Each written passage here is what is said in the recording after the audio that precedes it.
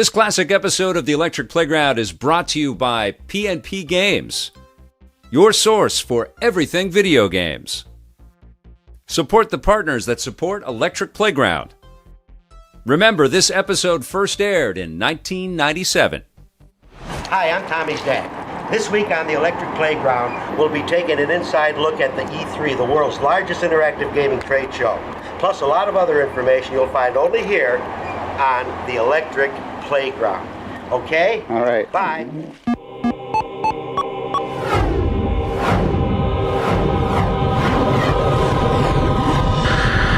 Hi, I'm Tommy Tallarico. I've been writing music for video games for over 7 years now, and I gotta tell you, it is one of the coolest industries on the entire planet. Now we're gonna take you inside the world of video games, like no one else has ever done before. Now throw in weekly reviews of the hottest new games, and you got what we call the Electric Playground.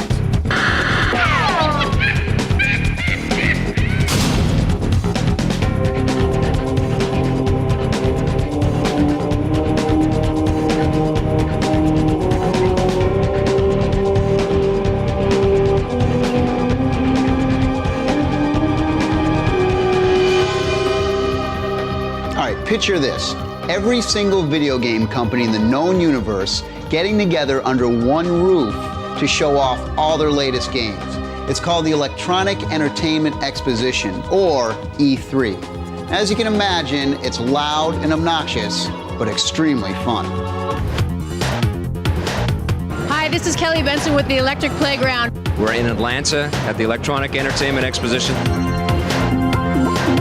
Our first mandate was to create a show like E3, focused specifically on video and computer games. The hardware manufacturers keep coming out with new machines, and us poor developers just keep trying to catch up. What do you think of the game? It's awesome.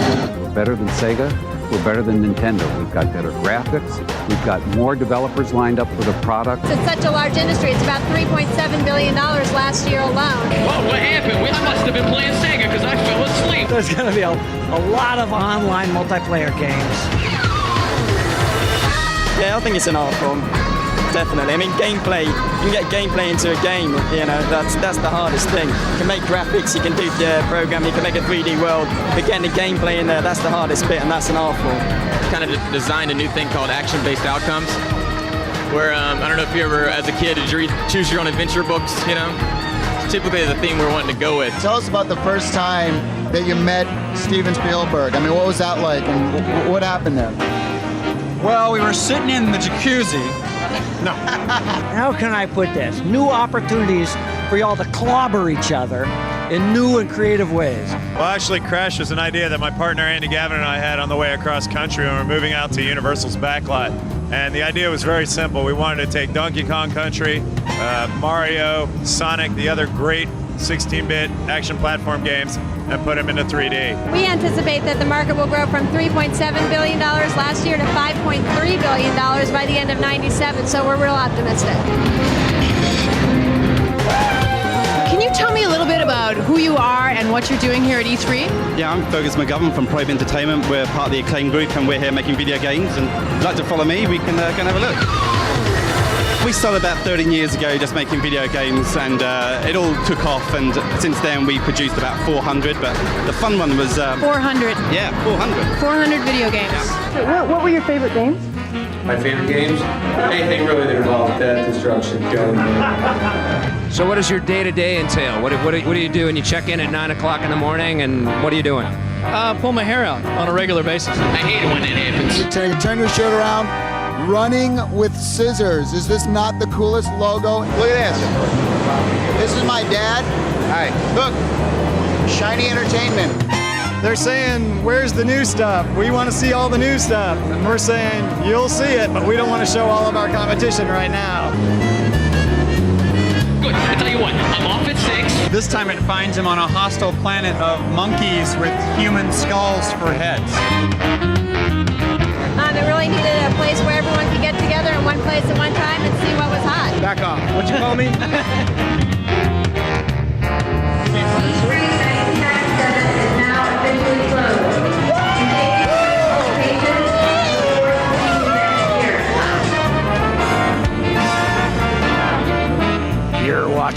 electric playground with the mighty Tommy Tallarico himself. Coming up, a fade to black. Haha, now you're in the big leagues. 30 times in a row? I didn't expect this when I bought Mortal Kombat 2 from PNP Games. You thirsty? Uh-huh.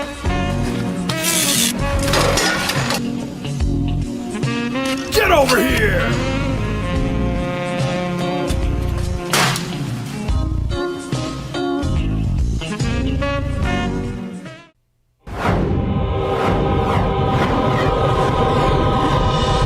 Mike! Hey, Tommy Tallarico. How's it going? You're my hero. Oh, can I have your autograph? Oh, God, I don't have a pen. Oh, can you sign my butt cheek? Okay. No, I can't. I'm at the show. Well, Mike is the representative. He works with Golan Harris, which is the representative of Nintendo. Sega. Hey, man, don't say the S word. Nintendo. The big N, as some people refer to it as. This is my lunch sticker right there. This means I get into Cafe Mario. Hey, hook me up. Hook me up. Hook you up? Hook me up with What the have you lunch ever pack. done for me, Tommy T? Hey, look, I did arrive. What, is this on TV or something? Something like that. Something like that. What's the coolest thing at the show? You guys got to go check out the Star Fox 64 full motion rotating cockpits. Rotating Awesome. cockpits? Yeah, it's like the Rumble Pack. When the Rumble Pack moves, the cockpit will move. Okay, we did check out the Star Fox cockpit and ran into Shigeru Miyamoto, the creator of some of the most popular and successful video games of all time. I mean, games like Donkey Kong, Mario Brothers series, Metroid, Zelda, Pilot Wings. I mean, the list goes on and on. I want to ask you what it's like to be in a room like this and to have all of this lights and display behind one of your games. I'm very happy. But because I'm always working in front of a computer, so this is not the place I belong, I believe. Yes, and I'm very afraid and anxious to know how people react to these new games that I was working behind the scene. Yes, especially I'm always looking at the faces of people who are actually playing video games. Is that the secret? それは何か秘密かな? いや、ないですよ。No, 僕も一ユーザーですから。There's no secret, and I'm after all one of the game players. So what's next after Star Fox 64? What have you got coming up? ヨッシーアイランドなんですけども、一番僕が今力を入れてやってるのは、ゼルダの。Next comes Yoshi Island 64, but the thing which I'm putting my best of my time and putting most of the priority is the Zelda 64. Is there any other games that are coming out from Nintendo that you're excited about? 今度のショーに出てるレアのいくつかの作品、Banjo-Kazooie. I believe you have already seen some of the rare games like Banjo-Kazooie. They are great. How is it different in America as compared to Japan? How are games treated different? 僕は区別しないで考えてるつもりなんですよ。けどやっぱりその売れるゲームの傾向は違うみたいですけども、僕自身にとっては全然変わらないと思います。Well, when I'm making video games, I'm not making in terms of the difference between American or Japanese people at all. There may be some difference, but when I'm making video games, I'm not thinking about any difference. Are you recognized in the streets in America? I imagine you're recognized a little bit in Japan, but how about in America? 日本でもですね、ちょっと有名なんだと思います。アメリカでも。いやいや、そんなことないです。What are some of the other things that you do outside of the games world? 最近はね、ギターの練習を。Recently playing guitar and swimming. Thank you for your years of contributions to interactive entertainment. You're a true master. An honor. I know you're very busy. Have fun while you're here. Thank you. Thank you. Thank you.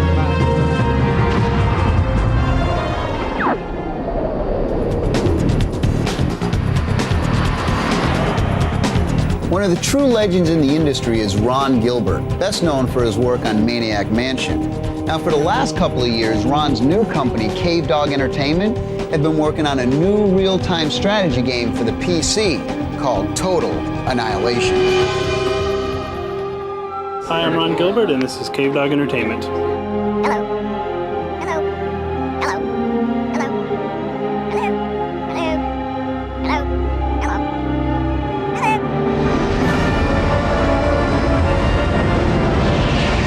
Tell me about the game. Well, Total Annihilation is a real-time strategy war game.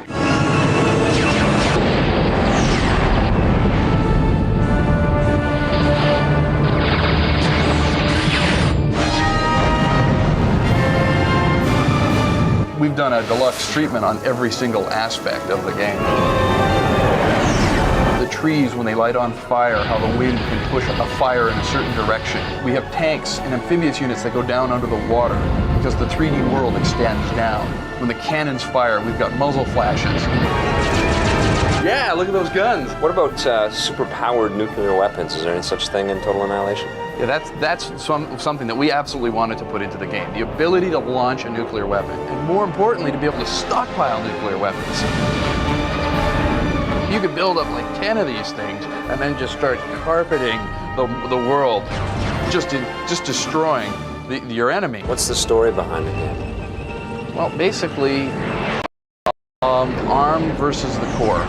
And these two sides have been fighting for 4,000 years. They basically, this war has gone on so long that they have totally annihilated each other to where they were once these gigantic empires, and they've reduced themselves to nothing. And when you start as the player, you come in on either the side of the ARM or the side of the core to fight mission by mission all the way to the home world of the other side. We decided to use a real orchestra, a full 95-piece film orchestra, the Northwest Symphonia, to perform the score to the ultimate degree. The 16th note's going too fast.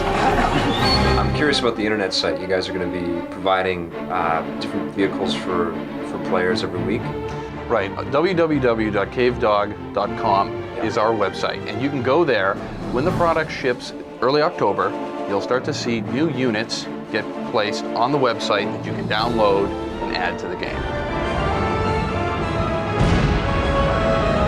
What we've got coming out on one of our first expansion packs early next year will be a map editor that you can actually put together your own terrain, put a mountain here, put the ocean over here, and actually go in and place your units how you want them, and then say to your friend, hey, I want you to try my map, or post that up on the internet so other people can download it. Something people keep saying every time they play the game is they say, I can't believe the amount of attention to detail that every single aspect of the game has. Don't go away. Come back for more TV.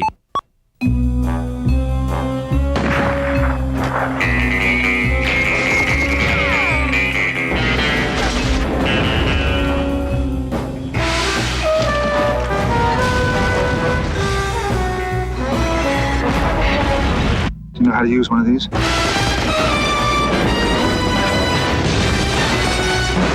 GoldenEye. Load a rumble pack and see how it feels when 007 meets N64. In the 80s, they brought us games like Galaxian, Pole Position, and Pac-Man, just to name a few. In the 90s, they've continued their success with mega hits like the Tekken and Ridge Racer series. Let's see what they're up to now. Hi, this is Tommy, and I'm here at one of the coolest places on the entire planet. We're talking about everyone's favorite publisher, Namco. And I'm here with a good friend of mine who happens to be the director of marketing, Mr. Mike Fisher. Hi, Tommy. Thanks for coming by. How's it going? It's doing great. We've got a lot of cool titles coming out this fall season that I'm excited to tell you about. We've got a flying game with Ace Combat 2, a shooting game with Time Crisis, and an underwater adventure game with Treasures of the Deep. So I wanted to give the chance for journalists like you and some of the big magazine editors to know what it's like to really experience some of these sensations. Mike, where are you going? Mike, wait!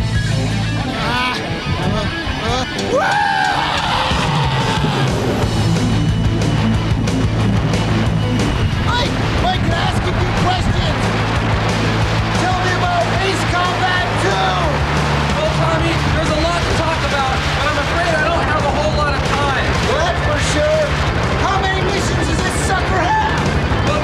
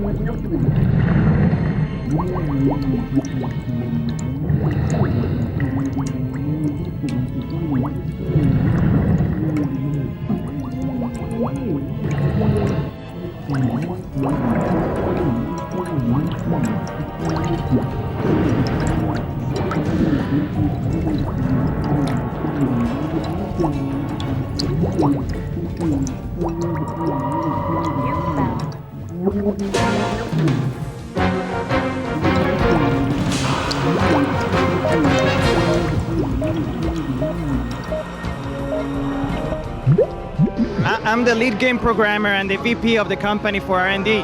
Primarily also I lead the project of the Treasures of the Deep.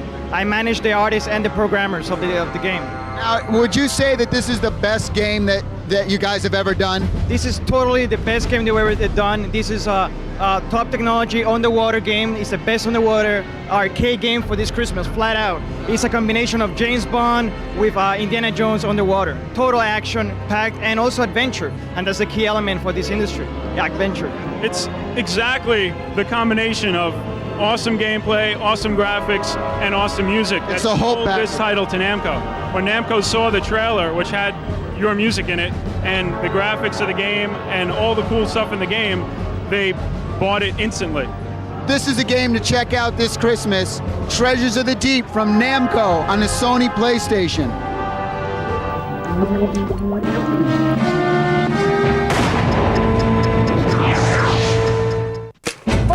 I understand Time Crisis is coming to the PlayStation. Tell us about it. That's right, Tommy. It's a shooting game.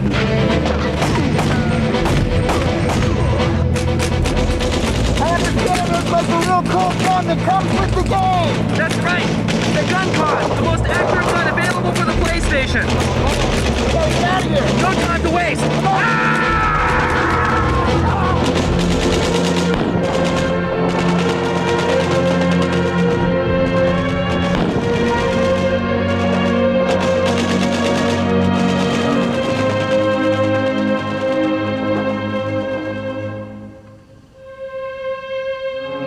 Watching the Electric Playground. We'll be right back after these.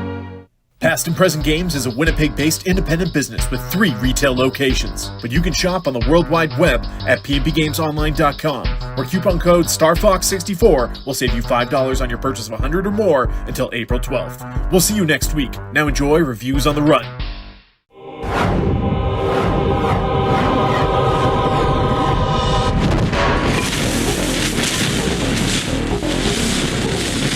Whoever plays as many games as he can. I like to play Scud, Industrial Evolution, Alien Race, Diablo, Man & Conquer, Red Alert, Warcraft 2, Quake, Duke Nukem. I'm really looking forward to a lot of the new games that are coming out as well, like Total Annihilation, Quake 2, and Exit 2.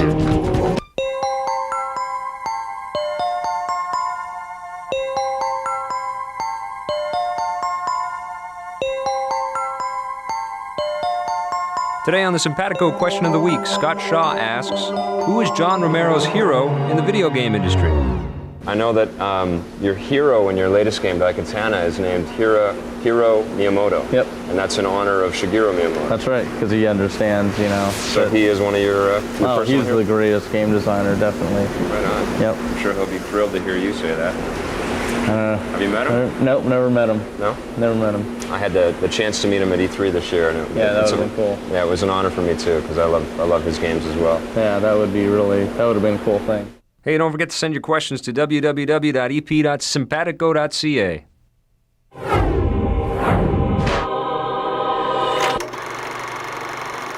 Great, we got it running with Ace Combat 2 for the PlayStation. Come on down, man. Ace Combat 2 has got to be one of the best flying games I've ever played in my entire life. The graphics in this are beautiful. The AI is amazing.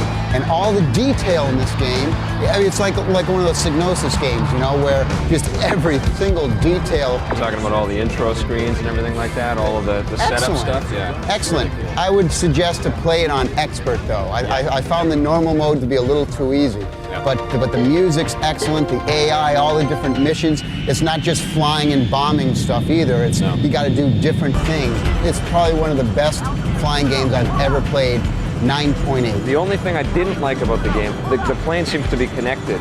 It seems to be just stuck on a roller or something, so all it does is sort of spin side to side. I would have liked to have seen it go from left to right and do some turns and sweeps like that, but I still think they did a phenomenal job. It's definitely the best flying game you can get from the PlayStation. I'd give it a 9.5. So let's talk about Star Fox 64 for the Nintendo 64. Star Fox 64 succeeds. I love the 4-player mode. I think that playing against your buddies is really cool, and I do like the different levels when it goes into the 3D mode and you're doing the dogfights with all the better pilots out there. I think that's the best part in Star Fox. I'd give it an 8.5. I had to get out my sword to cut off all the cheese on this game. I mean, Star Fox 64 is a great game, but you got your Slippies and your Crappies and Happy and Goofy, and here's a game that they could have made so sci-fi and so cool, but they threw all these frog characters and all this stuff in. Some of the effects graphically, the explosions and everything are excellent. I've never seen. Yeah, exactly, and I've never seen explosions like that in games before. I give it an 8.3. Speaking of flying games, what about X-Wing versus TIE Fighter for the PC? Now here's a game that you gotta love, the Star Wars. And I don't know what George Lucas put in our drinking water when we were all kids, but anything Star Wars, I gotta buy it, I gotta have it, you know? The missions were all cool. The sets, of course, were excellent. Yeah. It's an above-average game. The best part about it, obviously, is the network play. I was expecting to see a little more 3D. The stars in the background just look like they're very flat and 2D. I never really get a sense of getting closer to anything or 3D. I give it a 7.6. It's really not much better than X-Wing or TIE Fighter. I think both of those games were excellent, and they definitely were ahead of their time. And I think you're right to some extent. The graphics could have been a lot more immersive. The flat shading and the sort of cartoony look of the cockpits of the ships, that's just not acceptable anymore, especially with the accelerator cards and stuff out there. You can use the whole keyboard, and some people may enjoy that, but I do. That's what makes PC gaming so cool, though. It feels like you're actually sitting at the helm of a ship that has to deal with all of the... Okay, fine. Give me that option, but let me be able to turn it off and have it real simple, you know? Yeah. Okay. Well, I give the game about I give it about a 7.5. Okay, what about Manx TT for the Sega Saturn? What a major disappointment. It's almost like Sega just gave up on this game, you know? You switch to the first-person perspective and you got the tilt-a-rama, man. That's the most... How did that make it in the game? That's what I wanted to know. I don't know. It's how that made it in the game. And then there's no animations for your rider going flying or you know, dealing with getting hit and smashed all over the sides of the road. And it would have been acceptable as like a first-generation Sega game when the Saturn first came out. But now here, in this day and age, when you got excellent driving games from Namco and Psygnosis and all these games, you can't even compare that. 4.9 for me. I enjoyed it a little bit, but it very, very average at best. There should have been more time spent on the development. That's a hot license. They could have put out a better game than that. So I'd give Manx TT a 4 out of 10. Oh yeah, well what I want to know is when they're going to come out with like a Crazy Climber for the 64-bit systems. Where are you going? Because I think we all know Crazy Climber was such a cool game. And be careful, please. I'll see you guys later. Man, you're dropping stuff. Where are you going? Hey! Yeah. Well, that's it for this episode. Thanks for stopping by. And we'll see you next week on the Electric Playground. Production assistance for the Electric Playground was provided by Nintendo of Canada and Heat.net. So, Mike, tell me about Ace Combat 2! Well, Tommy, there's a lot to talk about, but I'm afraid I don't have a whole lot of time. Well, that's for sure. How many missions does this sucker have? It has 30 missions, Tommy. That's nearly double the emissions. And let me tell you, it has hidden missions, secret planes, and enemy aces that you have to pick out of every single mission. Yowza! I can actually feel it going through my body now! I can't wait to play! You pulls a knife, you pull a gun. You sends one of yours to the hospital, you send one of his to the morgue. That's how you get it.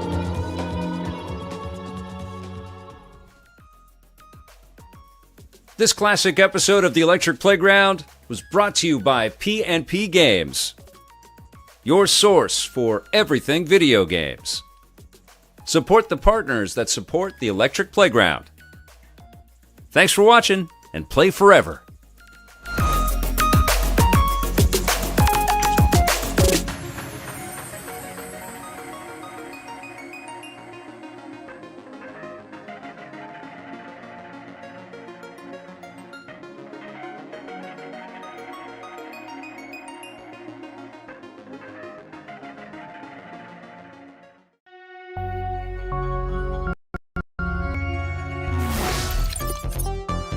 This classic episode of the Electric Playground is brought to you by PNP Games, your source for everything video games.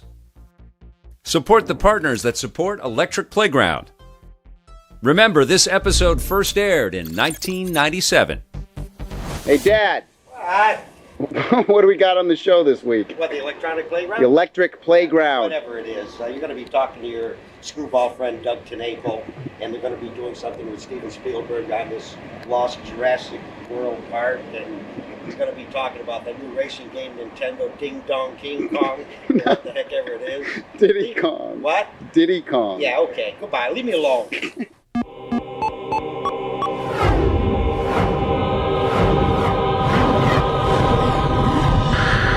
Hi, I'm Tommy Tallarico. I've been writing music for video games for over 7 years now, and I gotta tell you, it is one of the coolest industries on the entire planet. Now we're gonna take you inside the world of video games, like no one else has ever done before. Now throw in weekly reviews of the hottest new games, and you got what we call the Electric Playground.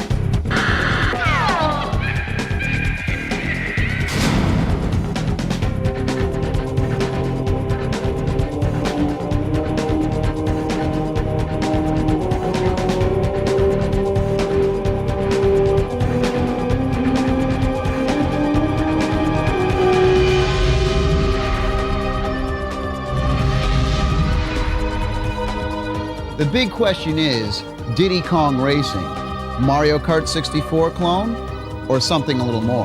We went to Nintendo to find out.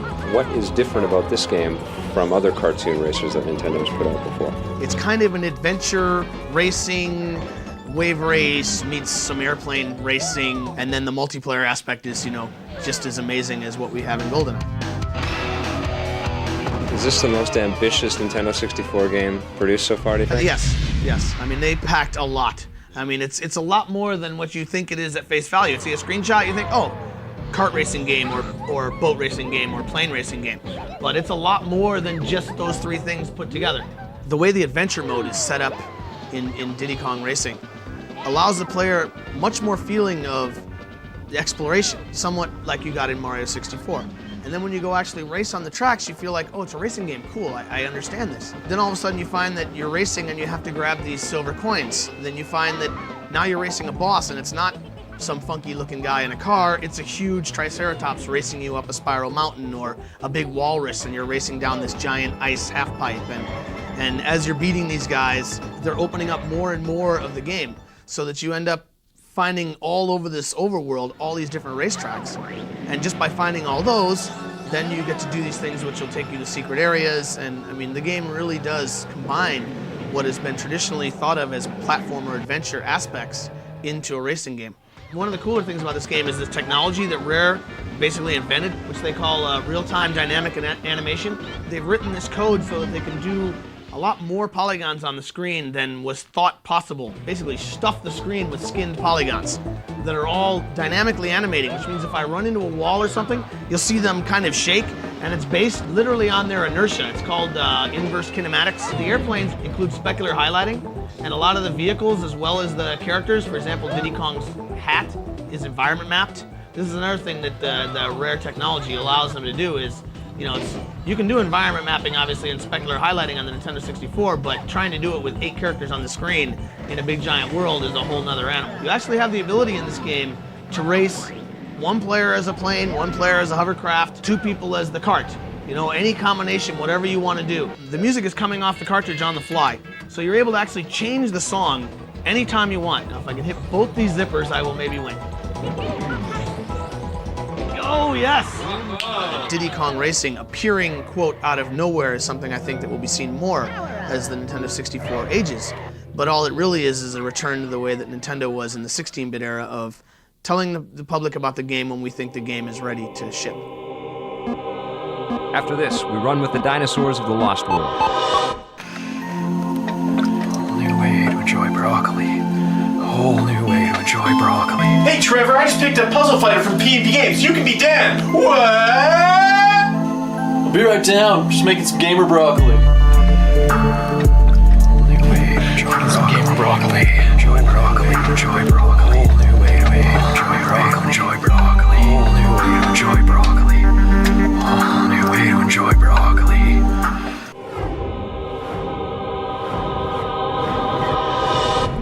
DreamWorks Interactive have been hard at work letting Spielberg's digital dinos run wild on the Saturn.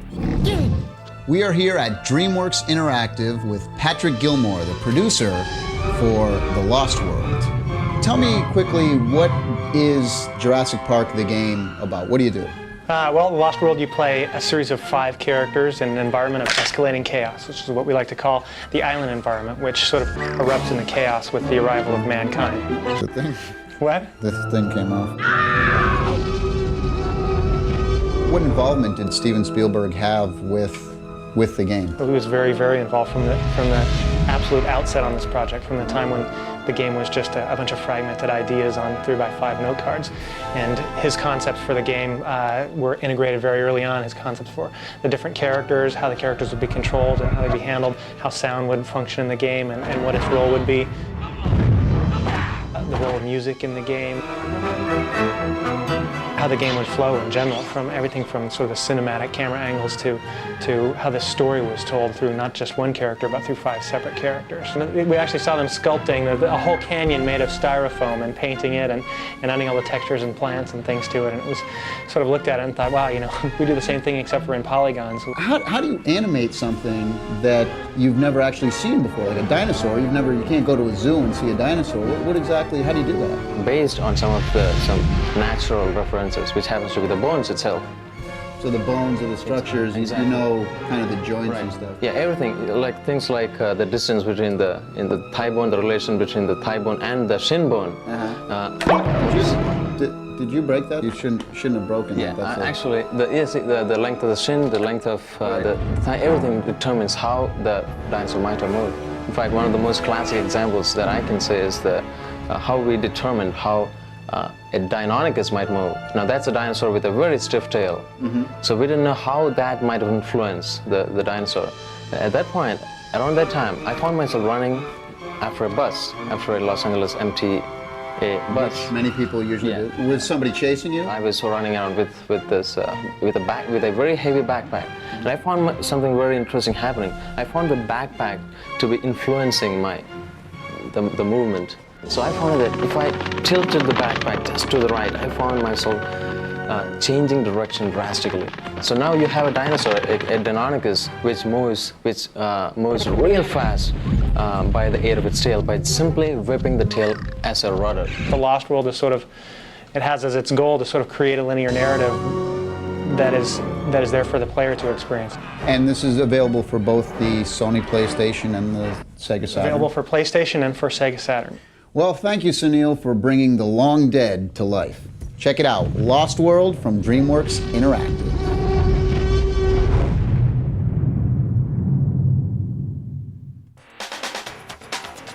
Hi, you're watching The Electric Playground, and I'm here with Joe Satriani. That's me, hello. And Steve Vai. That's me. And I wanted to ask you guys about the F1 game. So they managed to get some of your tracks from that? Yeah, they were developing the game a couple of years ago, and they contacted me and a number of other artists about putting together music for this. So I saw, 6 or 7 beta versions of it. It looked like a lot of fun. And just threw a bunch of songs at them, and they took the ones they wanted to use. Did you guys work on it together, or did they take separate tracks from you? Well, no, we had the music already recorded. Right. And we're Sony artists, so they kind of listened for what was right for the game. And the songs are real up-tempo and driving, just like the game. And I had received a copy, and I didn't really get a chance to play with it, so I gave it to my son, who is a video game savant. Oh, yeah. And he gave it the big thumbs up, so I said, okay, let's go for it. Are you guys gearheads? This is the big question. Sure, you have to be. Guitar players are, born gearheads, you know. Computers, guitars, you name it. Cars, motorcycles, anything you can fiddle with. We're into it. With power behind it. Do you have enhanced CDs? Well, I've got a couple of computers at home, and people have sent me these enhanced CDs to play, to check out.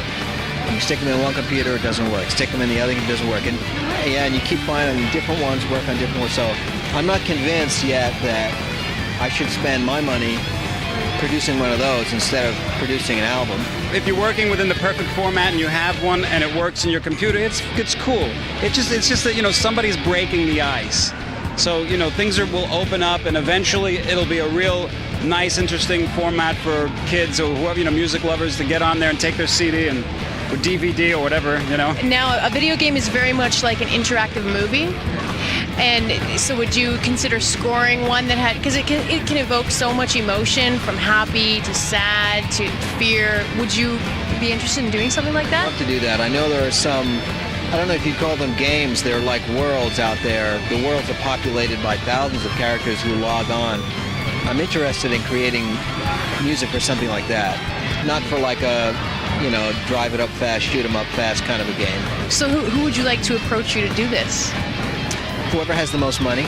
I think Bill Gates. Bill, if you're out there watching, come on over to my house. It's a modest little place, but yeah, we could have fun. I could convince you to give me some of your money, and I'd make this great soundtrack to some virtual world for you. You can sell that place in Redmond and live inside the computer. Coming up after the break, Doug TeNaples shows us around the neighborhood.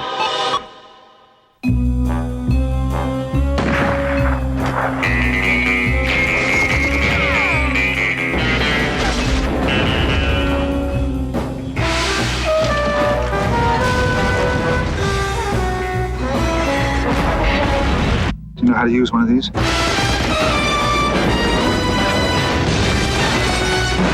GoldenEye. Load a rumble pack and see how it feels when 007 meets M64.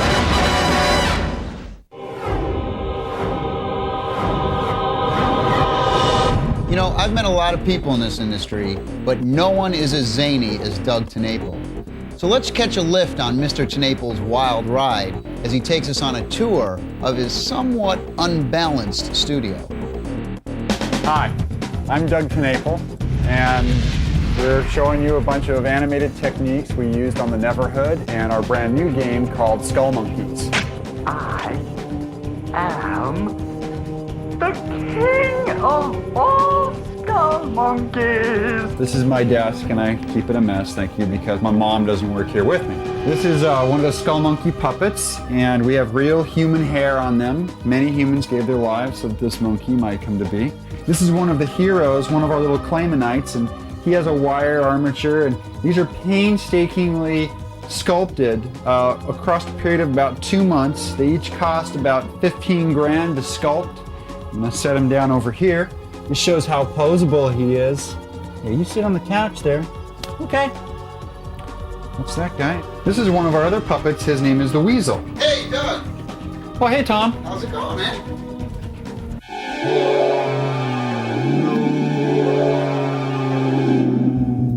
Tommy, get up! Hey, what? What's Look! What? What? Come on, I'm gonna show you some of the programmers. Follow me. This is Kenton, and he's one of our big, one of our heavy programmers. He weighs about 400 pounds. This is Mark Lorenzen. He's the original creator of Vector Man. This is Joe.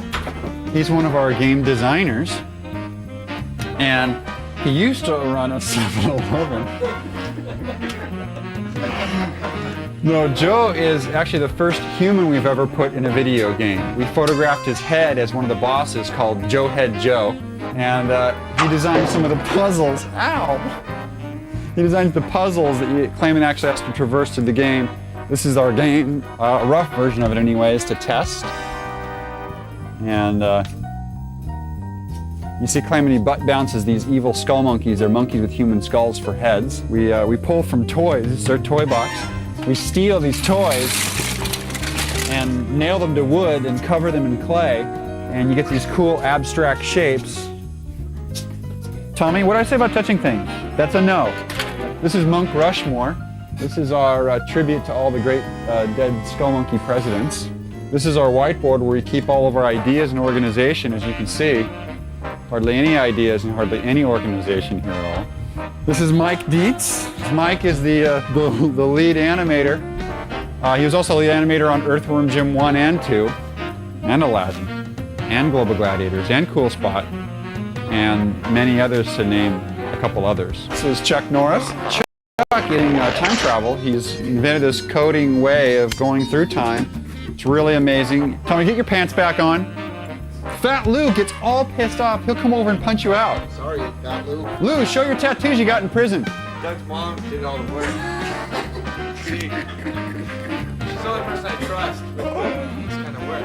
This is our pet scorpion that Lou here is going to handle. Okay, if I touch his pincher, will I be a man? No! I got to touch your finger! Doug, don't do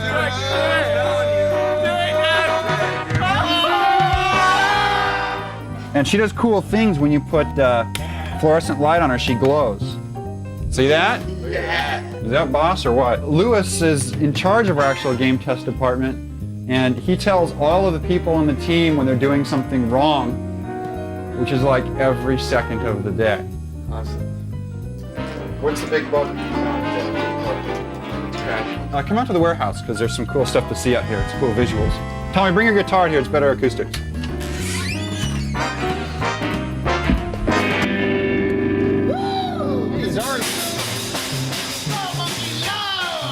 Let me show you some of the other puppets and characters that are here at the Neverhood. This is one of the big monsters.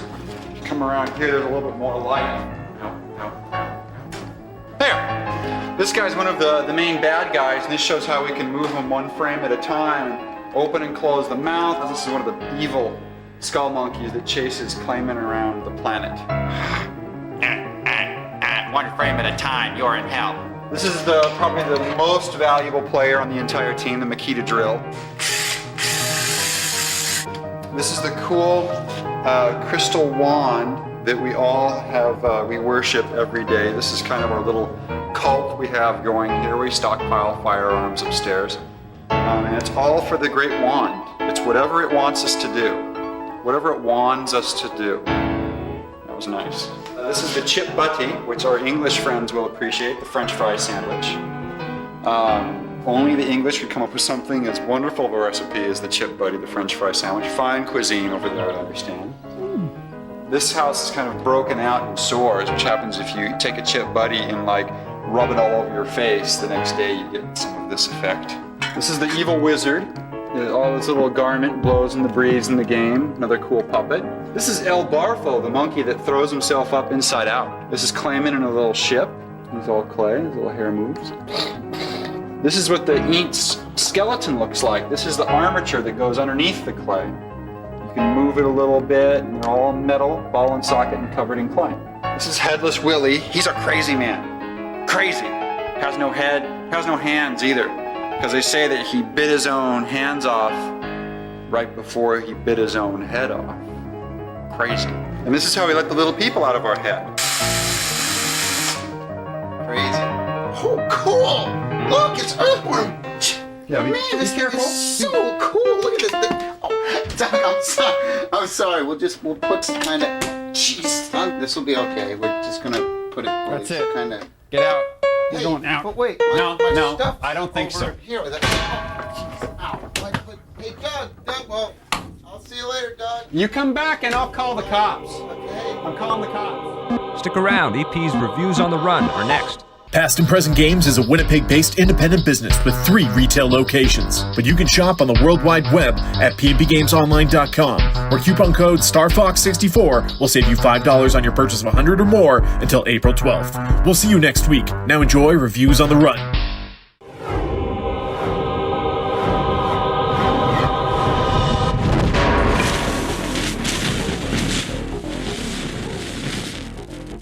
Heat.net is an internet game network that lets you play against live competition, multiplayer games against 1 million people in some games. 1 million people? Well, in 10.6, which is the first 1 million player game that's coming only for Heat.net, you can play against 999,999 friends. anyone can sit at home and play, and there's always a place for that, by yourself against the computer. But when you do that, it's more mission-based, and it's just sort of testing yourself against the computer and the artificial intelligence. And as we like to say here, artificial intelligence is an oxymoron.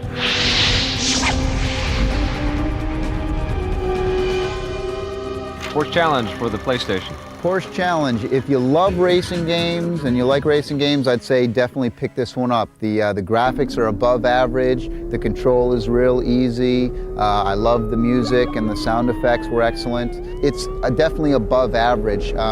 I didn't like the two-player mode. It was hard to see the track where you were going. I don't like the fact that all the characters, there were like all these characters, like there's Beats and Dan, and you know, don't give me that. Give me, it's this Porsche Challenge. I want a 911 and a 356 or a 959. There's only one car, but lots of characters. All very good points. Yeah, I give it a 7.8. I think it's a very good, above average driving game. I definitely play it again. You know, I liked it. I don't think it's the best one out there, but I've played a lot worse. Yeah. The thing is there's so many great driving games for the PlayStation. It's loaded with games that beat it. I like Rallycross way better than Porsche Challenge. The graphics are cool. It's great that it's got the Boxster in it. The Boxster is an incredible car. It's even got the Porsche dealerships at the end of the instruction book. That's pretty neat. Yeah. But there's not enough stuff in it to make you want to go out and buy it, especially if you've already got a few driving games in your collection. I'd give it a 7 out of 10. It's a mediocre title at best. Fighters Mega Mix for the Saturn. If you're gonna buy any fighting game for the Saturn, buy Fighters Mega Mix. It's got all the characters, it's got all the Virtual Fighter characters, it's got all the Fighting Viper characters, it's even got some weird characters from every other Sega game in the world. Can you play Sonic the Hedgehog? You can't play Sonic the Hedgehog, but you can play 2 other cartoon fighters from the Sonic fighting game, which is really cool. And what's this? You played the car from Daytona. Yeah, you get beat up by the car's tires and stuff. It's pretty hilarious. But you know, it's a fun game. It's the best fighting game, I think, for the Saturn. I give it an 8.5. 8.5. 8.5. All right, that's a decent score. Yeah, I like the backgrounds. It's like you have all the backgrounds from like every Sega game. You have like Sonic the Hedgehog background. You have the Daytona track, and you get all the music from all the games and too. You can choose to have them walled in or have them not walled in. So, and there's no more ring outs. I couldn't stand the ring outs in the Virtual Fight. That was one thing I couldn't stand. And there's none of that. But the coolest thing of all is that there's the Virtual Fighter 3 moves are in there, so you can have the shift button does the dodge moves, and you've got all these extra little doodads that the characters do that it just kicks. Now, me and you played a little 2-player tournament also, didn't we? Yeah. And do you want to tell our viewing audience out there who won? Yeah, I let you win. Oh. Because it was the first time that he played. Okay. Didn't want to embarrass him. Oh, no. He's the host. Yeah. So. What'd you give the score? I'd give it a 9.5. 9.5? Yeah, it's excellent. What about Ultra 3D Mini Golf? Now this is a fun game. You got True Putt and Easy Putt. I liked True Putt, so you can actually, you know, you take the mouse and you boom like that. But it's real easy. It's fun. It's graphically, it's nice. The sound was funny as heck. I loved it to death. 9.5. Wow. Yeah. I agree with you. It's a nice, simple game. It's easy to play. It's definitely something that you could play while you're at work and shut off quickly before your boss catches you. I think that's pretty important. But I don't know, I think I'd get bored of it, especially playing by myself. I think I would get bored of it after about 2 or 3 times. It's only $20 though, which is a pretty good deal. Yeah, I'd give Ultra 3D Mini Golf of a 7.5 out of 10. Yeah, well, like, can we get out of here because it's like raining? Yeah, I'm getting soaked. Let's go. And I got the most amazing thing to show you. But you know what? You're not going to see it till next week, so you better tune in. EP Tommy T, place to be. Production assistance for the Electric Playground was provided by Nintendo of Canada and Heat.net. My car keys are on your Doug. My car keys are on your desk. On your.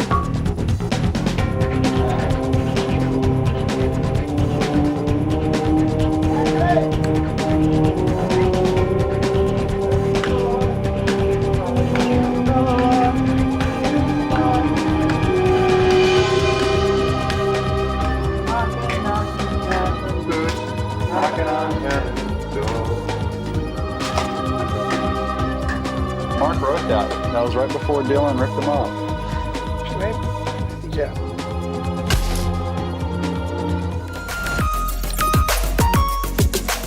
This classic episode of The Electric Playground was brought to you by P&P Games, your source for everything video games.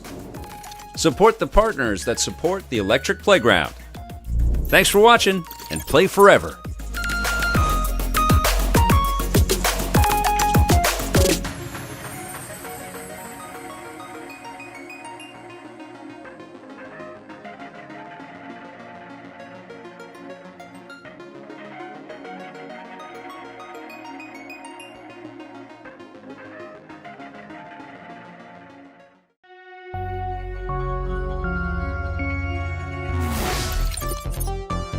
This classic episode of The Electric Playground is brought to you by P&P Games, your source for everything video games.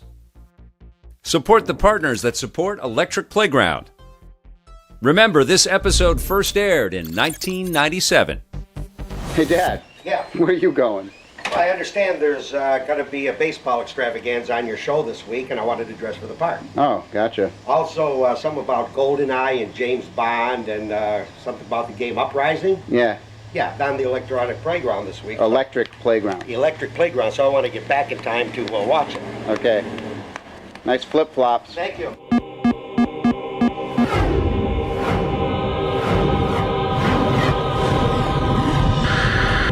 Hi, I'm Tommy Tallarico. I've been writing music for video games for over 7 years now, and I gotta tell you, it is one of the coolest industries on the entire planet.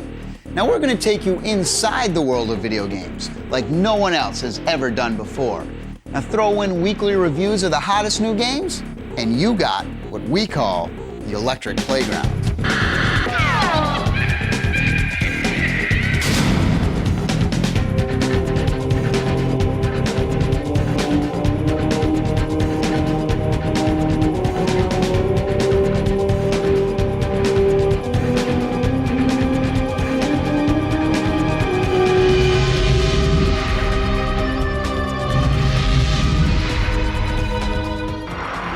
To Oakland Alameda County Stadium.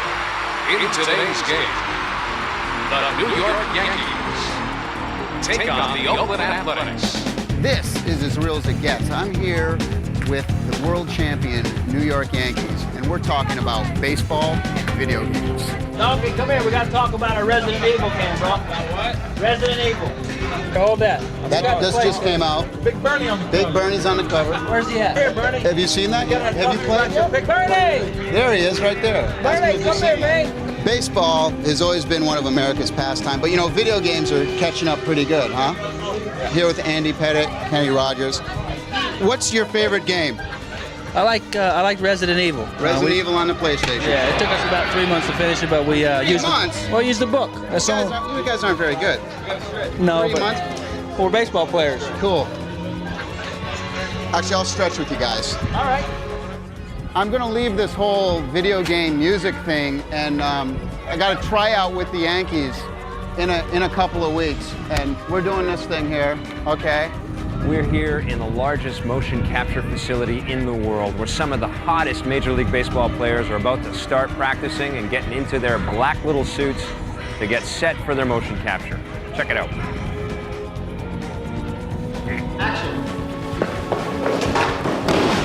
Motion capture is when you put markers onto actors and have them go through movement, and then you feed that spatial information from those markers into a computer and then build a spline-based skeleton on those movements.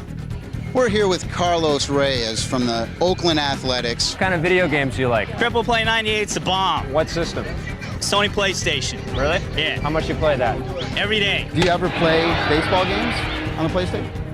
No, I'm not really. When it comes to sports, I don't know why. For some reason, I'm more into the action, fighting, and all that stuff. You guys both say N64 is where it's at? Yeah. Tell me why. Tell me why. Because the graphics are way better than PlayStation. No loading. You know? No no loading. No waiting. loading. You guys say what? PlayStation. PlayStation. You guys say what? 64. Killer 64.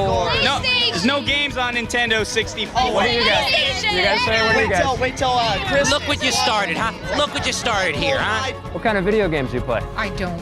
Sorry. Did you guys play on the road at all? when you're, I know you take it travel a everywhere, lot? Yeah, I take it everywhere I go. I take it. Really? It keeps me out of trouble. I stay home and have a good time. I love it. I mean, I stay 2, 3 o'clock in the morning playing it. Excellent. This is Tommy Tallarico from the Electric Playground, and stay tuned because the game's about to begin.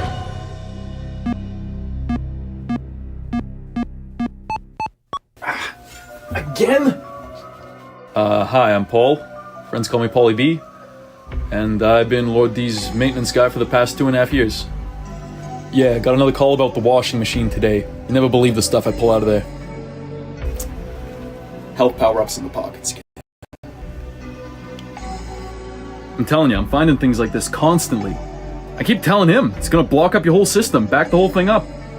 And the blood, it's been every day with the blood.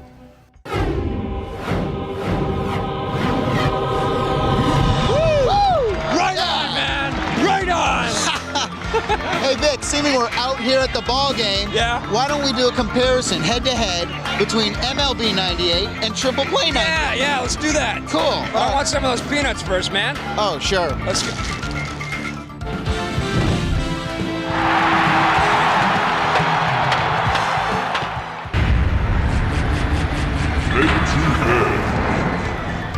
Both of these games, Triple Play 98 and MLB 98, are the 2 best baseball games ever made for the PlayStation.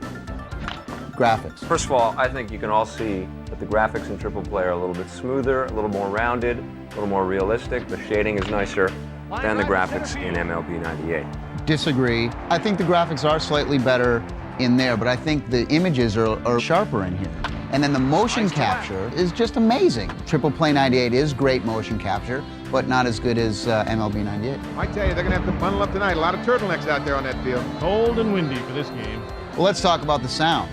Oh man, no contest. The sounds in Triple Play kick. The announcer in Triple Play is very detailed, very excellent. Uh-oh, runner's in trouble.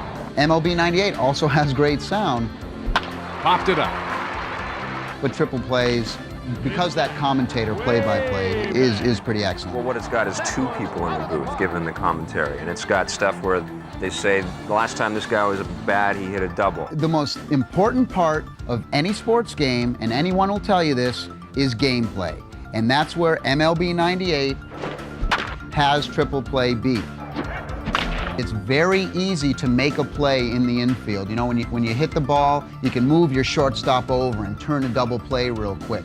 I found it difficult to do that in Triple Play. It's very hard. In the outfield it's easy, but it's very hard to make a play in the infield because the camera seems to like follow the ball. It's all a camera angle thing. But you're right, some of the camera angles make it more difficult to play, so I would give MLB the slight edge for gameplay. Now the controls yes. for MLB 98, I know we differ a little bit here. I personally like in MLB 98, when you want to press the base that you want to throw to or run to, you actually press the button, because on the PlayStation controller, you have the 4 buttons set up just like a diamond. So the top button is second base, this is third base, and this is home. I personally love that. You press 1 button to throw to a base, whereas in Triple Play, you have to press the action button and then the direction on the pad. Yeah, but every baseball game, you press 1 button and it's hit right to the base. You press the 1 button, you point where you want to throw it to, and that's where it goes. Right, that's why this one's better, because it's a little more different and innovative. Well, yeah, you play this game and you got to have like a computer programming degree to understand all the mapping of the buttons. There's so many mapping. You press the top button to go to second, you press the bottom button to go to home. You got to be a programmer. What? Nice catch. One thing that I will give you is that I think the features in Triple Play 98 are a bit better. Like you have one thing I love is instant replay, which that has. Well, not only instant replay, this game's got 8 players at a time can play at the same time. Yeah, because you always play with 8 people. That happens all the time, I'm sure. Well, if you got friends, you do. The cover of my game looks better than yours, all right? MLB, you got my boy Bernie Williams here. Tell me, Vic, who is that on the cover? I don't know. Do you guys know who this guy is? He's a Cardinal, and I have to admit, Bernie Williams on the cover. All right, Bernie Williams, the boy, all the right. Yankees rock. Batting third, Bernie Williams. What would you give that game? This game gets a 9.2. Okay. That game there gets an 8.9. All right, I'd give Triple Play 98 a 9, and I'd give MLB 98 8.5. Very close. Yeah. You got to try them. Great games. what's going on here? And get ready for... EP's here at the Much Music Video Awards. Do you play any video games? We're there. Well, actually, to tell you the truth, we only play 4-player games, like Mario Kart, things like that, because there are 5 of us, but only 4 of us play at a time. Pong, Defender, and Pac-Man. Super Pong. Actually, Virtua Fighter, I have to say, is pretty cool. I don't know, I kind of like the old ones. Pong is one of my favorites. Mr. Pong's Chinese food video game. Amazing. The sweet and sour tennis bats are amazing. My name's David Usher from the band Moist. Bruce Gordon, band's I'm Mother Earth. Ja from the Doughboys. Actually, on the bus we play Nintendo 64 all the time. We play Star Fox. Someone from EMI bought us a Sega Saturn for our tour bus. Well, have you tried GoldenEye? Because that's a 4-player. Is it a 4-player? Yeah. Well, we definitely will, because I didn't know it was. We get every 4-player game there is, so that's the next on the list. Are you guys being approached to do the soundtrack for any video games? Well, you know, it's funny because I was just talking to I don't know what he does, but I just did the music for a new Bruce McDonald movie, and we were talking about doing like music for video games and what a cool idea it would be. Has Rusty decided to do any soundtracks for video games? For video games? Yeah. No, we haven't decided. I haven't ever been asked to do that. That would be really fun, actually. If you could create a video game about your band, what kind of adventure would you take your band on? You would have to go to a lot of different worlds. You go from space to underground, all different places, underwater. You want to go to many different worlds, many different environments. That's the main thing. If I could make a video game, it would be something that doesn't have to necessarily do with shooting people. Do you play any PlayStation games? No. You know why? No. Because I don't have PlayStation. I think they should make a video game of, like, you know how they have those sim games, you know, where you build a town? Yeah. Well, I think you have a music one where you build a career, you know? And you have your band, like, just starting out. It's like, oh, damn, the bus broke down. What do you do? Something to do with music. How about that?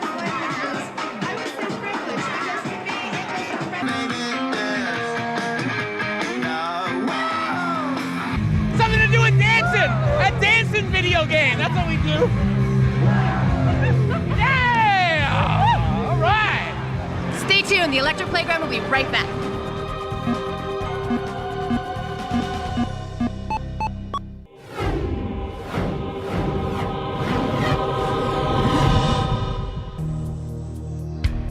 When Cyclone Studios produced Battlesport on the 3DO, many people thought they couldn't top themselves. Well, they're about to do just that with their latest game entitled Uprising. Uprising is a new kind of game. It's a blend of action and strategy. The best kind of action you find in a game like Quake, the best kind of strategy that you find in a game like Warcraft or Command & Conquer. You're down on the field, you see your troops running by you, you see bombers overhead, you hear all the sound effects, it's like you are there. You play most of the game from the perspective of a high-tech tank called a Wraith, and jump into the perspective of Citadel towers. These are like big gun towers that can defend your land. It's now online, and it's looking for anybody to attack. It's going to start kind of patrolling the skies, moving around. On the surface, it's an action game, you know, and you'll be driving around, and you'll see all these enemies, and you'll be shooting at them. But the real way to succeed at the game is by commanding all these other forces. Now, let me just take care of these guys. They're stupid enough to attack a tank. Not very smart. Finally, a game that wasn't you against 50 million other pieces. We really wanted you to feel that, you know, you were part of this allied force, and you're playing a big part in it, but, you know, you really have to use its entire resources, these bombers, these jets, these troops, these allied tanks, as part of your offense.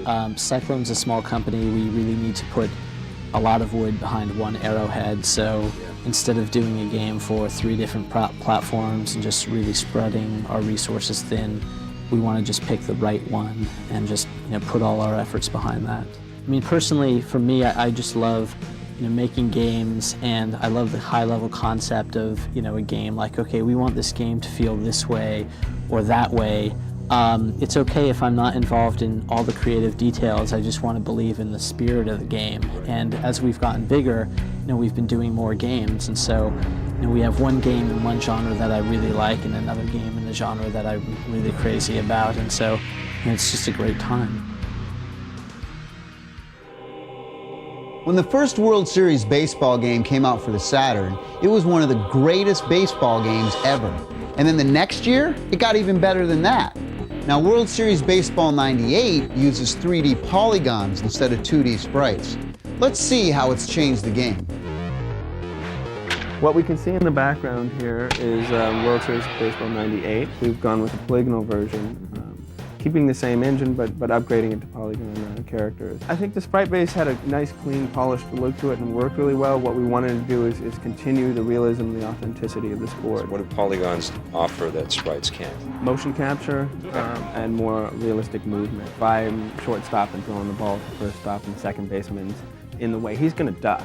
Jumping up to catch sprites, the ball. Jumping up to catch the ball, the sliding, the banging the bat on the ground when they strike out, the kick in the dirt, facial expressions. What about gameplay enhancements? What's different with it that way?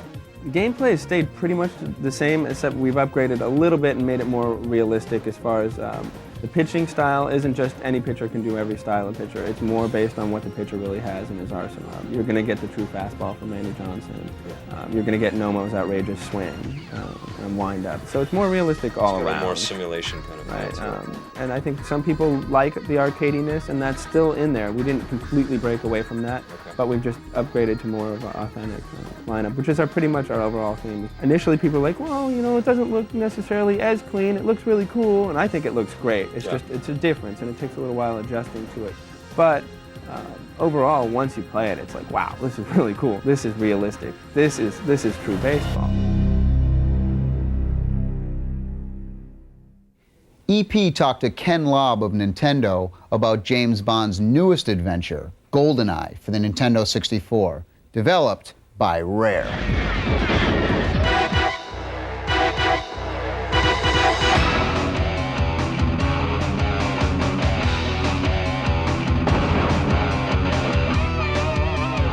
Tallarico, Tommy Tallarico. You know, being a villain is a very competitive business these days. You know, I was bummed because the guys got to meet the Bond girls. I was invited to come. I love to play Nintendo, and I love this game. We're able to give players a really lifelike scenario. The enemies look like real people. The environment that you play in is an actual blueprint from the movie GoldenEye 007. And in essence, you're there. You are James Bond. You play the game a lot and you watch the movie, it's like, been in that room, seen that light switch, you know, this texture is taken right from the movie, for example. I mean, and I went to an arcade show in Japan and I met Tim and Chris Stamper along with Mr. Takeda, who was the guy who headed up the development of the Nintendo 64. And after the show, we went to NCL, and Mr. Takeda, being very technical, had already been to Rare and he knew that this was going on, but he hadn't seen it, you know, actually in that state of a complete level. I found through white paper testing that a lot of the people were failing on the earlier missions, not just because the missions were hard, but because they were having trouble figuring out the mission objectives. On top of that, it wasn't just figuring out the mission objectives, they were trying to learn the lay of the land. You know, they were lost and trying to figure out mission objectives, and they're getting destroyed by these incredibly intelligent enemies. So it was pretty obvious to me, why don't we just remove some of the mission objectives from the earlier levels? The other thing we did with GoldenEye, which is very important, is even when you earn the codes, you cannot use the codes in the regular game. What happens is as soon as you go to the code screen and bring up a code, you get a special cheat level select. And you can only go back to the levels you've already beat. So you can't use codes to earn other codes, and you can't use codes to beat the game. I think it will give you a pretty good feeling. I've tried the game, and I really got caught up in the suspense and the intrigue, and I really felt as though I was part of this world. I felt like I was making the movie again. One of the things I pushed for early on was also the lean and duck. When you play these games, a lot of times what you're doing is finding a corner and then strafe right, strafe left, strafe right, strafe left. So I thought it would be kind of cool to be able to do what you always see in the movies, which is hide behind something and kind of, you know, pop out, bang, bang, bang, bang, and then be able to immediately pop back to exactly where you were standing. And then to be able to do this in a way that when you pop out, you're always aiming at the exact same point as, you know, so it's something that's highly repeatable. You know, what they did with the AI of the enemies and the way that they hear and see you, what they've done with the idea of the cameras, you know, the idea of what am I doing with these missions that are somewhat obscure, and yet they tie in so well with the movie. You know, you really feel like you're James Bond when you play this game, and that's just because you're not just looking for a key, and you don't want to shoot everybody because people might hear you, or they might see you shooting someone and then go hit an alarm, and then the enemies come en masse, and you're in trouble. Don't move a muscle. Our reviews are coming right up. Past and present games located at 2609 Portage Avenue in Winnipeg is our second of 3 retail locations. You'll find a great selection of video games, both retro and contemporary. Save $5 Canadian on your purchase of $100 or more at pmpgamesonline.com with code StarFox64. Now back to the show.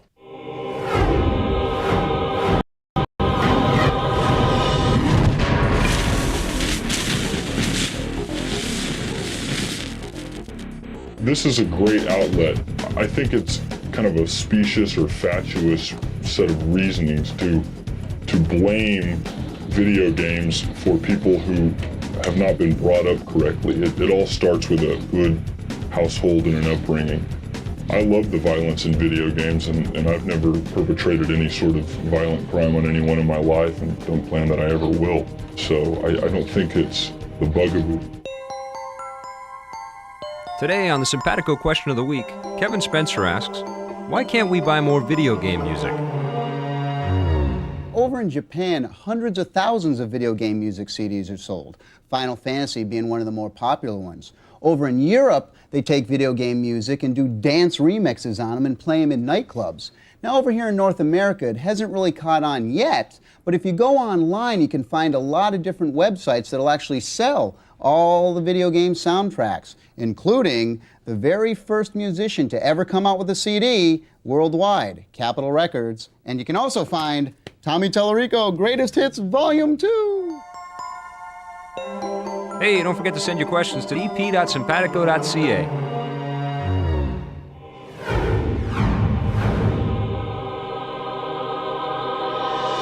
World Series Baseball 98 for the Saturn. On the Sega Saturn. This has always been one of the best titles, I believe, for the Sega Saturn. This year they went with 3D polygonal dudes. The stadiums are rendered beautifully. They have every single stadium in the league. The one thing about the graphics, the bat looked like they were holding like a big 2x4. But aside from that, the graphics were excellent. That's got potential. The sound was okay. The music was a little funky because they had to go with MIDI and a lot of the stuff. But aside from that, a solid title. You know, I give it an 8.9. Yeah. I think I kind of preferred the old World Series baseball games. I liked 97 and the first one on the Saturn. They were both really cool. I love the new one too, but I think the polygon stuff was kind of unnecessary. It looks slick. I like the new camera options that they have, and it's got these cool little cinema intros. Right. I agree with you with the 2x4. I like the new I like the new pitching options. I think that gives it a little more simulation feel. But I still prefer the old World Series. I'd say it's 8.5. GoldenEye on the N64. Now, sweet game. To me, GoldenEye is the best N64 game out. I put it above Mario. I put it above Wave Race. I mean, the texture maps, the graphics on this thing are excellent. Now, and I usually do not like the Doom Quakes. I don't go, bonkers for them like everyone else does. This game I did. The sound effects are just amazing. Of course, you got the whole Bond story and the characters there. It's so excellent. The missions are well thought out. The intros and little cut sequences are excellent. I would totally give a 9.4 to GoldenEye. Wow, that's absolutely. A high score. Yeah, I love the game too. I think it's better than Turok, and I loved Turok. There's a lot more complexity in this game. The graphics are incredible. It's easy to see that the second generation Nintendo 64 games have got some killer visual. And it's true to the genre. I think it's the best Bond game that's ever been produced. And the 4-player options are amazing. Really, really cool. I like the way you can take the gun and when you hit different ricochets, you hear the sound. And I mean, you can ricochet the wall, go back, and the bullet holes will still be in there, or the wooden crates, and you get the different sounds and everything. It's excellent. And all the weapons. Yeah, I'd give it a 9.5.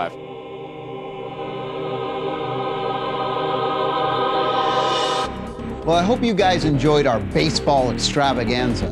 I'm going to play me the very first video game ever of all time. It's called Computer Space, a simulated space battle that pits computer-guided saucers against a rocket ship that you control.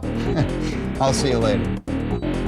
Production assistance for the Electric Playground was provided by Nintendo of Canada and Heat.net. All right, World Series Baseball 98 for the Saturn. On the Sega Saturn, it's got to be. Well, can we hear over this? Continue dancing?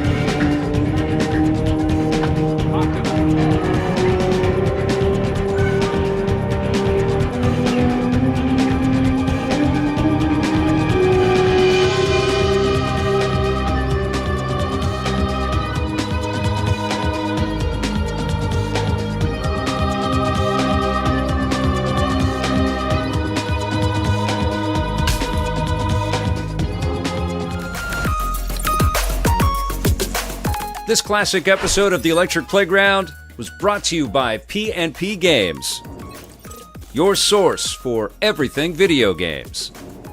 Support the partners that support the Electric Playground. Thanks for watching, and play forever.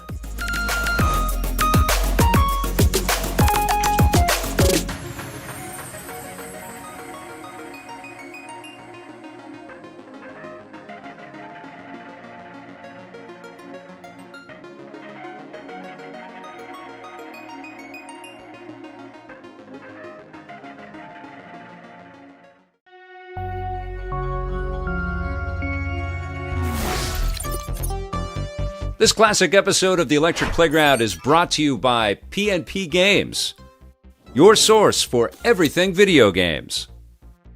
Support the partners that support Electric Playground. Remember, this episode first aired in 1997. There's nothing worse than having fighting feature in your game and see Pavel Bure drop the gloves. It just makes me want to cry. It's pretty much free form. You can do whatever you want, and that's a lot of the fun of the game. Just jumping in the air and flying around, twisting around and twirling. Things you could never do in a real car, you'd be dead. Into the Tomb Raider room. This is where Neil and Heather are working on all the games and all the levels and all the design. Create the environments, create the textures.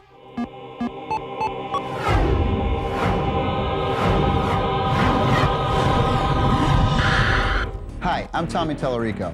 I've been writing music for video games for over 7 years now, and I gotta tell you, it is one of the coolest industries on the entire planet. Now we're gonna take you inside the world of video games, like no one else has ever done before. Now throw in weekly reviews of the hottest new games, and you got what we call the Electric Playground.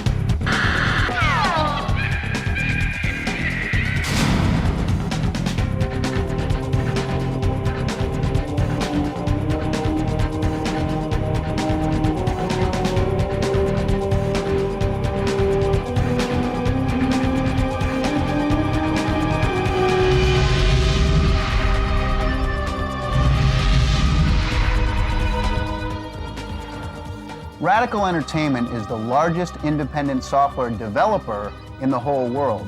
They employ over 200 people in both San Francisco and Vancouver. Now we faced off with them to see how they scored on their latest hockey game.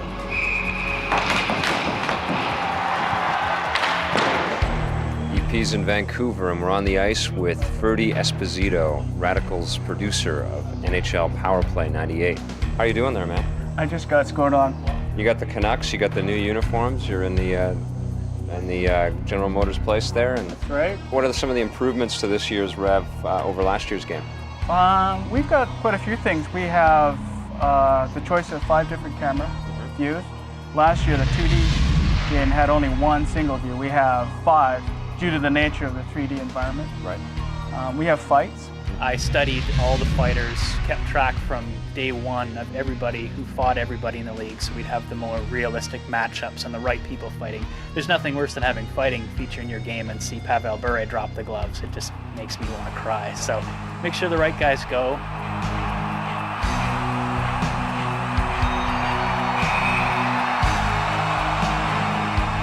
We've got new sound announcements. Vancouver penalty to number 16, Trevor Linden. 2 minutes more charging. We've got updated teams, rosters, logos. We have create and trade player. Yep. So now I can take Messier off the Rangers and put him on the line with the Canucks. And the neat, should be. Yeah, and the neat thing about this game is as soon as I trade Messier, the logic within this game will reshuffle the lineup And guess what? Messier's on the #1 line. So I think we got Mark Messier on computer animations here. The Moose and I, we go to the same barber. We use a motion capture technique, which gives you a very real look to the game.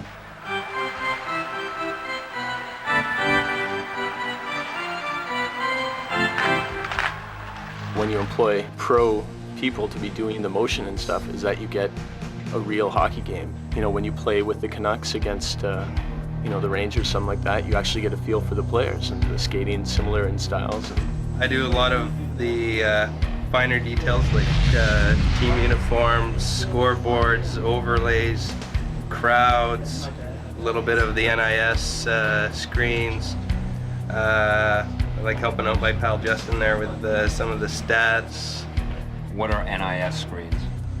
Non-interactive screens, anything that you're not actually playing the game, but you're setting up the game to go into, where you're picking what teams you want to play. So that there's a lot of textures going into these guides, right? A lot more than we had last year. Wow. And it's just a balancing act now, trying to keep your poly count high and your textures looking good. You can get right in tight, you know, right in on guys. So if you can get in on any section, you sort of have to be able to show high resolution, all of it, you know? I mean, it'd be nice, because I think we could, you know, we could play around and get better frame rate and on and on and on if we did drop polys, but we don't. You know, it's set to go at a frame rate that sticks and look good from any angle, so that you can zoom around the camera while the game's playing. Like that would be, you know, kind of a neat thing. And that's the thing with that kind of medium, is that pretty much you get to set up the scene yourself, the lights, the cameras, pretty much the whole action. You're like, yeah, you're the directors, and then you do this whole thing yourself, which is kind of fun, yeah.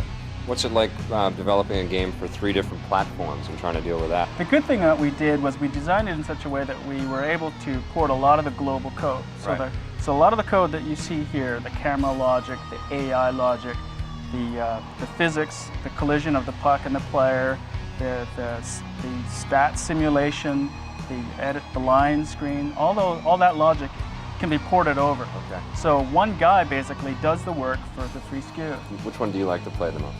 I like playing the 3D game.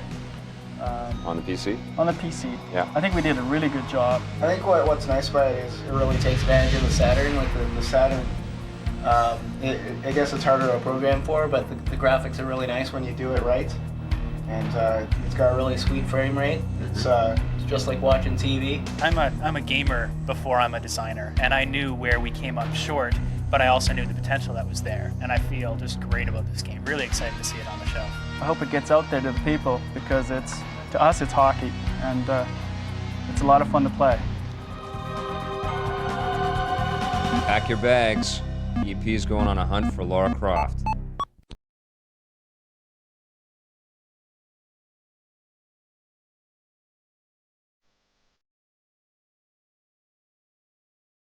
Well, I play in that clock tower you got from B&B Games. You know it.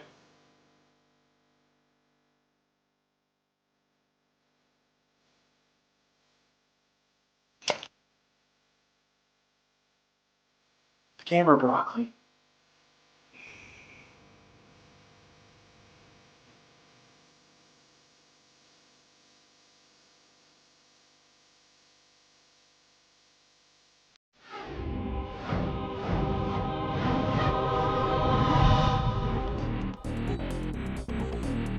So this woman right here, is she sexy or sexist?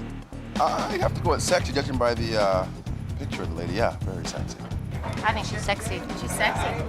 Do you see this woman as sexy or sexist? Probably sexist. I see her as tough. Oh, I think she's sexy. She's silicone. I mean, come on, she's not real. Her breasts are too large. Is she sexy or is she sexy? So sexy. She's voluptuous. She's like good curves. She's kicking it. Martial arts background, yes. She's got the thighs for it. Absolutely. 100% sexy. Sex sells. Your opinion? I go sexy. Oh, it's a game. Yeah. Oh, she's got a gun too. Yeah, I'd play it. Since their mega hit Tomb Raider, IDOS has been a company on the move. So much so, we had to track down their bigwigs from San Francisco to Atlanta, even as far as London, England. Now let me tell you, they had a lot of stuff to show us. Laura's actually become representative of gaming, and we're pretty excited about that. If you look at the articles like the Face article or the Time magazine spread that she was in, or when you see her on the YouTube Pop Tour as being representative of pop culture, you see that she really is the only identifiable character in gaming that's not controlled by a platform. So what's coming up for IDOS for this Christmas? For this Christmas, we've got Tomb Raider 2, of course. Tomb Raider 2. We're really excited about that. That looks fantastic. We're here to talk about Tomb Raider 2. The guys are working really hard, and it's all come together really well. We're really pleased. Well, I couldn't believe that a team of 9 people made a game so rich and complex. Is it the same size? It's exactly the same. The team's a little bit bigger this time than the first time around, which is a bit bizarre. We got about 80% of the original team, and we've got some new blood on it, which have been brilliant. They've brought a lot of really new and exciting ideas. We've basically reworked everything. We didn't just want to produce a sequel which was just perceived to be a system disc. So the locations dramatically, we've given the perception that you can go outside. We improved the engine by generally about 50%. So there's a vast speed improvement. It means we can have more textures, richer textures, more polygons, larger rooms, more effects. She's got a whole new range of new animations. The animations really linked to the locations, so things like climbing means that we can dramatically change the puzzle elements in the levels where she'll be able to scale walls. The story has changed. We've got a great story this time around again. We get the initial idea of what the story's going to be about, and then we come to these guys and they work on that and produce the pictures using 3D Studio Max. So here, peeps can just flick through various frames.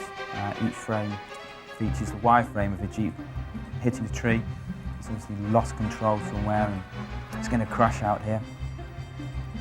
We'll probably on the screen have a little sneak preview from the wireframe that's seen on screen there. The next stage is to render that sequence up, and then to have a look at that scene fully rendered. We can just flick over here and just have another quick look at it, rendered up, see the difference, how it looks. This tells the story of the dagger, which is the artifact which hopefully eventually, if you're successful in the game, you should be able to get to. Here you've seen the pictures, and also hearing the sounds. Here, basically, you see how we can build up thousands of sounds. Just by the flick of a switch. I'm certainly going to kick Tommy Tallarico's ass. Into the Tomb Raider room. This is where Neil and Heather, who are working on all the games and all the levels and all the design, create the environments, create the textures, set them all up, and you can just click onto a room and go straight to that room. Put the lights in so they can see how the room will be lit. The little light bulbs are obviously the lights in the room, so Neil could probably click on one of those, just lighten it or darken it, and you can see how it affects the room that it's in, how the shadows start to work. So this really is a tool where to use to design and to build up the locations for Tomb Raider 2. Here we see Laura as she exists in our eyes in the company, as a wireframe model. Well, do you think you needed the live version of Lara Croft to get people's attention for the game? I think that would probably help a little bit. The morale level might rise a little bit. This is EP. Do you want the full power of Windows 95? Would you like to learn secrets for Windows 95 that you can't find anywhere else? Then you need the hottest secrets for Windows 95 videos.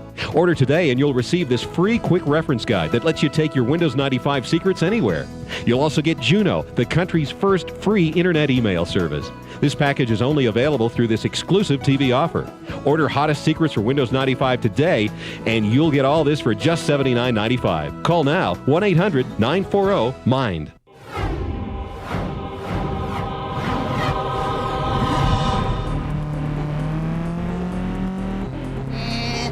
The streets of San Francisco trying to catch up with Vic, who's trying to catch up with the Nintendo 64 San Francisco Rush team. Yeah! Oh! Hey, if you don't like my driving, stay off the sidewalk. Yeah.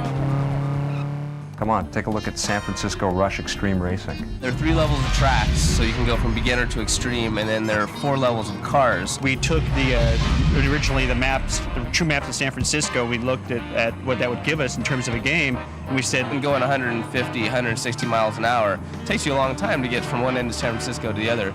So we crafted really a better San Francisco to race through. If you're driving the extreme car, then you're in full simulation mode, and basically you're on your own. You're driving a real car through the city at 150. which is not an easy thing to do. How many polygons a second are we talking in this game? A lot of that is proprietary.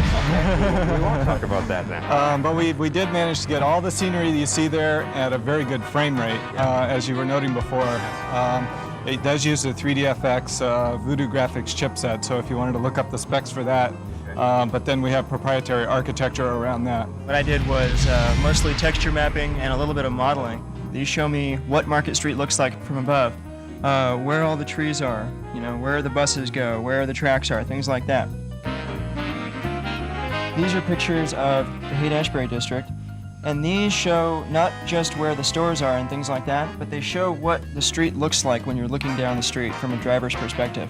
I take those pictures, I scan them in, and I make these, which are texture maps. We have Chinatown textures, all these different signs from Chinatown. And then I take the textures and then model a street. So, for example, this is Grant Street in Chinatown. This is actually one of our better known shortcuts. That's just the flat shade of polygons and with lines, and those are just the edges. We're here on the set of San Francisco Rush, and this behind me happens to be one of the most elaborate 3D models ever constructed for a video game. I'm here with Ed Log, who's been with Atari Games for 18 years. So what are you working on today, Ed? I'm working on San Francisco Rush for the Nintendo 64.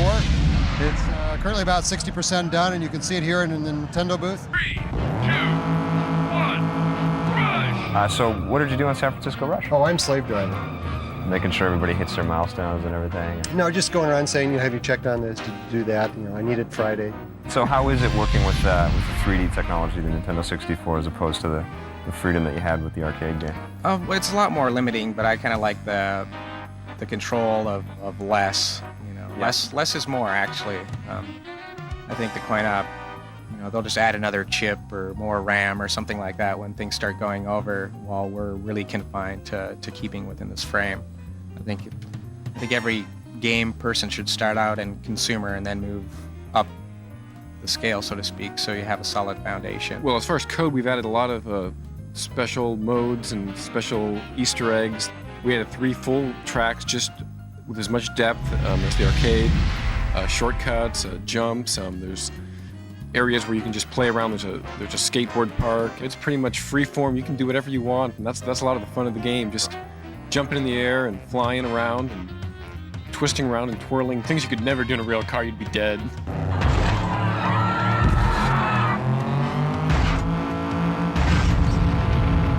There's a secret area that you can get to, and this special code, YYCCC, up, down, down, down, down, YY, down, down, up, YYCCC, up. You can just go in, fool around, a little theme park with walls that you can drive on.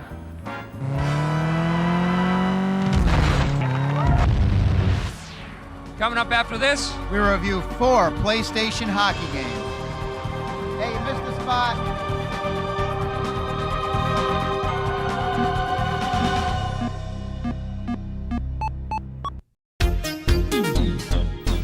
Hey, I'm Lee from P&P Games, and we're honored to bring you classic episodes of the Electric Playground every Saturday morning. Visit us on our web store at pnpgamesonline.com, or if you're in Winnipeg, at one of our 3 retail locations at 915 McLeod, 2609 Portage, and 160 Meadowood Drive. We're gonna play forever. Now, back to the show.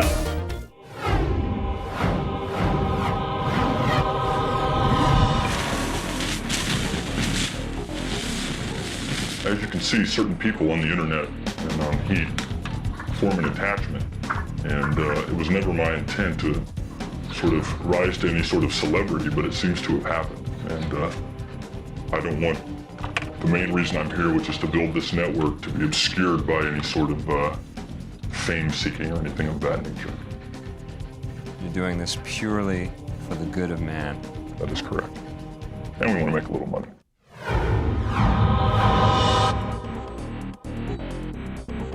Let's talk about Face Off '98. NHL Face Off. My personal favorite. All right, that's from Sony. Yep. The game's great. It's got very, very slick graphics. The motion capture is amazing. Yep. It's got an intensely slick rendered ice surface, so there's all kinds of reflection. Yeah. Everything moves really, really fast, almost too fast at times. You could slow that down, though. You got your game speed option, which you can put down. One so very that's cool feature is the game speed option, so you can slow it down if you want to. You can speed it up if you want to. If you only have 5 minutes to finish a game, jack it up to 100 and you're rocking.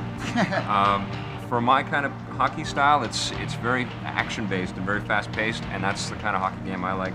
I'd give it a 9 out of 10. Gotcha. Well, I'll tell you what, NHL Face-Off 98 is probably the best hockey game I've ever played on any system ever. The ice looks real. There's real-time lighting effects. There's reflection on the ice. You smack a guy up against the boards, and the boards are shaking. The sound is, I did the sound, so it's the best sounding hockey game I've ever heard in my life. Oh, man. There's skinning. Also, you're going to hear this word a lot. It's the new buzzword in the industry, skinning, which means that they actually take, you can actually, like, people's skin or jerseys, when they go for a shot, the stuff actually, like, moves. Stretches. Yeah, there's like a skeleton underneath the thing, and it's Two problems I had with it, though. The sticks are too thin. I found the sticks too thin, and there's too much room behind the crease, behind the goalie's net. But, those are minor. Very minute points. Okay. So what would you give the game? Oh, I'd definitely 9.7. I thought it was one of the best hockey games. Wow, you loved it. Yeah. Okay, what about NHL 98 by EA Sports? NHL 98. Now here again, another great hockey game. EA's presentation on hockey is just amazing. Definitely. I mean, in between plays, they show the skaters skating around. It's just like you're watching on TV. Yep. The problem was, though, is that I couldn't quit past any of those. I mean, as great as they get, while you're playing like the 30th game in the season, okay, you've seen this animation. I'm trying to quit Can we by just it. play here? Exactly, but the control is excellent. I thought the ice was very flat, though. There's no reflection. The crowd was just like black and white. Okay. But it plays good. It plays fast. It's probably the second fastest game out of the 4. Play-by-play on the announcer is really cool. I was jealous when I heard that. I'm like, man, those guys did that really good. I give that game an 8.9. Okay. I like this one better, actually. I liked NHL 98 better. You like this better than Face-Off? Well, I've been playing the NHL games for years, and this is the first one that I played on the PlayStation that sort of jacked up my excitement level for playing video game hockey again. Okay. And it's not so much the finer points. I think it's the whole grand detail that is in the game. It really got the NHL presentation down pat. It really feels like you're watching a television broadcast. Right. And the play-by-play blew my mind. I couldn't believe how smooth it was. It was real smooth. Every pass is right on the money. I'd give it a 9.5 out of 10. So if you're into bells and whistles, that's the game. EA Sports. Gotcha. NHL 98. NHL Power Play 98. Power Play 98. Now here's a game that a lot of people around the office like the most because it's more of a simulation, they feel. Even though it is a little slower, I thought the movement was better than NHL 98. Not as good as Face Off, but it's not as choppy, and that's probably why it's going a little slower because they took the time to get all those frames in there. I give that one an 8.6. Cool. Well, they improved on the engine that they built for NHL Power Play 96. The international teams are back, but this time you can create and trade players, which is really important. Nice new addition. If you're a real hockey enthusiast, you're probably going to find that the guys at Radical know the game and play the game and love the game more than any other hockey development team out there right now. They're nuts. They play every morning before they get to work and start designing the game. I'd give NHL Power Play 98 9 out of 10. 9 out of 10? Yep. Another 9 out of 10. Yep. Okay. How about the Breakaway for Acclaim? NHL Breakaway 98. One thing that really annoyed me about the game was the presentation of it. There's way too many bells and whistles and lights and flashing things. It looks like a laser light show. So those should be defaults that you can turn on and turn off. Yeah. But, it was probably the choppiest of the bunch as far as frames and stuff. I'd give that a 7.4. 7.4 to 10? Okay. I thought the polygon players were the least realistic looking out of all the hockey games. Yeah, absolutely. It's still very enjoyable. I'd give Breakaway 98 about a 7 out of 10. Cool. All right, well, that about wraps it up for our hockey thing, huh? That's right. Cool, let's get out of here. Let's go play some... Are they going to be mad? That's Messier's stick there. It's signed and everything. Yeah, he's not going to like that. No. You're always busting stuff. Are you going to take this with you or what? I'll give him this. You're going to give him this? He probably has one of these. All right. Here's an EP sneak peek at what may be the hottest game of 1998. It features intense 3D graphics without the use of a 3D accelerator card. This is Messiah.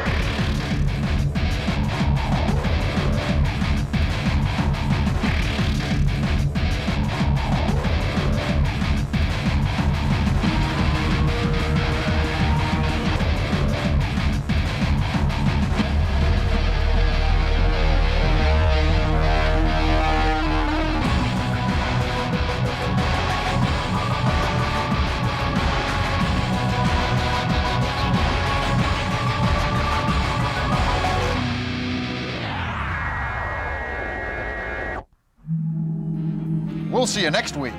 Same electric time, same electric channel.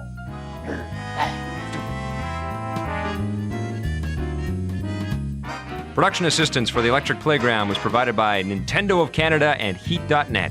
Te hace sentir que estás en esa área. Por lo que veo, has estado durmiendo aquí. Sí, los últimos meses han sido intensos. He pasado muchas noches trabajando aquí. Un proyecto como este te requiere mucho esfuerzo. Tienes miles de cosas por resolver solo en el área Todos los de artística. Atari tienen su propio catre. No, yo salí a comprarlo. Mira esos calcetines, mira esos calcetines. ¿Qué tan viejos son? ¿Desde cuándo están aquí? Yo no haría eso si fuera tú, Oh, lo siento, son desechos tóxicos. Tal vez salgan en el próximo juego de Atari. Adiós, Electric Playground. Hasta luego.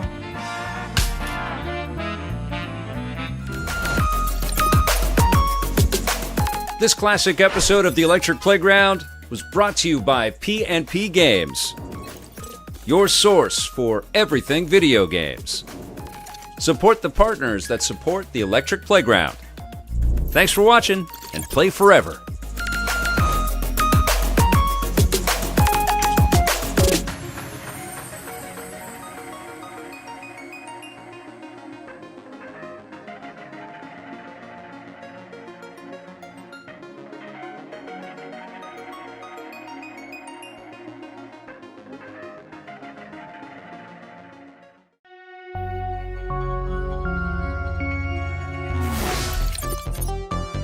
This classic episode of the Electric Playground is brought to you by P&P Games, your source for everything video games.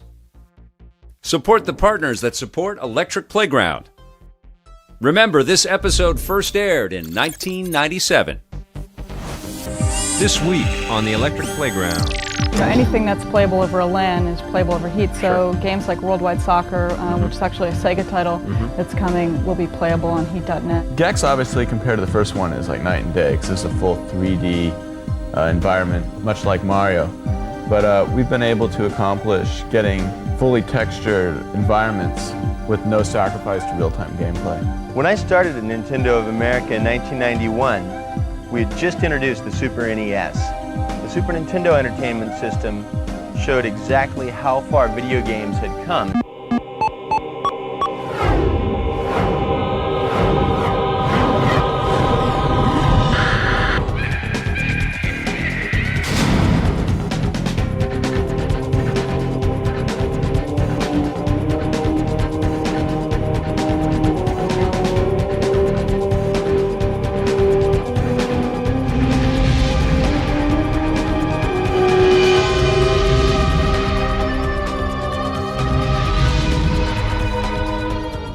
Online multiplayer gaming is becoming huge. Now there's a lot of different options available out there, but let me tell you about EP's favorite.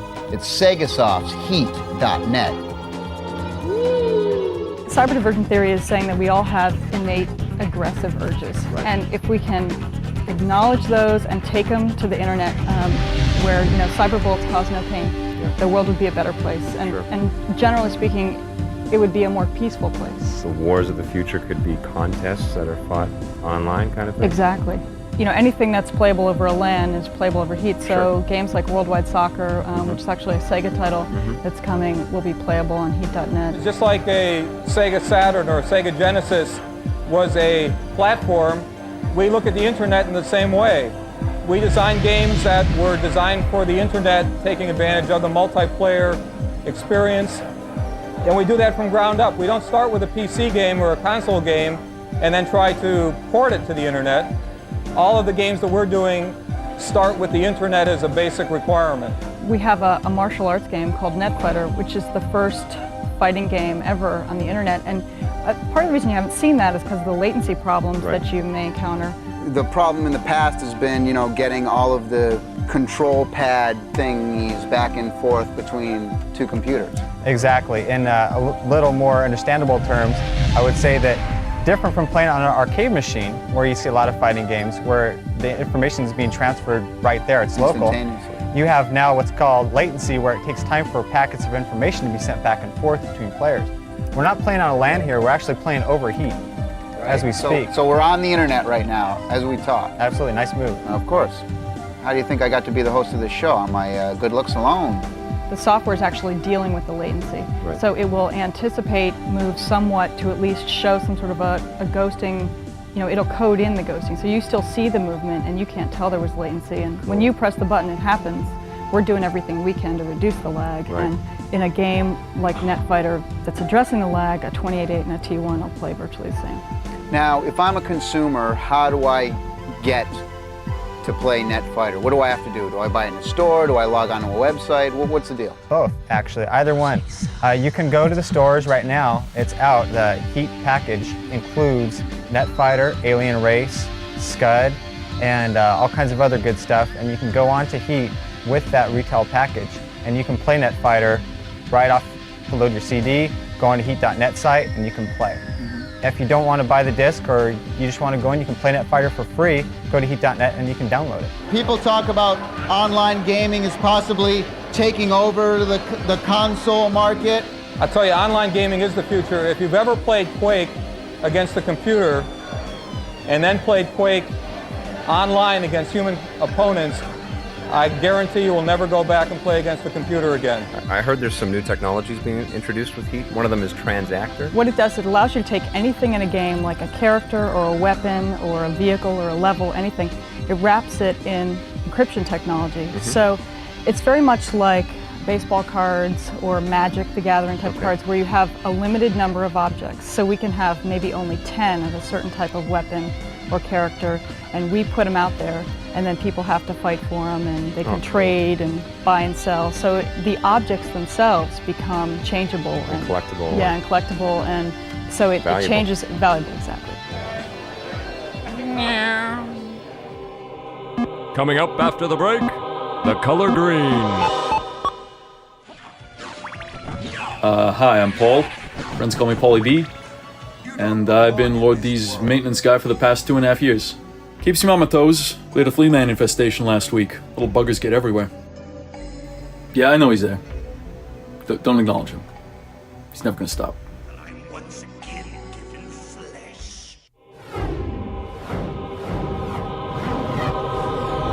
If you guys thought Gex and Pandemonium 2 were cool, wait till you see them this year.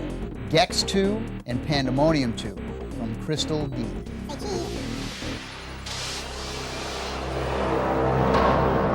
What's different about Gex now? Well, Gex obviously compared to the first one is like night and day, because it's a full 3D environment, much like Mario. But we've been able to accomplish getting fully textured environments with no sacrifice to real-time gameplay. We're trying to create the goal of providing Naughty Dog, Crash Bandicoot-like environments, but in a complete free-roaming experience. How are you guys able to achieve that on the PlayStation? We pretty much have two of the best programmers in the business, Adrian Longland and Danny Chan.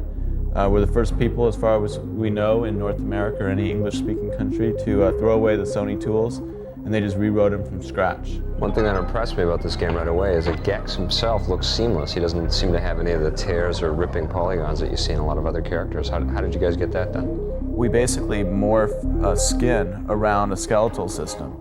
So rather than having pieces of polygons, one for the arm, one for the leg, which is what you saw in the whole early generation of real-time polygonal characters, we actually have one sort of bag which makes up Gex. And in order to animate him, you just stretch the bag in different directions. You won't get any pop, and I think no matter how close you get, he holds up. You've designed the game specifically to use the PlayStation analog controllers. How did that come about? We'd spent a long time trying to make sure we had a compelling gameplay experience. We came up with a game control spec, which allows you to move the camera in 360 degrees and then move gex relative to what your camera position is.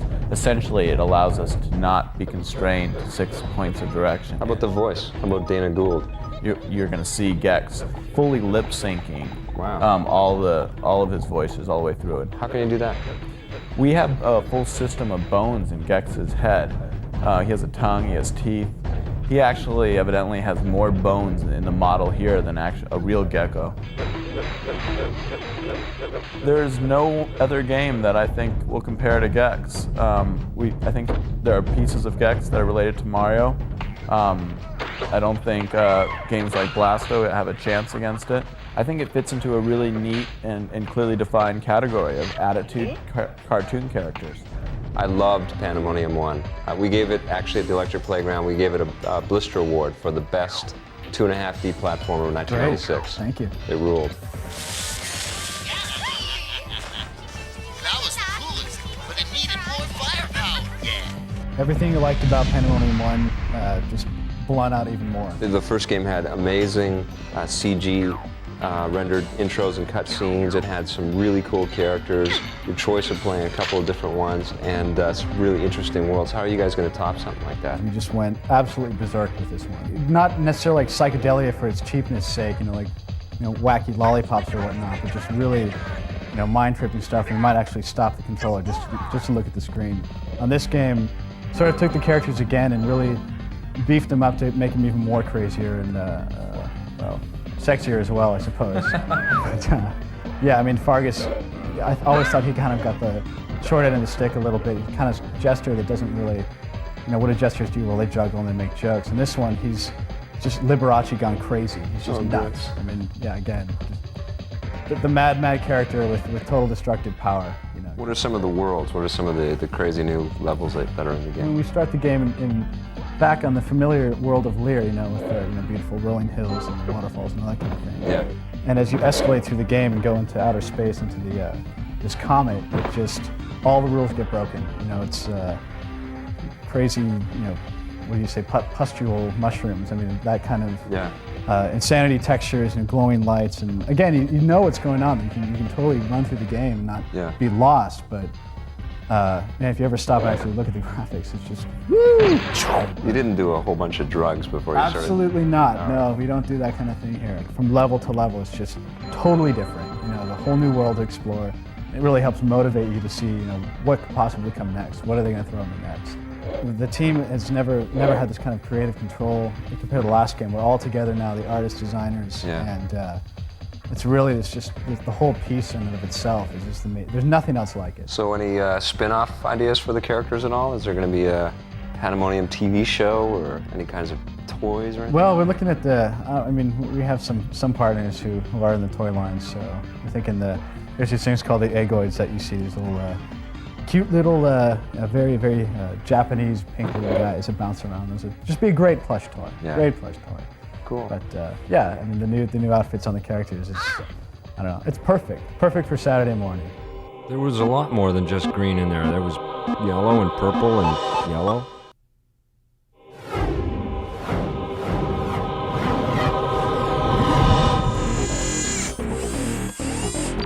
I'm Kelly Benson and we're here with the Electric Playground. We are looking for anything to do with Mario Brothers. There's a little Game Boy comic book. There's Mario standing on top of the Game Boy. Now check this out. She's saying, "Eat my dust, you punk plumbers." Do you know where we can find the original Mario? Yeah, my niece's bedroom. Hey, is this the original Super Mario's? Super Mario Brothers for the NES. Now it's tattoo time. Have you ever done a Mario tattoo? Actually, no. Would you like to give me a Mario Brothers tattoo? Sure. Okay, would you like to do this one? Right here? The little Mario guy, sure. Okay, let's do it. Hey, come on, hey, sit still. Can I get Sonic on the other side now? Nintendo. You ever hear of them? Well, they started out a long time ago manufacturing playing cards. And now they're doing video games. Seems to be working out pretty good for them. It's me, Alan. Hello!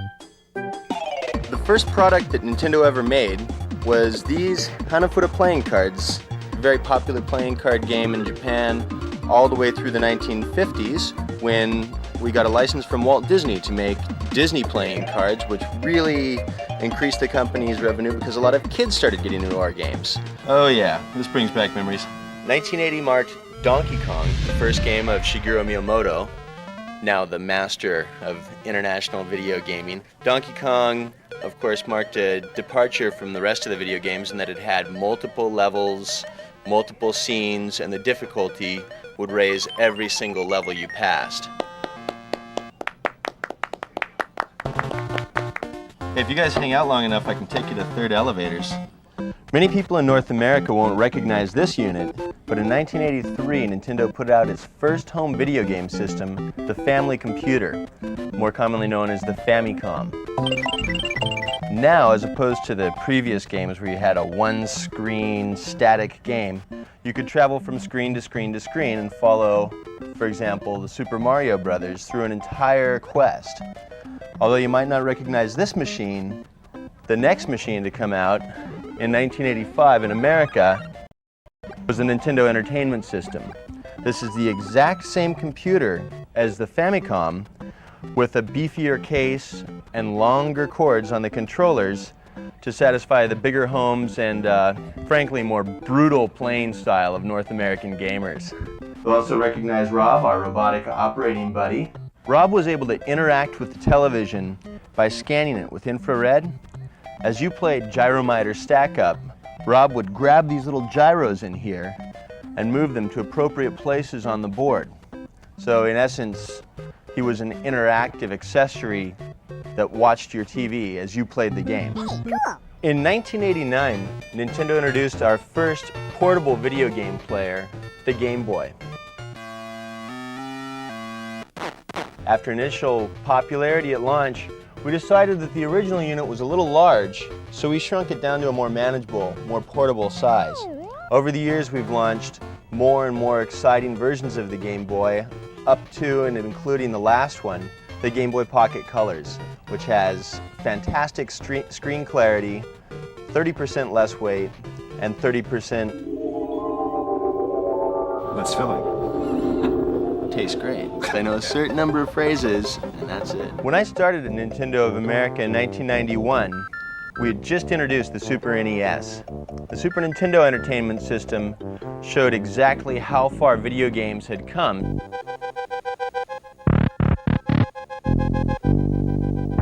Now we were introducing 16-bit processing and true power for the player. In 1995, we introduced Virtual Boy, and the really cool thing that nobody realizes about Virtual Boy is that before it was debuted as a video game system, it was used exclusively by the Department of Defense for helicopter and tank weapon systems. At the end of 1993, Nintendo announced a joint project with Silicon Graphics to produce a totally new game player. What we were doing is we were taking about $14.5 million worth of technology at that time and shrinking it down into a box that people could have on top of their TV sets and play games that had video quality that was unparalleled at that point. Here we go!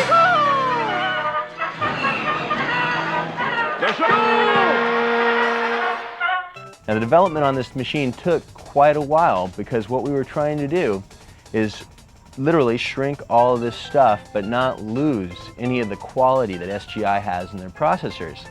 So as the engineers went along, they kept on discovering these little things that they could put in or add or take away to increase the power of the system, make it more efficient, and make it the best integrated product possible. My little cousins call me up from California occasionally when a new game comes out. I've got friends back east who most recently called up and demanded that I FedEx one day the copy of GoldenEye back to them. So it's kind of like being a doctor too, you know, every time you go to a party there's people who walk up to you and instead of saying that their elbow hurts, they come up and say, oh, I'm stuck in this level of Mario and I can't find the star and man, you've got to help me. It's quite satisfying to sit down and pick up a controller and blow people's minds occasionally.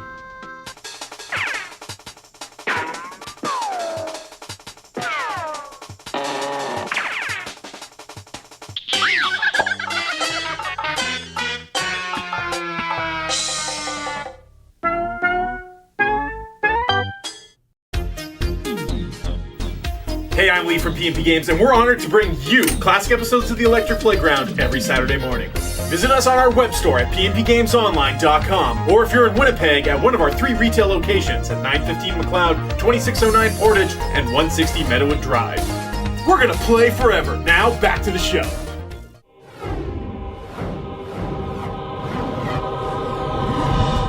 Hey, today on the Simpatico Question of the Week, Nikki Hutton from Brandon, Manitoba asks, what is Mario's last name?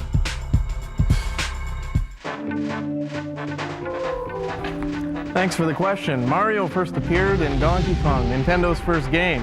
At this point, he didn't really have a proper first name even. We just knew he was a carpenter, so we didn't know his profession.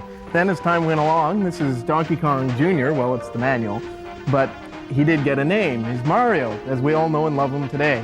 Failing as a carpenter, Mario went into the plumbing profession with his brother Luigi in this game, Mario Brothers. Presumably, Luigi Mario, then Mario Mario. So there you have it. Don't forget to send your questions to ep.simpatico.ca.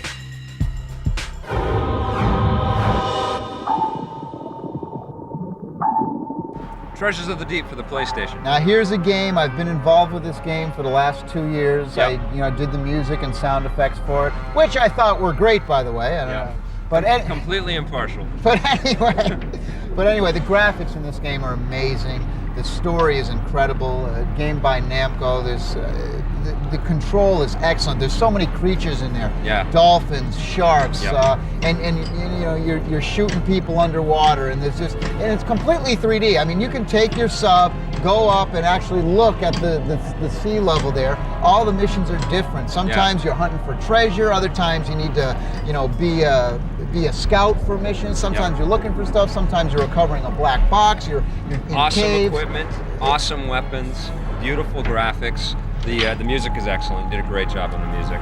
And the sound effects, you really feel like you're floating underwater. Yeah. It's easily the best sort of submersible game on the play. It's like playing the Thunderball James Bond underwater stuff, and you're cruising around. It's amazing. It's like a combination of the Abyss, Indiana Jones, and like Tomb Raider underwater, Terrific all in game. one. Terrific game. Totally I give it recommend. 9 out of 10. 9 out of 10? I'm at 9.4 on this game. 9.4. I had absolute fun. Make sure you check it out. What about Tetrasphere for the Nintendo 64? Tetrasphere didn't really do anything for me. I thought it was a little too complex. I mean, I played it for a couple hours, and I was just finding myself like spinning this thing, and then okay, it lights up. I don't know why, and I don't know how, but I'm just going to press the button anyway because I know it does something. Yeah. And when you're playing in 2-player mode, I never even saw your half of the screen. I was always like fixed to my side. It wasn't like we were playing against.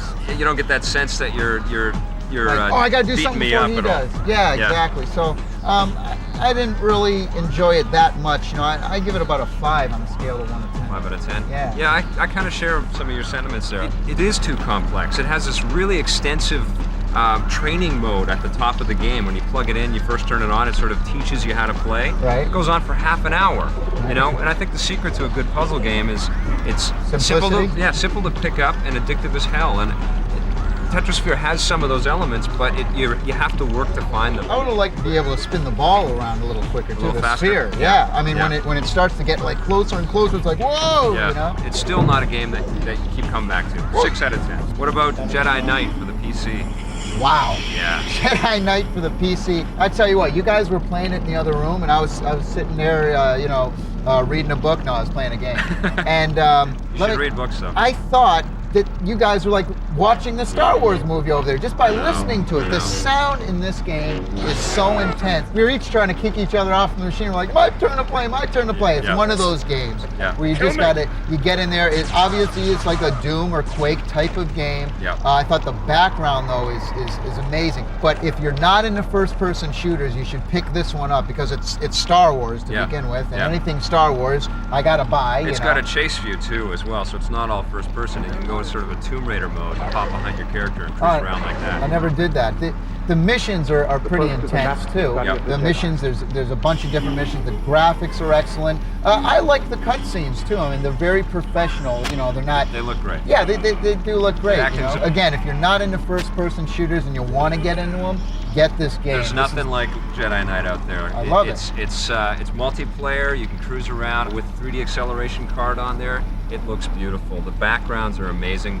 The atmosphere in that game, again, is just terrific. Wow. It is something that Star Wars fans everywhere are just going to devour. 8.9 in my book. 8.9? Yeah. I'd give it a 9.5. Abe's Odyssey, Sony PlayStation. Abe's Odyssey is another amazing game. But, whoa! That's all right. Easy trigger. We're going. All right. It's a 2D side-scrolling, sprite-based platform game. This is another game where there's just so much detail, and the art is just so beautiful. Atmosphere. It's Again, incredible. The music, sounds are yeah, amazing. music I mean, there's sounds not a like- lot of, there's not as much, there's not tons of music and stuff, but it's all atmosphere, and the sounds are just totally get you in. The game speak in this is amazing. Hello, follow me. Okay. Where you actually have to go around and you talk to characters on screen, and each button is a different word to say the character. I love the way you can possess other characters. Yeah. The humor in it is amazing. I mean, just everything about it is incredible. Yeah. 9.5 for me. Yeah, Abe's Odyssey is amazing. I'd give it a 9 out of 10. All right, here we go. Hello, follow me. Okay. Get me out of here. It's time to power down the playground. We'll see you next week. Hey!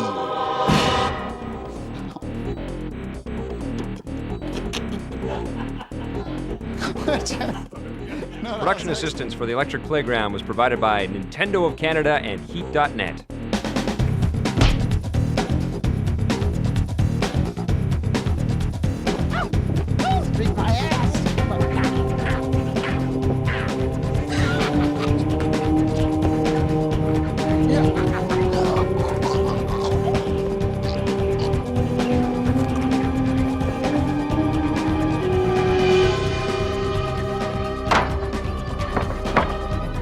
Follow me.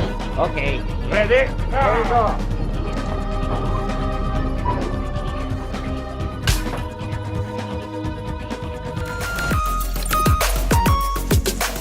This classic episode of the Electric Playground was brought to you by P&P Games, your source for everything video games.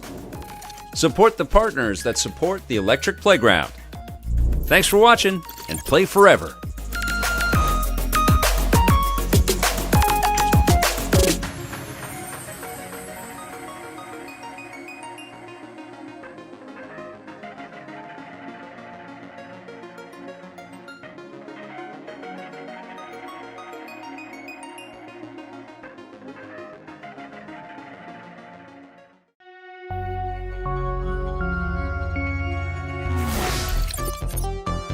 This classic episode of the Electric Playground is brought to you by P&P Games, your source for everything video games. Support the partners that support Electric Playground. Remember, this episode first aired in 1997.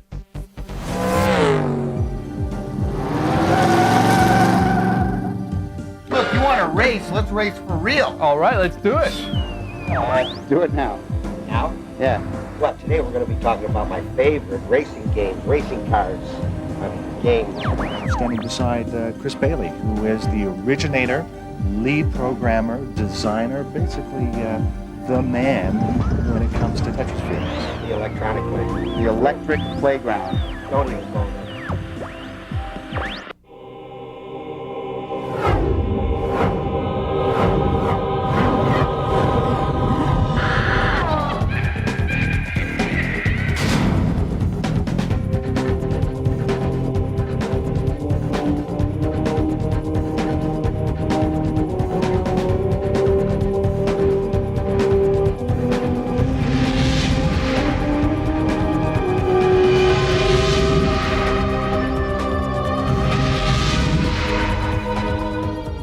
Driving has always been a popular genre for video games. Now, EP takes a look in the rearview mirror at some of the best.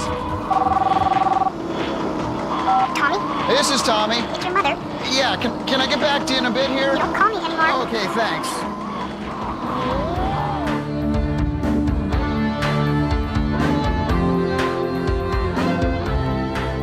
What's your favorite racing game ever of all time?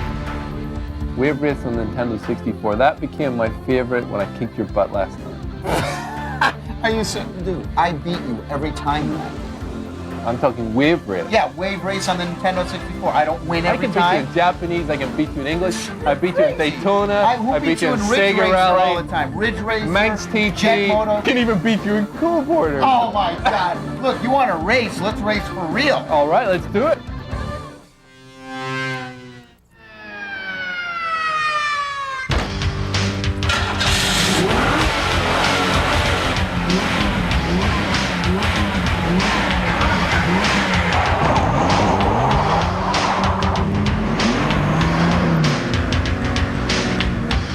Hi, we're at the Electric Playground, and we are here for the much-awaited interview with Greg Moore. You're going into a big race. How does it feel? It feels great, especially just because we're coming home. You know, everyone supports me so well. It's something real special, that's for sure. Diddy Kong Racing is cool because it's totally fast. The computer AI is super realistic, so the racers race each other and you at the same time. Also, there's a huge number of tracks.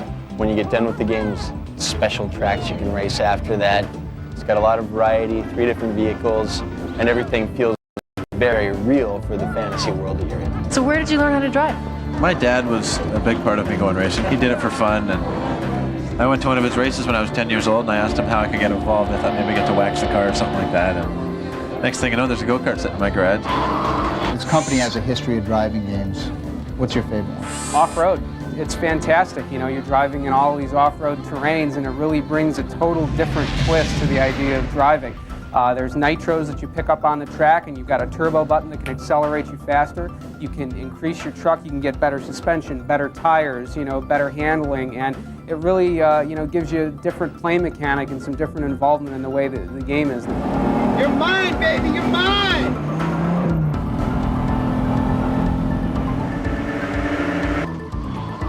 There's a lot of competition in the racing genre. I'd say you're approaching about 25% of the market is all about racing games. One of the ways that we try to distinguish ourselves is to really get the feel, the speed of racing. I doubt it. That'd make me a worse driver, though. When you play video games, did you find that it helped you learn more? Not really. You don't feel what the car is doing or anything like that. You can't get what they call the seat of the pants feel, you know, by feeling in your hands what the car is doing and feeling through your bum where you're sitting, you know, what the car is, you know, reacting to. I've got a Sony PlayStation, and some of the other drivers come over. You know, Max Pappas is a friend of mine. He wins. Jimmy Vassar's kind of fast. I win a few times, so there's a few guys that do pretty well. I think they got a pretty good feel for it. Yeah, it's. I've played the Destruction Derby and a few of the other ones, and they work really well. Not the ones I looked at. Like the ones I looked at, like Carmageddon, where the point is to run over pedestrians. I don't think that would be like a good thing to encourage on a real road. Some of the video games now, I mean, if you wanted to learn a racetrack or something like that, they're very, very good. You can learn to turn left, you can learn to turn right. You know, some IndyCar games that have Vancouver on them and stuff, and it's just like the racetrack. Glenn Richards, also known as the Maniac. Go walk around and take a look at hands. They call them derby hands. You guys ever think about getting Palm Olive to maybe sponsor the event? Some guys from Electronic Arts came over. They strapped a digital recording device and they ran it right off my car. So Need for Speed, the original Need for Speed, some of the sound effects are from one of my cars.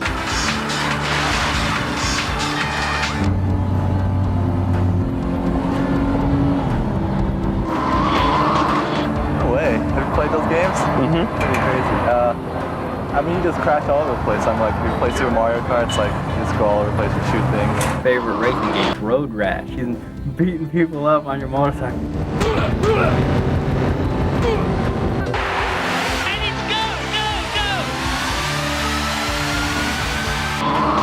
Driving games are always popular. Players love them.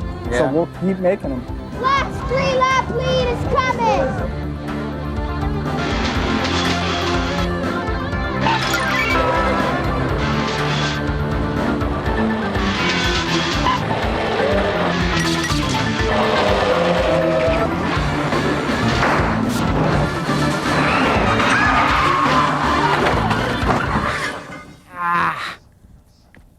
Oh man, are you okay? Just not worth it, is it? No. Come on up, you get. Yeah. And it's safer playing video games. Yeah, it sure is. Ah! Oh! Even that stupid big wheel. Ow. Let's play some whip-rim. Now, as you watch these commercials, I want you to think of one thing. What do you think the issue is? Let's take a look. Oh yeah. Maximum carnage. Where do you think I picked that up? Probably P&P Games. Seen it 100 times.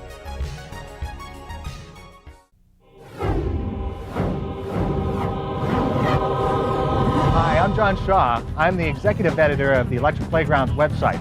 And welcome to my hometown, Calgary. Now I'm standing 600 feet above ground level on the Calgary Tower. And as you can see, behind me are the mountains, the rolling foothills, but not a lot of water. But what there is H2O. I'm standing beside Chris Bailey, who is the originator, lead programmer, designer, basically the man when it comes to Tetrisphere. So how did Tetrisphere start? A friend and myself, Stephen Shepard, we were kind of sitting in my basement one day and decided we wanted to make a game that we could reach a lot of different audiences. Over about 2 days, we came up with the original idea of Tetrisphere, which was kind of the ball and the pieces falling onto it and stuff. When did Nintendo come into the picture? Well, we'd finished a prototype for the Atari Jaguar. It was about 80 to 90% done, and at that time the game was called Fear. And we went to the Winter CES, I think in '94. We showed the game there. It was quite a success, just overwhelming response from different people who saw the game at that time. And Nintendo was one of the people who saw the game, and they kind of approached us about doing it on the Nintendo 64. Come with us. We'll go over this way. You are the animator. What is this guy? Tell me about him. Basically, he's a monkey. He was developed originally by Industrial Light and Magic to control dinosaurs for Jurassic Park.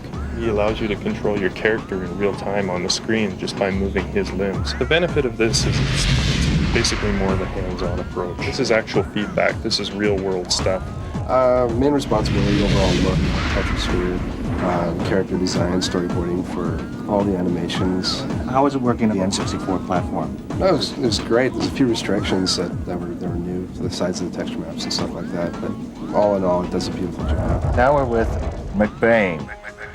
Yeah, this is Character 8's victory animation. So when you reach a certain point in the game, you get to see this animation. Essentially, we used an animation package called Lightwave to do all the animating and used our own software to texture map it. One of the games I loved. Well, really far back is Tempest, and then Joust, the original Star Wars. A lot of the games that we have in the office in our AV room. Is that what this is? Yeah, this is our AV room, audiovisual. It's where we do all of our presentations. Every Thursday morning, we come in here and watch Reboot as a company. That's great. Recreation, play video games. Discs of Tron out in the hallway. We got Joust, we got Tron here. We've also got Star Wars over this way. I know I'm looking at the right kind of company. Top Gear Rally is cool because it's got a four-wheel drive element. All the cars are four-wheel drive. The physics are modeled exactly correct.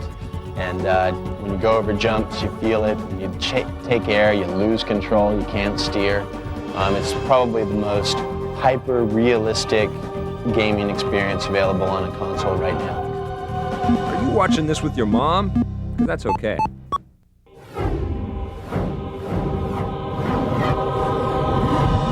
Recently, I tricked my brother Jerry into giving me a tour of the Namco arcade warehouse. Gave me a pretty good opportunity to break some stuff. So we are here with Jerry at Namco of America, which is, of course, the arcade division of Namco. What do we got here? Well, this is Final Furlong. It's a racing game. A horse racing game at that. Okay, and it is linkable to 2 units for 4 players. Right. So that you and your friends can race side by side. Really. And race in 3 different types of races: a 6.5 furlong race, a 1 mile race, and a 1.5 mile race. So cool. Whoa! This is the horse. I'm sorry about this mess here, but you'll get an idea. Oh, geez. Okay, what happens is this horse will rock back and forth, okay? Now, of course, it will have some plastics on it, so it'll look exactly like a horse. So you actually build all the machines around this area then, yeah? Yep. Oh. So now we're going into the warehouse. Okay, yep. Namco Operations is the largest arcade operator in the United States. Namco owns the cyber stations? Yes. How many cyber stations are there in the U.S.? Oh, you don't know boy. you can make I, up th I think there's about, they'll believe you. I think there's about 400. Really? 400 to 500. Wow. We've got a motorcycle racing game in the works called Motocross Go. Driving games are always popular. Right. Players love them. Yeah. So we'll keep making them. Tekken 4? Oh, cool. Is this from Air Combat? Hey, do you know anything about Tekken 3 for the PlayStation? No comment. No! I hear there's a hardware acceleration. I don't know. Now, was the same team who did Tekken 2, and they did Tekken 3? Yes, it did. And they're working, obviously, probably, you wouldn't ever tell me, but Tekken 4, we can assume. Well, right now they're working on the PlayStation conversion. Oh, they are? So the team who does, did they do, so after they did Tekken 2, they did the PlayStation conversion? Really? The same guys, the same team? Plus some others, yeah. Amazing. Wow, I didn't know that. And so now they're working on, okay, so I guess you're not working on Tekken 4, because they're still... Not quite yet. Yeah? They probably got some design stuff up. No, it seems like all the arcades now are going to motion-based things, because that's one thing you can't do in the home, right? Exactly. We want you to get involved with the game physically. Right. Because the more you get involved physically, the more fun it is. Hi, how you doing? Hi. I just wanted to get on TV a little bit. Oh, cool. My name is Craig Ward, and I'm a technical support engineer. And what we do is we supply the customer with phone service. Technical, not phone service. With Like a 900 number? Here, can you fix this, by the way? I've Actually, do you know what's wrong with it? You just snatched it out, huh? We try to help the customer over the phone with their technical problems, and if we can't, we have them send their board in, and our technical repair department brings it back, puts it on a test jig, and repairs it. I'll repair that later. Yeah, fix that later. So how good are you at Soul Edge? You ever played it before? Have I ever played it before? I practically wrote the book on how to play did Soul you, Edge. huh? Yeah. Challenge? Maybe well- later. See, I knew you would get out of that. How about Tekken? I'm the champ at Tekken, you know. Okay. You want to play some Tekken? Let's give it a shot. Jeez. Tekken, boy. You know, so you're just soldering machines and all that good stuff. You know, technical stuff. You wouldn't know much about that, Well, but... you know, whatever. I know about Tekken 3, though. Do you now? How about some of that? Huh? Oh, Huh? okay. Mr. Technical person? Kick a guy Knows when he's everything, down, that's huh? right. The donkey kick. The donkey kick. Oh, the donkey kick. The donkey kick. He wins!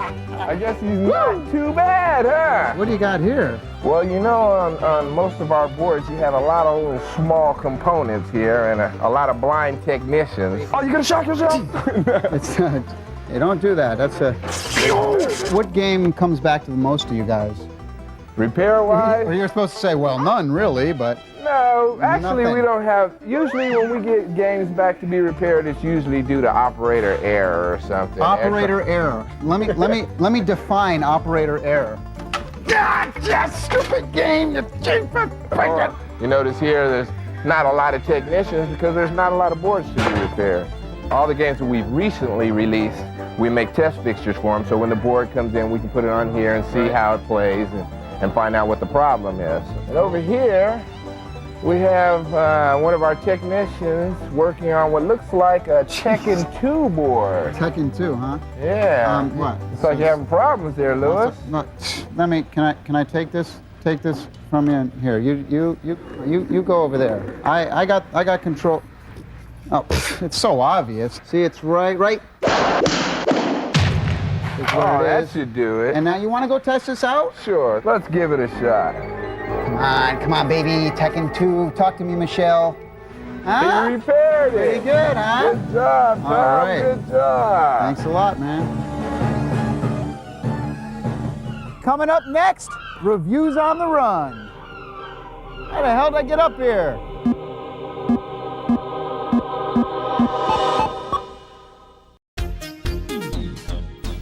Hey, I'm Lee from P&P Games, and we're honored to bring you classic episodes of the Electric Playground every Saturday morning. Visit us on our web store at pnpgamesonline.com, or if you're in Winnipeg, at one of our 3 retail locations at 915 McLeod, 2609 Portage, and 160 Meadowood Drive.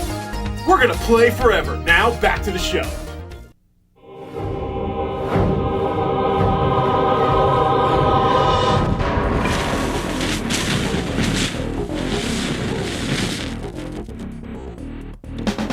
Well, it's all part of the cyber diversion movement, of course. That's when I think it spawned. And we needed someone to be a contact point for the masses of heat consumers. And we figured that the Reverend was a logical choice. Today on the Simpatico Question of the Week, Colin Gale, the Electric Playground's own 3D computer graphics assassin, asked Steve Spaz Williams what he should do to hone his craft. Here's the trick. Stay away from computers as long as you can. Go out and get wood and carve it, and get engine parts and weld them together, right? And learn about all the tangible things in the world, because those machines are only driven by people's imaginations, and the imagination doesn't come from the machine. It comes from, that synthetic world. It comes from being outside. There you go. Hey game players, EP wants your questions. You'll find us on the web at ep.simpatico.com. Look for that Simpatico Question of the Week thingamajiggy in the corner there. Click on that and send us something.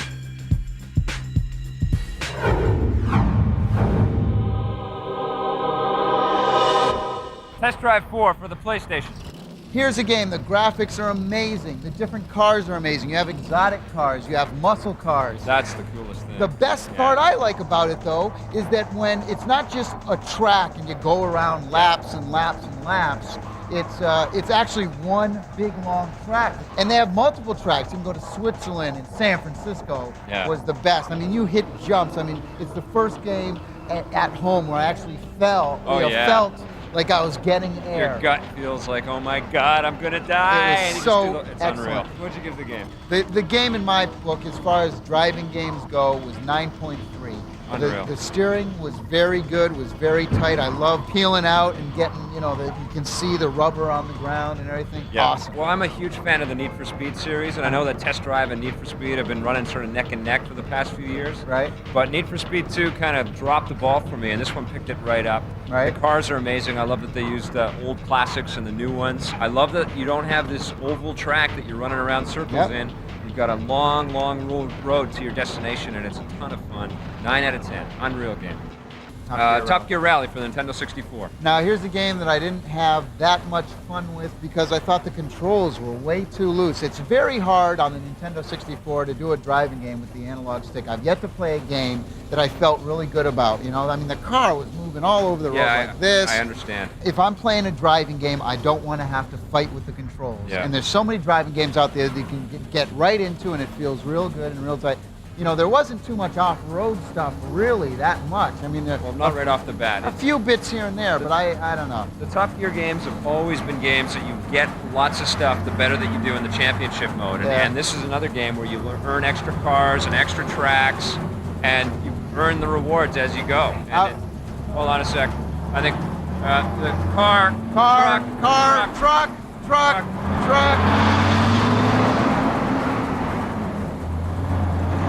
All right.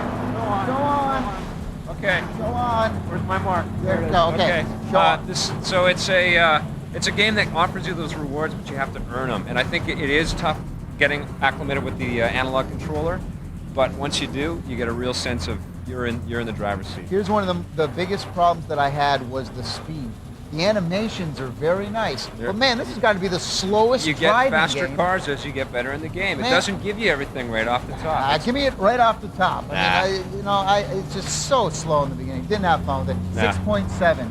Oh man, you bailed on that game. I thought it was real good. I thought it kicks the pants out of Sega Rally. It's got a real slick look to it. The 3D modeling is terrific. Oh, truck. Show on. The glassy reflections on the lakes and the puddles as you're cruising past. That was cool. The jungle Unbelievable level. look. Yep. And you do get those jumps and you do get that feel, but you have to earn that stuff. It's a complex game. It's worth it. Stick with it. 8.5 out of 10. Wow, that's too high. Oh, no way. Stick with it. It's a great game. Okay, Dark Rain for the PC. Dark Rain for the PC is going to blow the CNC lover's mind. It's got so much detail, so much pizzazz. The sound effects and the graphics in this game are amazing. You're really just going to sit back spellbound. It's another CNC game. Yes. It's another CNC. It's another Warcraft Yep. 2. I want a game a PC game that I've never seen before. You know, it's hard to do these days. Yeah, but it is. if you love CNC, if you love Warcraft 2, you'll love this. It's probably one that you would go to if you haven't played CNC or Warcraft yet. Try this one first. Where you can set the points, you can set the coordinates. AI is way better. The backstory is amazing. Yeah, I'd give it 8.5 out of 10. 8.3. 8.3? Yeah. Train! We got a train coming.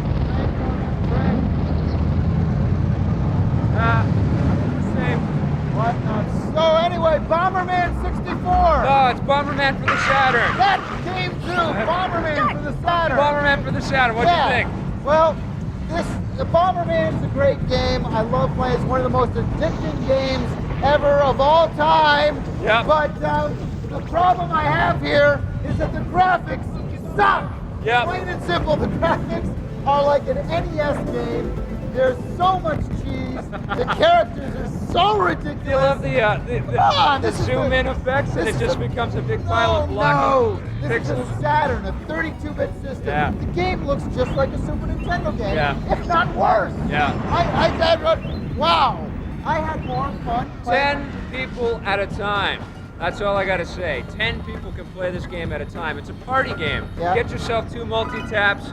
Get this game. It's an incredible experience. Get the SNES version. No, this is better. 10 at a time. It's got a 1-player mode that goes on and on. I'd give it 9 out of 10. What would you give it? 6.3. Just because of the graphics? The graphics suck. You suck. 6 out of 10.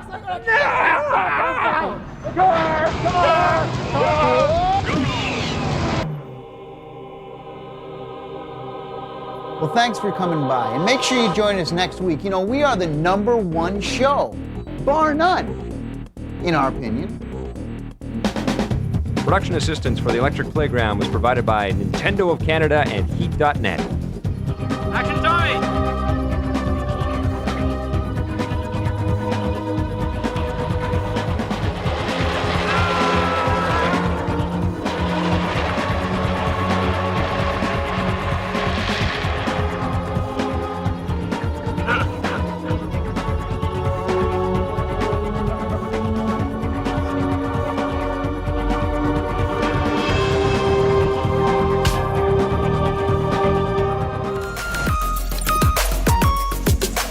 This classic episode of the Electric Playground was brought to you by P&P Games, your source for everything video games.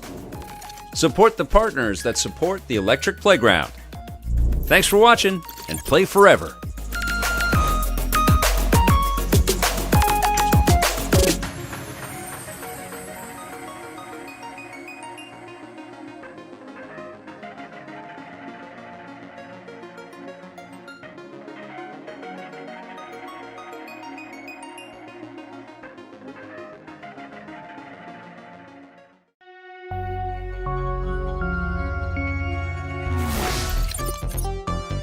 This classic episode of the Electric Playground is brought to you by P&P Games, your source for everything video games.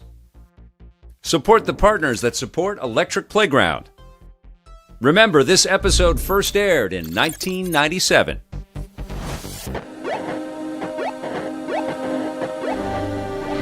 Well, this week we're going to be visiting with those old Atari games. Also, Crash, Bandicoot. Bandicoot.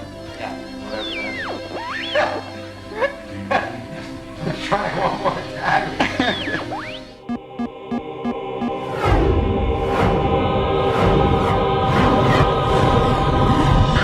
Hi, I'm Tommy Tallarico.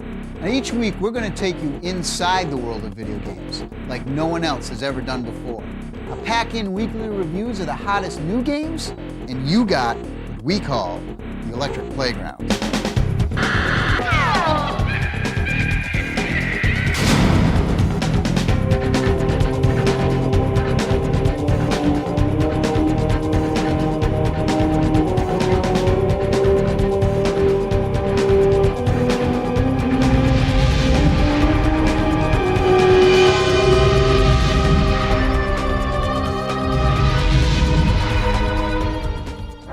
Atari's new Indy 500 is more fun because it's so action-packed. And a lot safer. Atari's new combat is more fun because it's most challenging. Atari's new RC battle is more fun because it's just like the real thing. Only drier. From Ultra Pong to our new programmable video computer system, Atari's got more original games, and that's more fun for you. When you think of classic games, you gotta think of Atari. Now, EP recently visited some of the founding fathers of the video game industry. Nolan! Who came up with the name Atari and why? I came up with the name of Atari because it was a word that was used in a game that I like to play, which was Go, which is actually an Oriental game developed in China a gajillion years ago, picked up in Japan, and when you attack another group of stones, it's black and white stones on a matrix, you say Atari. And it's sort of like, and it's a polite warning to your opponent that he's about to get whacked. I began here in 1973. Started working with Nolan Bushnell, literally building Pong on the production line in 1973. I joined Atari in August of '76 to work on video games. I joined because they had a game room. It had Super Breakout in it, which was my favorite game at the time, and I played it every day, as much as I could. And the rest of the time I spent doing video games. Pretty hard to believe that you're going to interrupt me playing my 2700, which actually, never I wanted to play it. Who knew? All for a 1984 Atari 2600 with Pac-Man built in. In those days, the computers we were playing on cost, $9 million. Right, so right. you'd say, gee, $9 million, 25 cents a play, math doesn't work. I worked at Atari from the summer of 1977 through to about the beginning of 1985. And so I knew that the games we were playing on the big computers, if I could make them commercial, would be a big success. From an engineering standpoint, one of the most amazing machines ever made. And so in some ways, the real thing that I did, rather than to say I invented the video game, I really commercialized the video game. Okay. I made it possible. The guys that were designing the TI-994, which was one of the very first home computers from Texas Instruments, they had taken apart a 2600 and they had it nailed to a wall and with a big sign like this guy's. Atari was really the first, what I'd call cyber sports game mecca. I mean, we just annihilated everybody who was our competition. Want to play Atari? Sure, pick something. Okay, we've got Cannonball. You're too good at Cannonball. True. Miniature golf, casino. Let's play Breakout. Okay, I'll just pop in the cartridge. Great. Who's first? You be first, I'll win. Oh, that's what you think. Dad, that's supposed to be fun for the whole family, right? Right, son, we're having fun. Then when do I get to play? Oh, I did. I broke out. Rematch. When do I get to play? No other company offers you as many different video game cartridges as Atari. The Atari 2600 sold somewhere between 20 and 40 million units. 2600 was really a marvelous machine. It was the precursor to the home computer, was the Apple Model 1 was very much modeled after the 2600. It's really amazing how much technology that we have today came out of Atari in the late 70s and early 80s. Programming the 2600, from a programmer's standpoint, it was a dream. It was perfect in every way. I sold it to Warner Communications, and they ran it up to a couple of $2 billion. And then, but all the stuff that they produced was in the lab when I left. We'd sit in a lab about the size of this room, and there were 4 or 5 of us, and we'd basically sit all day playing each other's games and programming games. About the time that Tank happened, or somewhere between Tank and the next project I was involved with, which was Sprint, where it became clear as hardware systems became more capable and powerful, and especially within the advent of the microprocessor, that this was something more than just kind of a one-time diversion. It wasn't a hula hoop. There's really only about 80 instructions you actually use. And the chip inside the 2600 only had 20 registers you had to know. So it turns out you could actually program in your sleep or in your dreams. And so you could sit and program sitting here. And you could say, I know what I want to do. And tomorrow you'd go in and do it. And so as a programmer, it was like totally beautiful. Kaboom was 2,000 bytes total, the entire game. So you literally could memorize your entire game. And you had to, because you had to get it to fit into 2,000 bytes. If it was 2010, it wouldn't fit. Atari was one of the largest employers in the Silicon Valley. At one time, it was the world's largest user of microprocessors, ROMs. It was extremely successful. It had penetrated all the homes and reached what's called saturation point. So from then on, you have to sell software. And look at this, a shrink-wrapped Pac-Man. I stood outside of one of those chain stores in a long line to buy this when it came out. It was a big deal. Most kids did? No, actually, to tell you the truth, I didn't expect arcade stuff. I didn't know they could do what they ultimately did with Ms. Pac-Man and Centipede, and I was a little disappointed, but I wasn't surprised, and Wafer Man turned out to be a lot of fun back then. You know, they just don't make games like they used to, Don.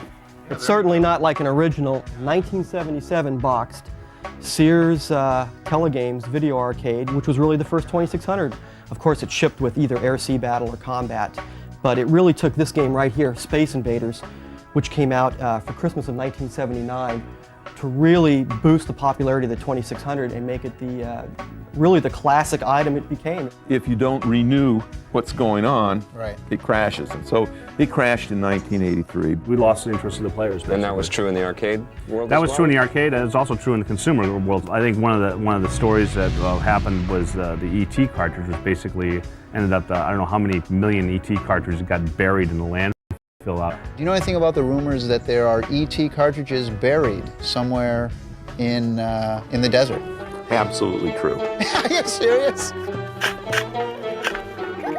Think of this decision. Okay. As a corporate maven, you build more cartridges than you have installed base. Well, how many 2600s were there back then when this fiasco happened? I think that there was like 8 million. 8 million, and then how many ET cartridges did they make? I think they did 10. There's something about, I think, the video game industry in particular, for most people, gets in their blood, and it seems once they've had that experience in it, it's tough for them to just pull away and never leave it. It's the best time I ever had in my life. Many of those years, I never worked so hard for so little money, but those were the best years I ever spent in my life. For more classic game information, check out our website at ep.simpatico.ca.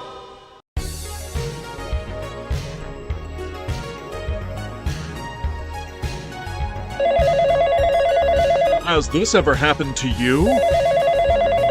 You're busy gaming, and it's time your friends and family got the message. Hey, Mom? Yeah, look, I'm in the middle of something. What a waste. Dial 1555 offline to suspend your landline. The person you have dialed is gaming and just reached Disc 2 of Final Fantasy VII. Please hang up. That's more like it. Dial 1555 offline today. Don't actually dial.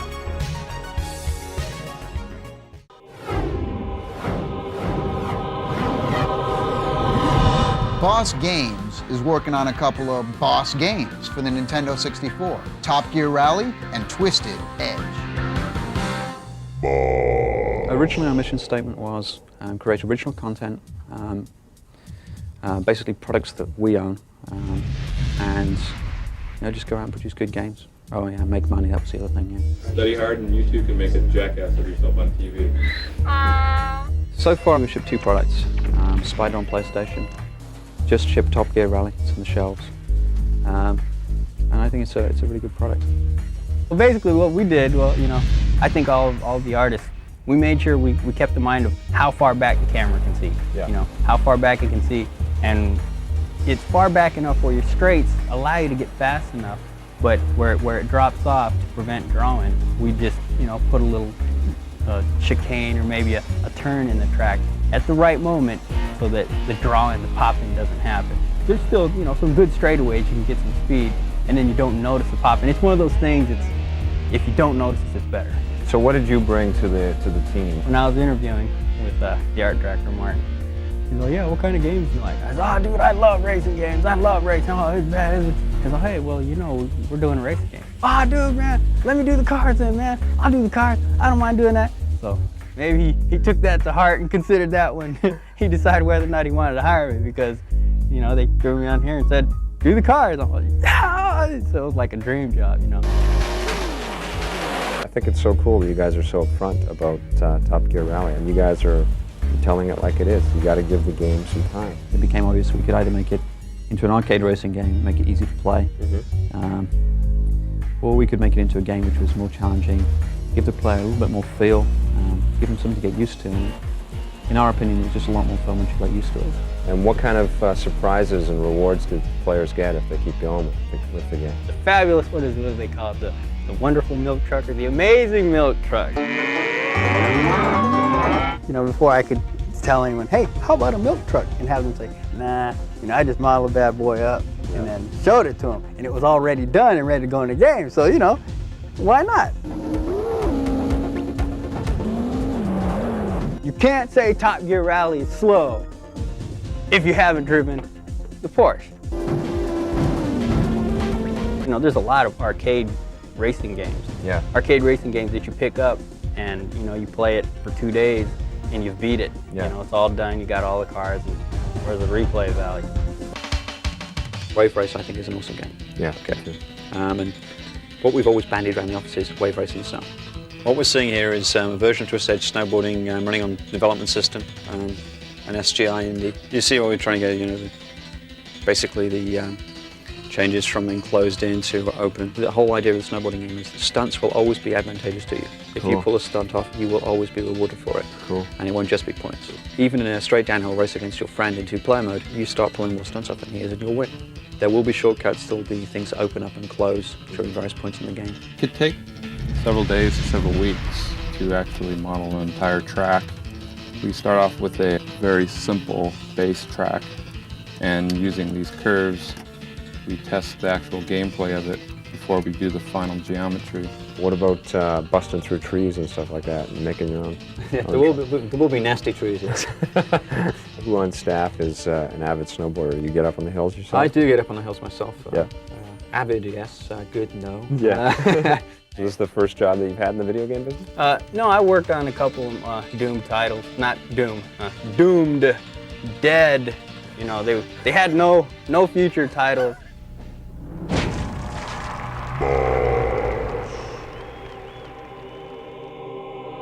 Boop.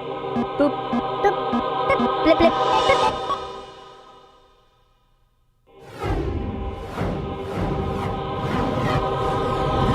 Nintendo's got Mario. Sega has Sonic. Now, the cornerstone character for the Sony PlayStation is Crash Bandicoot. We talked to the developer Naughty Dog about the creation of Crash and his upcoming sequel.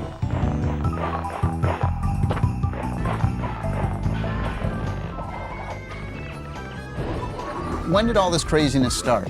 Naughty Dog's about 11 years old. My partner Andy Gavin and I formed a company to make Apple II games. And our first game was called Ski Crazed. Ski Crazed? And it absolutely didn't simulate skiing. Okay. And it sold okay. It Yeah. did all right. It gave us enough money to buy some more video games and gave us the sort of the taste of blood. The 3DO at that point, the next generation system was big. Right. So we decided at that point we wanted to fund ourselves. And in a year put out Way of the Warrior on an $80,000 budget. It was sort of the El Mariachi of video games. Well, well, well. If it isn't Crash Bandicoot. What do you do, Eric? I'm a modeler for Crash. A modeler? Yeah. Like, do you have like bathing suit modeler or what? We do 3D models for the game. 3D models. Yeah. Okay, cool. And you got some kind of like snow cone thing happening here. Yeah, What's- this is one of our tools. We do coloring and texturing with this tool. Of course. Did you find that like the only negative thing that was said about Crash was the fact that it was on a track? Yeah, we took quite a bit of flack in the press on that, but not, it seems, on the part of the consumer. We did that deliberately in order to create a really approachable, no-brainer experience. I see up on screen here you got, what is that, the Electric Playground there? Yeah, with a 8 out of 10 review from Victor. The thing is, when you have all these choices and stuff, you have to think about them, and it's not always clear. It's often more fun just to go for it. What happened with this guy? Well, when we came to Universal, we wanted to create a character as opposed to creating a pantheon of characters as you would do for a fighting game. We wanted somebody to focus on. And we also wanted a cartoon-style character. So we went out and we hired 2 cartoon animators from Hollywood. This was our big move from Boston, where we did Way of the Warrior, to Hollywood. We decided to get cartoon talent. It paid off in spades because we had people that could tell us right off the bat, this kind of thing works, this kind of thing doesn't work. And working with them, the original 8 members of Naughty Dog created, slowly but surely, Crash. Where did you guys come up with the name Naughty Dog? Began probably with a cartoon character that Jason had sketched a dog-like character with sunglasses and stuff who was kind of surfing a disc. So it has nothing to do with like the state of the floor here. There's a bit of a naughty dog in your establishment. What would you say your favorite game is currently? Crash Bandicoot. What do you think about that? And that has got to be the weirdest keyboard. That's my Vulkan interface here in NORAD. As you see, this is kind of a closed-in office. This is central programming area here. We make things work, make the creatures move around, and we program how they behave. And what I do a lot of is I work on tools. For example, a tool that might take animation and put it in the game, convert it from a modeling package representation that they do in Alias, and compress that down into a small amount of data for the game. Look, this is wrong right there. Oh, man, you're right. Let me fix that. Can you fix that, please? Right, God, I just fixed an A bug back here. That was Thank you. supposed to be a 5 and it was actually an 18. So. See that? Huh? Well done. Knew I could rely on you. RJ Michael asked me to come work on this new secret project that turned out to be the 3DO. Then I worked on M2 on the graphics pipeline for M2. Is there technology from M2 that can cross over into the place? Oh yes, definitely. We do mip mapping. We do subdivision, things like that we also apply to M2. So PlayStation's a very well balanced machine, and I like working on it. It's a tremendous game with just a tremendous number of polygons and textures and animations and everything, and just squeezing it all down into the game machine. It was a real challenge. I'm going to have to ask you to leave. You're hurting my elbow.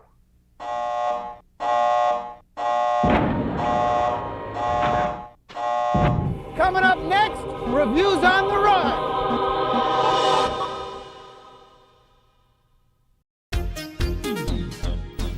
Hey, I'm Lee from PNP Games, and we're honored to bring you classic episodes of the Electric Playground every Saturday morning.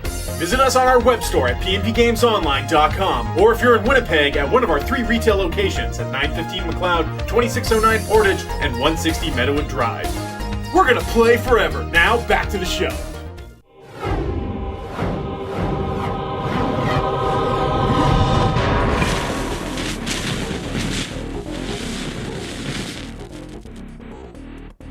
Well, on Heat.net, you're going to get all the different levels. You're going to have fast, reliable gameplay. And very soon, you're going to have a Heat-exclusive Quake mod, which has up to 13 different levels with all the original artwork. It's more than a mod, really. It's a total redo. I mean, it's using the Quake engine, but we've got all our own art and everything. Today on the Simpatico Question of the Week, Jerry Dubois of Hamilton, Ontario asks, where did the term bug come from? In 1948, the first big computers were made out of vacuum tubes, and no one really believed this, but the thing was as big as this room, and it had literally 1,000 bits of memory. That was it, all vacuum tubes. And literally there was a moth inside the machine that shorted out one of the vacuum tubes. And Grace Hopper, who at that time was in charge of the project for the Navy, she was eventually became an admiral, I think the only female admiral. She found this bug, literally a moth, and put it in the notebook, smashed it, and that was the first bug. And ever since then, we've called anything wrong with a computer a bug. EP wants your questions. You'll find us on the web at ep.simpatico.ca. Look for that Simpatico Question of the Week thingamajiggy in the corner there. Click on that and send us something.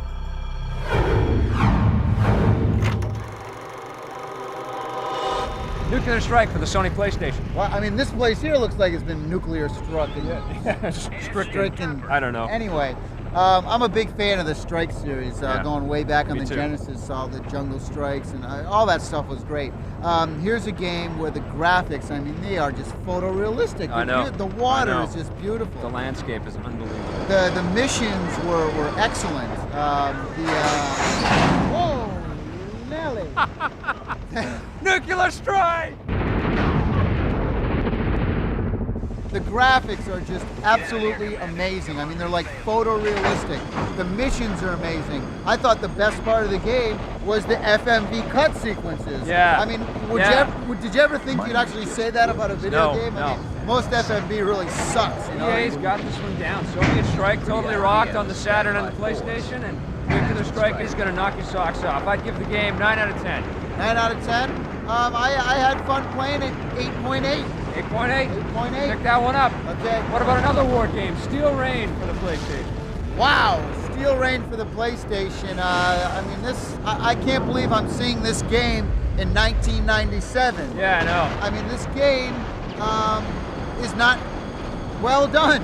I mean, it's choppy. It's very choppy. Next review. It is. It doesn't compare to Warhawk or Twisted Metal that appeared in 1995. Yeah. The missions are cool. The tanks are cool. The graphics could have been way better. Way better.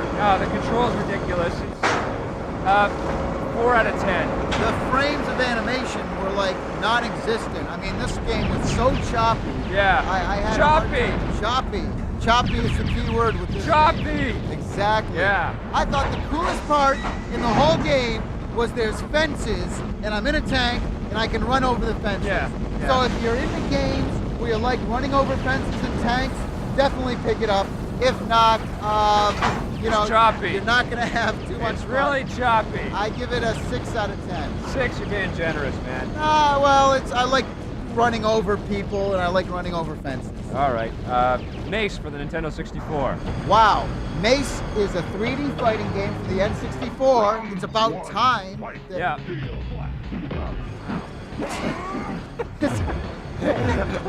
It's about time there's a 3D fighting game for the Nintendo 64. And let me tell you something about this. It has, and I'm a big Tekken fan. Yeah. I'm a big Virtual Fighter fan. Yeah, me but too. This game has the best 3D backgrounds I've ever seen. Yep. And they're interactive, you know? And the lighting effects and the fire effects, this thing is unbelievable. It looks like Killer Instinct merged with Soul Blade. But yeah. choppy. There's not a lot of frames of animation. Yeah. I mean, it was like, some of the earlier Toshinden Yeah. type stuff where it's very, very choppy. Now, You're absolutely correct. One thing, what do you think about fighting games with an analog stick? I don't like it. Doesn't work yet. I You don't know like why? it. They're not really 3D yet. They're just 2D fighting games with 3D backgrounds and 3D wrappings, you know? When is somebody going to make a fighting game where I actually push the joypad or I push back the stick and it just goes back really quick? Yeah. I'm sick of That's going the like other thing in this game. You don't move away fast enough. You don't have enough run moves and you don't have enough pull away moves fast enough. It's hard to move. Okay, what do you give Mace? Mace for the Nintendo 64 is a 7.8. Yeah. A great looking game, but it falls short on gameplay. I'm real close to yours. I give it about an 8 out of 10. It's the best Nintendo 64 fighter. It's got beautiful graphics. You're gonna like the game just for that. It's fun to play with people. You're gonna get those combo moves going, but it's certainly no Soul Blade. It could have been a lot smoother. 8 out of 10. Okay. Well, that about does it. Hey, I got a train to catch. You're gonna catch this guy? Yeah, I'll see All you right. later. See you later. I don't know where it's going.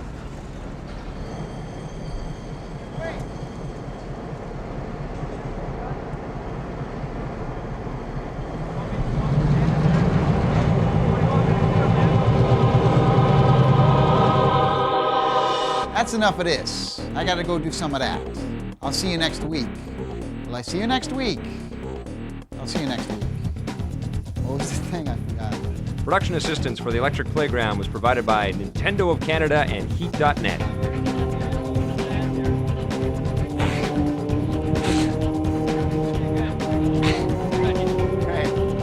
Loving it.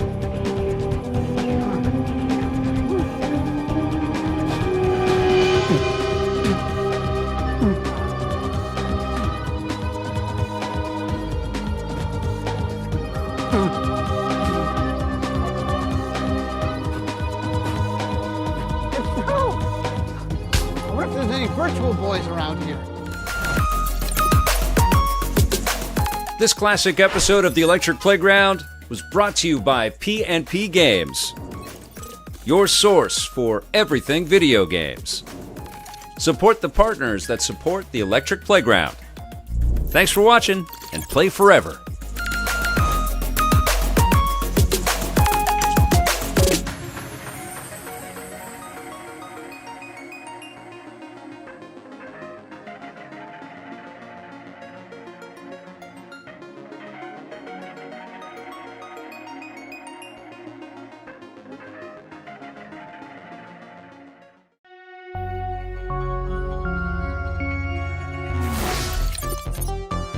This classic episode of The Electric Playground is brought to you by P&P Games, your source for everything video games.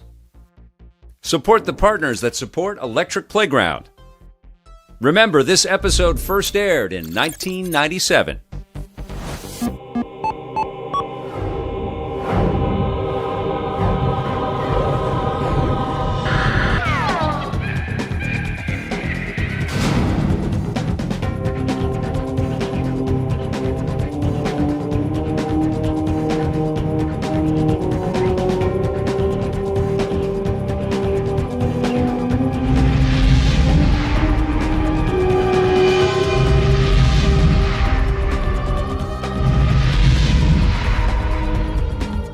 Lord British? Lord British? I do not know. Who is it? Huh? Lord British? I have no idea. Who's Lord British? I don't know. Do you know? King Arthur? Something like that? Something over in the UK with Origin, I think. I'm not sure. Who is Lord British? Huh?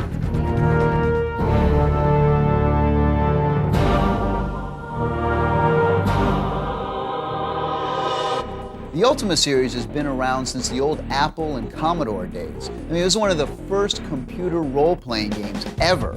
It was really cool. It pitted you against like hundreds of computer-controlled characters. Well, Ultima Online substitutes those computer-controlled characters with like thousands of real people. Now, we had a chance to talk to Richard Garriott, also known as Lord British. Now, he's the guy not only created the game, but he also founded Origin. Let's see what he has to say. Hey, Victor Lucas for the Electric Playground. I'm at Origin in Austin, Texas with Richard Garriott, also known as Lord British. Yeah, nice to have you here. You've been through 8 iterations of the Ultima series? Exactly. Well, 8 of what we call the Cardinal series, so 1, 2, 3, 4, 5, 6, 7, 8.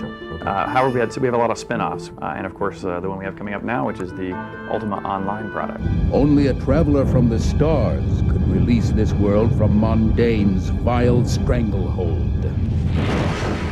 One of our biggest goals in creating this game was to give a truly diverse experience, almost to the level of whatever you can think of doing in the real world, you can do in our game. The majority of people play games play for the adventure, right? You know, to go out and get equipment and go fight monsters, collect treasure, become rich and powerful. However, everybody doesn't play for that reason. We have a guy in the game right now in the beta test who just sells fish steaks. You can go around and kill monsters if you like, if that's your thing. They've all been one-player games or solo-player games along the way. Up till now. Ultima Online is taking that and turning it on its ear and allowing... We should be able to allow 2,000 or 3,000 people to play simultaneously. What we decided upon was to locate our game servers at strategic locations across the internet to provide close access to people on a geographic level. Ultima 5 was the first time I believe I crafted a good story. 4 was very black and white. There were good guys and there were bad guys. And as long as you really were the good guy, you could win the game pretty easily. In Ultima 5, you had to pay close attention. There were not only good guys and bad guys, but there was a big gray area in between. Mm-hmm. And there were some times where you needed some of the bad guys to help you, and sometimes the people you thought would be good would turn against you. So a much more subtly told story. Sitting next to Rick and I is my pet Poochie. I can make Poochie attack.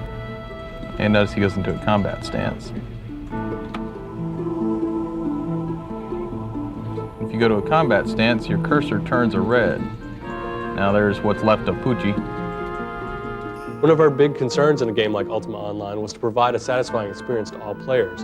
And one of the things that might not be satisfying is, say, being pursued by people who are killing you over and over. So what we've done is we've made the towns safe places where criminals are frowned upon in the form of guards on every corner who will basically fine you or attack you depending on the severity of the crime if you do something illegal. Ultima 4 was, I think, clearly the kind of the watershed of kind of getting it, kind of understanding what I really needed to do here as a craft. The game was for you to prove yourself to be a person of good virtue. Whereas in most role-playing games and most of my competitors, the ethics of the player are usually ignored. Twisting the awesome power of the gem of immortality to his will and so even though you're supposed to be the big hero, what you do in most games is you go pillage and plunder to become powerful enough to take on the evil guy He doesn't actually do anything evil in the game. He just sits there waiting for you to come kill him. Right. You just bust into people's homes and take stuff that you need and move on. Exactly. So Ultima 4 was the first time I said, wait a minute, this doesn't make any sense, you know. As you'll notice, I was attacked by a Mongbat here. Now, one of the things you can do is open his corpse gump. Click on my sword here, and then click on him. I basically carved away some meat. Now you'll notice that the meat appeared in my backpack. I was able to actually use what I got from that corpse.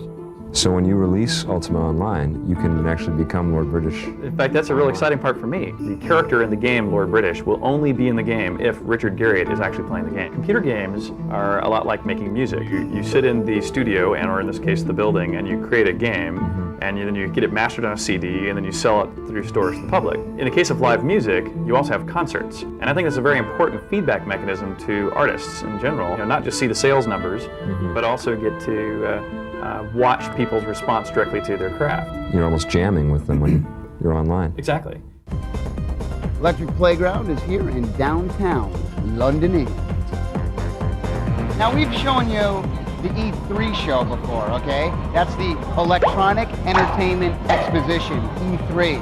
It's where all the publishers get together and show off all the new games that are coming out in North America. Well, this is the European version. It's called the ECTS. That stands for European Computer Trade Show. Now, it's not as big as the US version, but there's still some very, very interesting things to show you. And let's take a look at some of them right now.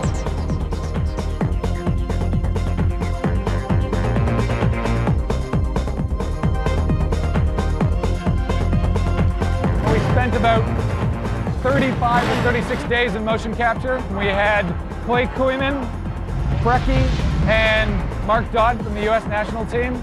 And we also used David Ginola from France. I've seen shots of you in the studios, and you had the motion detection on you. Did you ever, and I saw some of those moves you were doing, were amazing. Did you ever fall on your balls?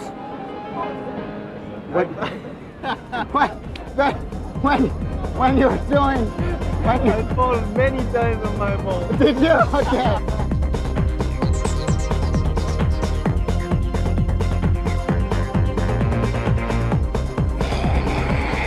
Brian is known in the industry as being one of the only guys in charge who actually plays games. It's quite a concept, isn't it? To actually play the games when you make the game. It'd be like trying to write an opera having never seen one before. Exactly. You know, I don't know how you do it. So I'm here with Mr. Worm. All right, cool. What exactly you got here? Yeah? Does it work? What game are you from here? Worm. Oh, hey. I want to kick your... Oh, hey. Where exactly am I? I gotta go. This place is scaring me. Hey, if you're gonna play Wipeout XL, this is the way to do it. 5000 featuring Wipeout XL. Everybody's got to get one of these in their house. Here we go.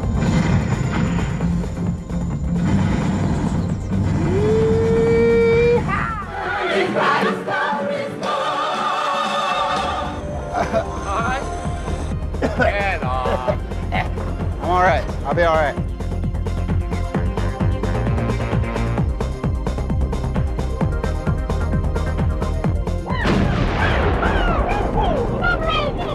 Hey babies, you're listening to Rock EP. All games, all the time.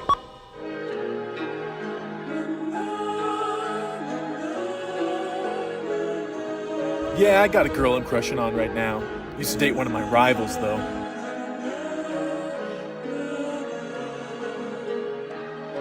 We just junction so well together, you know?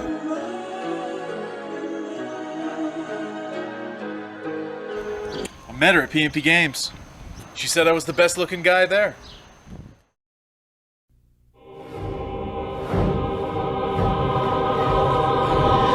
Finally, there's a football game for the Nintendo 64. It's called Quarterback Club, and it's being published by Acclaim. Vic 20, 2600, N64, hike! Now we're going deep into Texas to talk to Iguana, the developer of the game. Hi,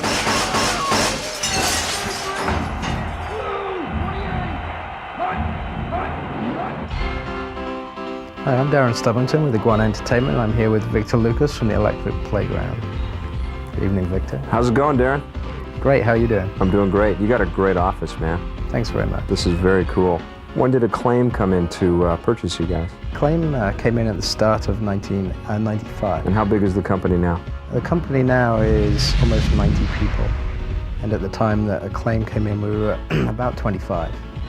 So we've had a fairly exponential growth, but at the same time, a very careful, measured growth. What are some of the big titles that you guys have put together over the last few years? Well, obviously, our #1 most popular game historically has been the NBA Jam series, NBA Jam, the Tournament Edition, and the College Slam, which were developed 16-bit titles originally, and then they became 32-bit titles. More recently, we've had great success with Turok, Dinosaur Hunter on the Nintendo 64. I am Turok. Because the processor is so powerful in the Nintendo 64, we're able to create these complex 3D environments that are very, very realistic and far more detailed than any game like this has ever been in the past. And we also, in the sports line, we have our NFL Quarterback Club series. Obviously this year we're releasing a Nintendo 64 version of that. The first versions that we did Sega Genesis, Super Nintendo. But obviously it progressed through PlayStation, Saturn, PC. And this year we're releasing PC and a Nintendo 64, which obviously is a 64-bit title this year around. First and 10. We're having a field day with it this year.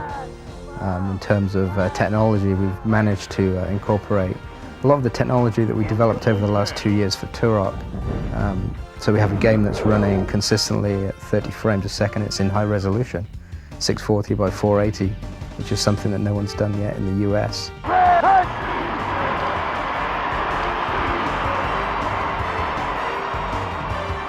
The NFL roster gives us access to player photos. So in the cartridge version of the game, we have hundreds and hundreds of player photos. In addition to that, we have Marv Albert commentary. He fumbles the ball. 89 scoops up the loose ball. Which on a cartridge again is something that's a little bit unique. The overall final effect is to give you something that looks like you're watching TV. If you see it out of the corner of your eye. Everything's motion captured using Acclaim's motion capture studios in New York. And that combined with the high detail polygonal players, it's really quite special to look at.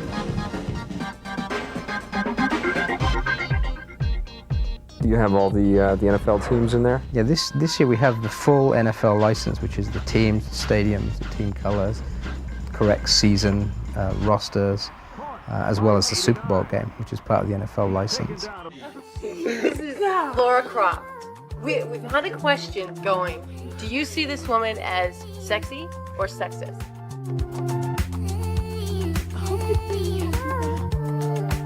Just based on her image. Have a look. I think she's a babe. He would. Well, I mean, but it's a computer animated character, so I don't really try to get it. Who looks like that, really? You know what I mean? She In Japan, they are actually creating artists that are signed to record companies on computer that actually don't actually exist. They have records out and do TV shows and everything like that. And they're like a computer animated characters. Virtual pop star.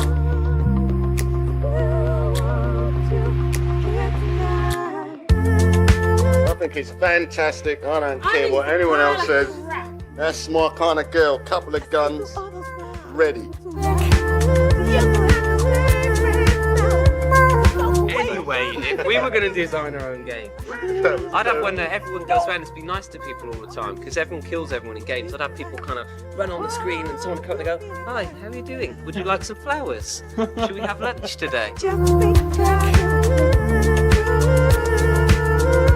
Changing language in England anyway, and not in Canada but in England, and that's one of our complaints, you know, the fact that they don't come to modern technology. Our record company in England actually has not updated our web thing or done anything to it in such a long time. It's absolute crap. Are you working on your next album? We're actually going to take a break. We've been on tour non-stop for 3.5 years. and we're going to go on holiday and chill the out for a while and just... Are you allowed to swear on this television show?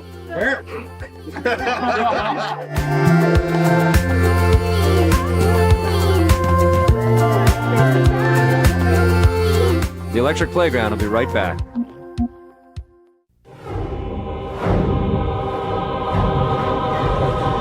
Recently, I hopped into the Tommy Tallarico studio speedboat and followed this map that I found on the internet.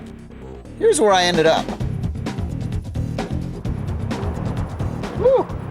We are here in Sausalito, California to visit the Illusions Gaming Company. Oh my God, Tommy! Hey, what's going on, man? How you doing? Pretty good. Nice to see you. Speedboat, by the way, is a nice touch. Good, hop in.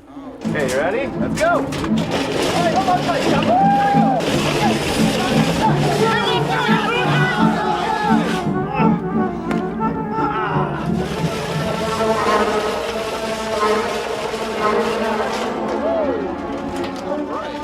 Darren, where'd you go? Hey, Tommy! What? Get out of the car! Welcome to Illusion!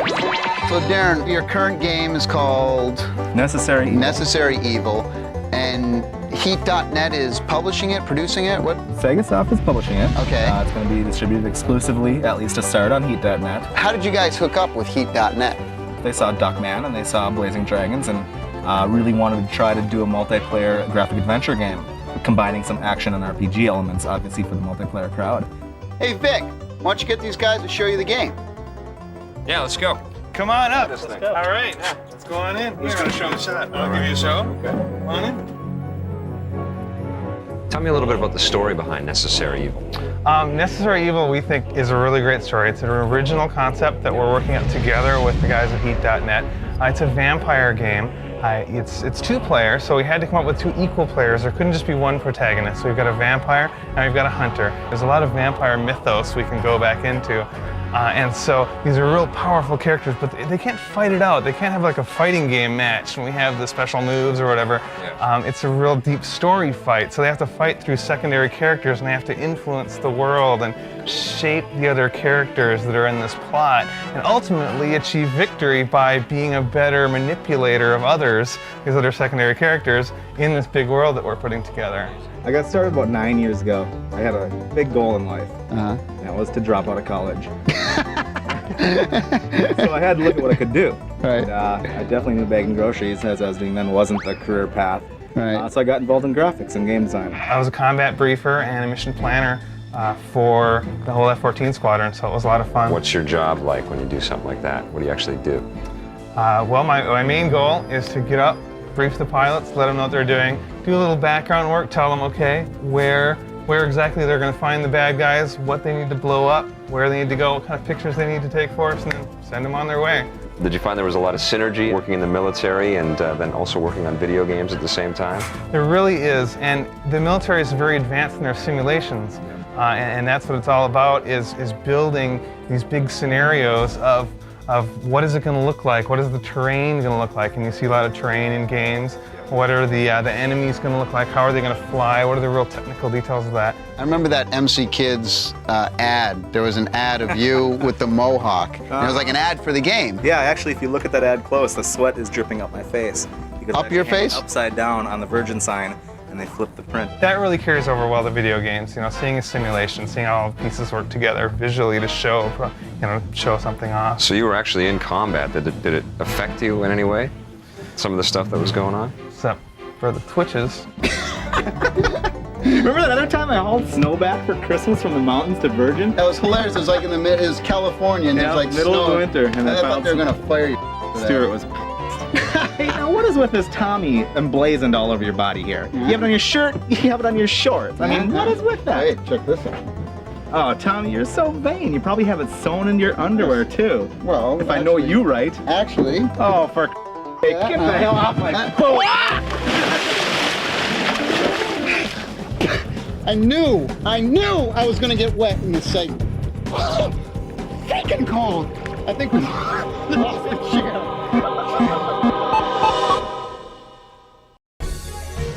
Lee from PNP Games here. What do you think buying video games is going to be like in the year 2020? Someday, you might not even have to leave your home to purchase video games. Someday, you might not be able to hold the games you purchase in your hands either. Hey! Whether you can visit us at one of our retail locations in Winnipeg or online at pnpgamesonline.com, we appreciate your support as we support Victor and the Electric Playground Classic. Another classic episode of EP is coming up next week, so play it loud and play forever.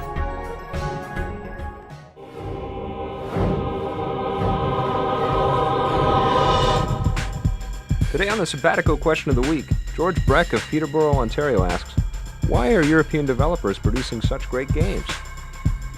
Europe, everybody wanted a keyboard. You had to have a keyboard.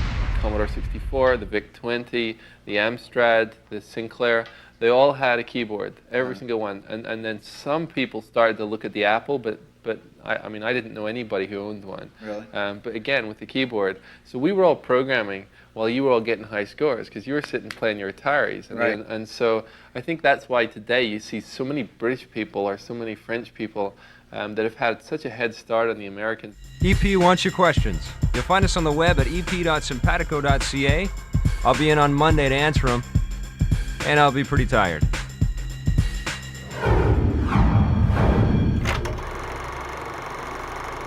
Crash Bandicoot 2 for the PlayStation. Crash 2, this game you gotta get. The effects and the graphics in this game are amazing. Yeah, I mean, it's beautiful. Absolutely beautiful game. I like when you're spinning around on the ice and you can see the reflection in the ice. Yeah. You get on a boat in the water and you're tooling around in this boat. You have a jetpack. I mean, the first Crash is one of the best looking games that's been produced. It still stands up. The graphics are great. And then what they've done is they've gone back, tweaked the graphics engine. The pipeline for the graphics is a lot faster. You can get more information in there. The textures are incredible. And the levels split off a little bit more than they did in the first game. It's not as linear as it was, which was my only beef with the first game. You can... What about the analog controller, though? Oh yeah, the analog controller kills, man. You got to get one of those things. It's amazing. Yeah. Naughty Dog has totally gone up in my estimation. After seeing this game, they're definitely one of the best developers out there, man. They are really, really hot. Well done, Crash. I give Crash 2 a 9.8. Crash 2, I give a 9.5 out of 10. Cool. Croc.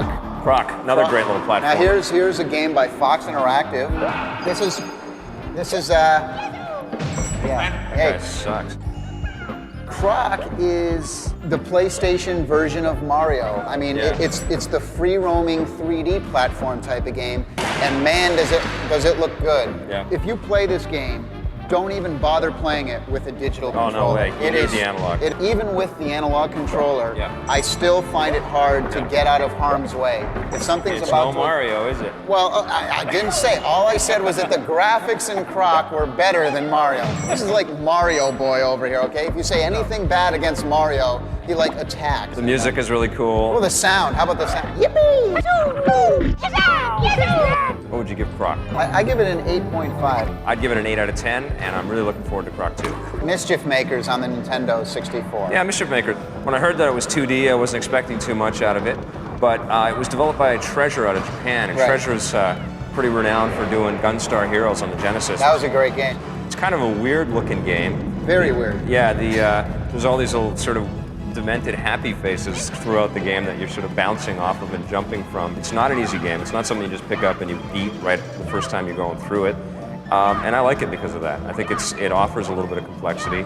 And on the Nintendo 64, it's something new. Would you call a 2D platform game something new? Well, not for everybody, but for people that are just buying their first system and it happens to be the N64, then this is something new for them. Maybe I'm spoiled now. I didn't spend my money on an N64 to play a game that looks like this. I'd give Mischief Makers about a 7.5 out of 10. What would you give it? I give it a 6.7.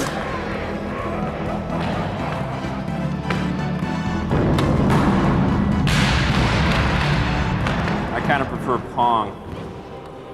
Thanks for watching The Electric Playground, and make sure you tune in next week to the #1 video game TV show ever, of all time, in the entire planet, in the entire galaxy. Production assistance for The Electric Playground was provided by Nintendo of Canada and Heat.net. Damn! Oh, the chair's gone. Wait, no, the chair's crazy, man. I hope you guys got that, because I'm not doing that again. Take two? Is it? Do I take two? Look, the hair. Notice how the hair is still intact.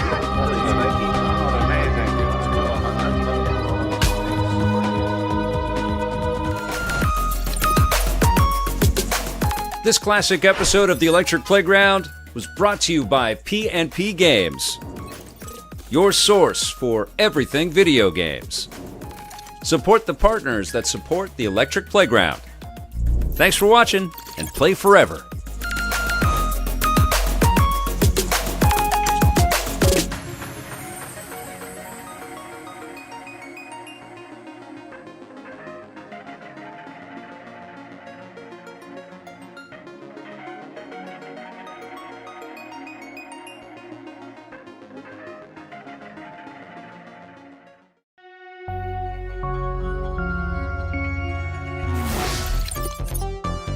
This classic episode of The Electric Playground is brought to you by P&P Games, your source for everything video games. Support the partners that support Electric Playground. Remember, this episode first aired in 1997. This week on The Electric Playground. VR61661, report to Precinct Headquarters, Code 3. One of the most influential people in the U.S. gaming market, Mr. Bernie Stolar. Bomberman 64 is the next evolutionary step in the Bomberman series.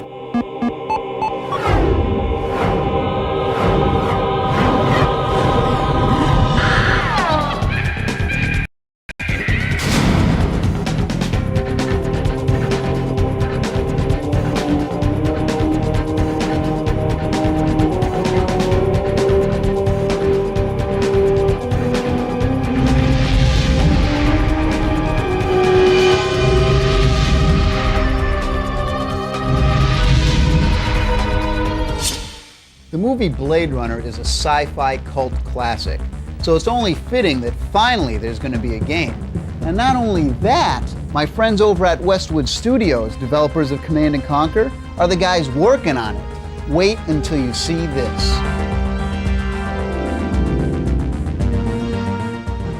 VR61661, report to Division Headquarters, Code 3. Repeat, Code 3. Where's Captain Brian? Took a sick day. This is Victor Lucas for the Electric Playground. I'm here with Donnie Blank from Westwood, who's the producer behind Blade Runner.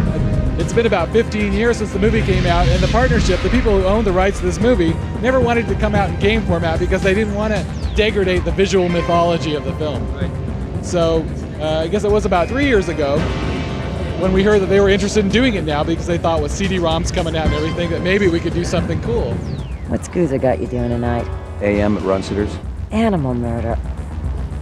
Oh, those skin jobs got no respect for anything that truly lives and breathes. Any of the original actors or anything to do anything for the game? Dr. Tyrell is in the film, Leon. We have about 6 or 7 characters. Our biggest success was with Sean Young. She looked just as beautiful now as she ever looked, 15 years ago. You were 12 years old when I first met. No. So what is the actual gameplay of Blade Runner? What do you do as you work your way through the story? Well, it's a third-person game. You're controlling your Blade Runners. You're moving through the sets. But these sets are not like any other sets you've seen in an adventure game before. They're fully animated, 15 frames a second, high-resolution color and graphics, 640 by 480, and these sets are moving, they're alive. You couldn't really have Blade Runner unless you had atmosphere, you had light affecting the character, you had all that stuff that gives you the mood, the look, taste, and feel of Blade Runner. Haven't you forgotten something, little one? Just one little thing. Mr. Runser, please. Does he have time to sign some things? Yeah, we have a couple minutes. 700-page interactive screenplay that we use to design the gameplay. All of the characters that you're involved with in the game are their own artificial intelligence. If I'm relating to you as a character in the game, you're a shopkeeper or something, and I'm too heavy-handed, I'm too aggressive with you, I'm stupid, I'm sloppy, he's going to go off on his world, start talking to all his replicant friends, and walk into a new scene, and these guys are jumping out of the walls, blowing you away because you were sloppy a few minutes earlier. I told you, we're closed. We're not here to buy, little man. We've come to sell. You can't possibly have anything to interest me. These are extremely rare animals of the highest quality. What a coincidence. so am I. If you want the director's cut option, you select the switch and it turns off the narration. So you kept the controversy of Blade Runner intact in there as well, right? Not only with the voiceover, but also with this whole question of whether or not you're a human. You can decide at any time whether or not you are human or you're a replicant. So you got to find out who are the replicants and save the little people from this problem, or I'm going to sympathize with the replicants and play a whole different type of game and actually try to help them expand their 4-year lifespan and get off the planet. But what of honor, little man? At what price? Honor. 6 months to shoot it, took them about 10 months to do the post. But it's amazing. A few years ago, there was a lot of talk about the divergence between Silicon Valley and Hollywood. I'm kind of a product, a marriage of the two. My earlier background was in film, but my real passion was with games. I took that to Westwood, tried to combine the two together. They were looking for somebody with a cinematic background. It was really a match made in heaven. I too was a replicant. Really? Did you not know this? No. And that was a shock. And Ridley didn't know whether to do it this way or that way. Tyrell ought to be zipped into a body bag and flushed into deep space. Get rid of him, we'd be out of a job. I think we're all overdue for a little off-road paid vacation. You can stop staring at my ass now. You got eyes in the back of your head? All you gotta do is ask, Slim. Now that's a nice looking automobile. Or can you get it with wood paneling? Tim! Yo, what's up, man? Oh, man, so glad you can make it. Hey, have you met my brother-in-law, Troy? No. He's a Power Glove guy. Yo, what's up? I'm Tim. I'm Troy.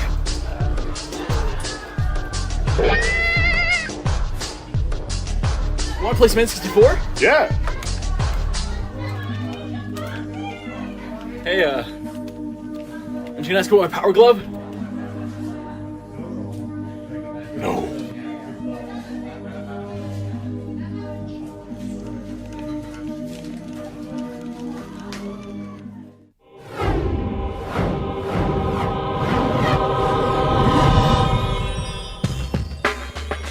One of the most addicting multiplayer games of all time was Bomberman. So let's take a look at the next installment for the Nintendo, Bomberman 64.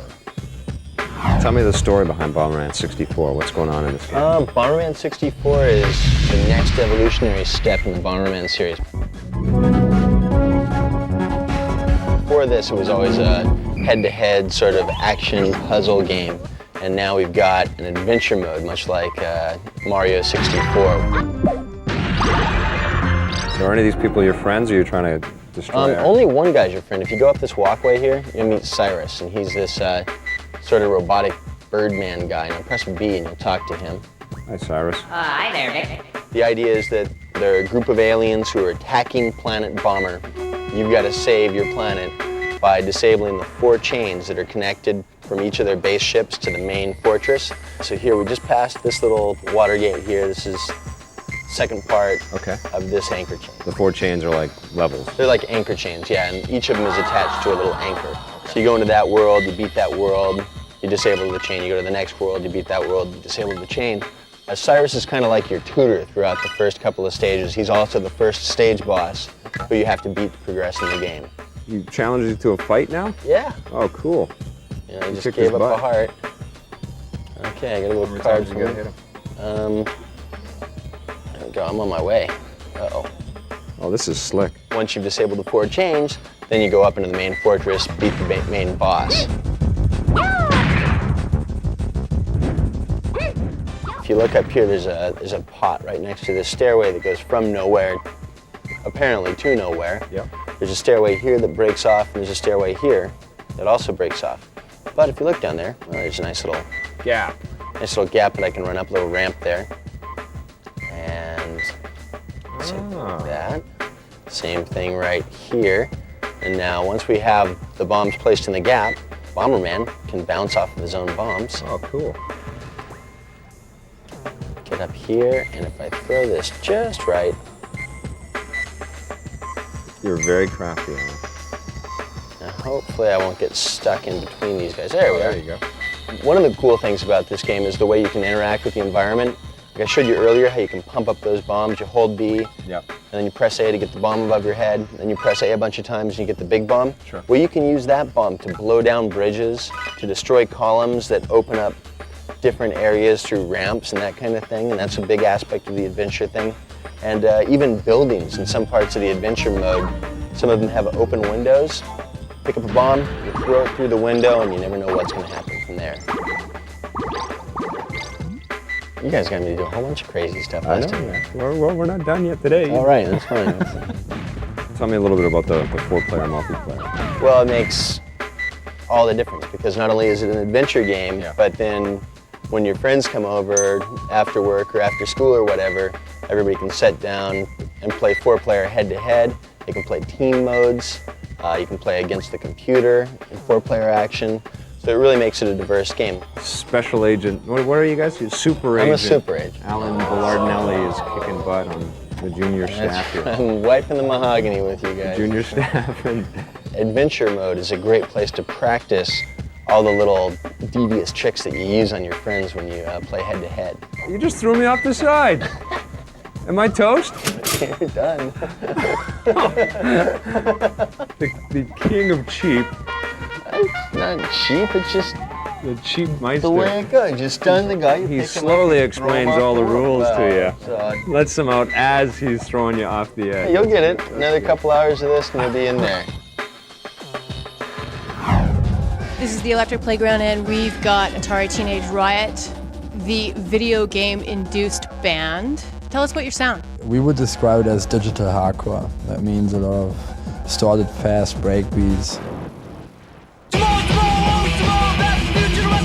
Do you feel that video games are creative? When I play video games, I fall into this sort of trance where I can think about stuff. So by playing hours and hours, I can really, it's like, what do you call it in English, like meditation or something?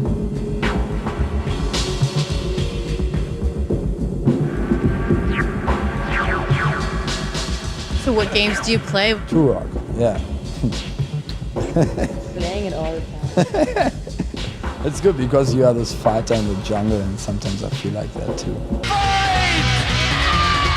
You've done some soundtracks for video games. It's a thing that went never really commercial. It was a very violent game, something like Doom, but it's a more underground version. So. How do you feel about really violent video games? I like Street Fighter and stuff like this, but I think it's not really violent. I don't really see that. The kids are not that stupid, like, to take that so serious.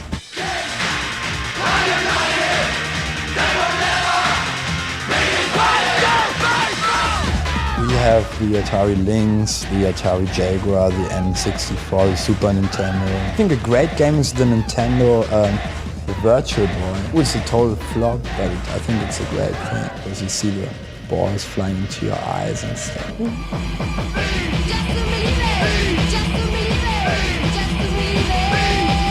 So what games have you taken samples from? Japanese game record. Yeah, we have stuff on records. Video games on record. Yeah. Just we music. have like Galaga, like stuff like that. We use more old school games because of they have this really like very strange sound.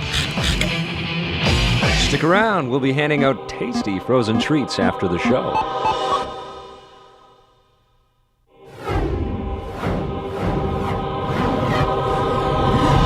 One of my very good friends is a guy by the name of Bernie Stolar. Now, Bernie helped launch the Sony PlayStation and turn it into the huge powerhouse that it is today. Then Sega paid him tons of cash, and now he's the president of Sega. So we had a little talk with him, well, in front of the camera, for you guys. I'm sitting here with probably one of the most influential people in the US gaming market, Mr. Bernie Stolar. Bernie used to be the head of third party over at Sony, and it's a very interesting story because if it wasn't for Bernie, you wouldn't see half the PlayStation games that are out there. The question about me leaving Sony to come into Sega has always been an interesting one for everybody, and my answer has always been the same. Ask Sony. Actually, Sony is right across the lake here. Is that true? Yeah, actually, for me, it's a 3-wood shot. But for a really good golfer, it's It's probably a 7-iron. Sega offered me and has offered other people from Sony as well who are now here, the culture that Sega provides. Sega, first and foremost, has always been a game company and the #1 software company in the world. From the arcade, which is its heritage, to the platform, now to the PC, and now to online. We're the only company, as a platform company, developing for each of those platforms. How did you get started in the games industry? I worked for Segasa, which was Sega of Spain, building wire harnesses for the pinball division that built the pinball games for Sega in Europe. In the late 70s, I started a company called Pacific Novelty Manufacturing that built coin-op games. And my first coin-op game was a game called Shark Attack, which was known really for being the first game to have voice to the gameplay. That game cost $25,000 to develop and take to manufacturing, where now that same game would cost $2 million. I've always been in the content business. The one thing I love about it is every time I pick up a controller, I know I'm only 17 years old. And that's the reason to be in this business. I've worked with some great individuals like the Nolan Bushnells of the world and who was a sort of, quote, founder of this, the Ken Kutaragis, and of course, Mr. Nakayama, who took Sega to the level that it is today.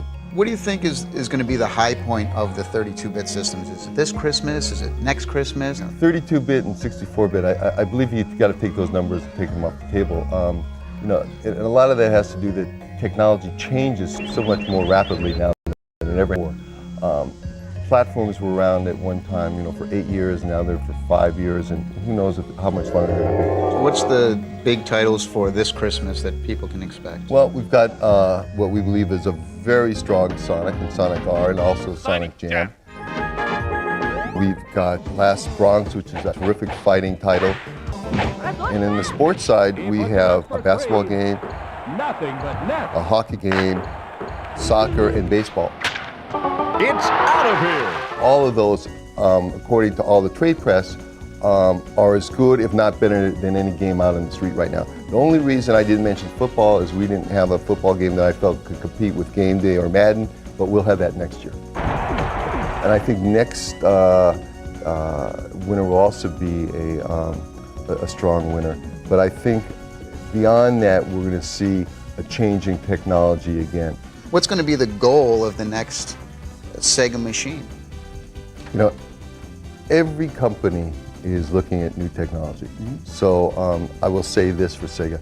We are looking at new technology. We are looking to what will differentiate us from a hardware company, from Sony and Nintendo. And we've got a lot of things in the works in that area. And when we're ready to bring what we believe is compelling software to that system, we will launch that system. Who do you dislike more, Nintendo or Sony? You know, I love competition. I love it. It's, you know, I got friends in both companies. It's like a football game. You go and you beat each other up on Sunday, and afterwards you have a few beers together. There you go. But I like the fact that they're both competitive. After this, Tommy and I try to form complete sentences in Reviews on the Run. Lee from PNP Games here. What do you think buying video games is going to be like in the year 2020? Someday, you might not even have to leave your home to purchase video games. Someday, you might not be able to hold the games you purchase in your hands either. Hey! Whether you can visit us at one of our retail locations in Winnipeg or online at pnpgamesonline.com, we appreciate your support as we support Victor and the Electric Playground Classic. Another classic episode of EP is coming up next week, so play it loud and play forever.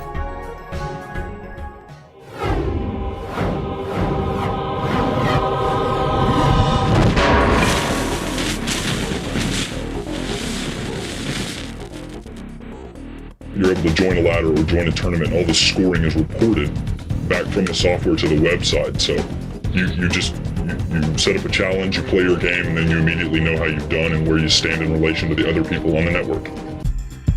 Today on the Simpatico Question of the Week, Tina Harnett from Toronto, Ontario asks, how do they prepare the artwork for adventure games? It's all hand-painted and hand-drawn. We have over 100 artists and animators working on the project. 100? And yeah, in fact, it's a group of guys in St. Petersburg, Russia. Really? Yeah. In Russia? Yeah, so it's always That's a first. Yeah, it's a lot of fun because, that means if I want to actually talk to them at, 2 in the afternoon, I have to be in the office at 4 in the morning, which I'm not very excited about. But it's a lot of fun. It's really neat. Sometimes we'll have an idea for something and, we'll write it a certain way in an email, and then it comes back being similar but really different, and their take on it is something we would never do. Because of cultural differences or how they grew up looking at something. Hey, to send us your questions, all you have to do is check out our website at ep.simpatico.ca.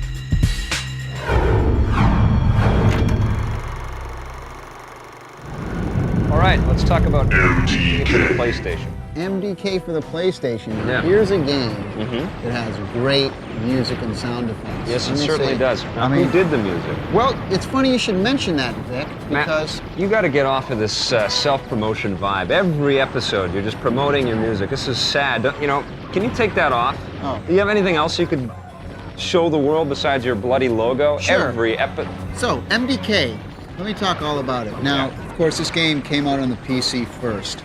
As soon as I picked up the game, it's like, man, it should have been done on the PlayStation first. The great thing about MDK is that it's not just going around shooting things. Yeah, that's in it, but you actually have to think, too. You can see that this is something that people would want to see a little bit more of, and I think Shiny just cut that deal with Mainframe Entertainment to do the television cartoon series.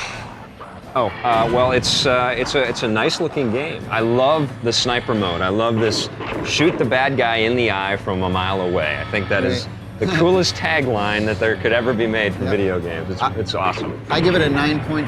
9.5? I'd go for 9 out of 10 for MDK. Cool. What about Postal for the PC?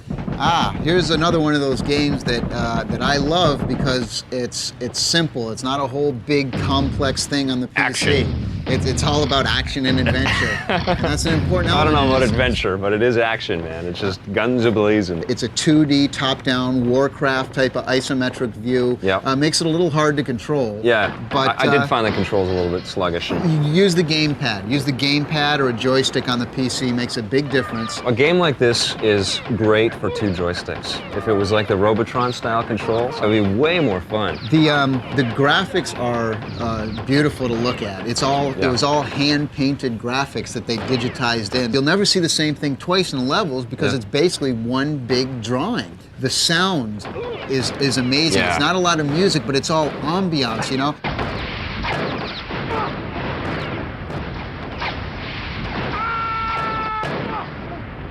The marching band scene. Yeah. There's a marching band walking down the street and they're all going da, da, na, na, na, na, na. That's fun once. That's fun once, but Once? I did it 20 times in a row. What are you talking about? Where's the depth, man? There has to be some depth. In today's games, there's got to be more of that. Multiplayer mode on this game is excellent. The weapons are amazing. My favorite one is the flamethrower. Yeah.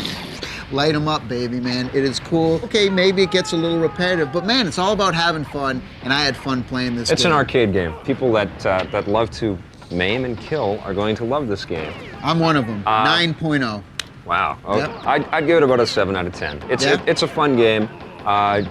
You'll smile and you'll feel guilty for smiling, but it's a fun game. How about Ding Dong Diddly Kong?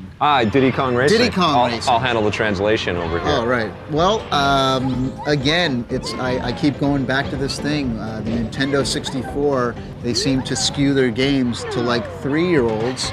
And I like the Golden Eyes. I like the Wave Race 64s, something, to my age group.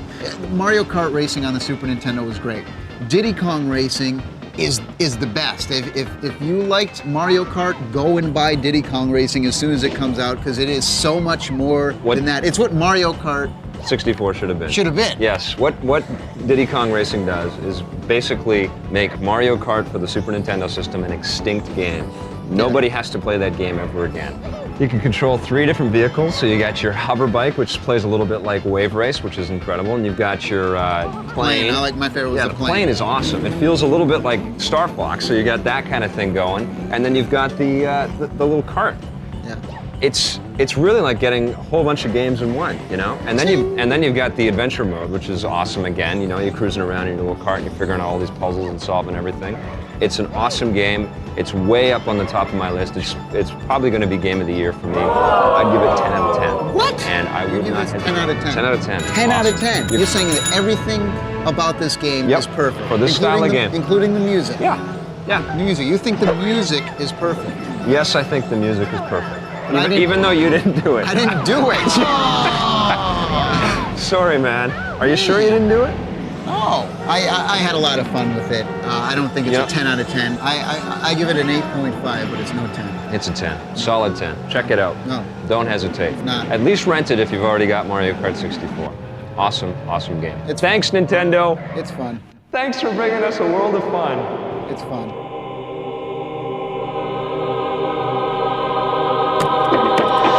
Thanks for dropping in the Electric Playground. We'll see you next week.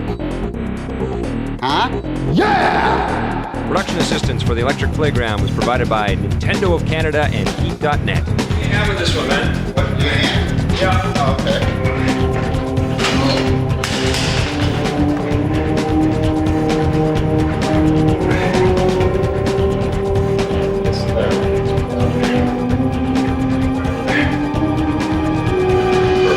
Yeah, looks good.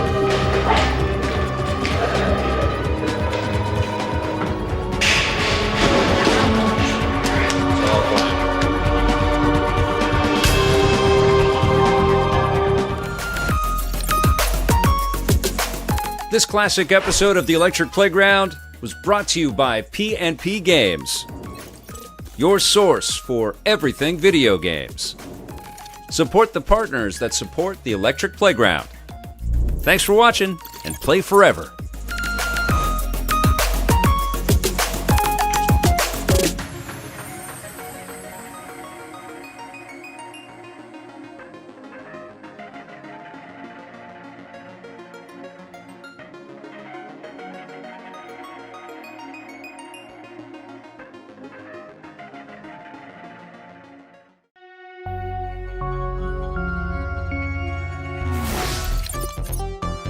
This classic episode of the Electric Playground is brought to you by P&P Games, your source for everything video games. Support the partners that support Electric Playground. Remember, this episode first aired in 1997.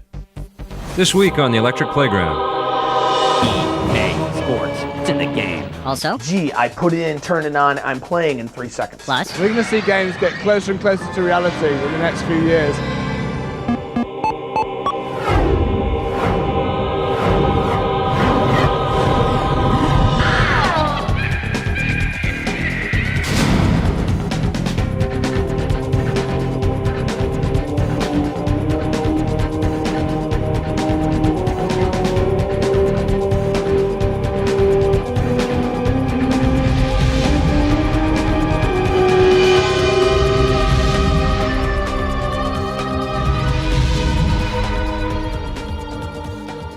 When you think of sports and video games, there's only one company that comes to mind, EA. Now, Electronic Arts is one of the most successful and popular game companies of all time. Now, to find out what they have coming up next, we chased them around the world on the EP Show. It's in the show.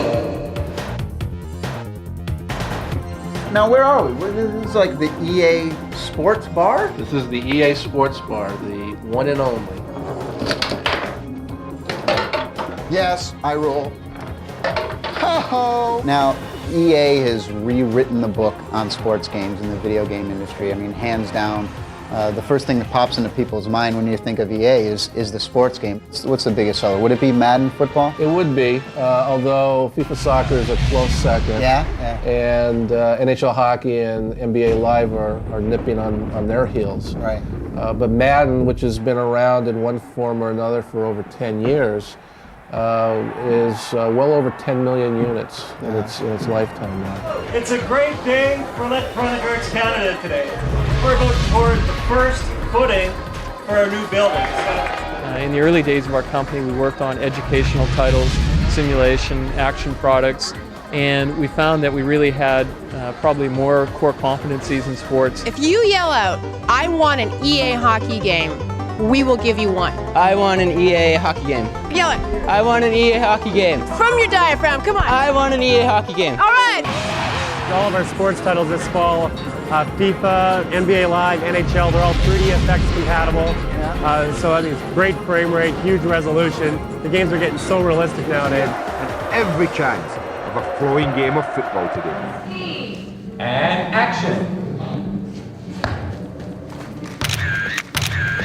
I really think that at this time in Vancouver, we did a really good job because all the countries, they put a grass like a normal pitch. When you see the results after on the computer, on the screen, it's just amazing to see. Would you trade me a donut for an EA Sports t-shirt? Yeah, for sure. How many donuts do you want? We went for a whole new view. You know, this year the product has a much lower camera angle. The players are bigger. The motion capture is all new. Tons of frames of animation. But what we really tried to shoot for was the great gameplay. You guys have been working their butts off for the last 2 weeks to get this game out. How many people have been sleeping here lately? Everybody? Everybody, yeah. How many polygons per character are you guys running? Well, there's several different sizes of characters depending on how close they are to the camera. Right. But the highest polygon count's around 300. What do you want for Christmas? An EA t-shirt. The players have got a lot of detail in their faces, and you can go in and you can edit them. Oh, wow. So we have different nationalities. So we have Eurasian, African, North American. Hey, buddy, you're going the wrong way. Jeff Gordon's in there, Terry Labonte, Bobby Labonte, Rusty Wallace, all the big drivers are there with all the big tracks, Talladega, Michigan, Atlanta. 17 tracks, you're saying? The green flag is out. And Cody, boy, are we tired. Very tired. Tired. Too tired. If you juggle for me, I will give you the FIFA 97. Uh-oh. Get it. The Ducks got it. The Duck got it. I need you to speak into the shoe here. This is Jack Shoe. Yeah. March Madness 98. March Madness 98. And it's all about college basketball. College basketball at its best. 1, 2, 3!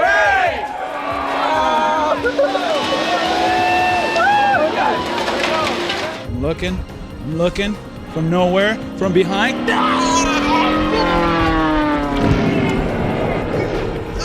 is the harshest foul. Do you play no spinnies? You can do whatever you want. Okay, cool. Is that cheating when I go like that? Is that? Just a little bit, Tom. Oh. So do you like the t-shirt? Yeah. Do you have any more video games? Yeah. All right, pick one. Cool. Do you guys want more donuts? What would you say to people out there that don't play games?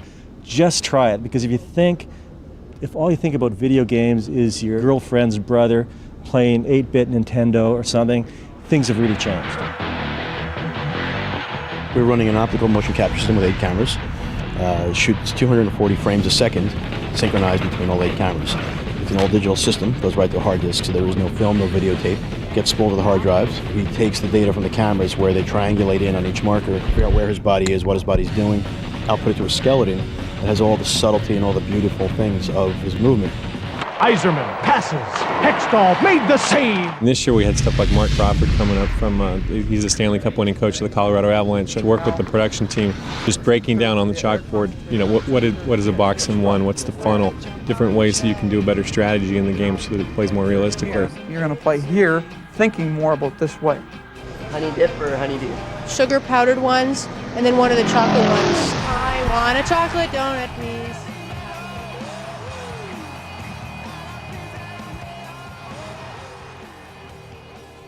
Okay, everyone, come on, let's put down those donuts. 1 and a 2 and...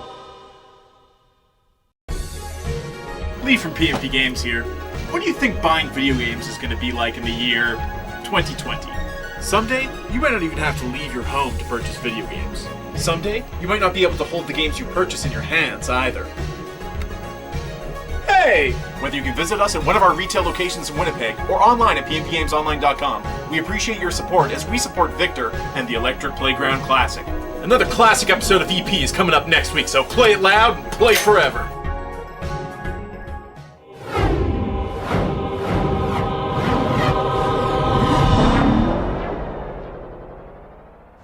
Hey, sure there's a lot of people out there that are curious as to why Nintendo has stuck with cartridges and has stayed away from the CD-ROM technology. Can somebody at Nintendo please give me the inside scoop? Why cartridges, Ken? Yeah, why cartridges, Ken? We made the right choice. That would be my conclusion. I would tell you why. I'm sure most people have read and heard these arguments before. But the reality is, with a video game, you need the data fast. With a CD-ROM, you're basically playing your game from RAM. There are some exceptions where you can spool the data off the CD-ROM into RAM and then kind of play it in a very fixed sequence, because now your data is coming off almost like off of a long, skinny piece of tape, imagine. So I can't say I'm here and no, I want to be there, no, I want to be here, no there.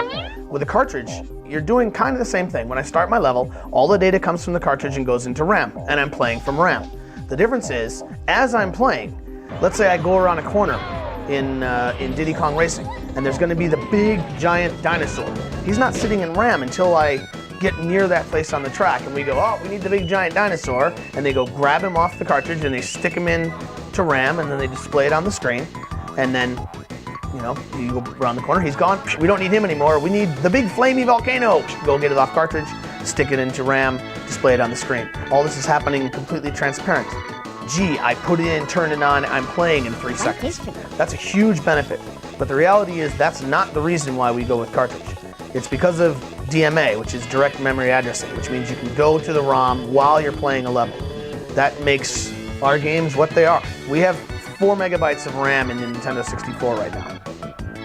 Let's just say, for example, that instead of a cartridge, we had a CD-ROM. You could not play any of the games that have been released. Cartridges are growing dramatically.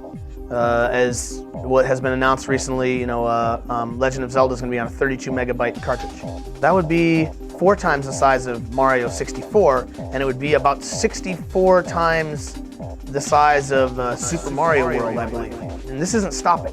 ROM is going to continue to grow and grow and grow, and there will be ROMs that are the size of CD-ROMs today within 5 years. I think if you look at what's Nintendo's philosophy, right? It's not what can we make cheaper, which is the only reason to go to CD-ROM. If you look at every argument, there's always something you can say, why would you not go with CD-ROM? It's so cheap. Yeah, all that stuff is great, but what about the 64DD?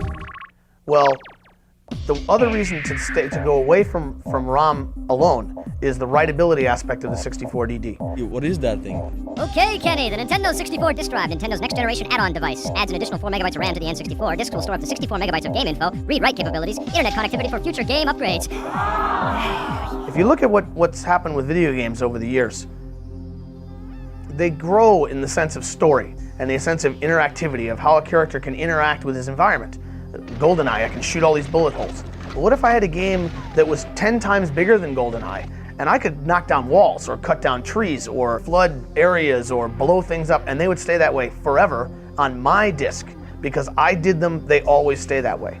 And you're never going to do that on CD-ROM or DVD, and you're not going to do it on ROM alone. It's not just I can save a really big save file, Yeah. It means I can save a lot of details about what's going on in the game. And in some games, yeah, it just might be I can save every stat that you've ever imagined in a sports game. Or something simple like in GoldenEye, I could save every bullet hole. But, you get to the point where you start realizing, I can have dramatic effect on the environment. Let's say I've had a game for a year. I'm done, and I haven't played it in a long time. And I go back, and it's like, whoa, there's trees growing where I cut down this field or something. How can that be? I haven't even turned the game on for a year. Well, they can go check the clock that's in the 64DD and say, he hasn't turned the game on for a while. We need to update what's going to happen because 10 months have passed. Wait,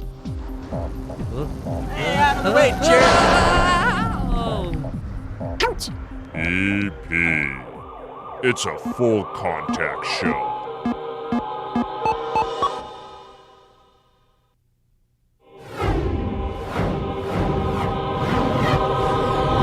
Sega Saturn's most exciting shooter is about to become the Sega Saturn's most exciting RPG. Panzer Dragoon Saga for the Sega. Saga for the Sega? That's a lot of sibilants.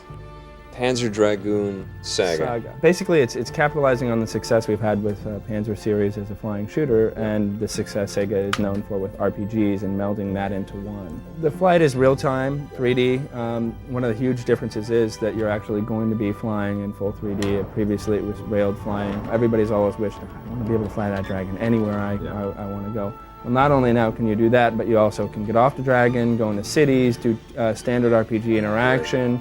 It's going to be 4 discs long, so it's huge. We're estimating at least over 100 hours of gameplay. There's 2 types of storytelling in here. We'll have the amazing, beautiful FMV stuff. We also have really beautiful stuff that was done with the engine, so it's seamless. So what we're taking a look at is the actual gameplay right now. As you can see, I can bring up a cursor, access things.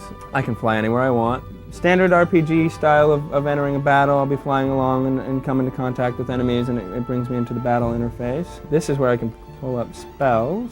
I'm going to show you a really nice flashy spell right here. What's the background with the Panzer Dragoon story? Is it something that Sega just came up with in It's Mobius did some art that some people in Japan recognized, and a team of designers and developers took a look at that and sort of got a concept of this future world after an information age. And everything's kind of primitive again, and people start discovering this old technology as well as discovering these creatures, these dragoons. We're seeing RPGs become much more successful in America. It took a while for them to catch on, but they have, and they're here to stay. If you own a Sony PlayStation, then you probably own a Psygnosis game.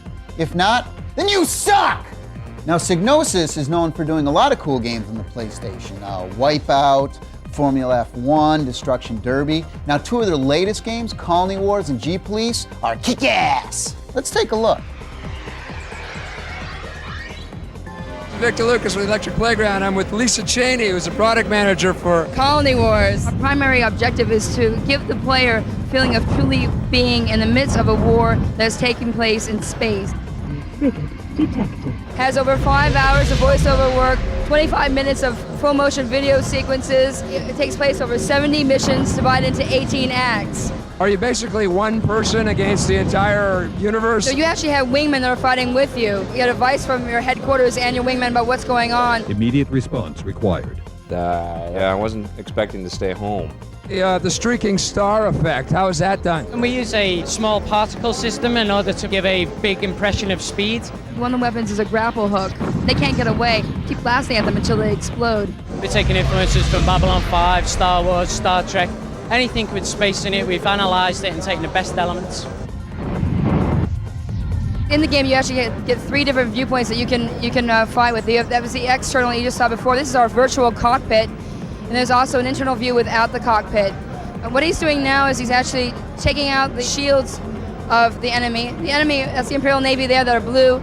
The League of Free Worlds is green. And what we've tried to do is introduce the most interesting aspects of space. Your nebulas, your planets. We have warp holes and black holes and jump gates. How long did it take you to come up with the idea and get it all down there? We began Colony Wars about 16 months ago. We went through about a 3-month design phase, and then it's been a rolling design which has evolved as the game has been produced. I'd flown these babies on Mars during the war, and they were past their prime even then. We're going to see games get closer and closer to reality in the next few years, and I consider that GP spearheads the way in that. Good work. Let me just change to £1,000 bomb. This is, occasionally you've got to level buildings. There you go. This is what I mean by the game being realistic and filmic. As you're probably aware, Internal Affairs are now investigating us, so no foul-ups, no heroics, and definitely no friendly fire incidents. I mean, Blade Runner's sort of vision of the future is the perfect one, as far as I'm concerned. It really is the benchmark for a good-looking game. So we thought, right, we'll go for that. We'll make sure the city's quite dense. There's a lot of stuff going around. Blade Runner was a good influence as well. What do you think the secret is to getting more people to play games? Do a good game. I mean, a lot of games before was aimed at a low age group, but Sony have pushed the age range up a bit to sort of mid-20s and upwards. So, it's getting a lot more popular with a lot more people. He's owned by the corporation Krakow, and There's a virus in his control systems that's making him shoot the bystanders. I've actually started shooting him, so he's having a go at me now. What I can do, I'll use the electronic pulse paralyzer. So let's fire a few infrared missiles. Let's fire a few hypervelocity missiles. And bang, he's gone. G-Police is so filmic and so realistic. For the first time, we're able to play the hero in your very own action film. You have your ideal, then you try and turn that ideal into a game. And all the while, you're having to pull things back, you're having to take things out. The computers are getting so very powerful now, with the accelerator cards, the power is immense, that we can actually start delivering the games as we intended them. What you've just witnessed is a taste of what we call the EP zone. So did you get a chance to meet Troy, Power Glove guy?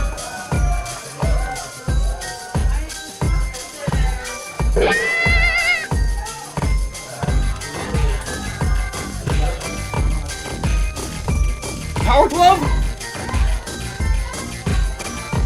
Man, that thing is so bad. You wanna try it out? You can't, it's mine.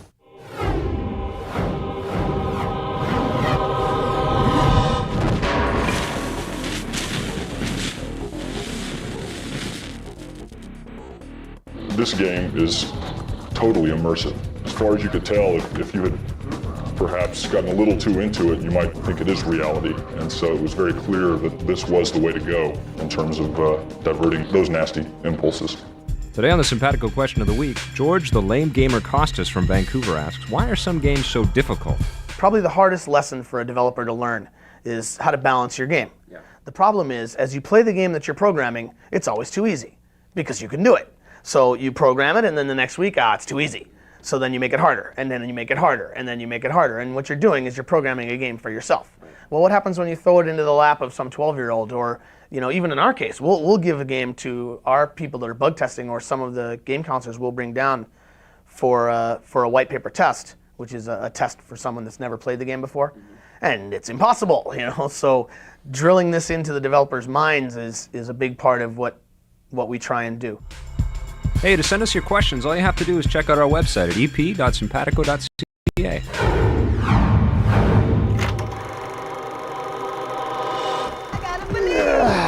What'd you think of Parappa the Rapper, man, for the PlayStation? You gotta believe. You gotta believe. Oh, this is a game that is an instant cult classic. Yeah. You know what I'm saying? Yeah. This is a real innovative game. The look of it, I gotta be honest with you. I love the flat characters walking around. Parappa in Japanese means paper thin. I gotta admit, the first time I put this game in, I'm like, what is this crap? Yeah. But it is, what is it? Parappa the Rapper. That's what I used to call it, Crapper the Rapper. No, after about the first 30 seconds, you just fall into it, and you gotta love it. It's all about timing. You gotta hit the buttons and controls at the proper time, and you get in sync with the rhythm of the music that's throughout the game, which is all... Kick, punch. Kick, punch. Oh, yeah. Cinderella in the snow. In the rain, I'm in the snow. Got the funky flow. Come on, we really got to go. In the rain or in the snow, you got to funky flow. It's excellent. He's really good at it. So it's not something you're going to pick up unless you are a musician. The cut scenes, hilarious. Yeah. The best one is when they all got to go to the bathroom. Well, no, how about when he crashes his dad's car? Oh yeah. And he's like, oh no, my dad's gonna bite me. My dad's gonna bite me. The toilet scene's the best, though. Vic nailed it. Yeah, it's pretty funny. Pretty hilarious. You gotta out-rap all the people before you go to the bathroom in your pants. I'm hoping there's many sequels. I hope they keep bringing this character back. I hope it's a huge hit. 9.5 out of 10. Great game. Yep, 9.5. I'm with you on that. Excellent. Yeah. All right, what about Last Bronx for the Sega Saturn? Now, Last Bronx for the Saturn, I give this one a high score right off the top. Yeah. For the main reason that there's a character in there named Tommy, and he rules. Note to game developers, if you want a high score on the show. That's right. Give it the Vein Boy over here. I think it's one of the fastest fighting games I've seen for the Saturn. and it looks great. It I does. mean, it looks really good. Straight up, You got little weapons It's my going on. favorite. That and Bushido Blade are my favorite weapon fighters for the year. Here's where they could have improvement. There's a little, when two characters are going into their spins and something, I saw a little slowdown there. Yeah. I saw a little, it was chugging. Still, man, the resolution is really high. It is It's good. Virtual Fighter 2 resolution. The characters look great. The weapons are awesome. The speed is excellent. The actual foreground action, the stuff that's going on between the fighters, is really solid. It's as solid looking as Virtual Fighter 2 was. All you need for the Saturn in terms of fighting games are that Last Bronx Fighters and Mega Mix. Fighters Mega Mix, and you're kicking. It's a great fighting game. Doesn't really have all the bells and whistles, but I still give it a high score. I had a 9.0. Yeah, I'd give it a 9.5. I'd definitely check this one out. Well, this is no fun. We're agreeing on everything. I know, this sucks. What's the last game? The last game is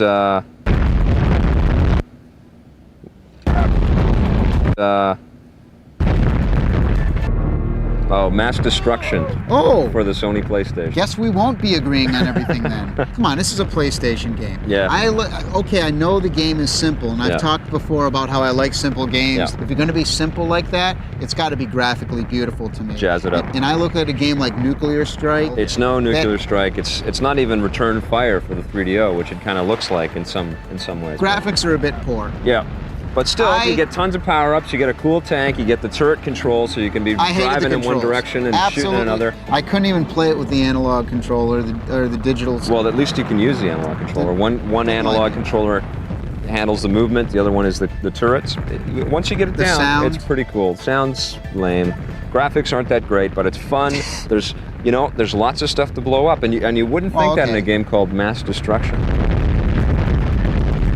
I'd give it 7 out of 10. 7 out of 10? Yeah, what would you give it? I'm a 6.2 on this puppy. 6.2? Yeah. That's okay. Yeah. That's a fair score. Do you want to go back to sleep there? Yeah. You a bit tired? No.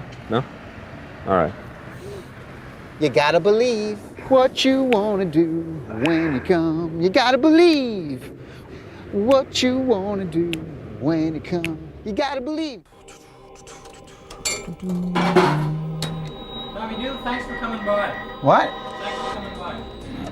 I'm doing this. I don't want to do that. What'd you do that for? Production assistance for the Electric Playground was provided by Nintendo of Canada and Heat.net. Allison's gonna give us a quote from FIFA 98. Yahoo!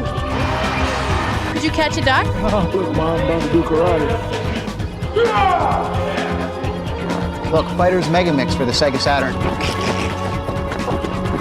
If you shout out FIFA 98, I'll give you an EA t-shirt. That's so risky.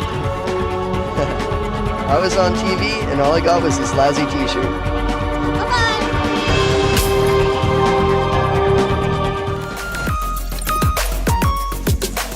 This classic episode of The Electric Playground was brought to you by P&P Games, your source for everything video games.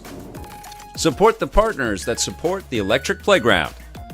Thanks for watching, and play forever.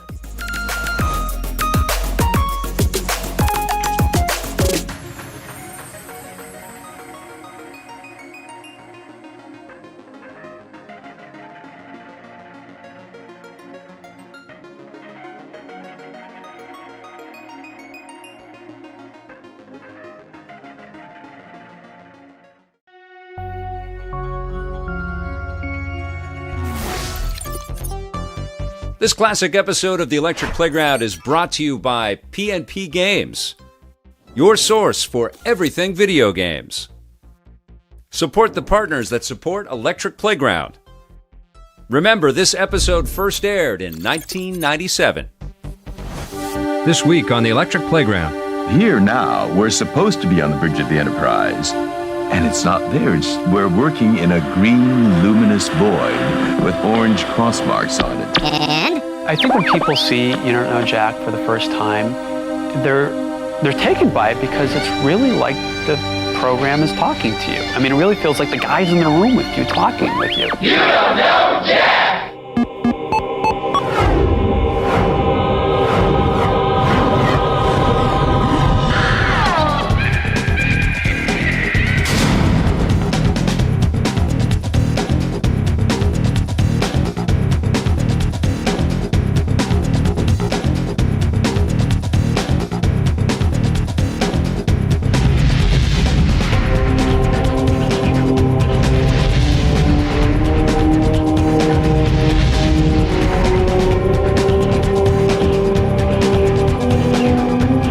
recently I had a chance to visit some of my old friends over at Interplay, and they showed me some pretty top secret stuff that I'm not supposed to show you guys. So let's go take a look at it now. Roll tape! I'm here with an old friend of mine, Rusty, here at Interplay. So tell me everything about Starfleet Academy. It's a combat flight sim game, both FMV and real-time 3D. Kind of my life as a cadet, where we also have Kirk, Sulu, and Chekhov showing up as instructors. We green screened 4.5 hours of new footage. With the original Star Trek, we had the bridge of the Enterprise, and it was challenging back then because it was a whole new world that we had to create. But here now, we're supposed to be on the bridge of the Enterprise, and it's not there. We're working in a green, luminous void with orange cross marks on it. Cadet Forrester? Yeah? Charges against you have been dropped. Shatner, Takei, and Koenig in their roles, and cast of about 30 other characters are involved as well. Why did you get into Starfleet, Corn? I bought my way in. Hey, don't look so surprised. There's a 2-for-1 sale on shuttlecraft today. Depending on what you do, where you go, you can get yourself expelled, get yourself killed at the Academy, or actually graduate and do your first real mission on the Enterprise. Now entering Onyx system, Captain. There's a bit of multiplayer in this game also, yeah? It's IPX modem and serial. We've got like your basic anarchy kind of a thing. We have what we call Galactic War, which is you play Federation and Klingon and trying to populate troops on different planets. And we have another fun one that's called Net Profit, which is departure from the Star Trek universe, but you play somebody, cut your ties to your homeworld, become a tramp freighter captain kind of on the dark, seedy side of the Federation. I am Captain Marv Markai of the Federation Freighter Kaiser. What was the hardest part of doing this game? The filming and the compositing. We managed to composite 4.5 hours of video footage, post-compositing everything, in about 6 months. And that's no easy feat. Picard or Kirk? I'd have to go with the original Space Cowboy and go with Kirk. Klingons or Borgs? Klingons. Scotty or Geordi LaForge? Scotty. Yeah? Come on, he fixed it with baling wire, chewing gum, and spit. Tell me about Die by the Sword. I understand that there's a sword in every box. Die by the Sword is a combat adventure game. What makes this game a little different from every other PC game on the market? Basically, it's the animation technology that was created, physical-based modeling technology. You'll notice when in most fight games, you hit a key and he does one move, and you hit another key and does another move, and maybe they'll have 5 or 6 moves or some combos, and it's really limited to what they decide they want to do. Our game uses, like I said, a physical-based modeling technology. What they do is they calculate every frame of animation on the fly. As I move the mouse around, it's moving the hand, and notice his whole body moves to wherever I move the mouse. So you notice how he just moves wherever you move. There's no limits to the animation. And while you're doing that, I can move independently of the way you move the sword. Let me run through here. Let me go chop up some bits here. So if we're really sadistic, we can come back here. Maybe we could chop some more bits off of there. All right. Lunch. What would you say was the hardest part about this whole project? Peter Aikman spent like a year creating this physical-based modeling technology. In 2 years, if everybody is not using this kind of a technology, their animations they're just going to be so limited. You're going to look at a guy and go, he's only got 10 animations. Right. All other games will have an infinite variety of animations. And what about the other modes? Okay, the other mode is the arena mode. It's one-on-one combat, but we also have multiplayer where up to 4 players can fight on the net or on a local area network. And the great thing is I could like chop your arm off if I want and pick it up and start beating you over the head with it. Really? Yeah, which would be great. I can't wait to do that. Oh, that's going to be awesome. Sony's come out with a lot of cool things this year, but 2 of the coolest have got to be the dual analog controller and Final Fantasy VII.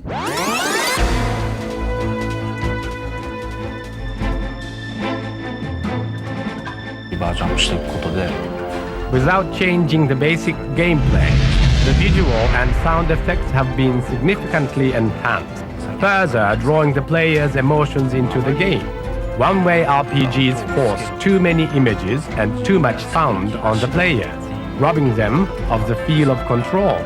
In order to avoid those responses, we did extensive research during Final Fantasy V and VI on how to make the players feel interactively involved in the game, while upgrading the visual and sound effects. The results of this research are reflected in Final Fantasy VII.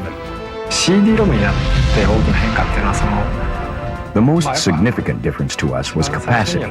Before, we were given restrictions in capacity, so we had to create one basic model and fiddle around with it, making players believe there were variations. But on the CD-ROM, that restriction was completely taken away. If we needed 100 models, we could create each of them from scratch. The basic concept you have when creating RPGs is to imitate the real world and create a fictional world within the game. We have followed that concept in previous versions of this series, but technically, we had to use one basic model in different ways, or use a world symbolized specifically for game use. We can now express more of the real world in the game. Hey, we'll be right back after Pong and a couple commercials.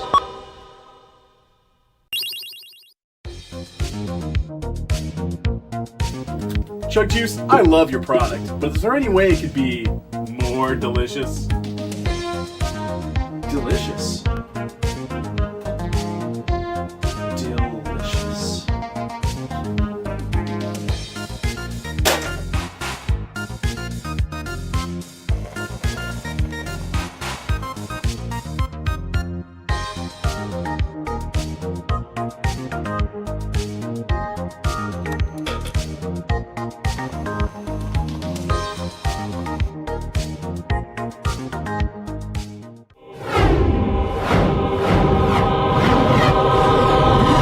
Recently, I had a chance to talk to two very good friends of mine, Lauren Lanning and Sherry McKenna from Oddworld Inhabitants.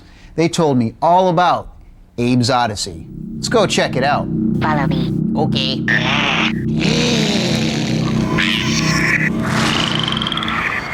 Tell us a little bit about what makes it so different. The visuals are so incredible. What we wanted to do is we wanted to make experiences that felt more like movies but played more like games. My name is Abe. I used to work here. Then I learned they were gonna turn us into lunch. Get me out of here and help me rescue the others. Making it happen that way, you had to create characters that you cared about. You know, they had funny things going on and wanted to evolve their relationship with other characters so that basically it felt more like what we expect from motion pictures, except we're getting those sensations while playing a game. To achieve that, you have to have gorgeous graphics. You have to have great animations. You want to things and say, this is a life form. This is not a piece of artwork. You guys went with GT Interactive on this. I know there's a lot of publishers interested in this product. Why did you guys choose GT Interactive over everyone else? They brought marketing and sales and advertising and distribution. What we were interested in was someone who would let us do what we do the creative. We went with them because they were going to give us the creative freedom that we needed. There's something called Game Speak. Never been done before in the game. Explain that a little bit. GameSpeak gives one character the ability to walk up to another character and say, hello, you know, and another character will respond. Hello. Hello. And then you can start maneuvering and manipulating characters through talking, but in real time, instantaneously, the same way you throw a kick. Follow me. Okay. You're now throwing words at things that mean something, so the characters, they see and hear each other. It makes them more interesting to interact with. Are we going to see Abe's Odyssey on any other platforms? Right now we have it slated to be on the PC. I just want to congratulate you. Right. Finally coming to fruition. It's a AAA title. Pick it up. Everyone at the show is talking about it. Abe's Odyssey from Oddworld Inhabitants.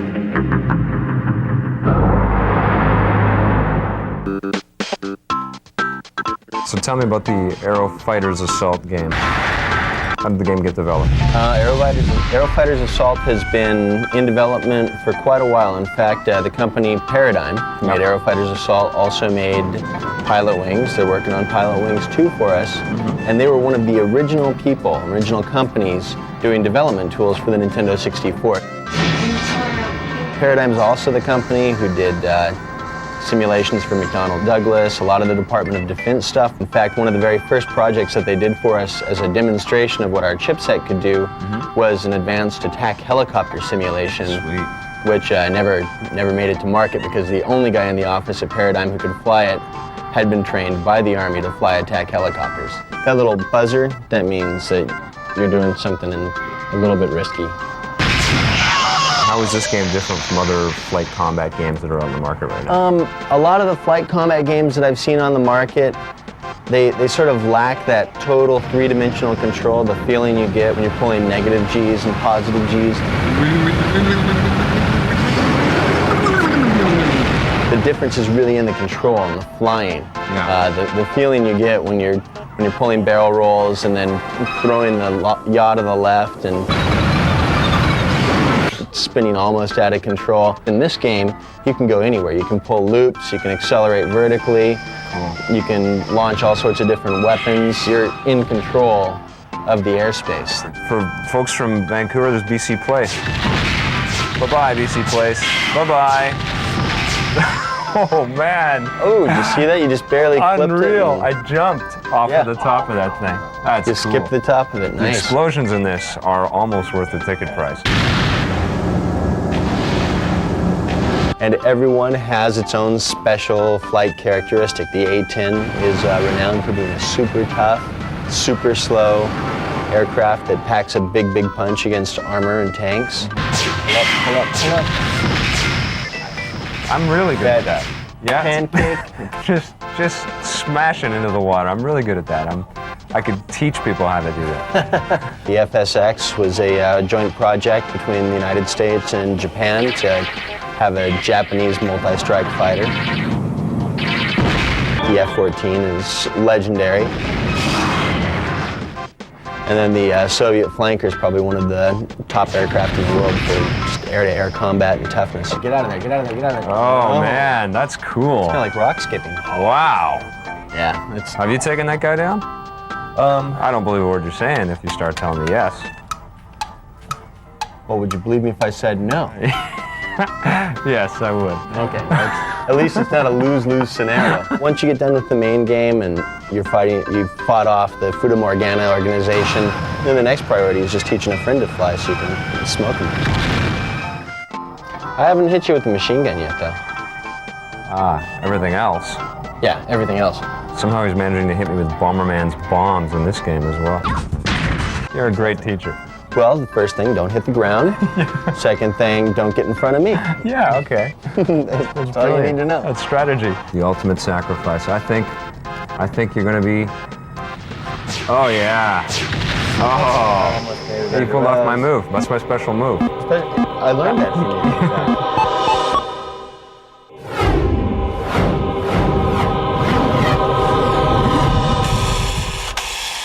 Now everybody these days is playing 3D games, and if you're not, well then you're probably playing Blip, the digital game. Now one guy who's made a successful jump from 2D to 3D is Sonic the Hedgehog. Let's see his new 3D racing game entitled Sonic R. I wonder if they're ever going to do Blip in 3D. In Sonic R, you've got multiple modes. There's a Grand Prix, there's a tag, there's a relay. In tag, there's normal and reverse. And there'll be a multiplayer also, which will be a split screen where you get to race against an opponent. You're playing with all the familiar Sonic characters and racing against them, and that's part of the objective, as well as staying on course. And trying to get in the first place is what I'm doing right now. I also have the freedom to just go anywhere in this 3D world. And there'll be power-ups and secret areas, familiar Sonic gameplay stuff. Is the racing the only component in the game, or is there other things that you're doing in there as well? There's the exploring of the 3D world, basically, finding secrets, finding power-ups. It's a 3D adventure game along with racing. So what makes the racing more than just like a little bonus level from, let's say, the Genesis Sonic games? It's got a really nice control to it. It's basically like the feel and driving of Sega Rally. The quality and the challenge. As you can see, I can drown Sonic. You can go anywhere you want in this 3D world. I'm trying to get in first place, and I'm not doing well right now. I'm about to drown. Yes, Sonic is drowning here. You're in 5th place, man. And now I'm stuck here in the damn trees. I'm supposed to be over there? Yeah, no. Crap.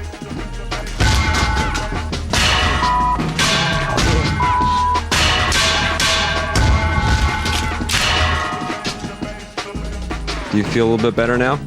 Yeah, that's nice tension relief. Yeah. Your mom teach you some of that stuff? Yeah, you know.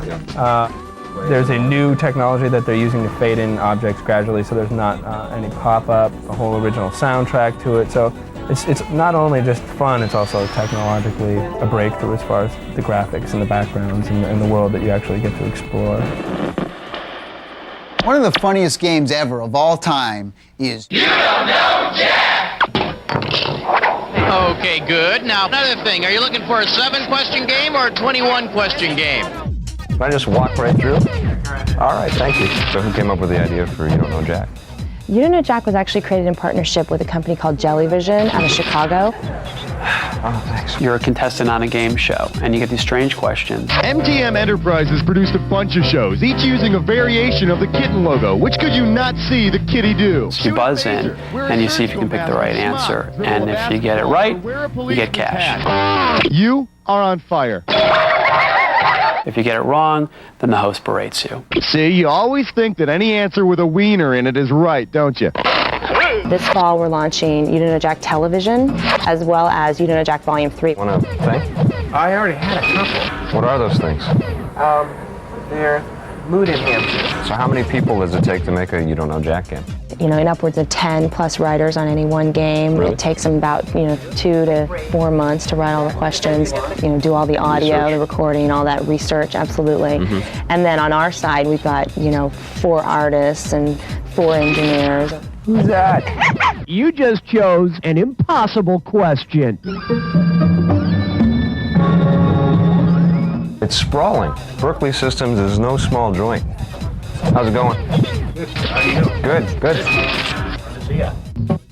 Excellent choice, player 3. Your turn to play Dis or Dat. We've written like 6,000 of these questions, so you can be playing for a long, long time. Fillmore, automaker, president, or both? What are the demographics for the game? That's one thing that's interesting about You Don't Know Jack. A lot of the gaming industry is very male-dominated, but Jack really appeals to women as well. Upwards of 40% of our users are women. How's it going? Good.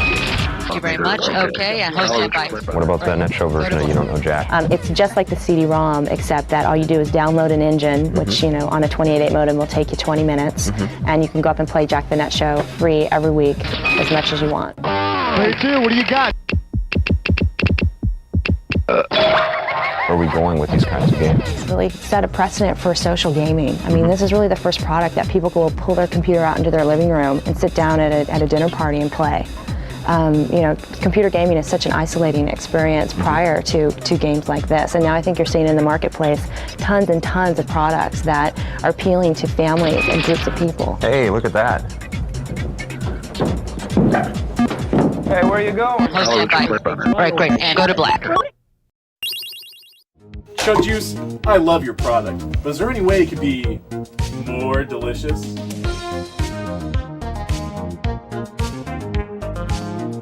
Ready.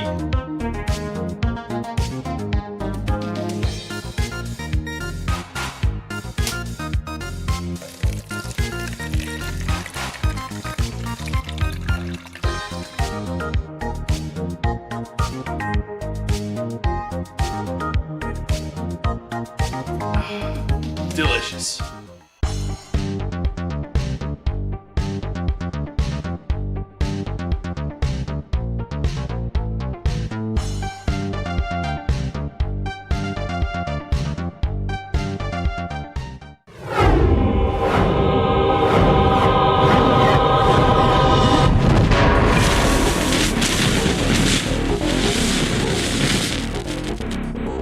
If a game is IPX enabled, which means it'll run on a local area network, you can play it on Heat most likely. So you can come to Heat for our very compelling original content, 10.6, Skies, Vigilance, Scud, Alien Race, Netfighter, things like that. And you can also play games like Quake, Command & Conquer, Red Alert, Hexen 2 when it comes out, Quake 2, things like this. You can play them all on Heat. Today on the Simpatico Question of the Week, Justin Roth asks us to name some graphics programs that game developers use for the Nintendo 64 and PlayStation. Like I've read companies that do use multiple packages to do their artwork. I guess those are companies with a lot more money or something because, they can afford to, port it over here and then take it over there. But no, we just do it all in Alias. And if we had to move to Max, if we went to Max, I could just learn the tools. We could all just learn the tools and learn to live with it. Yeah. And the nice thing about Max, though, is the open architecture. You can write plugins to do the things that it doesn't do. Cool. Yeah, that's what's nice about Max. So if we didn't have Alias, we'd probably have Max that acts like Alias. Hey, to send us your questions, all you have to do is check out our website at ep.simpatico.ca.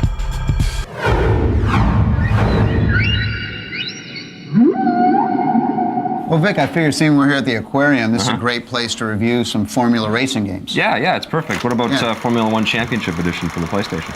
Well, I had a whale of a good time with this game. Yeah, it's a killer game, isn't it? Yeah, they did a great job with the thing. It wasn't as pretty as last year's version. I don't know if they had more textures in the game last year or not. I know the resolution was higher this year, and there's more polygons in the game. But it still didn't have the visual flair that it did last year. It didn't. It was a little on the visuals, but I like this one most out of the three that we played. I love the announcer. The announcer is great. He's got the accent going on. The whole thing. Go! He's great. The arcade mode was really fun. They fixed a lot of those control issues, the control concerns that people had from last year's game. The AI is better. It's a little bit tougher to race. There isn't as much polygon dropout as there was last year. And it's still as fun. It still has all the simulation stuff that you're going to want, and you can. Cool. And I did like the collisions in this year's rev. You can actually get some air time. Get some air, exactly. Which is great. 8.9. 8.9. I give it a solid 9 out of 10. What did you think about Kart World Series racing from Sony from PlayStation? This was good. In arcade mode, it didn't seem to be that arcadey to me. I mean, it was, but I still felt myself having to go into reverse and neutral and all the time, and it wasn't as free flowing. You sucked at the game, is what you're telling us. And you kept hitting the wall, and you had to keep going in reverse. So. Yeah, when I passed you. Oh. I thought the controls were also a little fishy. Oh, did you? Fishy, yeah. Yeah, I like the controls in this one. I was really surprised by Kart World Series. I thought it wasn't going to be anywhere near as cool as Formula One, but this was a lot of fun.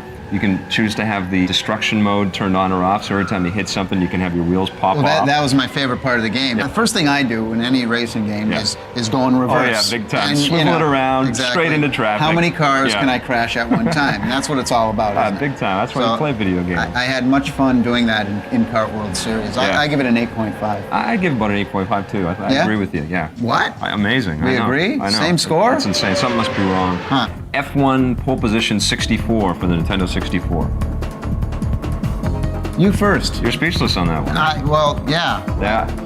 liked it. I thought it was okay. The graphics are clean. There is quite a lot of drawing and popping, which I'm really surprised about. But there is the overuse of fogging effects. They do have nice colors, and the tracks are all there. It is probably the least sophisticated of the Formula games that we're talking about today. Okay, what's up with the white noise crowd? Yeah. It looks like when you Super pass Nintendo. the crowd, it looks like snow on your TV. What's that all about? Yeah. The audio is not as good. No, the audio is really lame. I think hopefully by next year they'll fix all the stuff. Gameplay-wise, though, the physics are fine. It's still an enjoyable racer. You're still going to get a good feel for the thrill of racing. The speed is good. Right. I wouldn't highly recommend it. I'd give it about a 7 out of 10. 7 out of 10? Yeah. I give it a 6.5. Well, I guess that about does it. Let's go feed the fish. What's that smell, man? Oh, well, I brought along some, you're fishy. You're carrying those around again, eh? Oh, he's gone now. The show's over. Please come back next week. Production assistance for the Electric Playground was provided by Nintendo of Canada and Heat.net. Action Aaron. Get open your mouth to that. One more. One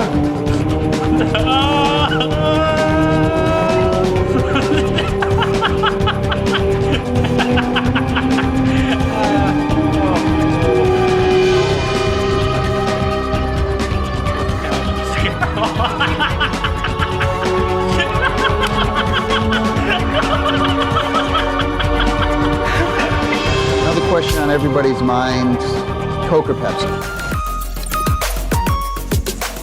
This classic episode of the Electric Playground was brought to you by P&P Games, your source for everything video games. Support the partners that support the Electric Playground. Thanks for watching, and play forever.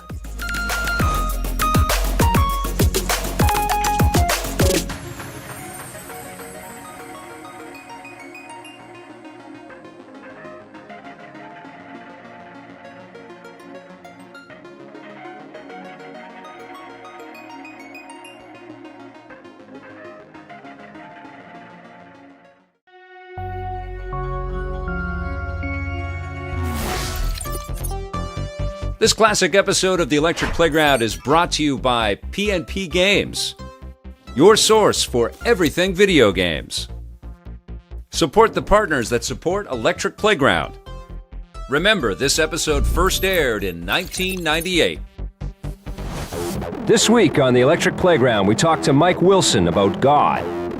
We take a look at the amazing Zelda 64. We travel to Dallas, Texas and visit Ion Storm.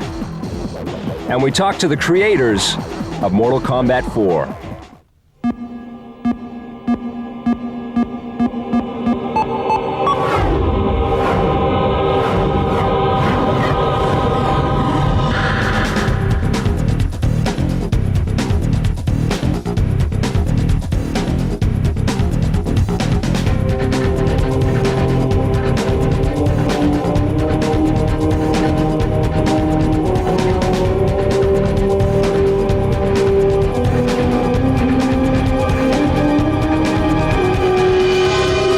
Now, id, the company that brought you Quake, had one too many Johns.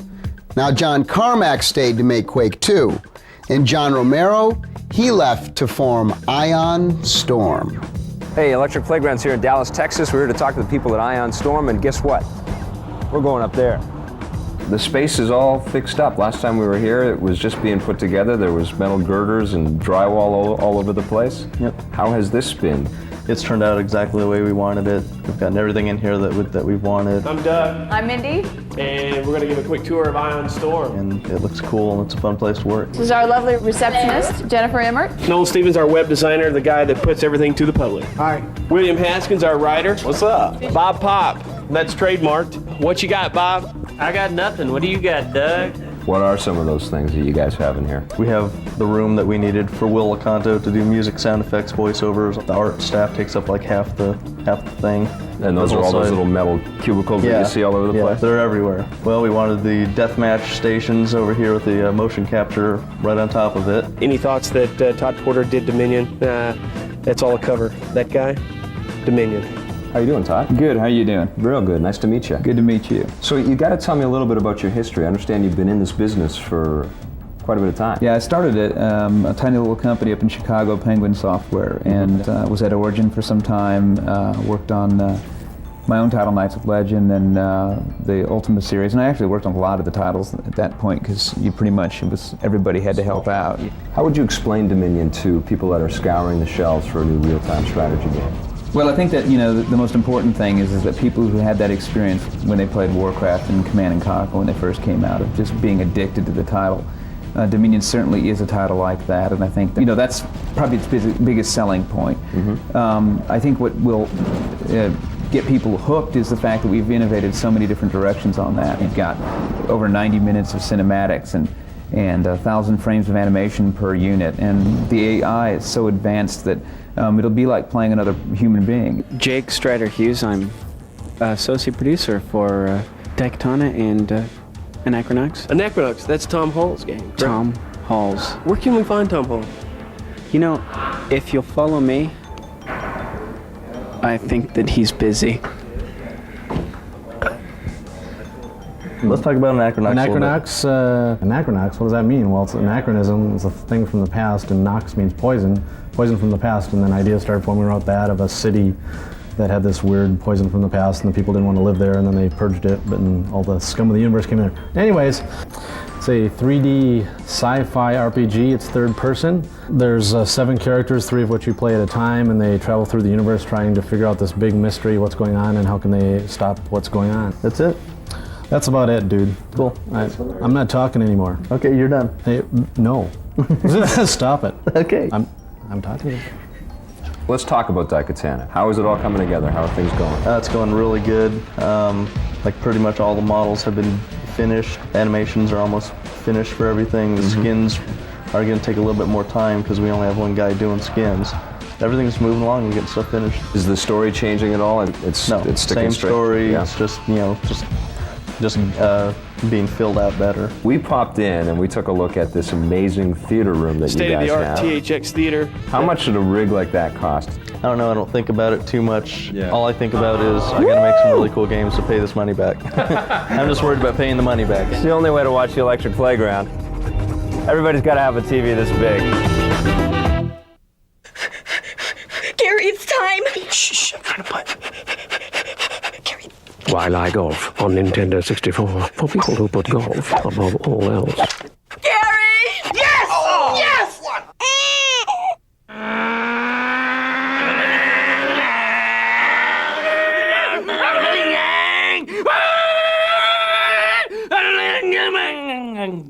Sorry. F1 World Grand Prix on Nintendo 64. You'll get carried away.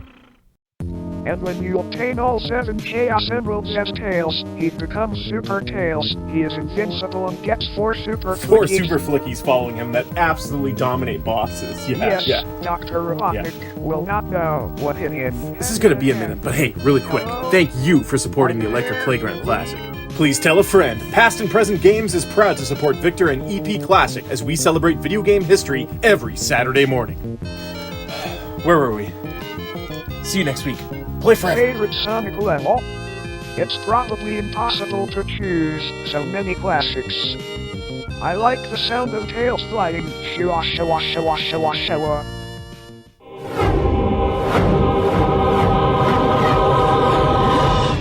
According to Nintendo, Zelda 64 is going to be one of the biggest selling games ever for their system. Now we got a chance to talk to Shigeru Miyamoto, the creator and designer of the Zelda series, to find out why.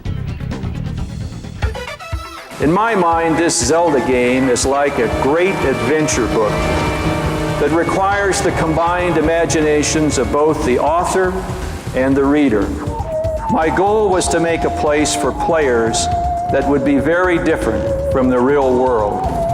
The Nintendo 64 lets me realize this goal better than ever before.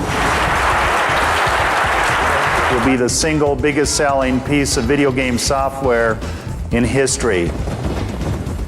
Why is this going to be the game of the year? We think Zelda 64 could well be the biggest game ever. Is it just that the game is now a 3D action-adventure title, or is there a lot more gameplay going on in this? I think the mechanics that are possible with Nintendo 64 allow us to do a lot more stuff that's really intuitive and allows a player to really feel like he's more in touch with his character. Mr. Miyamoto, I was wondering if you'd use the 3D power of the N64 to help create a more realistic simulation for this Zelda.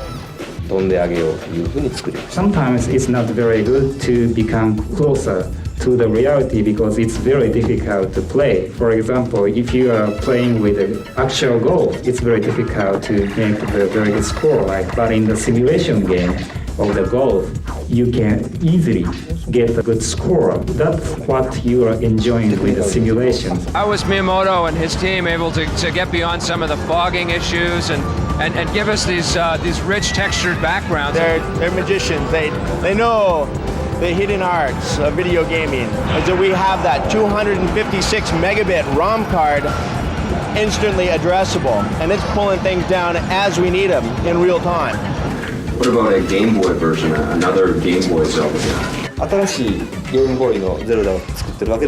Mr. Miyamoto's team is now working on a color version.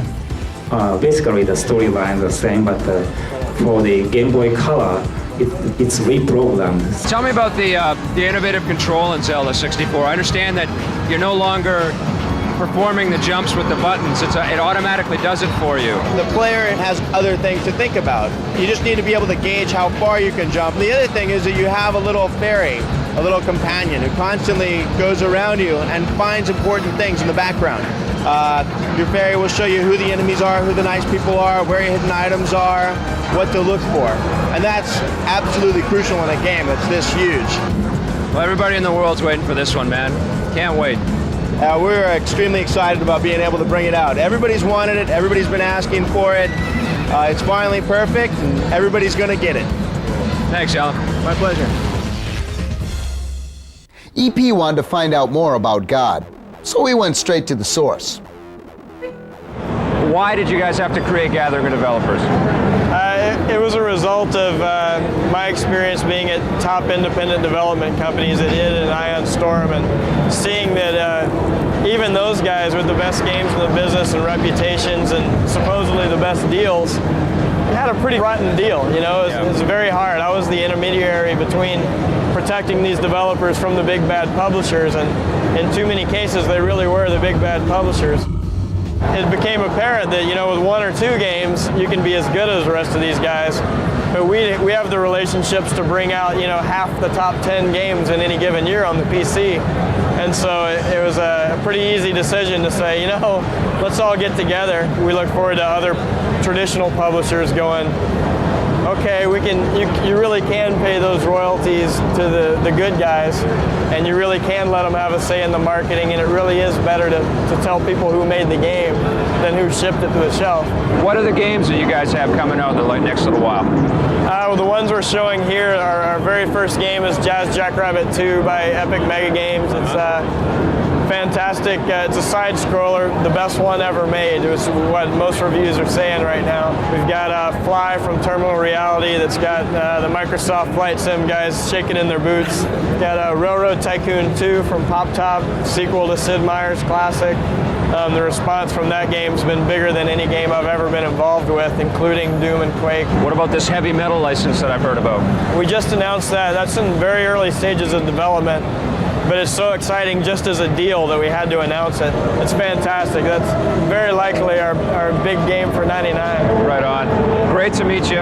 Good to meet you. All the success for this thing, man. We're all pushing for you. Thanks a lot. Why is there a toilet paper roll in the back of this plane here? What's this all about? You never know. You know, these Cessnas are small, but if you're agile enough, there's actually a lot you can do on one of these, just right from the wing. That's great. More now on the escalating police chase that began as a joyrider's need for speed. Every available officer has been called in to stop the Lamborghini Diablo, and it looks like the sheer number of officers out here is about to end this chase. Wait, the joyrider is going over the roadblock. Whoa. This is unbelievable. Stick 'em up. Yes, it's going to be a long night for law enforcement. Need for Speed 3. Hot Pursuit.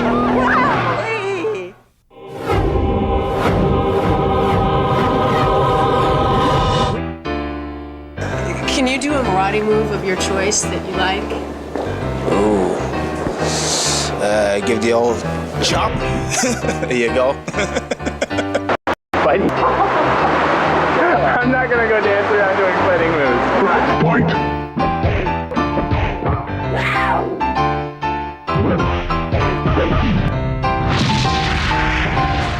This stuff I really can't handle. You gotta show me your favorite move. Okay, well, I don't know. Is this a... Any more questions? I'm here at Midway in front of the big gong, and we're talking about Mortal Kombat, the whole kind of series. I got some good friends of mine here. This is Ed Boone, programmer. Hello. We got John Tobias, and this new guy, Dave. Dave Mikicic. How's it going? Now, what I want to talk about first is, let's talk about MK4. This is basically the biggest jump in since Mortal Kombat 1 that we've made in terms of gameplay and presentation. You know, everything is in 3D now. Movement can be in 3D. We added weapons, interchangeable weapons, which no other game has had. We're very excited. We've had a very positive response over the game, too. Mortal Kombat, each game has always centered around the villains of the game, and all the other characters were just sort of built around them. In this game in particular, the new villain is Shinnok, and his henchman is Quan Chi, kind of like in the other Mortal Kombats, it was Shao Kahn and Shang Tsung. Right, so we got a new set of villains, and the heroes that are sort of presented here are sort of in reaction to the new set of villains. So. We had a lot of the people that are actually on the team, and we brought in some other talent, and they went into the motion capture facility, did all the motion. Ed picked a lot of the moves he wanted and directed him, kind of like we did in the past, but this time it's all in the computer. Was there ever any Mortal Kombat underwear? You know, I don't think there was. There might have been Mortal Kombat Halloween costumes and whatever. Halloween costumes, but no underwear. I want to get me some, you know. Socks. There have been socks. Socks. Yeah. Socks. Yeah. Very cool. What does the future hold now for Mortal Kombat? What are you guys working on next? Is there an MK5, Dave? Definitely. MK5. Yeah. How about yourself, John? Then we're also working on a game called Mortal Kombat Special Forces, which stars Sonya. Hi. Hi. So real quick, who's your favorite character out of all the Mortal Kombats? Scorpion, absolutely. Scorpion? Visually, I'd say Goro. Goro? Reptile. Well, I gotta tell you guys, this is my favorite right here. Yeah, that's nice. Get the microphone out of my face. Sorry. Well, bye. Recently, I went to heat.net, and you can heat.bet. I got me a heat.shirt. So I'm here at heat.net playing one of the only multiplayer games that isn't available on heat.net, the original Pong, with my opponent here, Rich Pearson. How's it going here, Rich? I'm waiting for a little competition, actually. Whenever you're ready to start playing, let me know. Well, I'm distracted by your shirt. Tell me about some of the promotions that you guys do here at Heat. I mean, I hear there's some pretty intense stuff. We give away $20,000 a week in cash and prizes. So you must have to be like super awesome, though, in order to win 20 grand. Not at all, Tommy. We reward people just for playing. Even you could win some degrees. Oh, that's pretty funny. Ouch. And with your degrees, you can actually go into our store and buy free games.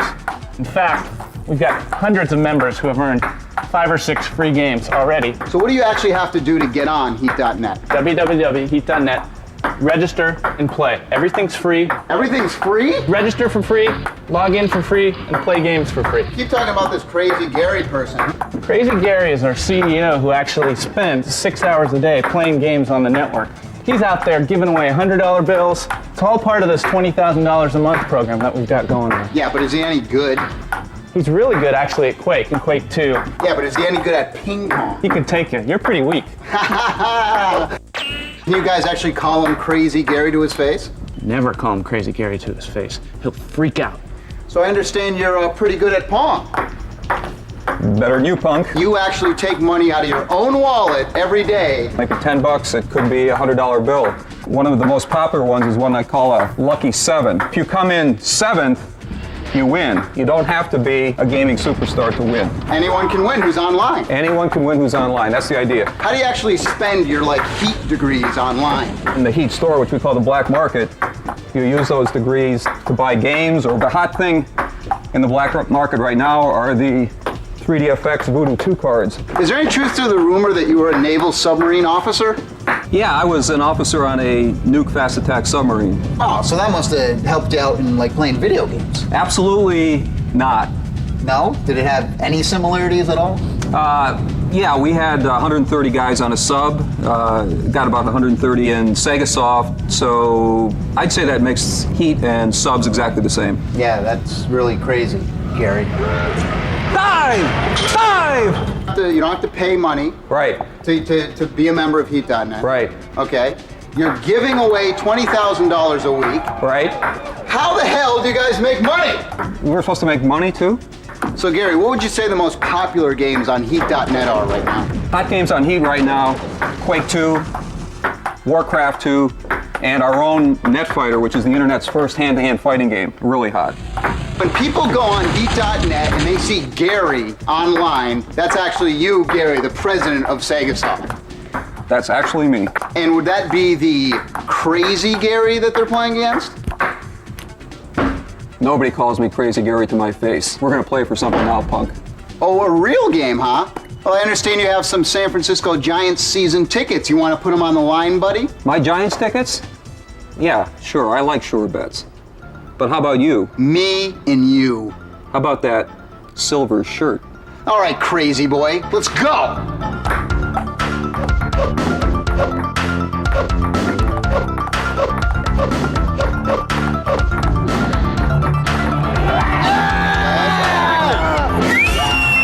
Great seats! Woo, Vic! Woo!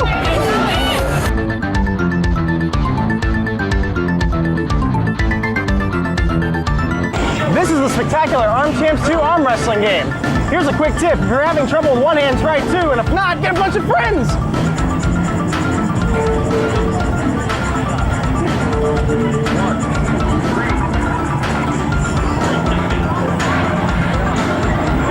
Hey, it's time for the Tekken 3 move of the week. This time we've got a vicious one from Heihachi. Don't get this guy mad. Ready? It's forward, 4 plus right punch. Down 4 plus left punch. Forward plus left punch, backward plus right punch. Finish him off with a left punch. Gary, it's time. Shh, I'm trying to punch. Gary, Wildlife Golf on Nintendo 64 for people who put golf above all else. Gary! Yes! Oh, yes! What?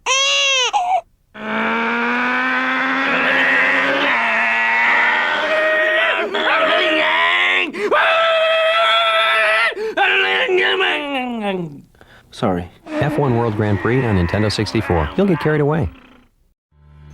I just really hope he listens to us. Hey. Oh, hey, Trevor. We're glad you're here. Why don't you have us? You know, at first it was just on special occasions and weekends, but now it's every weeknight. I can't keep this up. Picked up Tekken 3 from PNP Games last week. Beat us every time. Broccoli. Making you too good.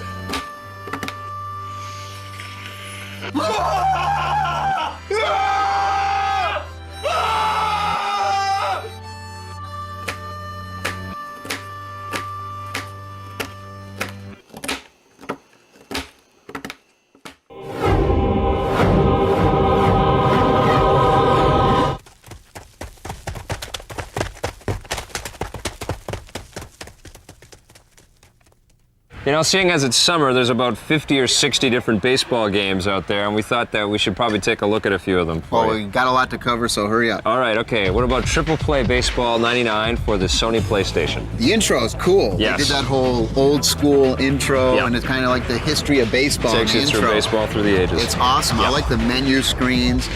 EA with their presentation and their camera angles as the guy stepping Always up to the scores plate. with the Always presentation. awesome. Yep. The motion capture is always excellent. They got the camera angles really, really well done this year. Remember last year we had some problems with the camera, but this year it's good. Yeah. The only problem I had with this game really was that it was so choppy. It almost became unplayable. There's lots of slowdown, and it just feels like it's in soup or something. Better graphics, lower frame rates, an improvement over last year's. Graphically, it looks great. I'd give it a 6 out of 10. I give it a 7. 7 out of 10? Yeah. All right.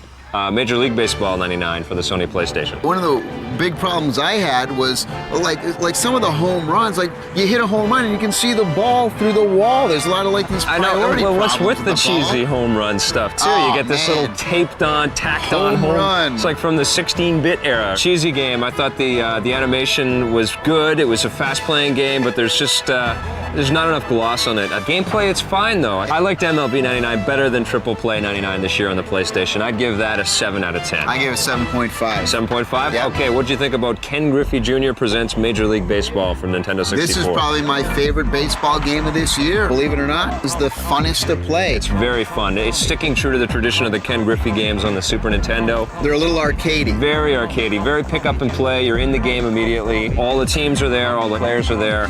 It's a lot of fun, it's very fast. The best part about Ken Griffey is the whole pitcher and batter interface, though, with the analog stick. Love it. When you're pitching, you pick your place where you want to pitch, but then you can drift it. Yeah. And the batter's trying to try to find where the guy is drifting and find the batting in the batting zone. Analog is great for the pitching and the batting. And it really looks the best. Yeah. I mean, it looks the best for the console games. It is the best looking baseball game I think I've ever seen on any console. Looks good, plays better.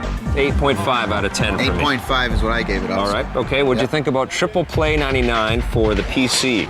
Now, Triple Play 99 for the PC is the best looking baseball game for all the systems. Ever, best all looking. time. The motion capture is amazing. The presentation. We mentioned the intro earlier with the PlayStation. Same play-by-play stuff.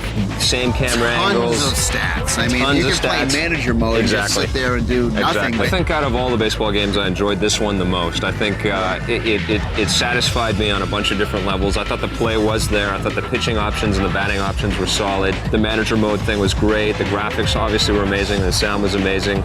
And it's a showcase title for your accelerated PC. I'd give it a 9 out of 10. 8.5 for me. 8.5? Tied with Ken Griffey. Okay. What about a new entry? It's High Heat Baseball from 3DO for the PC. What do you think about this one? Well, this is their first time around. Yep. It's probably the least graphically pleasing out of all the games.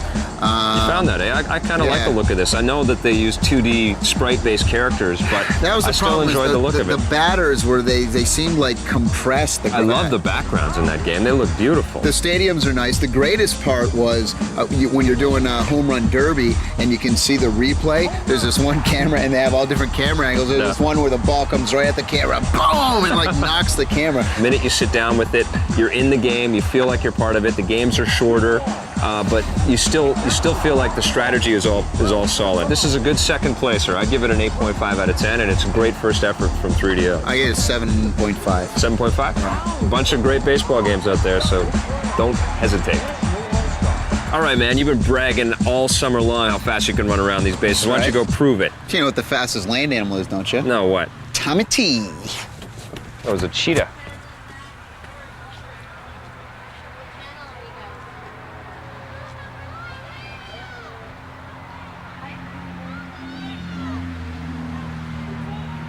Okay, that's it for this week. Bye, bye, bye. See you later. Come back next week. Bye.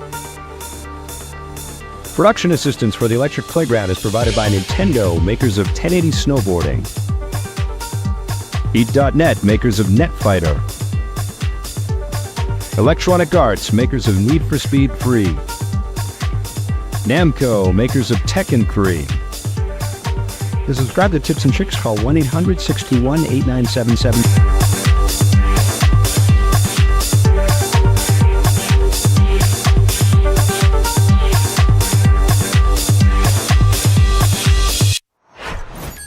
This classic episode of the Electric Playground was brought to you by P&P Games, your source for everything video games.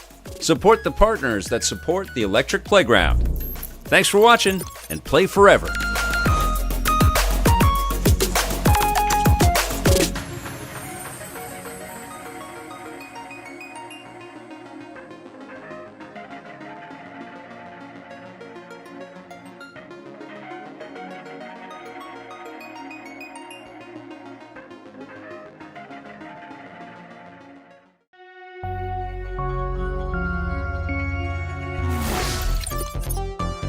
This classic episode of the Electric Playground is brought to you by P&P Games, your source for everything video games. Support the partners that support Electric Playground. Remember, this episode first aired in 1997. This week on the Electric Playground. One of the interesting concepts about this place is it's a wonderful marriage of low and high tech. It's a real content-driven game with a really cool story behind it. Even in a lot of ways, it's like the songwriting process in that it's a circuitous journey. You swirl in from the outside. Did a lot of look improvements for the 98 version. Really improved the way the on-court looks, the players look. You're watching Electric Playground.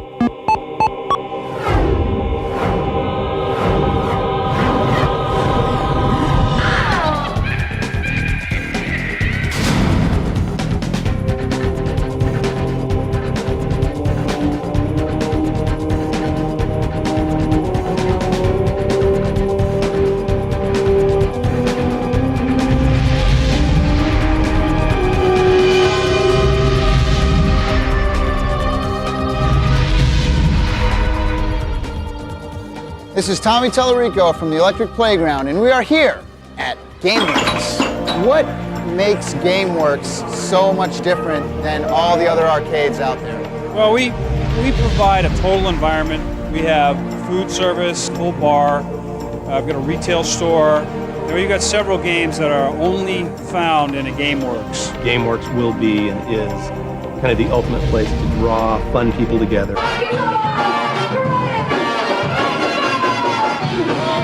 We've got the model up of vertical reality. Oh, I haven't seen this before. This is great. When you are winning, your seat rises up. And as long as you're winning, you can go up to 25 feet in the air. Really? If you get shot, however, you drop like a rock. I think one of the interesting concepts about this place is it's a wonderful marriage of low and high tech. You know, you have all of the gaming, and then you basically have the environment, which is like a low-tech factory. You know, brick and masonry and pipe factory. Individual Sega brick. That's right. We came up with the concept of GameWorks to give a new experience out of the home for game players. We partnered with MCA and DreamWorks, who we believe are some of the best creative people in Hollywood to work with, who bring you, out of the home experiences from film and from parks, and bring a venue that is 25,000 square feet to 60,000 square feet, so you can bring your family and entertain yourself with gameplay of all different types. It's just like building a theme park. Our biggest form of communication here is everybody pins up what they're working on, so we, look at it, talk about it, think about how we're going to actually do it. Careful. How does this get to that? Usually this represents an objective. Here we're trying to figure out a way of getting a certain amount of games into a particular limited amount of space. It's a lot easier to get them into the computer where you can work with actual dimensions of the games and lay them out, see if they fit, and if they don't, we can use all the tools in the computer to make it fit. You can see across, and we've got these high tables along here. Look at this, you really can stand see. around here. Yeah. Standing here. And then we decided, we do tables here too. We want to create stars, and so when people get good and go play at GameWorks, they'll be on camera. We have stages that they can play on. We have things that allow people to kind of cheer and watch and know who's winning. And there's even a competition that happens at the center of the room where people, in a sense, compete to hold the spotlight. So there's a spotlight on the hottest player in the room, and his image is on a projection screen in the ceiling. And then there's a big viewing balcony around that everybody can see. This really has worked out nicely. Oh, there's a big head of Jeffrey Katzenberg right in yeah, the middle of this giant place. Jeffrey monster. Exactly. We take gamer feedback, the developer feedback, and that's, I think, what's helping us to create some real killer controllers. Put all our concepts down, we'll move towards a clay mold, or you can actually feel what it's going to get like. It's an early prototype. It just gives us an overall idea of the look we want. Especially on this product, we're focusing towards ergonomic lap grooves. You can actually put your hand on the device to figure out what buttons need to be moved around. And where it's going to be comfortable. Right. Are you guys going to change the size of these things at all? Because that's my only beef with the Nintendo controller. Well, actually, like all our products, it will be fully programmable. You can customize it to make the little yellows up here if you want. It'd be great for fighting games. Show me around the place. This is the president's office, and as you can guess, he's playing golf. This is our new racing system. You just flick a switch, hold a button, that becomes your horn, flick the switch off, and it's set to go. Over here is a couple of the marketing people. Where are they? It's our new PC gamepad. Actually, it just received PC Gamer Editor's Choice. Yeah. It's actually the only pad that you can multi-keystroke in Windows and DOS. It's part of the, Where is everybody? the console sales team. There's got to be somebody working here. I hear voices. Let's keep looking. I think I hear them in here. It sounds like Lives are won and lost here. It's an arcade. Hey guys! Hey! What are you working on here? 007. What level are you on? I'm on the train level, actually. Everybody's working hard, I see. Now, Brandon said that you're the animal down here, and they just throw in a new product and get you to test it and slam the door. Oh man, I break things. I have fun doing it. Let's go. Let's see how quick you can bust that thing. Not a very strong controller. Plug it in, and I'd throw it against walls and the ground, and I'd step on it, and then I'd try playing with it again. Busted controller. Dead.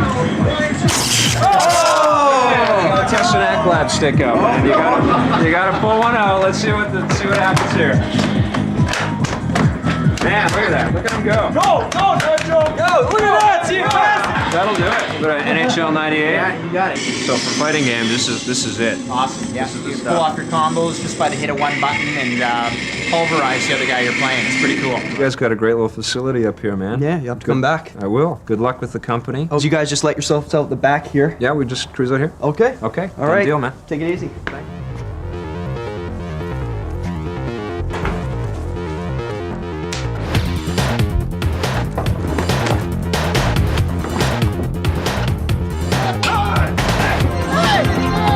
Later on in the show, Penny Hardaway shows us his game face.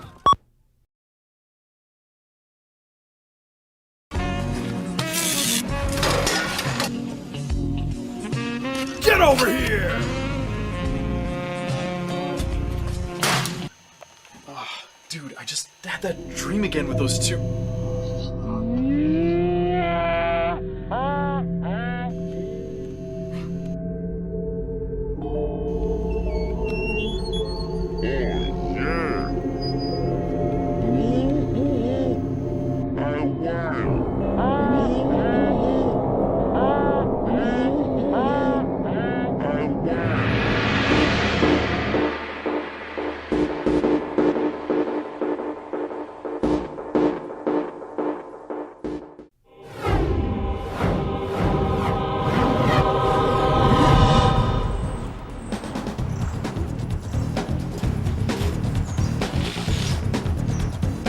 Hi. Hi. You want it? Yeah.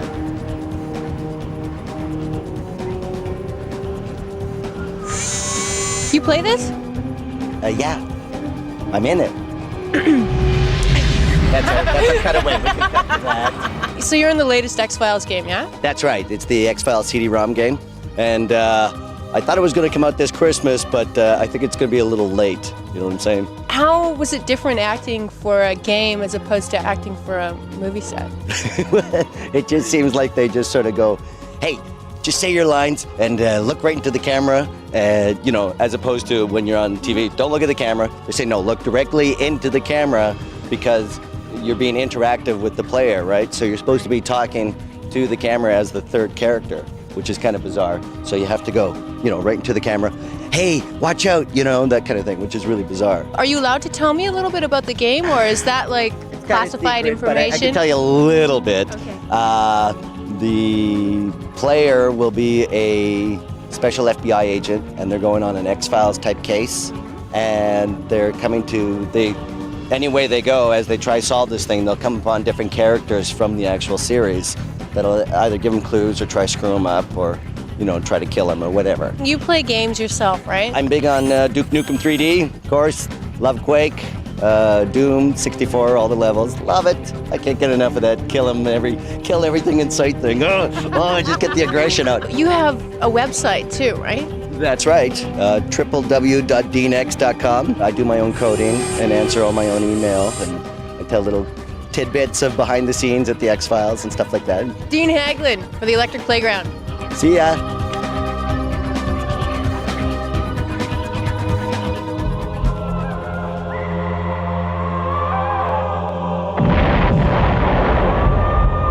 I want players to go through every single level and every single piece of information that you get out of a first-person action game, which is, you know, the music, the textures, the graphics that you see, the levels, the monsters, the weapons, the artifacts. Yeah. Everything that you get is different on every level. It's a real content-driven game with a really cool story behind it, cinematic. You know, the bar's been raised, so everybody has to go and do the latest and greatest thing in design and action stuff, but then add some more elements, like having the other two characters with you that talk to you during the game, and you can make choices with them, and they follow you and help you fight and all that. The team is much bigger. Right now, the Daytona team is, there's 24 people working on it right now. As opposed to how big for a Quake or a Doom? 8, 9 people. Unreal. Yeah. Well, there's a lot of artists. Most of them are artists. Right.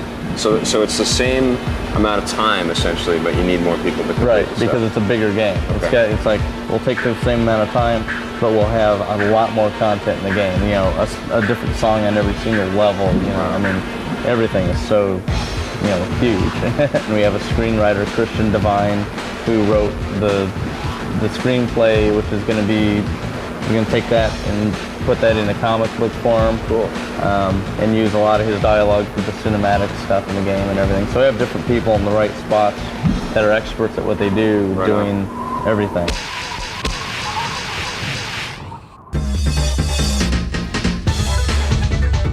Hi, I'm Kelly Benson. I'm here with Ron Bertram of Nintendo Canada. When is Yoshi's Island coming out?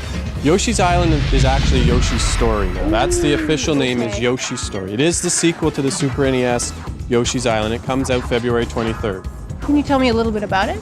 Yeah, it's a Miyamoto game, so immediately that should tell you the caliber of game it is. When it's a Miyamoto game, it's a gold standard game. It's a 2D game, it's very cartoony, it looks like it's hand-drawn. It's the consummate platform jumping game that we're very much used to, so we're expecting big things from it.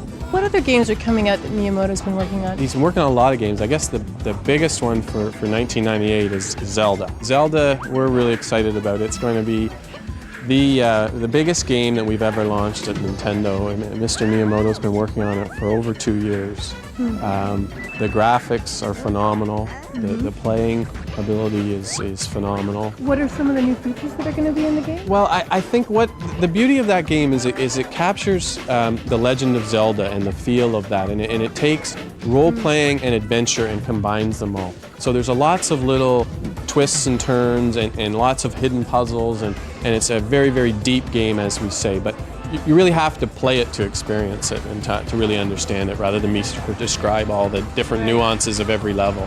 When do we expect this? We're expected in 1998. That's as much as we can say today. Yeah, F-Zero X. It is a 4-player game. It is Rumble Pack compatible. It's built right on the tradition of F-Zero, which still today is one of our best-selling Super NES games. It is probably the best racing game we've ever done.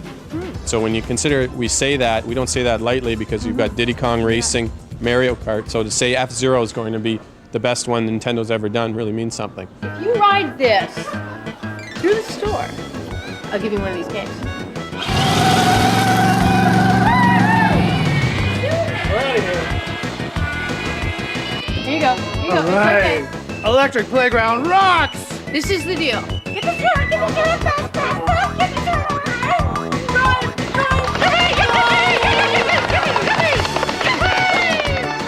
Diddy Kong Racing. Okay, you guys already have t-shirts, but if you want the grand prize of studio guest appearance with Tommy Tallarico, you gotta dance like your favorite Diddy Kong character.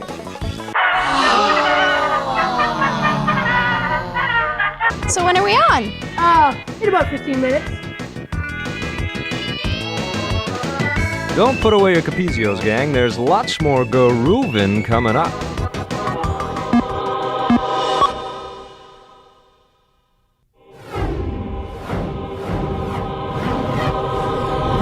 Here with Michael Coulson, who worked on... New CD-ROM from Peter Gabriel on Real World, Eve. How was it working with Peter Gabriel? Working with Peter Gabriel is very interesting because he's been in the business a long time, but he takes a lot of risks. Start off in Paradise, which features the work of this artist, Nil Sudo. In it, there is this mysterious hut. It's the place where the story really begins and ends. There are many playful symbols and metaphors within Eve. And one recurring image is a suitcase, which was created by the artist Yayoi Kusama. Towards the beginning of Eve, you actually are confronted by this suitcase. And being curious, you probably open it.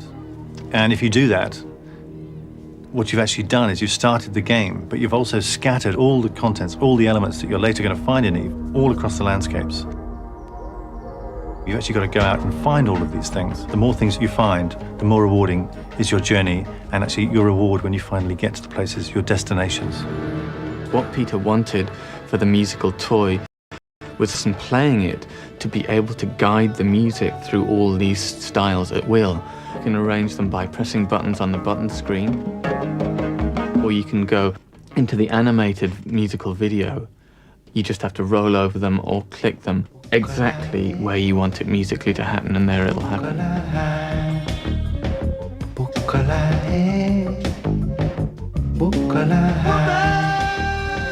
Eve in a lot of ways is like the songwriting process in that it's a circuitous journey and you spiral in from the outside. You pick up all sorts of bits of information from interesting people you meet.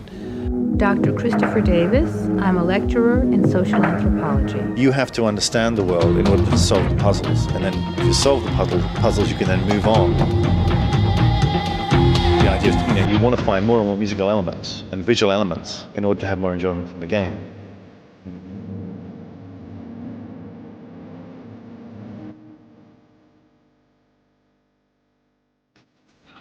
EA makes sports games, and basketball is one of them. Let's check out NBA Live 98. What's new with NBA Live 98, man? A lot of focus on new moves. I have a lot more control over what happens on the court. I'm here with Penny Hardaway. Hardaway proceeds to pass it. The league's biggest players and one of the league's biggest video game players. That's right, baby. Yeah. I love video games. I'm the video game champ on our team. To Hardaway. He tosses up a three. We've got direct passing where you can pass to any player on the court. Long pass to Outlaw. We'll put in direct dunking. You can call the dunks you want. Yeah, about time. I couldn't dunk in 95. Grew up with my grandmother, so for my enjoyment, she would let me play sports and then take me to the arcade, so I played video games all my life. First version of NBA Live. What was the play dynamic back then? How did you guys put the game together then and now? How is it different? Well, it's gotten a lot bigger. Yeah. A lot more more complicated. What's that other one? Television? Little stick figures. Yep. That's Atari. When you had little stick figures. Matter of fact, you had a little stick going ping, ping, ping. So that's how far back it goes. Their faces are mapped onto their heads this year. Really did a lot of look improvements for the 98 version. Really improved the way the on-court looks, the players look. Up the production quality a lot. How about the one-on-one basketball? All right. Atari. Remember that one? So is there anything different with the motion capture in 98? This year, much smoother, much cleaner data, much better process. So it really shows in the final product. Yeah. Autographed by the entire production team. I definitely will put it in the PlayStation tonight. He takes the jump. What is the deal with you not having your own game up there, man? How come somebody hasn't picked you up? I don't know. I really don't know. I don't think they know the love that I have for video games. Hardaway. Look in the camera right there and tell people how much you love video games. Oh, I love video games, and a lot. Nothing I didn't even know I had the ball. Trick, tell me I had the ball next time. No look pass to Outlaw. Whoever wants to challenge me, bring it on. I smell smoke. When I get a lead on him, he always come back at the end and beat me. I can't beat Pennyworth, nothing. Why are you so good? My mind is way far advanced than these guys. humble as ever. Yeah, I'm very humble. Well, no, I just dunked on him. No, see, what's really happened is he's taking the picture and moving it over to this side. I can't really see the TV. We're going to see in 99, for NBA 99. Probably see a bunch more stuff around the All-Star game. You know, maybe you might be able to see a slam dunk competition. You get some feedback from the people who are actually playing it, buying it, the consumers, the fans. If you were to give EA your input, what would you tell them? Let Daryl Armstrong hit some jumpers. To Armstrong. He puts up the jumper. Tony, man, it's been great. It has been. Thank you very much for the time, Victor. Thanks for touring me around the place. Where you at? Come on, man. Let me see. See, look. See, you got the rebound. No, I got the rebound. You're watching Electric Playground. We'll be right back after this.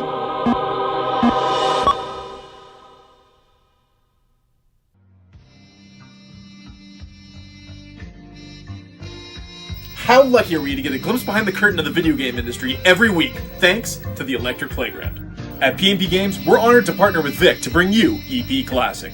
To hear these creators describe their dreams as they're made reality is priceless. In 1997, what was the difference between a big studio game and an indie game? In the future, what might it be?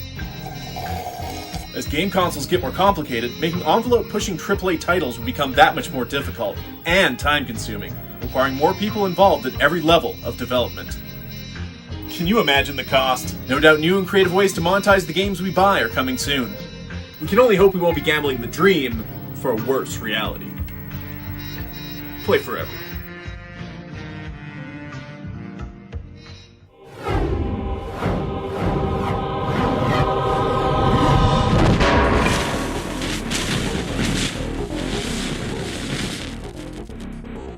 Cyber diversion theory is saying that we all have innate aggressive urges. Right. And if we can acknowledge those and take them to the internet where cyber bullets cause no pain, the world would be a better place. Huh. We actually sent Saddam Hussein a heat disk on July 4th. And really, truly sent Saddam Hussein a heat disk? We're waiting to see him in one of the heat lobbies. That's hilarious. We're not sure if he's a Quake player, but...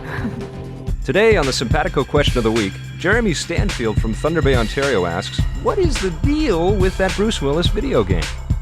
Bruce is a great guy. He's actually a real charm to work with. He's the kind of guy who takes risks with his career, and doing an original game property sounding cool enough to get him interested. I got involved in this game because it involves a lot of brand new, cutting-edge technology. Not 1 inch of film that was shot for this game. So we cyber scanned him, we motion captured him, I digitally recorded his voice, and then I integrate all of those pieces back to create what we're calling the virtual Bruce, or the virtual partner that you have in the game. What were your favorite games? My favorite games? Well, there's a game called Mech Warrior that I played. Hey, to send us your questions, all you have to do is check out our website at ep.simpatico.ca.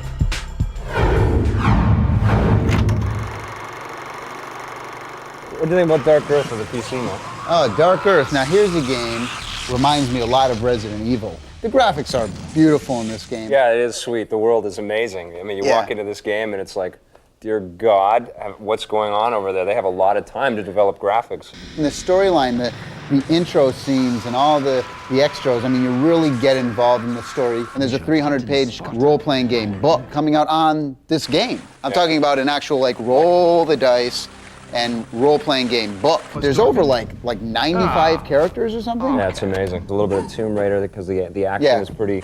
It's real-time fighting and stuff like that. You learn new skills as you talk to different people. I give it an 8.4. I thought it was pretty decent. Yeah, it's a complex game. You have to hand it to Callisto out of France, who did a great job on this one, and I think it's going to do some big numbers. I think it's definitely worth checking out. I'd give it an 8.5 as well. Now, what about Symphony of the Night? Castlevania. Castlevania. For the PlayStation. Here's like a 2D game. I mean, Sony said, oh, we're not going to do 2D games except for this one. 10 years, man. 10 years Castlevania games have been around, and it's really cool to see them evolve.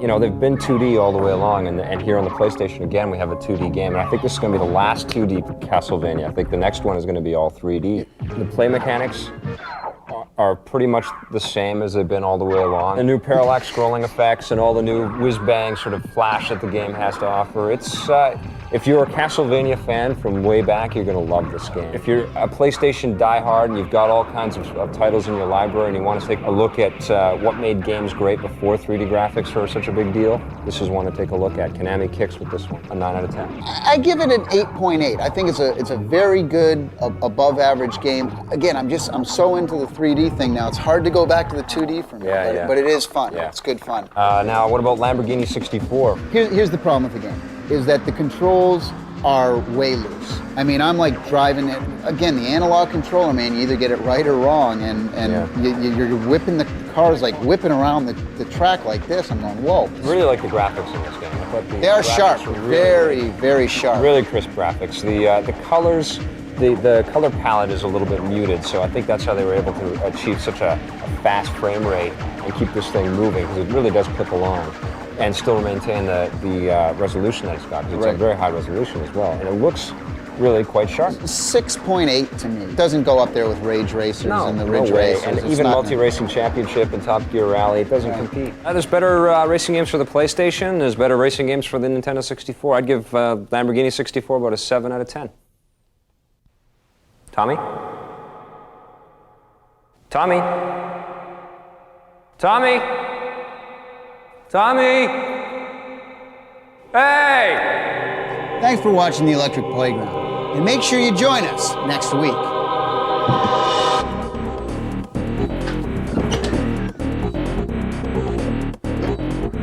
Production assistance for The Electric Playground was provided by Nintendo of Canada and Heat.net. Torben here with Sam. You know Sam from Atari? Tell us a bit about the M2. When is it going to come out? What can you expect from that? M2 is from 3DO. And, but it's okay. Let's get back to the Jaguar. Get the shirt on, get the shirt on, get the shirt on, get the shirt on, get it on, get it on. Oh, get it on, get it on.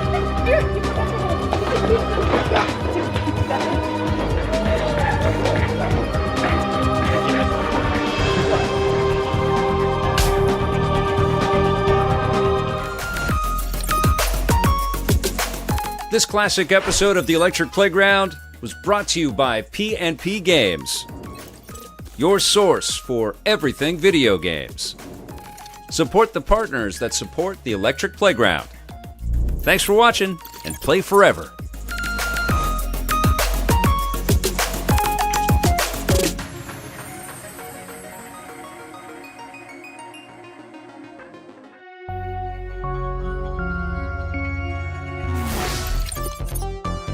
This classic episode of The Electric Playground is brought to you by P&P Games, your source for everything video games. Support the partners that support Electric Playground. Remember, this episode first aired in 1998.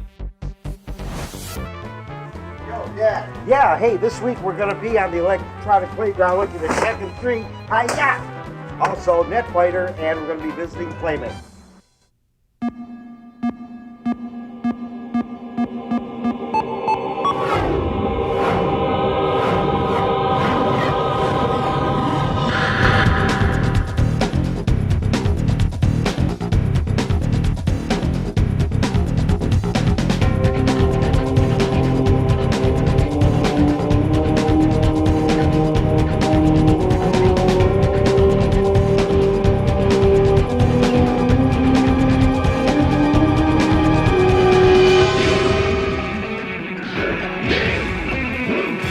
most anticipated games of this year is Tekken 3 for the Sony PlayStation. I'll tell you what, it's even cooler than the arcade version. You can believe that.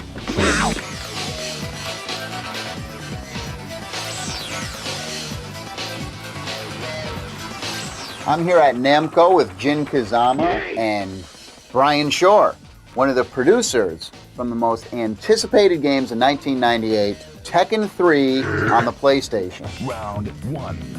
We projected an estimated 4 million units. 4 million units? Worldwide for Tekken 3. And it will have the largest initial shipment of any game. Really? Even bigger than Final Fantasy VII? Bigger than Final Fantasy VII. I understand that there's a couple of different endings for the American version of Tekken as opposed to the Japanese version. No comment. No comment. No comment. Round 2. Well, the biggest rumor out there was that Tekken 3 was going to have some kind of hardware acceleration. Namco has been able to pull off some real technical feats with this product, and it's amazing. Well, technically, how? A lot of hard work. A lot of hard work. That's very technical. How many new characters? A lot. A lot. That's very specific. Thank you for sharing that. How do you like your steak? Cooked. Cooked, great. Look, hey, Brian, if you can't answer any of the questions, I'm just going to ask somebody who will answer them for me, Mr. Jin Kazama. Now, Jin, give me another secret hidden character in the game. To reveal Dr. Boskanovich, you must play Tekken Force Mode all the way to the end. Okay. I'll tell you what you want to know. All right. Now. It has better graphics in a lot of ways in the arcade game. We were able to pull some new tricks, and we have extra modes in this version. The game was originally done over in Japan. That's right. Okay. What was involved in taking the Japanese version and bringing it to America? Well, a lot of what we do is we translate the Japanese into English, obviously, so everyone can read it. We also make sure that it matches the American market's tastes. I'm noticing this great Tekken 3 shirt. Can we expect these in stores anytime soon? No, those were exclusive for our launch party. Well, is there any promotions you can hook me up with now? Some Jones Soda. Jones Soda? Eddie Gordo Strawberry Lime Soda. Blue Bubblegum Soda. Jin Kazama Orange Soda. Hihachi Cream Soda. You can buy Jones Soda everywhere, up and down the street, when Tekken 3 hits the stores. Really? And how many different characters are going to be on the... I think we have 4 of the characters that are available. I also understand that there's going to be a secret character possibly on some of the sodas. No comment. Tekken. I don't even know what Tekken is. What is Tekken? It's a Texas burrito, but it's chopped up like sushi style.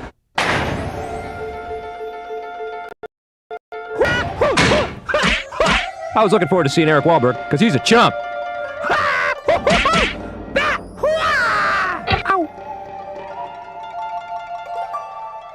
I'm here with Eric Wahlberg, the producer of Netfighter, and he's been doing martial arts stuff for a couple different years. Okay. Tell me about Netfighter. We got tons of moves. We got lots of players online right now playing it. I'd advise you to play it right now. Yeah, how am I doing? Am I doing pretty good here? Actually, what did you have to say you pretty much suck. So I hear that you used a lot of real martial artists when you made the game? Absolutely. We used top tournament competitors. That was a good one. We used fighting champions from the Ultimate Fighting Championship, and all this just to bring realistic martial art action to Heat.net. Cool. So how am I doing? Maybe we should practice some more. So tell me about some of the top players. Well, online right now we have some really good players. We've been playing the game almost every day. We have a lot of really tough competitors and a lot of people having fun.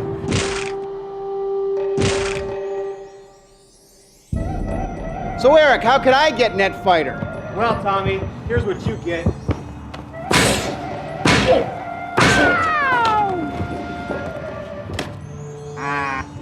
The rest of you can order your free copy from Heat.net.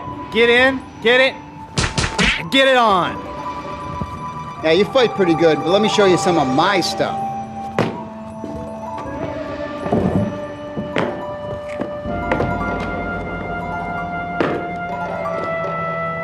Your Kung Fu is pretty good, but how high can you jump?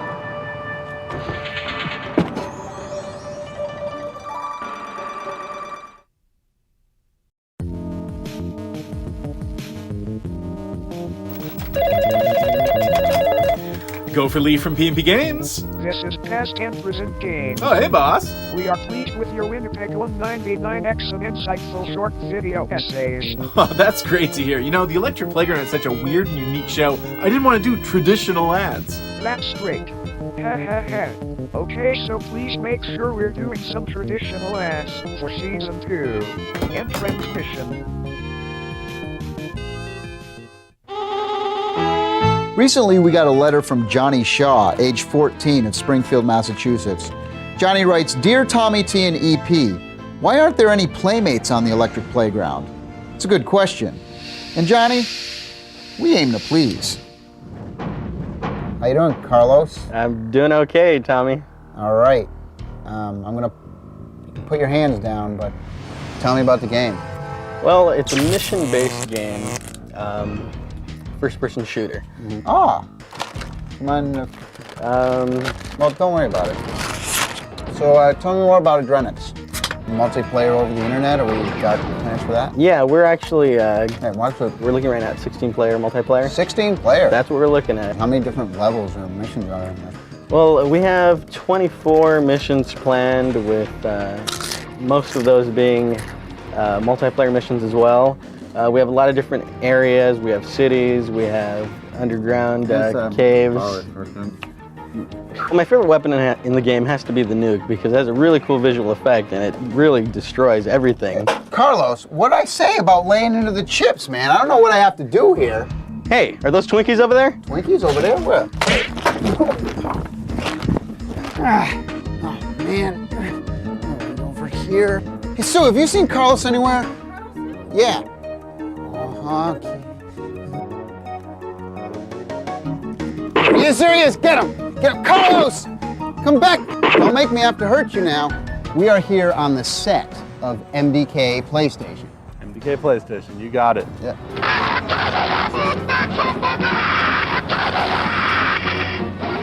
Vic, didn't we get... Isn't there his Playmates in the building? Didn't we get... This is the set. I'm here with my good friend, Dave Hoffman, producer of MDK PlayStation. So tell me, what does MDK PlayStation have different than MDK for the PC? Oh, well, I mean, right off the bat, the player is going to notice the reflective mapping technology that we were able to put inside the PlayStation. Secret levels are scattered throughout the PlayStation version, 6 or maybe even some more secret arena. We got booted, man. Okay. Oh, bummer. Making me run around like this. That's here.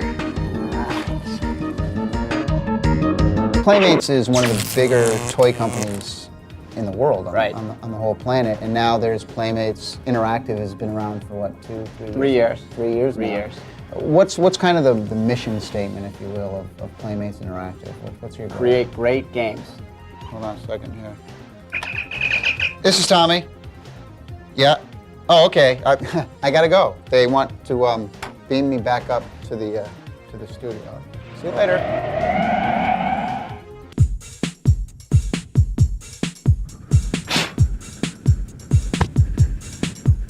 We recently got a chance to check out EA's new college basketball game for the PlayStation, March Madness.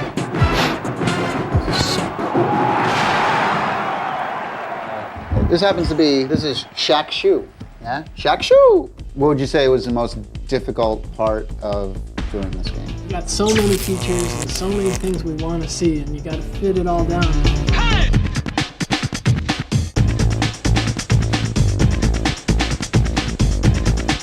How many people worked on the project on both PC and PlayStation? It'll be over 100 by the time we finish. You use like motion capture technology? We used optical motion capture techniques. When I learned that I had the chance to go come and do this for Electronic Arts, I was really excited. As a computer science major, it was a fun thing to tell some of my computer science friends I got to do. They were a little jealous. The talent they brought in to do these are the best players in the country. What does a producer do, especially on a it seems like a huge game like this? Whatever goes wrong, it's my fault.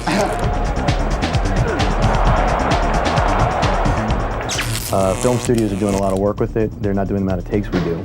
They'll do 4 or 5 scenes in a film. We're doing 400, 500, 1,000 in some cases for a game.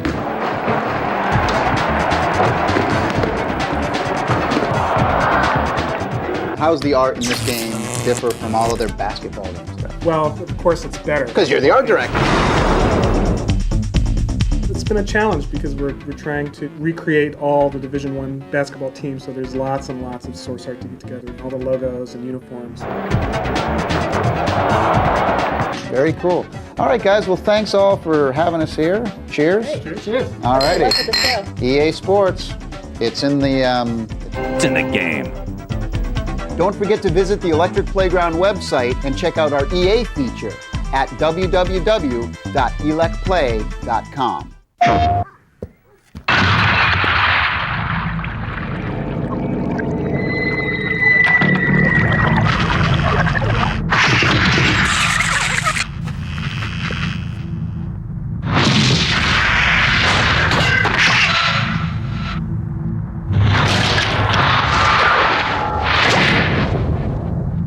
You left it on again, didn't you? There are games, and then there's Tekken 3. PlayStation.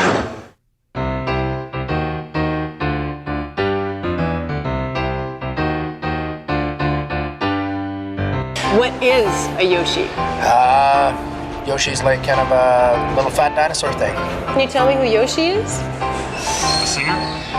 Yoshi sounds to me like food or some type. Yoshi's a chicken? Is Yoshi a chicken? See, I didn't know that. A little creature or a little round man, I'm not exactly sure. Yoshi's a dinosaur. Works for Nintendo.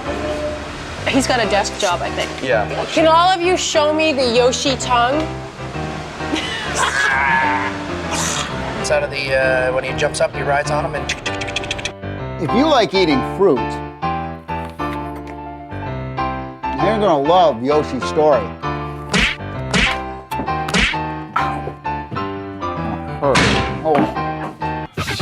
The son of Koopa, Koopa Jr., has stolen the Super Happy Tree, the Tree of Mirth, and all the Yoshis on Yoshi's Island have gotten really depressed.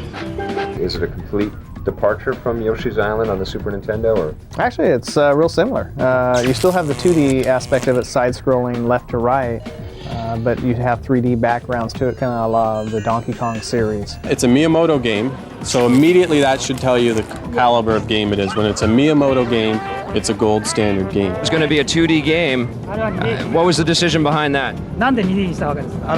僕ら 2.5D って呼んでて、きっと新しい感じの 2D のゲームを出します。 Actually, we are calling it not 2D but 2.5D. There's more areas in each level, and there's 24 levels total. So you're going to have to go back and play the game 4 different times to get 4 different endings, plus some of the hidden secrets in there for the hidden letters that spell something out in the game. You have to take the baby Yoshi all the way to Koopa Jr.'s castle to get the Tree of Mirth back. How is it different in America as compared to Japan? How are games アメ treated リカと different? 日本ではゲームはやっぱり違うわけでしょうかね。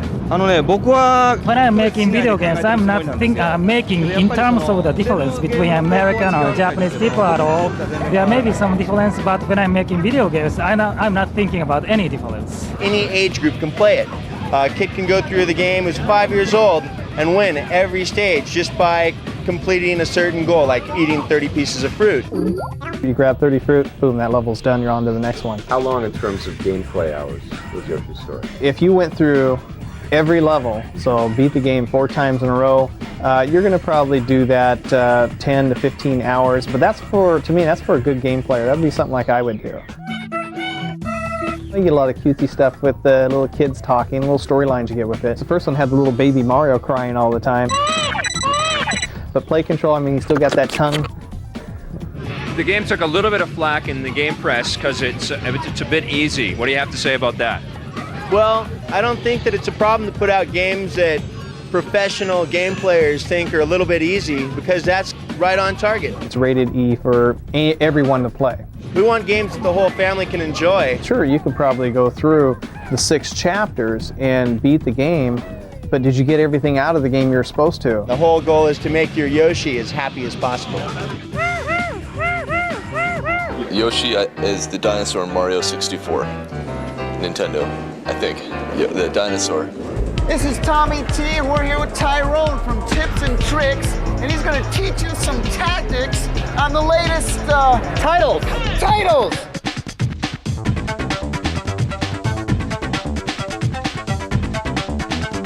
This week's tip is for Sega's own ultra hot F1 simulator, Indy 500. Select the pace car, hold the start button and brake pad until the game starts. If done correctly, you'll have the pace car. Good luck! Hey, it's time for the Tekken 3 Move of the Week. This week we've got Nina Williams' awesome 10-hit combo. Now pay attention, it's going to go fast. Left punch, right punch, left punch, right kick, left kick, right punch. Oh, you better just tape it. Coming up next, reviews from The Rock. Lock it down! Uh-oh. Guys like me don't get much respect. I mean, I hit big, but there's no Dior commercial. I make huge plays. I'm not even in a cereal box. But man, I could care less. Triple Play 99. You've never seen baseball like this. Whoa. EA Sports, it's in the game. Lee here with a few reasons why you should be shopping at P&P Games. The selection, everything from retro favorites to contemporary hits.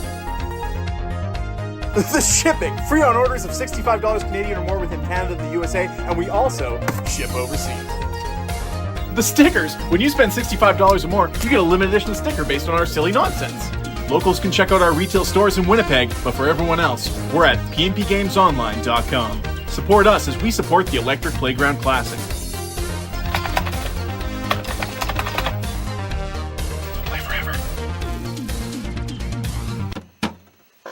No, that's a good sticker. Lock it down!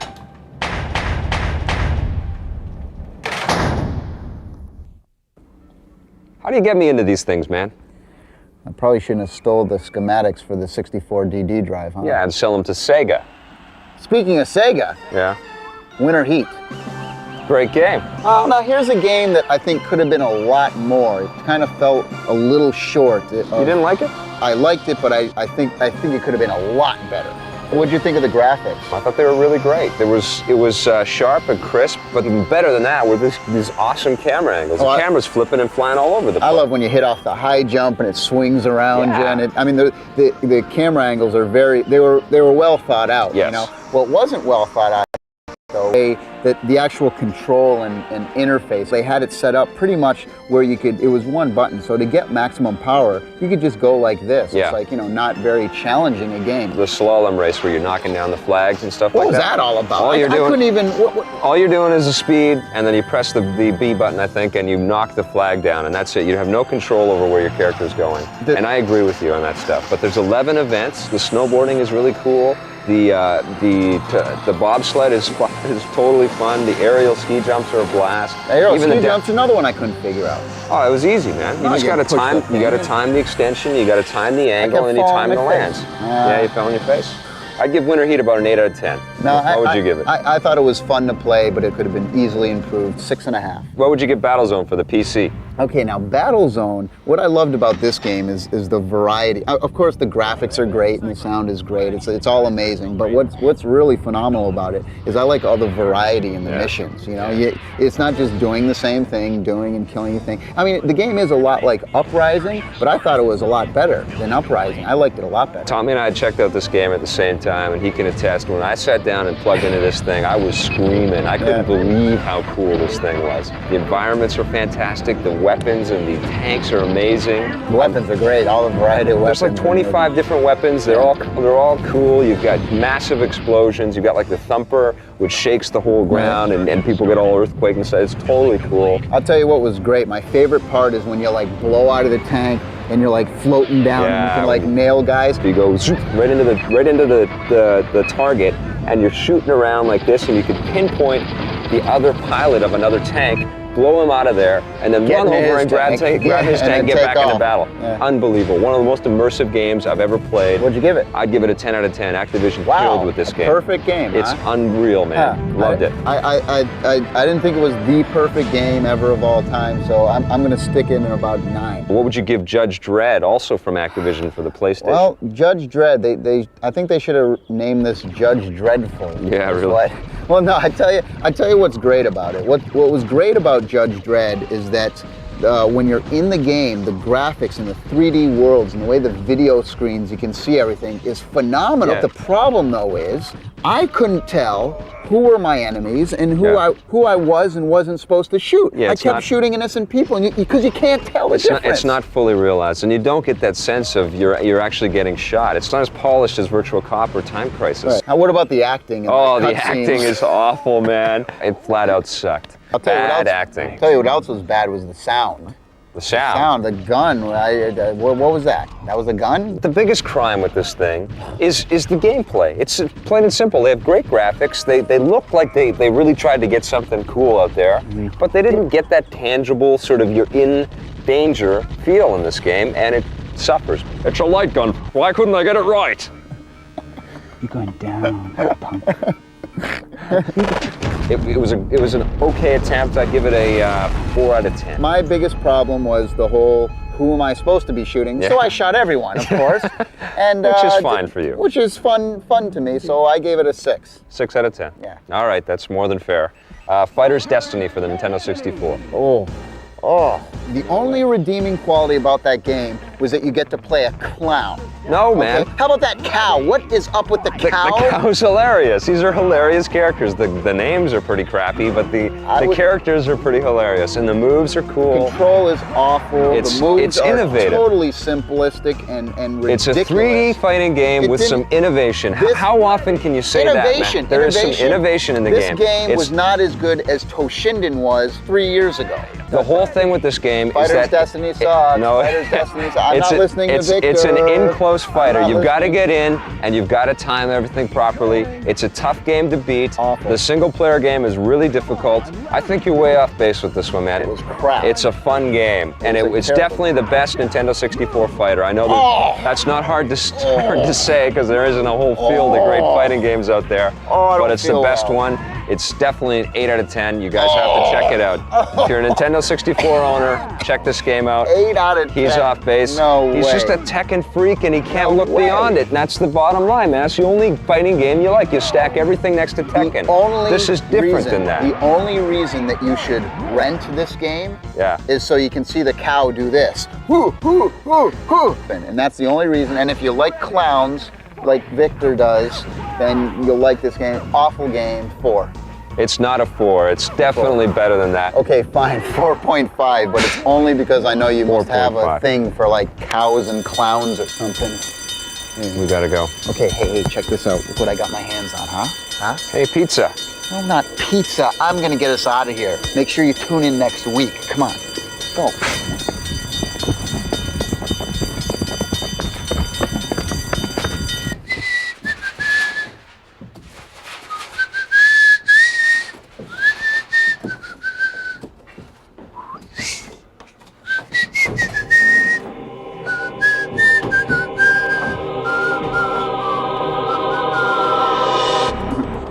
Editor, stuntman, and action. Production assistance for the Electric Playground is provided by Nintendo of Canada, makers of 1080 Snowboarding. Heat.net, makers of Netfighter. Electronic Arts, makers of Need for Speed 3. Namco, makers of Tekken 3.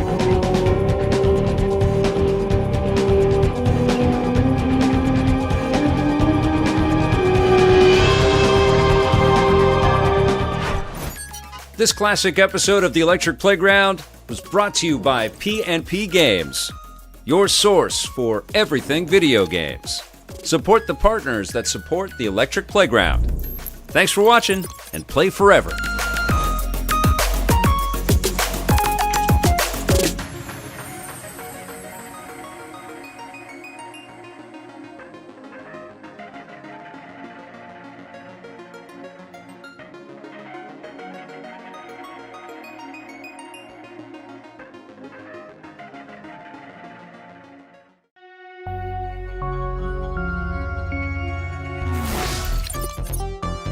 This classic episode of the Electric Playground is brought to you by P&P Games, your source for everything video games. Support the partners that support Electric Playground. Remember, this episode first aired in 1998. What you cooking there? That's tonight's dinner. Hey, we're going to be going to the Game Developers Conference today, looking at Robotron 64 and the Madden Bowl. Catch! Throw! That look phony?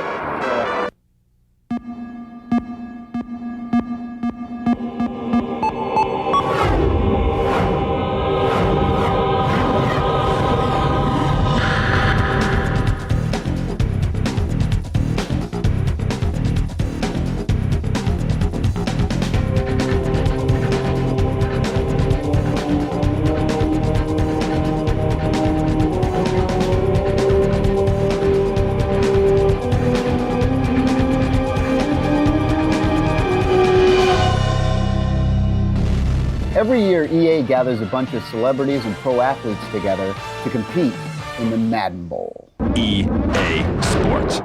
Oh, my time, baby! My time, baby! Put it together, baby! All right, we get something going, baby! He's going deep! Oh, Tyler! He's going on top first play. That's your boy! That's your boy! Where he from? You know where he's from. And look what he's doing to you. Fourth and 10. What's he gonna do? It's 4th and 10! What the?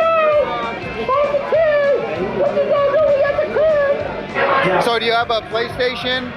You take it on the road with you? It's in my car. In your car? Right now. It's in your car. This man never leaves home without a PlayStation.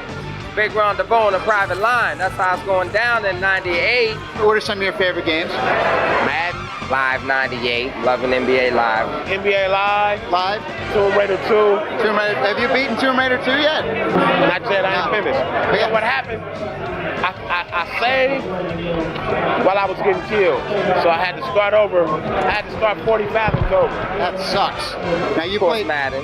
Now you I played in the Madden Bowl. I didn't do too good, man. I think it was rigged, you know what I'm saying? It was something about my control. It was worn out or something. Yeah, man. That's what happened to me too. That's what it was, man. It was the controller. I lost though, but you know what? I lost to one of the best people in here though. Who'd you lose to? Morris Chestnut.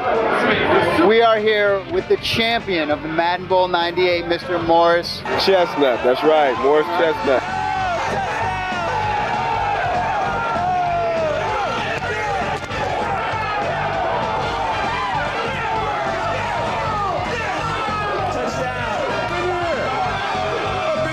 And you just won Madden Bowl 98. Where are you going next? Man, I'm going anywhere in the world because I just won 2 first-class tickets anywhere in the world. And this great trophy. And I get this great trophy. I get a jacket. I gotta get me one of these trophies. There's not. Hey, join next year. Maybe you get one. The key to Madden is diversity in your plays to do very well. Now, do you play any other games?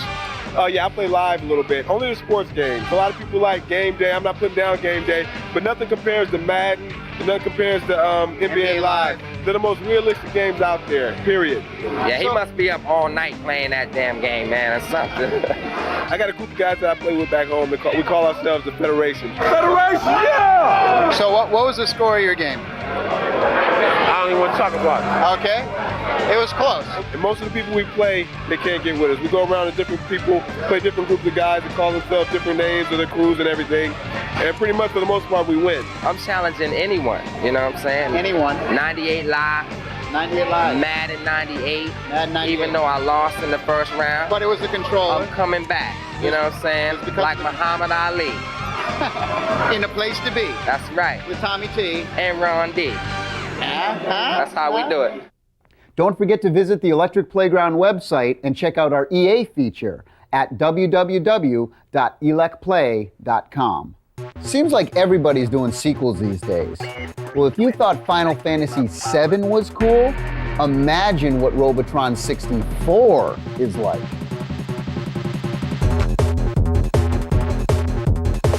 We're here at Player One in Santa Monica. I'm with George Weising, who's the designer, and Marcus Goody, who's the lead programmer for Robotron 64.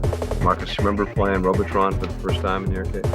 No, I don't actually. That's a good answer. Yeah.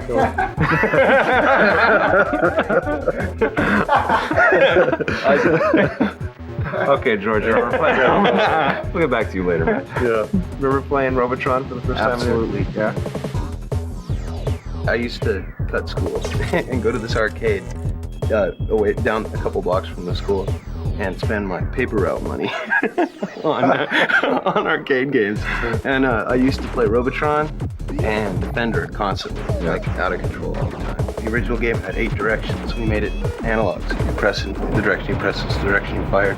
You go anywhere. What did we catch flack from Robotron freaks? Really? What kind of emails? emails? It ruins the gameplay if you can't fire at exact angles. But they still went out and bought you. Yeah, and it's still fun. Yeah. What kind of things did you add to this title to make it stand out against the other ones? I think one of the neat things is just the pure number of robots on the screen. I love the Hulks actually, because they don't just kill humans now.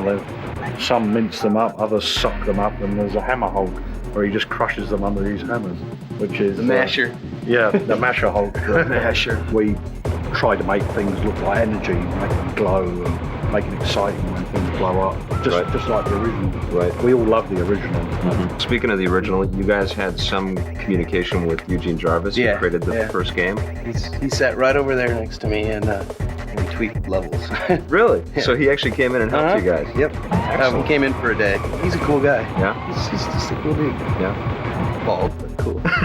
He's bald too though, so that works. It's okay if you're bald, kind of thing? Yeah, it's okay to be bald. How many levels altogether?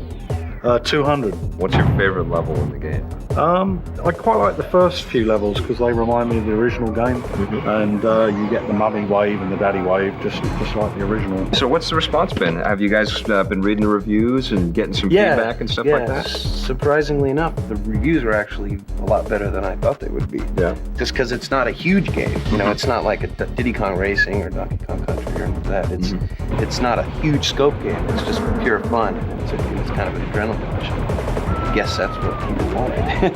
Everything happens so fast, you just have no time to think about anything else besides staying alive and destroying things.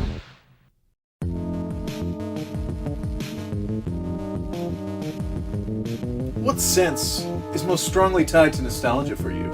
For me, it's sound.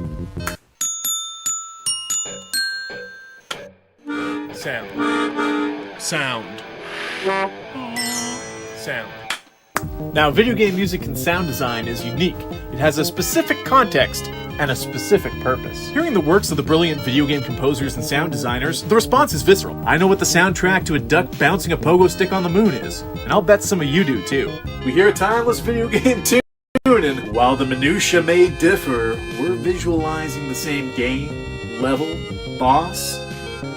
That's shared nostalgia. Baby, that's beautiful. Snipers, terrorists, covert operations. We're talking vigilance on Heat.net.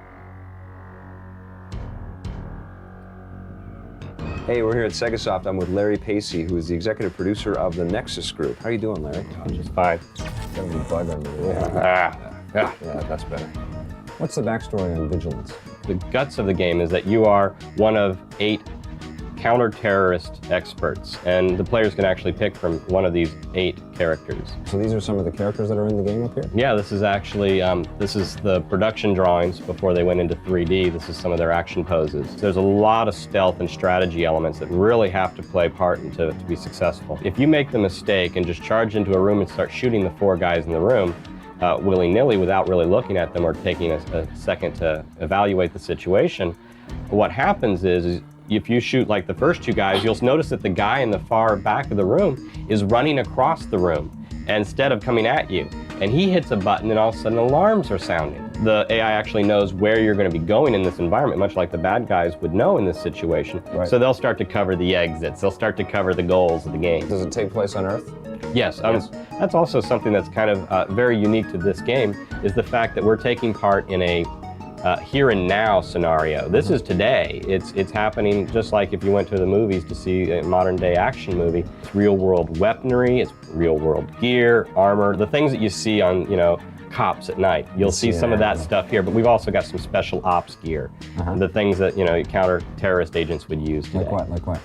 Oh, we've got infrared goggles and laser sights and silencers and tracers and high explosives. I mean, it should be pretty rewarding. As time goes on, we'll actually be releasing expansion packs to the game, so people will get more weapons, more characters, more bad guys, more levels. It'll be continued to be manufactured. Sounds like you got a killer franchise. Thank you very much. Thank you very much, Larry.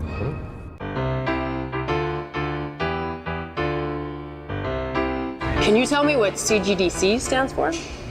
No, I can't. Can you? Yeah, that's easy. That's Australian rock band in the 70s. Yeah. They came out with Razor's Edge and Fly on the Wall, albums like that. That's an easy one. Once every year, all the designers and programmers and artists and producers and music guys, we all get together and discuss the video game industry and where it's going. It's called the Computer Game Developers Conference, and EP is going to take you there. Thanks, Tommy. Well, here we are outside this thing, and so let's go on in this thing. Over to you, Zoe. Thanks, Tommy. We're almost inside this thing, but let's go right inside. Over to you, Vic. Thanks, Zoe. We're in the CGDC now. Where are you guys? We're on the expo floor. We made it. Hi, I'm with Jennifer Polka here at the GDC, and we're talking about the show. Thanks for inviting me down. Thanks for coming. We're really glad to have you guys. This is a great view. We'll see you all later. Thanks. What's this all about? Well, most of the people are coming for the expo floor and the conference sessions and the networking. So the expo floor's got 180 companies that have something to say to game developers. What are some of the highlights of the conference? Rappa the Rappa talk, where there's Masaya Matsuro, who's the creator of Rappa the Rapper, is up there explaining how he made this crazy acid trip title. And this morning, Dave Perry got up and talked about Messiah, which I know everyone is just insane about. He started out the class saying that he wouldn't be showing it, and halfway through he booted it up and showed the game. There are probably more deals struck this week than there are the whole year round. Really? This guy I've seen break joysticks on television. That's me. Yeah. Tell us why you're here. Well, we're here to... In 2 words or less. Girls. The wrong place to be, guys. Well, we're here to get some sun and to show our joysticks off. Did you hear that? What are you guys showing? Our new wheel. Fully around, it looks like a wheel, feels better than anything on the market. I'm here with the legendary Tim Hall, game designer. That's Tom Hall. Tom Hall. Can I have a hug? Good gosh, there's a lot of people here and no food. So you come for the food? I would if there was any, but get that. Mr. Hale comes for the food. Mr. Hall, thanks. I'm speaking. I have a conference called We Have No Lives, RPGs Players in the Future. What's that about? It's about people who have no lives, RPGs Players in the Future. It's a round table. We just sort of start the discussion, then everybody, fights and stuff and fisticuffs and all that. So.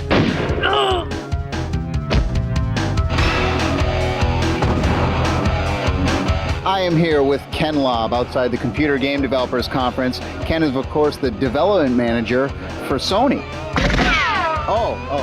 Sorry, no, he's the guy for Nintendo, right? There's a gun in GoldenEye. Yeah. The Klob. Yes. Anything to do with K-Lob? Yeah, they kind of named that one after me. You're a character in the game, too. I mean, people can shoot you. Yes. For fun. Yes. There's a little surprise from the GoldenEye team at the E3. Is it the special secret spy rare game? Can't tell you much more about it other than the fact that technically this thing is leaps and bounds beyond GoldenEye. I think a lot of people are going to take a look at it and go... I'm with James Maxwell. He's the exec producer for NBA Courtside. How you doing, man? Pretty good, thanks. Great to meet you. Glad to be here. Congratulations on the release of your game. Thank you. How has it been received so far? We're getting a lot of feedback from the users on the internet, and they all love it. How was it working on an NBA game with Nintendo? It was nice working with a publisher that had a clue.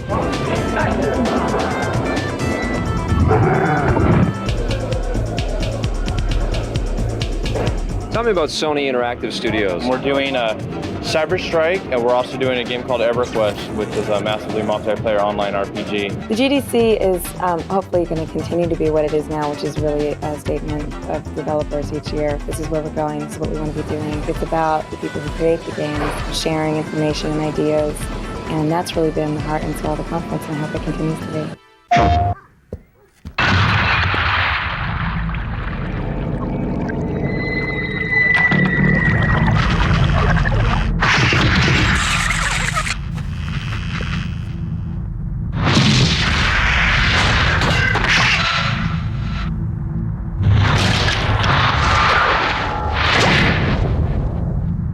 left it on again, didn't you? There are games, and then there's Tekken 3. PlayStation. If you've waited your whole life for Half-Life, then get a life. Well, get Half-Life. Life, don't talk to me about life. I'm here at the Sierra Party in San Francisco, and I'm with Gabe Newell, who's the managing director for Valve. He's going to talk to me about Half-Life. It starts off, you're a research scientist working in a lab. You don't have any weapons, there's nobody attacking you. You're just going in for a day at work. Okay. At the beginning of the game, you think that everything's your fault, that these aliens who are invading the base are coming in because you've screwed up in your experiment. Yeah. But as you go through the game, you start to find out that everything you thought at the beginning of the game is wrong. All the people who are helping you get through the game, all the people who are opening doors for you, giving you access, building you weapons, all those people are being killed by these human people that you thought were on your side. Right. But you get over to the alien world and you discover that there are all these aliens who are actually on your side, and now you're really confused. There are a lot of twists and a lot of turns in a story that we think people will find pretty engaging. You got to figure everything out by yourself. You're on your own, pretty much. Sometimes there'll be people who tell you very specifically what you're supposed to do. Okay. And at other points in the game, you just have to explore and find out what makes sense. What does the title refer to? What does Half-Life mean? There are a lot of connotations for it. Yeah. Half live, half dead. The lambda symbol that we use, which is used in the physicist calculations about what half-life is, also were used by hobos in the 1920s to indicate places that were too dangerous for hobos to go. Oh, wow. It's also the Japanese symbol for enter. And all of those meanings sort of made us really interested in using half-life. We brought together a kind of diverse collection of talent. Chuck Jones from Duke Nukem, you can really see the lineage from Duke Nukem in this game. A lot of the character designs are the same. He uses a lot of really great colors, yet detail is just amazing. He taught me a lot about making characters for games. What's your favorite creature in the game, Ted? I think my favorite creature in Half-Life is Big Mama. Describe Big Mama for us. Okay. Big Mama is kind of this big symmetrical crab-like thing with a huge egg sac underneath it that kind of swings back and forth. It's really kind of disgusting, but it's great to see people come in and look at Big Mama and suddenly they're just entranced by this big swinging sack underneath. I don't know what it is. It's kind of obscene. Is there going to be a Quake killer out there? And who's going to be the first to do it? Quake killer. I've heard that phrase a lot in the last year and a half or two, and I don't think Quake needs to be killed. I think Quake is a great game for what it is, and I think Quake revolutionized gaming. I don't think we need to kill Quake. I think we need to learn from it. We need to see it, take it as a stepping stone, really. Very cool. I think you just made a lifelong friend with John Carmack here. We're back here with Tyrone again, and he's going to tune us in on some tips and tricks. Let's go. Come on. You may remember Capcom for such great hits as Street Fighter and Mega Man. Well, now they're back with Marvel vs. Capcom. This week we've got a great tip for you. You know Mega Man, but you may not know his sister, Roll. To control Roll, highlight Zangief at the character selection screen. Push left, left, down, down, right, right, down, down, left, left, up, right, right. The little blonde will be controllable and you'll be good to go. Have fun. Hey, it's time for the Tekken 3 move of the week. Get ready for some pain. This is Lay's awesome juggle combo. Ready? Press down plus left kick plus right kick, then back plus left punch plus right punch, then quickly right kick, left kick, left kick. Today on the Simpatico question of the week, Paul Tremblay from Vancouver, BC asks, how do they create those cool, tiny models in real-time strategy games? And what I'm going to show you is just the detail of the artwork that we use in the models here. Right here in this model, we've probably got over 10,000 faces. We actually render them all out and they go into facets that go into the game. It's very, very difficult to get in there and to maneuver stuff. So there's a whole lot of wireframe in there. So this world is made up of all of these complex 3D models that you guys can manipulate any way you want. And then in the end game, you have to shrink them all down to itsy-bitsy little size. Exactly. That's exactly how it works. And then when it's shrunk down, we do 2D touch-up work, just to clean up little stuff. But for the most part, this is what it would look like. To send us your questions, drop by our website at www.electplay.com. Lee here with a few reasons why you should be shopping at P&P Games. The selection, everything from retro favorites to contemporary hits. The shipping, free on orders of $65 Canadian or more within Canada and the USA, and we also ship overseas. The stickers, when you spend $65 or more, you get a limited edition sticker based on our silly nonsense. Locals can check out our retail stores in Winnipeg, but for everyone else, we're at pmpgamesonline.com. Support us as we support the Electric Playground Classic. Play forever. Now that's a good sticker. More now on the escalating police chase that began as a joyrider's need for speed. Every available officer has been called in to stop the Lamborghini Diablo, and it looks like the sheer number of officers out here is about to end this chase. Wait, the joyrider is going over the roadblock. Oh. This is unbelievable. Stick 'em up. Yes, it's going to be a long night for law enforcement. Need for Speed 3. Hot pursuit. Lock it down! Guard, we need some new games. Fresh games. Fresh. Hey, What? do you mind? What do we got here to review? Need for Speed 3. Need for Speed 3, a driving game for the PlayStation. Awesome game. Let me tell you something, I'm glad that the Need for Speed series finally got back on par. Yeah, I know. After Need for Speed 2, I was totally worried that they wouldn't be able to pick up the pace again. This game rocks. This is a totally new game. I mean, Need for Speed 3, the best part about Need for Speed 3 is the hot pursuit mode, where the cops are chasing you all over the place. Yeah. And I mean, that is just awesome. It's killer, man. I love going through the desert track where it's got all these rock formations and you're weaving in and out of the rock formations, and there's Range Rover cop cars chasing after you and they're trying to knock you off the road. It's a terrific game. Definitely pick it up for the place. I tell you what, the best part about Need for Speed though is the control. It's got that really tight arcade Ridge Racer type control. Pure fun. Pick it up. The intro is awesome too. The whole thing. I love the intro. Thing. Part and parcel. Electronic Arts kicks with this one. Totally. 9.5 out of 10. Really? Really? Yeah, what would you give it? I'm at 9.3. 9.3? Yeah. All right. Quake 64 for the Nintendo 64. Well, I tell you what, they're probably going to want to lock me up for this one, but yeah, me too, I guess. I'm not a Quake player, so when I got the N64, it's exactly like the PC. It's very, very fluid motion. Don't get me wrong, but didn't you like GoldenEye? Wasn't GoldenEye one of your favorite games? Absolutely, but look at the graphics in GoldenEye compared to Quake 64. The graphics are better in GoldenEye. A lot better. It's James Bond, okay? I'll give you that. The sound is a lot better. But Quake 64 is just as much action. It's faster than GoldenEye. The thing is that in Quake 64, you don't have the network play multiplayer option. It's evil, there's tons of gore, the effects are beautiful, the lighting is great. It's a great adaptation. It looks like a 3D effects accelerated version of Quake on the PC. There's a few special levels and some extra additions. People that have never played Quake, to Doom and like those first-person games are going to like the heavy action in this game. I'd give it a 9 out of 10. I think it's a great addition to the I'm at the other end of the scale, and again, it's probably because I don't like the genre of games, so keep that in mind when I give this score of about a 5. About a 5. Yeah. Too brutal. I'm not being brutal, I'm just being honest. All right, what about another 3D first-person action-adventure game? Duke Nukem 3D for the Saturn. Damn, I'm looking good. Let me tell you about this game. The guys at Lobotomy, the guys who developed it, they did a great job. They worked on Power Slave. Yeah. I mean, these guys and they did Quake too, as well. For these guys got the engine down. The engine runs smooth.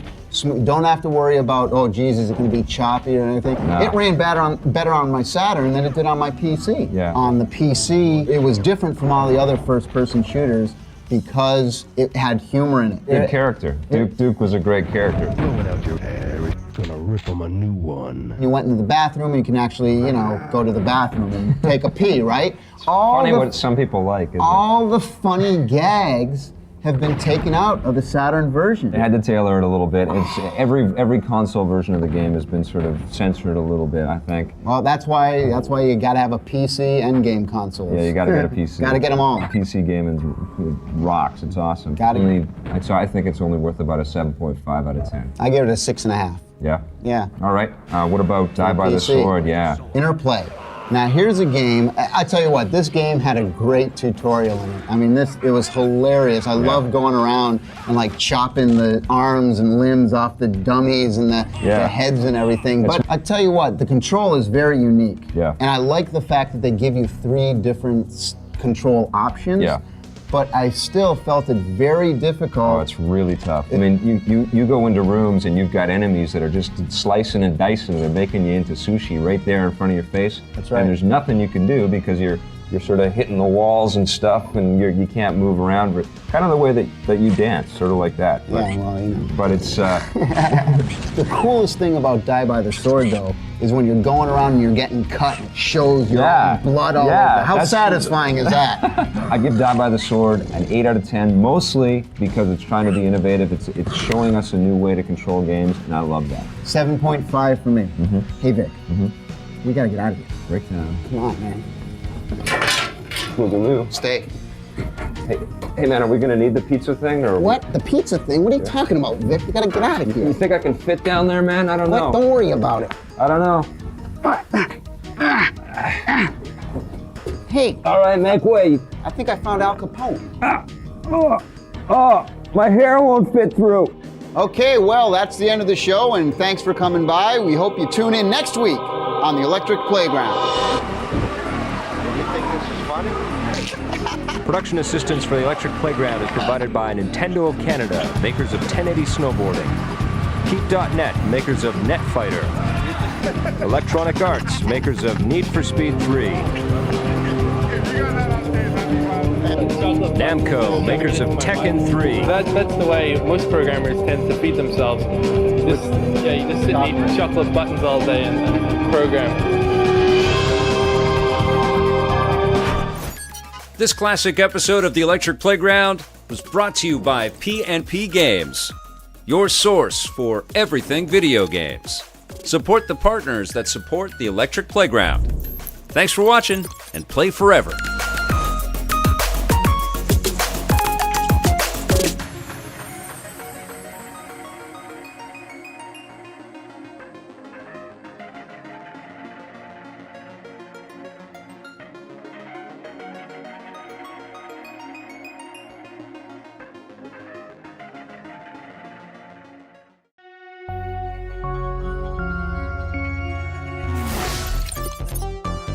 This classic episode of the Electric Playground is brought to you by P&P Games, your source for everything video games. Support the partners that support Electric Playground.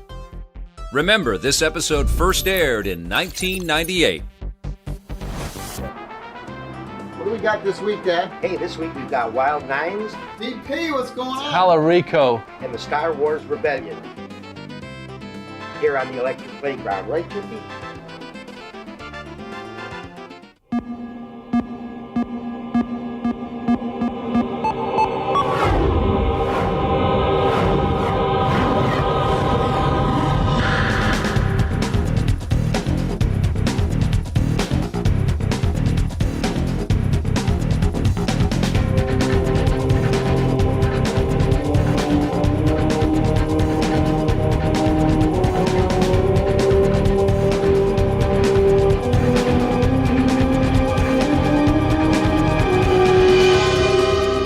Everyone has questions for this guy.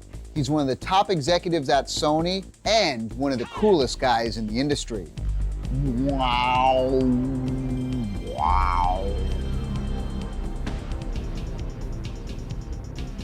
We are here with a great friend of mine, Phil Harrison. How do you perceive the console competition out there, Nintendo and Sega? We've shipped over 30 million machines worldwide. So our competition is movies, music, watching TV. What about the PC market? The $2,500 PC with a 3DFX card is very cool, but it's only for a very small number of people. How many PlayStation games are there total? Right now in North America, we have just over 400 titles. Worldwide, there's about 1,200 games out there. Whoa. PlayStation.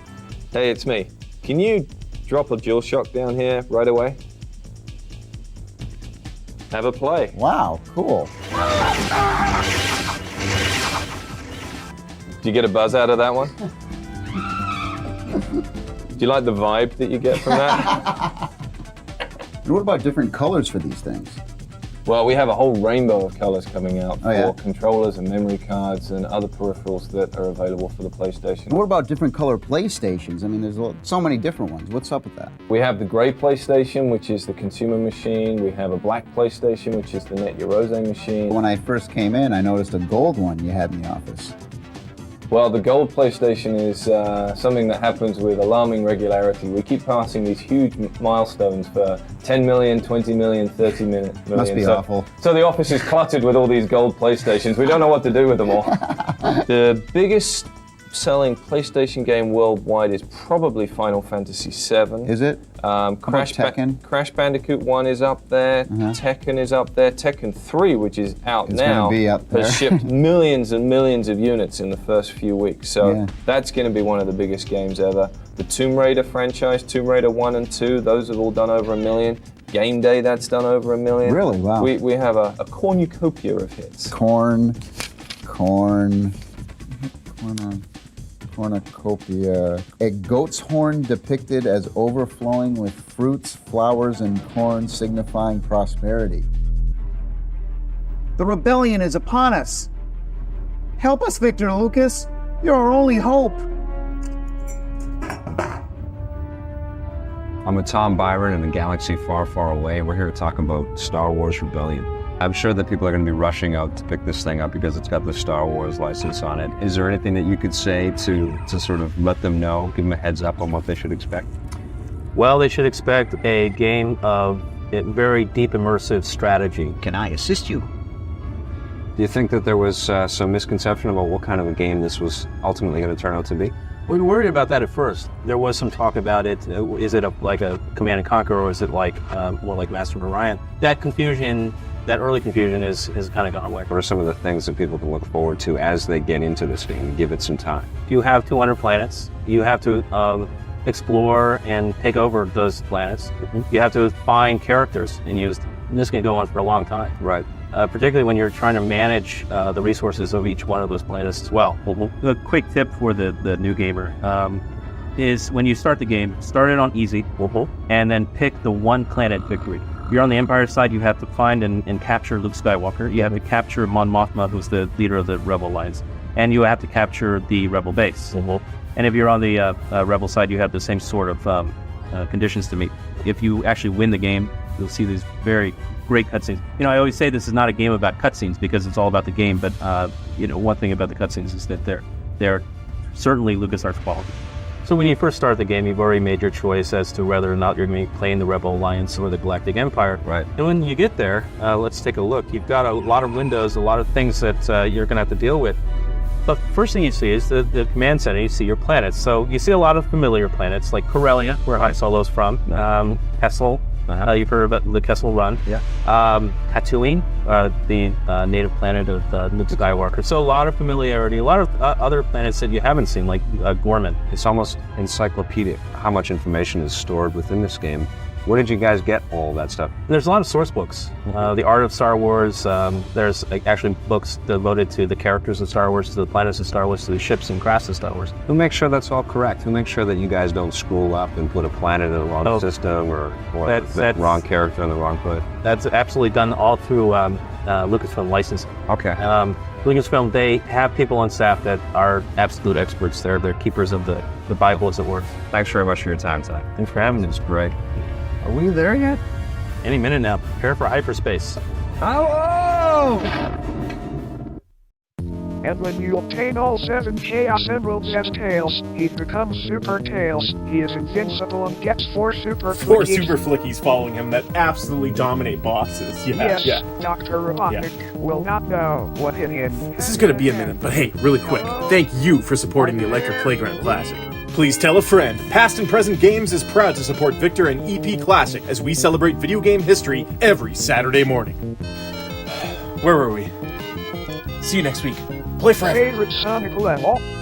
It's probably impossible to choose, so many classics. I like the sound of tails flying. Shua, shua, shua, shua, shua.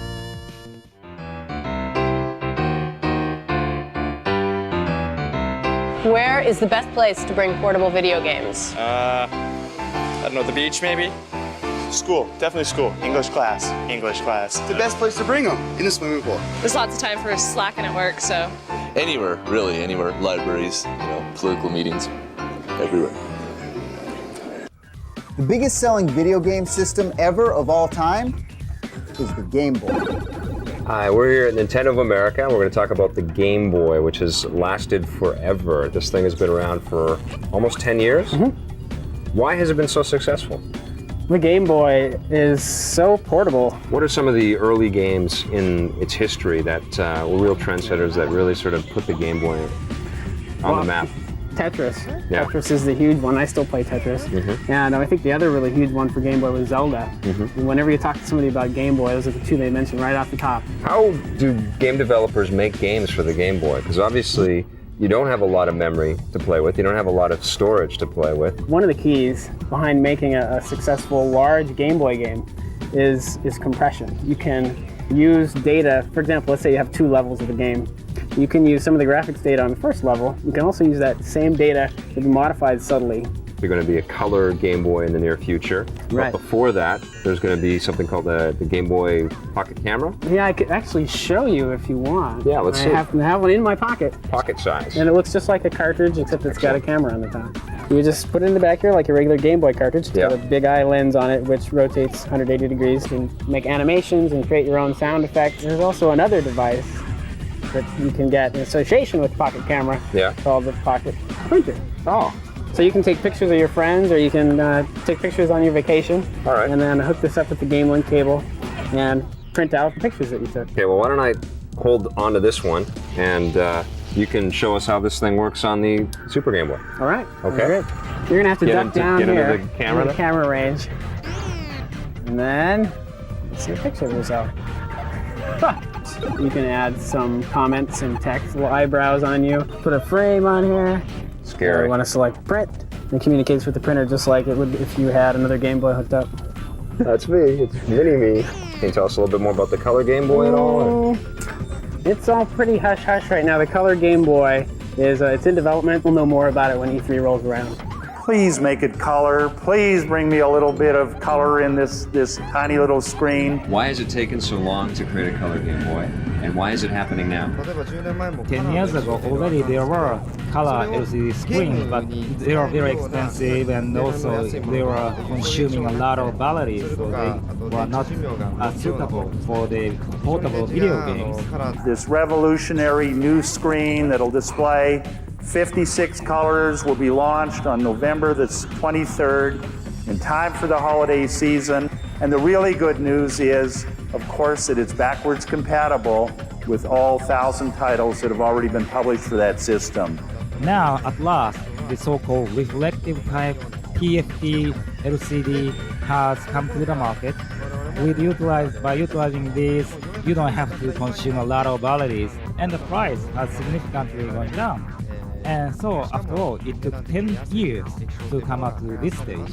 You're going to see us all on the show floor with a t-shirt that says Game Boy ever, and doesn't it seem like it? Game Boy is going to continue on to have an awesome year, and it's just going to keep going forever, it looks like. Thanks a lot, Mark. Great, thank you. Thank you.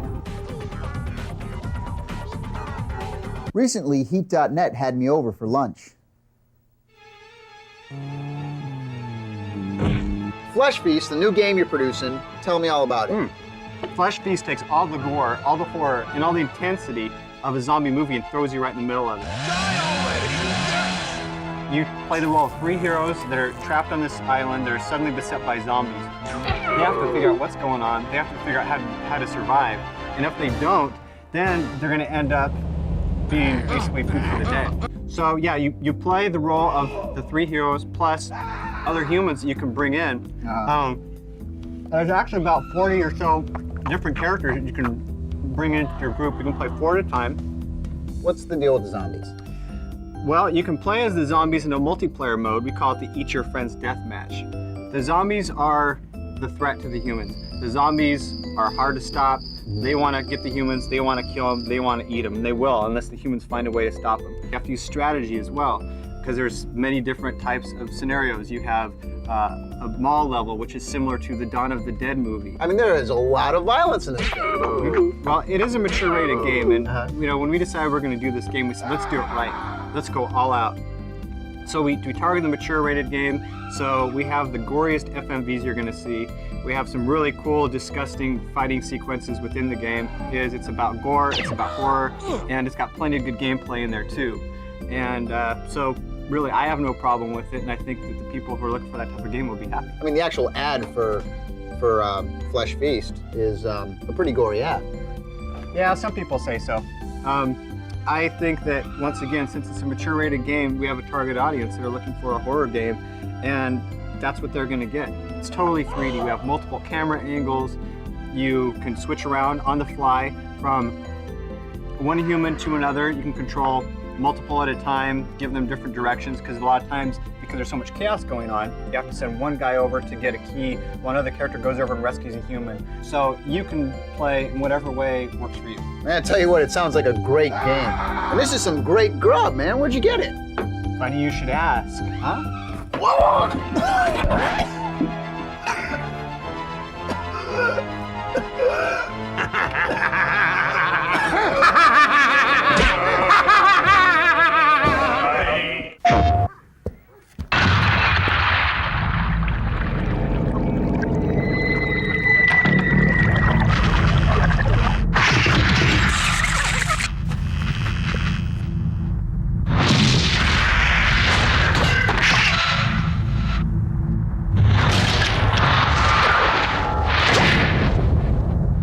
You left it on again, didn't you?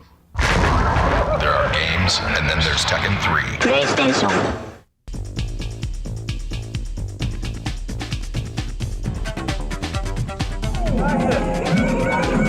This is Air Guys, created by Dream Factory, designers of Tobal number 1 and Tobal number 2. You'll find it at arcades right now. Next year it'll be on PlayStation. To control Cloud or Tifa, just wait 1 month for Cloud, 2 months for Tifa. The final boss, Django, is released after 90 days of launch.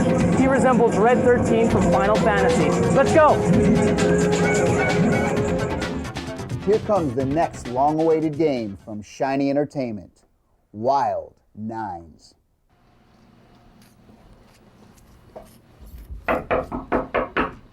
Who is it? Yo, it's DP. What's going on, brother? What the hell are you doing here? Oh, come on. You're not still mad because of the stunt copper thing. You stipe. You bet I am. Give me that. Look at this. I know I broke your last one, but cool. Huh? Brand new. Look at that. Cool. There. See? So what about the other helicopter you broke? Oh. Okay, so tell me about Wild Nines. Wild Nines, basically, it's a game that we're doing starring this guy. This is Wex. He gets shot down while he's traveling through space with his family onto this planet, which is actually a cluster of planets. There's a guy who actually runs that whole cluster. His name is Karn, because he's just this giant face actually hanging on a ceiling looking at a galactic map as he plans to take over the world. So what he does is he just has this big gun that just shoots down anything that passes his planet. The result is lots of really cool stuff always falls on the planet, lots of new technology, lots of different creatures and animals, and that's where really the game comes from. That's where Wex comes from, and that's where they find this amazing weapon.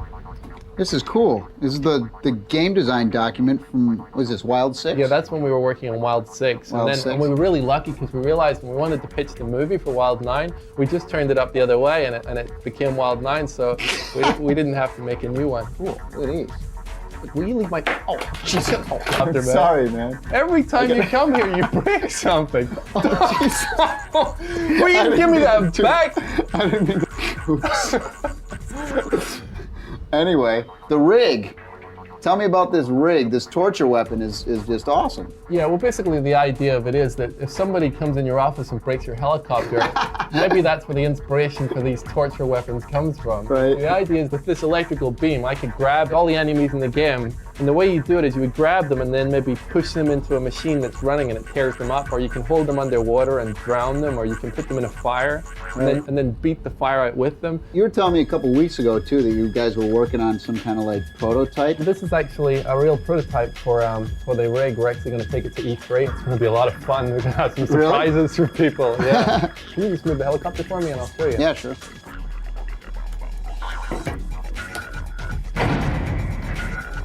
Whoa. Cool, hi. So there we go. This basically, you can see Bang gets up there on his shoulder. You see the rig. So I've got it all wired up. C-O-M-M-Y. What?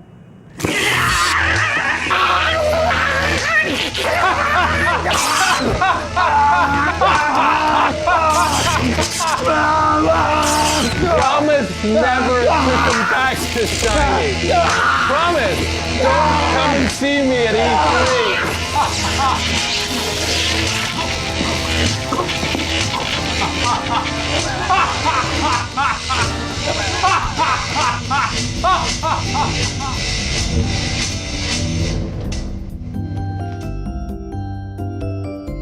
That'll show you.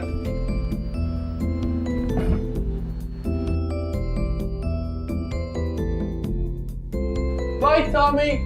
Bye.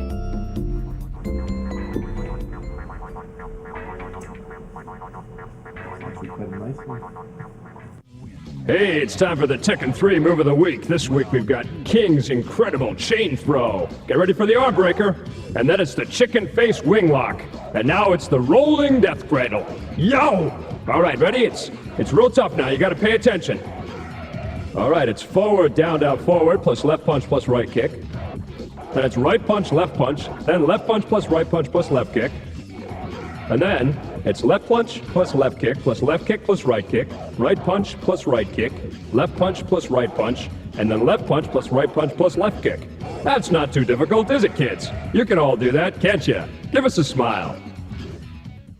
Today on the Simpatico Question of the Week, John Davis from Burnaby, British Columbia asks, how do Sony's new DualShock analog controllers work? Yeah, what we did to this was we made the thumbsticks more ergonomic so that you've got a more sensitive control over the analog functionality of the controller. We made the shoulder buttons bigger and smoother so that they're more comfortable. But the coolest thing that we added, which unfortunately you can't really experience on TV, is two vibration mechanisms, one on each side here, at two different frequencies, one at low frequency, one at high frequency. And the software engineers, when they write their game, can add some very cool software in there which makes them vibrate at different frequencies. You can modulate between them and get a really cool feedback experience from the controller. Adds so much to the game. To send us your questions, stop by our website at www.electplay.com.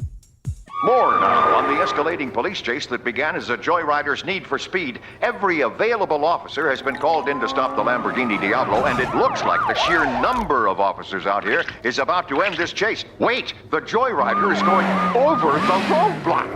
Oh. This is unbelievable.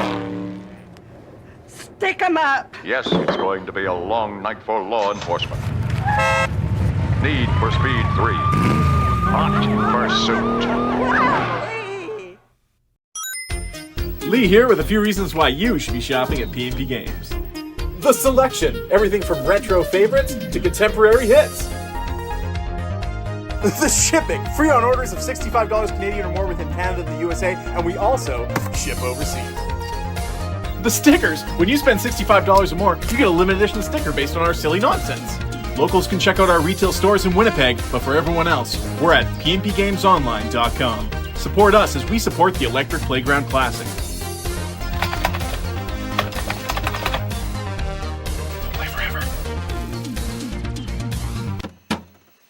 Now that's a good sticker.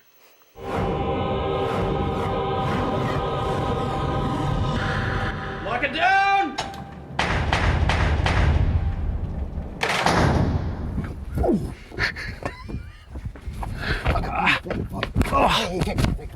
Robotron 64. Oh, Robotron 64, man, it rocks! I'm a huge Robotron fan. That was like my #1 game until Mario 64 came out. This game is killer. It's 3D, you're going all around, it's just action, action, action. Everything, you're just blowing things up for hours on end, man. It's totally killer. Hey, if you liked Robotron, the original game, it's great, it's new and everything, but you know, I wouldn't say it's the greatest game for the N64. Come on. What was weird was the backgrounds were just this furry light cloud thing happening on every level, you know? I mean, there wasn't a lot of variety. Come on. It's not a graphics showcase, man. It's all about speed and gameplay and blastathon action, man. It's a throwback to the old days. I love those old days. Okay, Robotron was one of my favorite games. What do you give it? I'd give it 8.5 out of 10. 8.5? Yeah. I'm in at about 7. What about Gex 2? Gex 2, here's a game I liked for the PlayStation. I mean, I thought the graphics were great, the control was good. I like the way you can control the camera angles. I like the whole skinning and texturing on Gex there. The voices are hilarious. Dana Gould's funny. Yeah, Dana Gould, him too. Hey, I feel like I'm trapped in Boy George's I liked it better than Mario on the 64. Oh my God, this guy has no taste, and he's like anti-Mario. It's ridiculous. I'm not anti-Mario, I just thought it was a better game than Mario, that's all. Man, okay, this game is good, but it's just a Mario ripoff. There's no way to deny it, okay? Every driving game you've ever played is a ripoff of Night Driver, so what? Gex 2 uses almost the exact same schematic. It's the same hub system. You walk into rooms, and you've got all these different channels to go through. You go back into areas just to pick up similar kinds of things, just like you did with Mario. It's a cool game for the PlayStation. It competes with Mario, which is great. Graphics are better, sound is better, graphics are not better. Textures are much cooler on the Mario game. There's too much shaking around with the textures in Gex 2, and you can see that there's the seaming. I'm looking forward to Gex 2 on the N64. I think it's going to kill the PlayStation version. Nah, I doubt it. I think it's going to be much better. But the Dana Gould stuff is excellent. The skinning on the model is terrific. You're absolutely correct about that. It is a solid game. It just is not Mario. It does not beat Mario 64. I'd give it an 8 out of 10 for the PlayStation. I give it about a 9, man. 9 out of 10? Yeah, 9 out of 10. All right. Reboot for the PlayStation. Yeah. This is another one of those 3D games that's just starting to filter out of everywhere now these days, man. What do you think of the graphics? I mean, graphics really are good. The bright. graphics are good. It's definitely aliased, so you can see the jagged edges around all the characters and stuff. But it's a little hard to control. I like the whole hovercraft thing. The hovercraft thing is very cool. The way Very you're cool. flying around and With stuff. the analog controller, it totally controls awesome. It's great. But the problem is that the whole reboot license, if you want my honest opinion, it's goofy. It's corny. You It's got little dated, green man. kids. It's you got dated. Bit and dot matrix. The levels are diverse. They're 3D. You can fly anywhere. But it's still unsatisfying. What do you give I give it a 6.5 out of 10. 6.5? Yeah. You know what? I give it a 6.5 too. StarCraft for the PC, man. Okay, StarCraft. Let me tell you something about StarCraft. Okay, the sound is so awesome. I mean, I'm an audio guy. I know these things.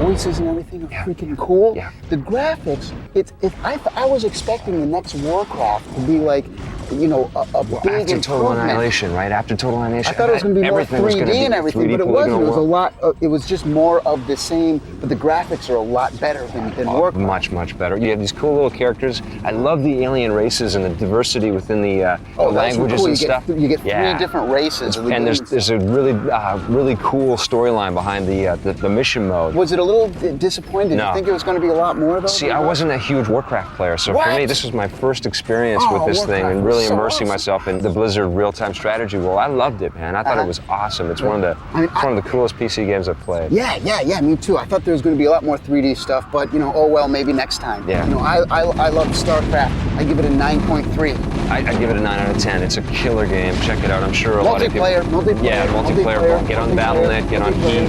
Okay. It's out there, man. It's a great game. 9 out of 10. We got to go. We're over here, let's man. go, let's I got go. the boat's over here.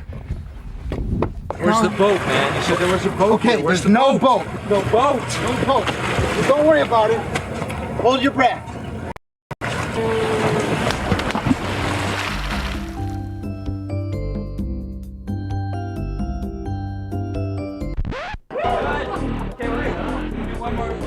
Production assistance for the Electric Playground is provided by Nintendo of Canada, makers of 1080 Snowboarding. Heat.net, makers of Netfighter. Electronic Arts, makers of Need for Speed 3. Namco, makers of Tekken 3.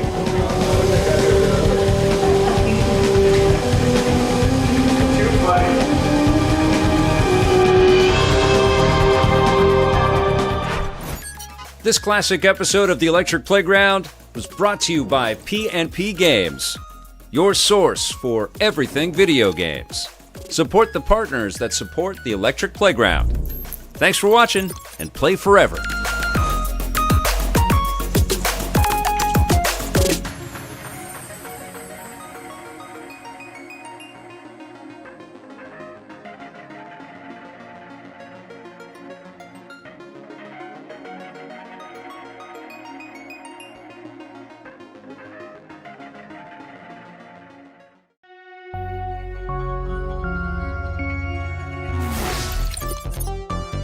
This classic episode of The Electric Playground is brought to you by P&P Games, your source for everything video games. Support the partners that support Electric Playground. Remember, this episode first aired in 1998.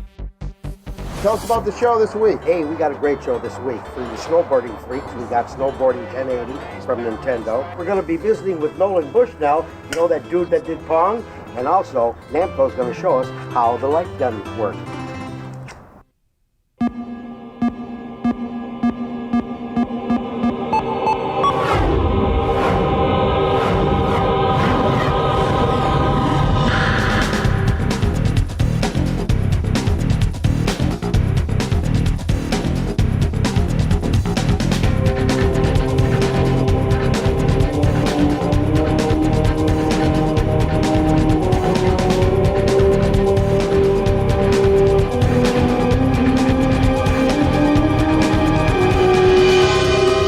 Here comes yet another new game from 3DO. It's called Requiem, and I highly recommend it.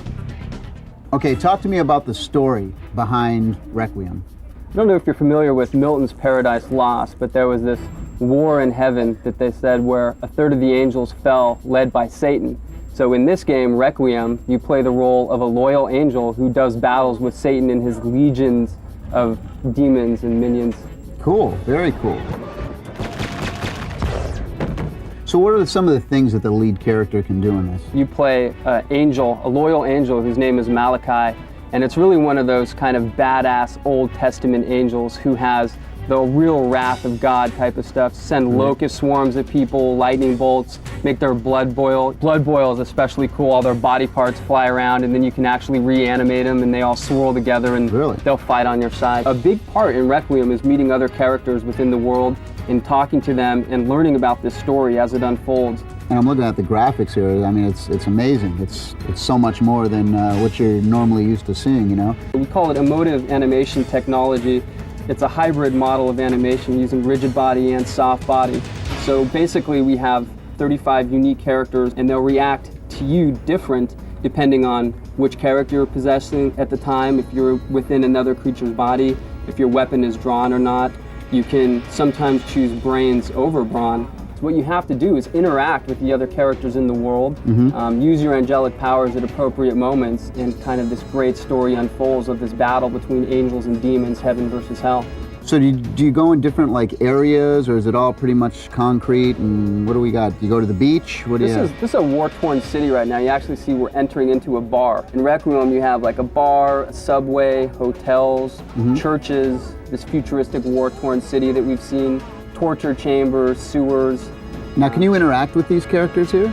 Yeah, check this out. He's going to have a little conversation with them right now. Wow. He's saying, Bar Requiem, it's an awesome game. So if you were to summarize this game, what would you say? It's really heaven and hell collide. There's a great quote from Milton's Paradise Lost that said, it's better to reign in hell than to serve in heaven. It's a great book. You should read it. If it rained in hell, though, wouldn't the fires go out? Thank you very much, ladies and gentlemen, for being performing here all week.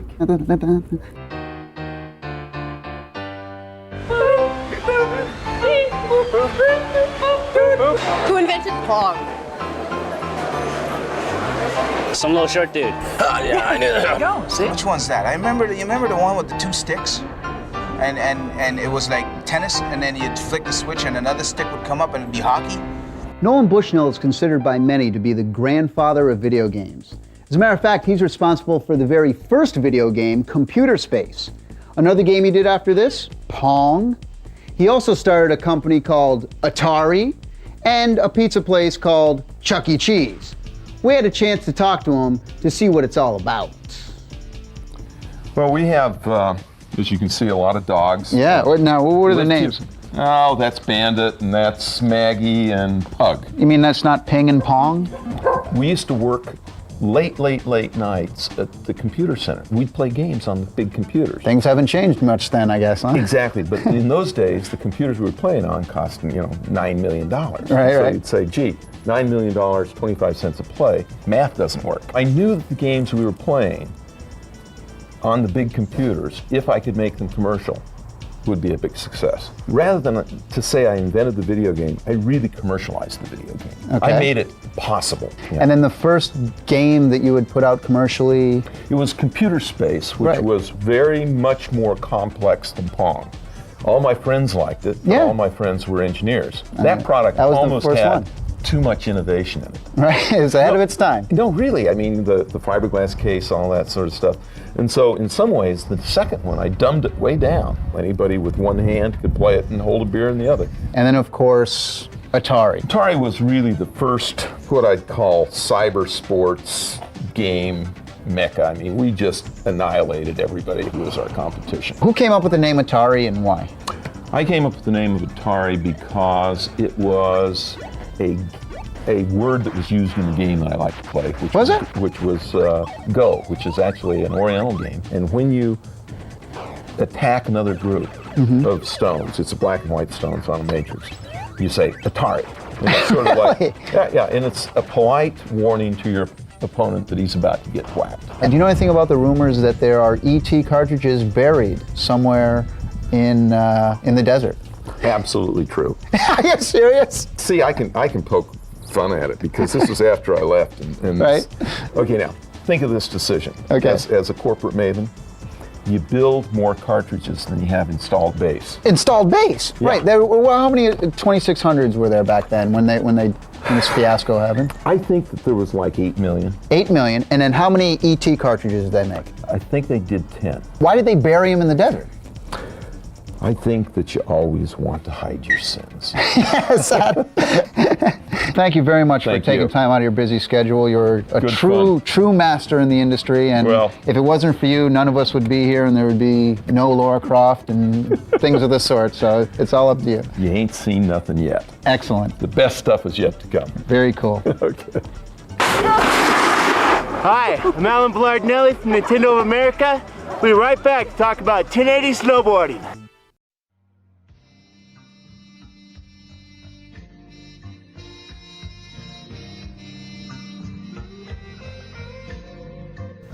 I'm ordering a pizza. Not now, not now! Are you using the phone? I'm using the internet! Oh, sorry, I was just gonna order a bite in. Wanna play some Two Crude Dudes I just picked up from P&P Games? Let's give me one crude dude saving the city. Now put the phone down!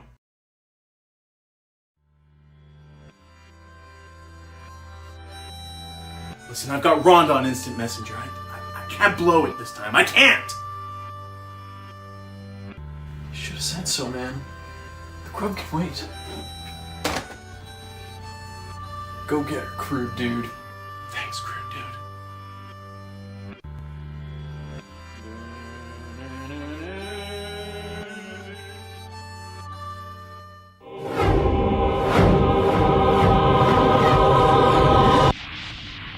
Yeah! Shifty! Wow! Tweet! Shifty! Hey, Victor Lucas for Electric Playground. We're here in Big Bear Mountain in California to talk about 1080 snowboarding from Nintendo. 1080 snowboarding is the most realistic console snowboarding game ever made.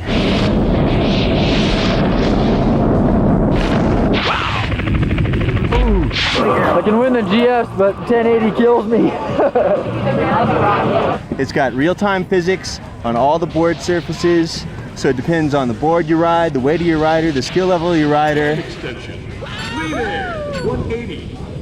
If you're landing and you're in powder snow and you go down in it, Right. if you're hitting the edges and putting your hand out, you see the marks you leave behind with your hand. Even on the ice, I mean, you can just hear it. It just sounds like you're right on the ice and the board's just scratching right on it, going right across. It's just amazing. I'm Zoe Flower. I'm here with the Electric Playground. We're at Whistler for the Snowboard Canada Jam Tour. So have you seen Nintendo's new 1080 snowboarding? Oh, it's crazy. You do all these crazy tricks. Yeah? Anything that you can do in real life? Yeah, because if you're getting really good at the game, maybe you can take it to the hill, right? Hi, I'm here with Rich McMahon from Niagara Falls, winner of today's Nintendo 1080 Challenge. Oh, he does it! All right. How does it feel to be a champion? Great. Awesome. Not bad for a day's work here. Having taught snowboarding for a couple years, I really love the way the people look, the way they've got a nice balanced riding position, just like we were teaching you today. The light shading that was done in the game with at nighttime with the moon during the early morning. I mean, it's really trick. Yeah. They did a great job. I mean, you get the spray of the snow right in your face. And what do you think about the new 1080 snowboarding from Nintendo? Oh, that's super fun. Yeah. Really good, really responsive. How do you think it compares to real life snowboarding? It's pretty accurate. Do you like the powder feeling? Yeah, the powder feeling is fun. Yeah. All the jumps? Yeah, jumps are fun too. Yeah, this is my simulator for the U.S. Open. That's the plan. Did you get actual pro snowboarders in on the development of the game? Our chief programmer, Giles Goddard, is a snowboarder himself. Okay. So this guy, when he came to make a snowboarding game, came to make a snowboarding game. What are some of the different modes of gameplay in this thing? You can do a head-to-head competition where you can damage yourself out of the race, but the fastest time wins. You can do a trick attack, which is on the regular courses, as many tricks as you can get in the allotted time. And then you can do a stunt mode in the half pipe, of course. You can do a slalom race for time through gates, just like the GSers did in the Olympics. Yep. And then you can just free ride. Tell me a little bit of what snowboarding means to you, because you've been involved with it for a few years. Did I mention there are some very beautiful girls who snowboard? No, mention that again. Very beautiful girls out snowboarding. 1080. If you liked Battlezone before, wait till you see how easy it is on the eyes now. How important was having the Battlezone license attached to the game for you guys? Essential. It gave the project a ton of direction. Yeah. It's, you're going to be in a tank.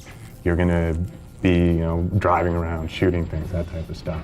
It also gave us a sense that this has to push gaming to a new level. The original Battlezone paved the way for 3D games today. There's been a lot of hype about the radar system in the new Battlezone. Right.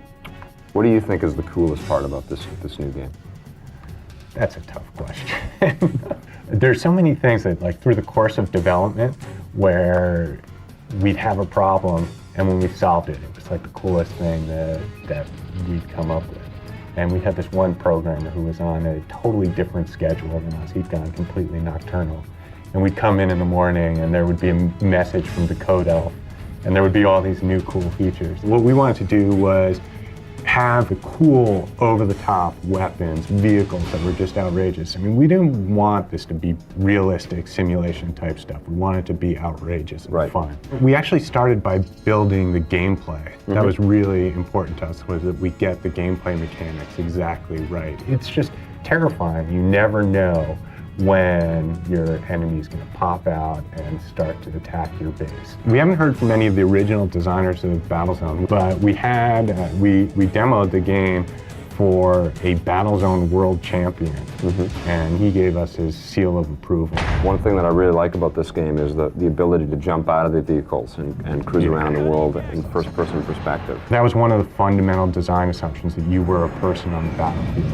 And out of that followed that you had a body, that you could get into any vehicle that you wanted to, and that they would all be different, and you could kind of do different things in the vehicles. Tell me what makes the online gaming for Battlezone special, and what's your relationship with Heat.net? He helped us develop part of the multiplayer server. They do an excellent job of kind of establishing a community and getting people into the game. I don't think there's any other game out there that's at all like Battlezone. It's a completely unique multiplayer experience. It's great to meet you, Andrew. Great meeting you. Hi, I'm Nolan Bushnell, created Atari and Pong, and I'm watching Electric Playground, and I hope you are too. More now on the escalating police chase that began as a joyrider's need for speed. Every available officer has been called in to stop the Lamborghini Diablo, and it looks like the sheer number of officers out here is about to end this chase. Wait, the joyrider is going over the roadblock. This is unbelievable. Stick 'em up. Yes, it's going to be a long night for law enforcement. Need for Speed 3. Hot Pursuit.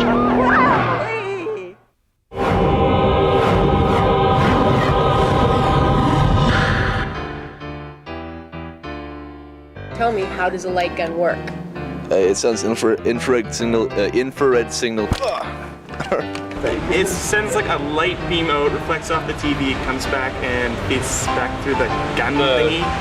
I think, when you pull the trigger. Can you tell me how a light gun is made? Is that right? So I'm here at Namco and I found this light gun, and I'm thinking to myself, self? How do these things actually work? I'm sure there's somebody here who can tell me how. I have no idea how one of these things works. I mean, I plug it in, I shoot. Help me out here. A lot of people don't understand how they really work, but they don't actually put out any light. They just detect light. So they actually see the light on the television. So there's no beam of light that comes out or anything? That's right. They don't have a laser in them. They don't shoot anything. They're actually what we call a passive device. How does it know? At the back of the picture tube is a gizmo called an electron gun. And it shoots out a beam of electrons that hit the front of the TV screen. And that colored light ultimately forms the picture that you see on a TV. And it does it very, very fast. So fast that we can't see it happening. So there's actually a little thin line, a little dot that is moving. The whole screen gets filled with light and goes completely dark 60 times a second. How does this tie into the gun? Let's look at the gun. Let's. Don't try this at home, by the way. Yes, this will void the warranty. Light comes in from the TV and enters the front of the gun con here. Inside the gun con, there's a little plastic lens. The light gets focused through that lens onto this thing. This is a light detector. The light detector converts the light into an electrical signal that this electronic circuit board sends down the cable back into the PlayStation. When somebody pulls the trigger on the gun con, they're really just flipping a switch inside the gun con that tells the PlayStation they're pulling the trigger. And as you can see, the PlayStation can tell exactly where the gun is tracking. Now why does the Namco version of the light gun, the gun con, why does it have a special thing that connects to the back of the PlayStation? What's that all about? This cable lets the video signal from the PlayStation go into the gun con, and it uses that extra information to get super accurate positioning of where the gun is aimed at the TV. Cool, well, thanks for telling me how a light gun works. You're welcome, Tommy. Hey, there's Craig. Craig, can you tell me how a whack-a-mole works? Sure. Cool. I don't. While we wait to play Metal Gear Solid by Konami, we can give a run to Racing Jam. It's their answer to Model 3 and Super GT. It's got some of the best tracks and visuals you'll ever find, including this concave screen. It has real cars, the 240SX, the Impreza, all you'll ever need. Just get going and race. Hey, it's time for the Tekken 3 move of the week. This week it's Eddie's incredible rodeo spin. Are you ready for this? It's a half turn from the back position and then left punch plus right punch. Get along, little doggy. Today on the Simpatico Question of the Week, Tim Thompson from Ottawa, Ontario asks, what is Jane's and what does it have to do with video games? When we were developing a product called Longbow and also another product called ATF, we were looking for a way of bringing those together and marketing those things and connecting with Jane's Information Group, which provides, it's the world's largest provider of reference material for the military. Their stuff is available to and sold to governments and all as the absolute reference. And it seemed like a natural way to bring all three together, to use the Jane's name and what we saw ourselves as, which was the absolute best military simulations. You know, it's been sky's the limit since. To send us your questions, stop by our website at www.electplay.com. And when you obtain all 7 Chaos Emeralds as Tails, he becomes Super Tails. He is invincible and gets 4 Super Flickies. 4 Super Flickies following him that absolutely dominate bosses. Yes, Dr. Robotnik will not know what it is. This is gonna be a minute, but hey, really quick, thank you for supporting the Electric Playground Classic. Please tell a friend. Past and Present Games is proud to support Victor and EP Classic as we celebrate video game history every Saturday morning. Where were we? See you next week. Play forever. Favorite Sonic level? It's probably impossible to choose, so many classics. I like the sound of tails flying. Shua, shua, shua, shua, shua. Lock it down!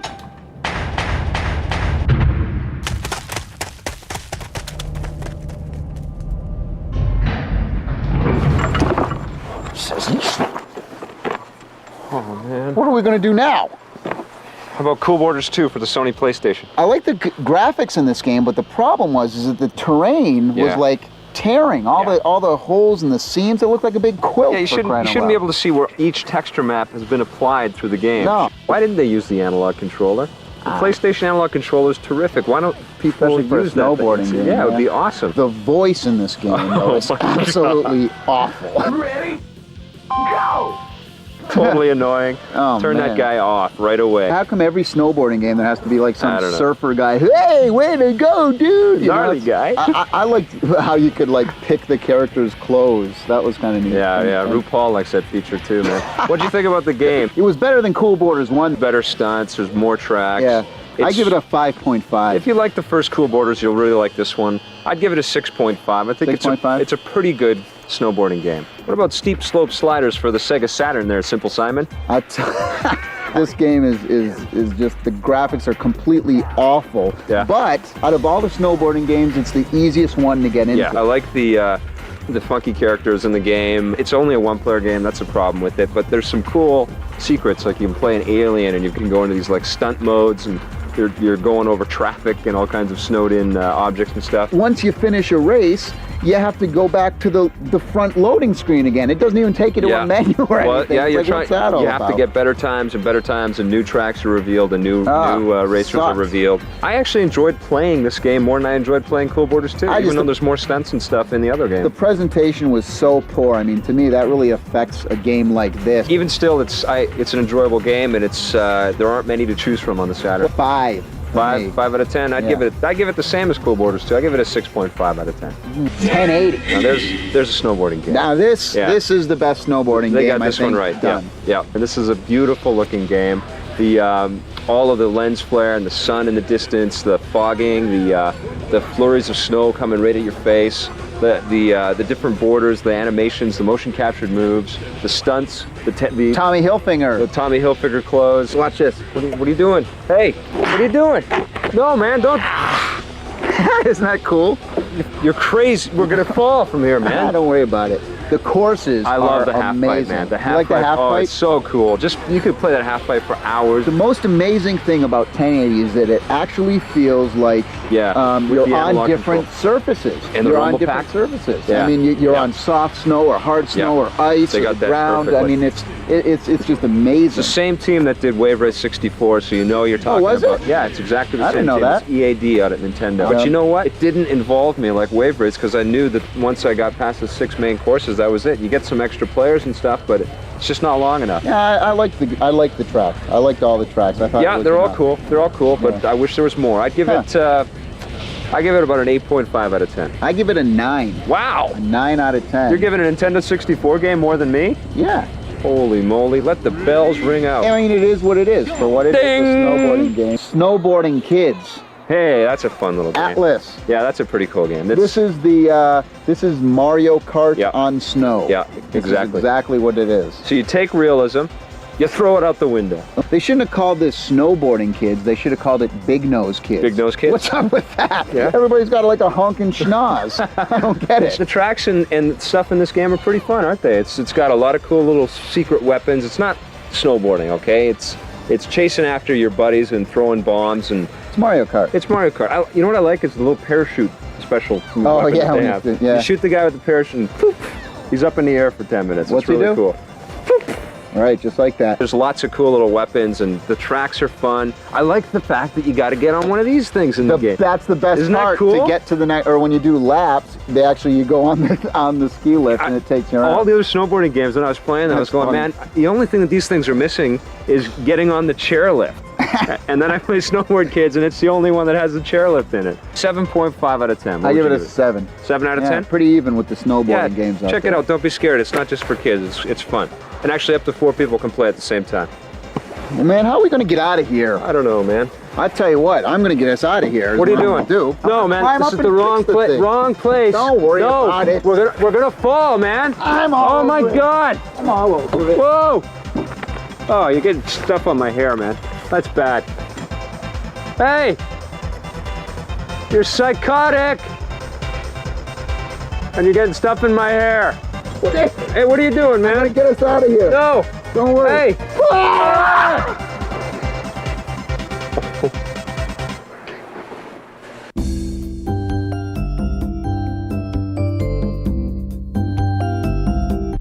Great to meet you, Andrew. Nice meeting you.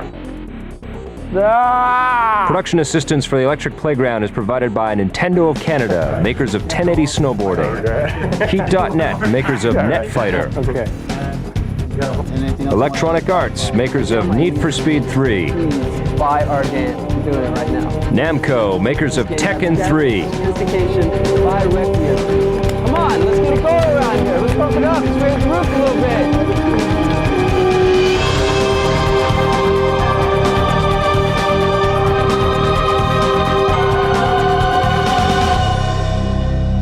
Make sure you come back next week. We'll still be here. You gonna get us off of this thing, Tommy? Yeah, don't worry about it. I'm all over it. Yeah, you're an electrician. Yeah.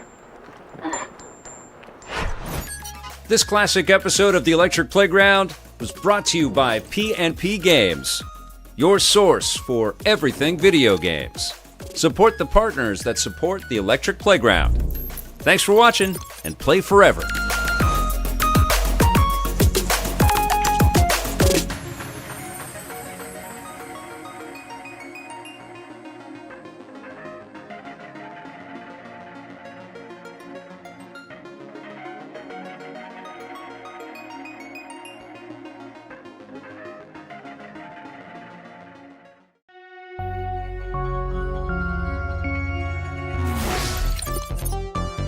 This classic episode of the Electric Playground is brought to you by P&P Games, your source for everything video games. Support the partners that support Electric Playground. Remember, this episode first aired in 1998. Boy, got them special for this show. We got Road Rash 3D and also StarCraft. Stay tuned, don't go away.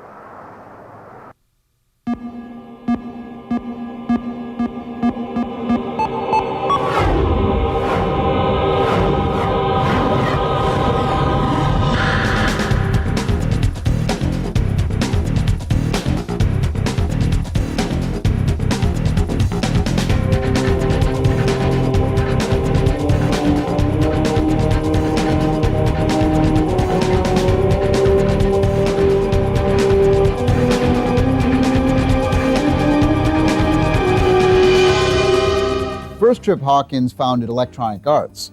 Then he started 3DO, until he lost it in a card game, to me. Gorgeous, you ready? Thank you. Shush! Well, ladies and gentlemen, I've called this meeting as new acting CEO of 3DO. Let y'all know of two things, actually. The first thing, we're getting back into hardware. And the second thing, hey you. You're fired! Please put hands together, give a warm welcome to one of the 50 most beautiful people by People magazine a couple of years ago, Trip Hawkins, ladies and gentlemen! We are here in Redwood City at 3DO with one of the true pioneers of the video game industry, Mr. Trip Hawkins. I want to get into, first of all, Trip? Oh, sorry. So what was the first job that you had in the industry? I had working with Apple. Okay. We had 50 people, and we had done about $2 million in business the year before, and then 4 years later we had 4,000 employees, and we were doing $1 billion in revenue, and it was just like being on a moon rocket. Then I started Electronic Arts in 1982. So the founder of Electronic Arts, yes? One of the things that we pioneered was the notion, the correct notion, that the people that make video games are creative artists. It's a very emotional topic. I mean, people really get into video games and they really care about it. And how much the players care, that's the same that those of us that are making the games, we care the same way, and so we're all kind of doing this together. All right, welcome to the meeting. Jesse, you have your job back. Oh. Yeah. Oh, yeah. So how did the whole 3DO thing come about? Started 3DO mainly because I have such a strong commitment to gaming. I care so much about gaming that I saw an opportunity and a need to move the technology forward and to bring about some changes in the industry. And of course, it turned out that Sony came along and did it all a lot better than I was doing it. So that gave me the opportunity to go back to doing what I do best, which is to make the games. Over at Cyclone Studios, we have gotten approval from Sony for Uprising X. So that product is now officially getting ready to be released. Let's talk a little bit about some of the exciting products you guys got coming up. We're just now coming out with Might and Magic 6. Right. This will be the 8th major game to be called a Might and Magic game, and all of its predecessors have been named Game of the Year. They've all been bestsellers. This baseball game just looks amazing. High Heat Baseball, even though it's our first version, it's incredibly playable. You sit down and you don't feel like a monkey pressing buttons. You really learn how to pitch like a pitcher, and you learn to hit like a hitter. And there's an incredible feeling of satisfaction when you do it the way it really works, and you know that that's just like it is in real baseball when you're watching a real game. You're an actual game player, correct? Well, you know, my goal as a CEO, frankly, is to number one, I'm a gamer, and so from my perspective, it's a lot simpler if we only make games that I would want to play, because then you know, I've just got a lot of confidence that I know there's a lot of other people out there like me that like to play the kind of games that I like to play, and if I can tell that it's a lot of fun, then it's ready to go. We're going to be on Electric Playground every week. Never heard of them.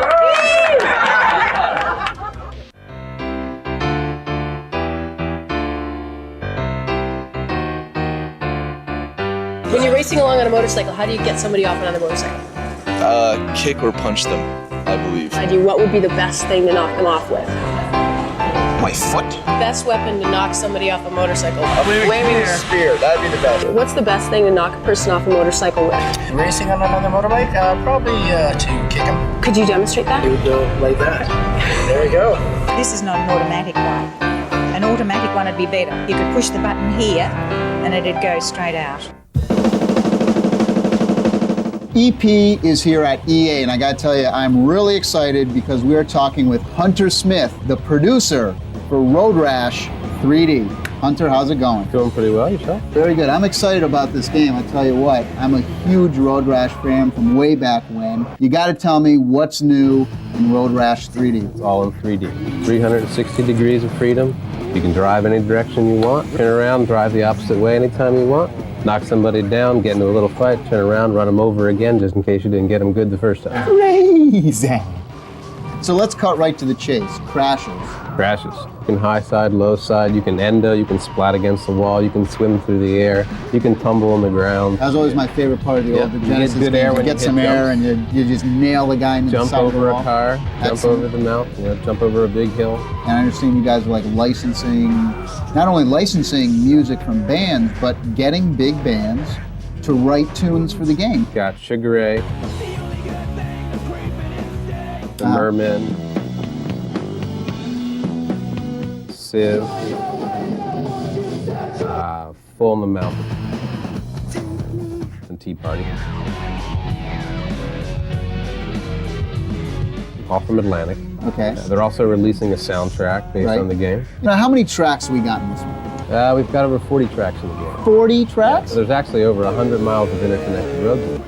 Really? Yeah, any intersection you want, you can decide you just want to go cruising instead of racing and take off in another direction. Of course, you might want to watch out for the cops. Oh, there's cops in this one too? There's cops in this one. You have to start on track 1, open new tracks. Well, there's 3 different modes in the game. There's a thrash mode, which is kind of like the arcade mode. You jump in and play. There's a big game mode where you basically earn money in each of your races and you buy better bikes. Okay, cool. And then there's time trials. It's 4 different gangs, is that correct? What's interesting about the game, we actually try to create a whole complete world. And in the world, there's 4 different gangs, and each have a different territory in the world. And these have their own bike type. And their bike type is kind of how they build their whole culture. Pretty nice bike you got here, Hunter. Nice talking to you and all that stuff. But dude, I'm out of here.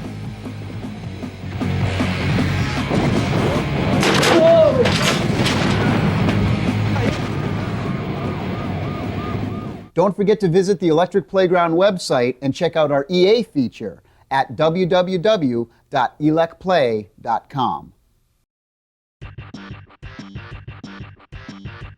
You ready, buddy? Best of 50 death matches, slappers only. Slappers only! Oh, I'm ready, all right.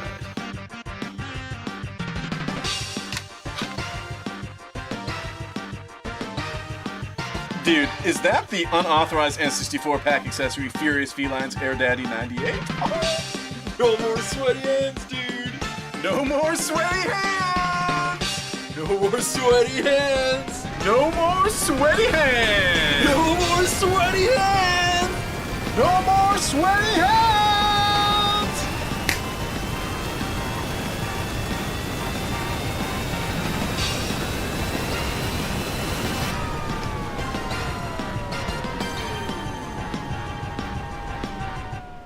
Dude, pass this guy the wide mouth bottle. We are here at Blizzard Entertainment, the creators and developers of some of the coolest games ever, including Warcraft 2.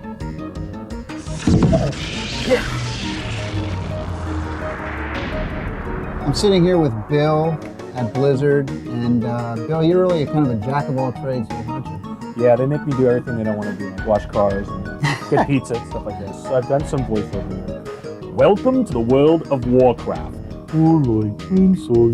Why do you keep touching me? Yeah, the orcs are really fun. You will do as we say, and I will command you. And they have like this very, very dark, disturbing kind of side. But then also when they're on the ship, they're like, who wants to sing? They can be real fun and goofy. So they were a lot of fun. And then it's the same thing with StarCraft. What you got for me out there, Joey Ray? So you're working on StarCraft now? That's right. We're all hot and heavy into that. I think it's going to be really cool because we set the standard for multiplayer play in real-time strategy games, and I think we're really going to make a big step again. Or lots of different teams, switching alliances, or even cases like no allies, for example. So you can have a free-for-all without ever having to worry that somebody allied against you and you got stabbed in the back. Oh, wow. And then in single-player play, we have a lot more AI, too. We think that's really important. A lot of people play single-player play. We've got the real-time dynamic lighting. We've got all kinds of effects. I understand that Dave's office is like the coolest office. Well, he's single-handedly keeping a lot of companies alive. Look at this. I mean, this is a full-size R2-D2. Yeah, you should come to our Halloween party. So it's going to be at least 3 Princess Leias in here. I'm sure. I'm sitting here with Mike, who's one of the founding members of Blizzard. What do we have upcoming from Blizzard over the next year? Well, we've announced Diablo 2. We've got some great plans, but I can't talk about it. Okay.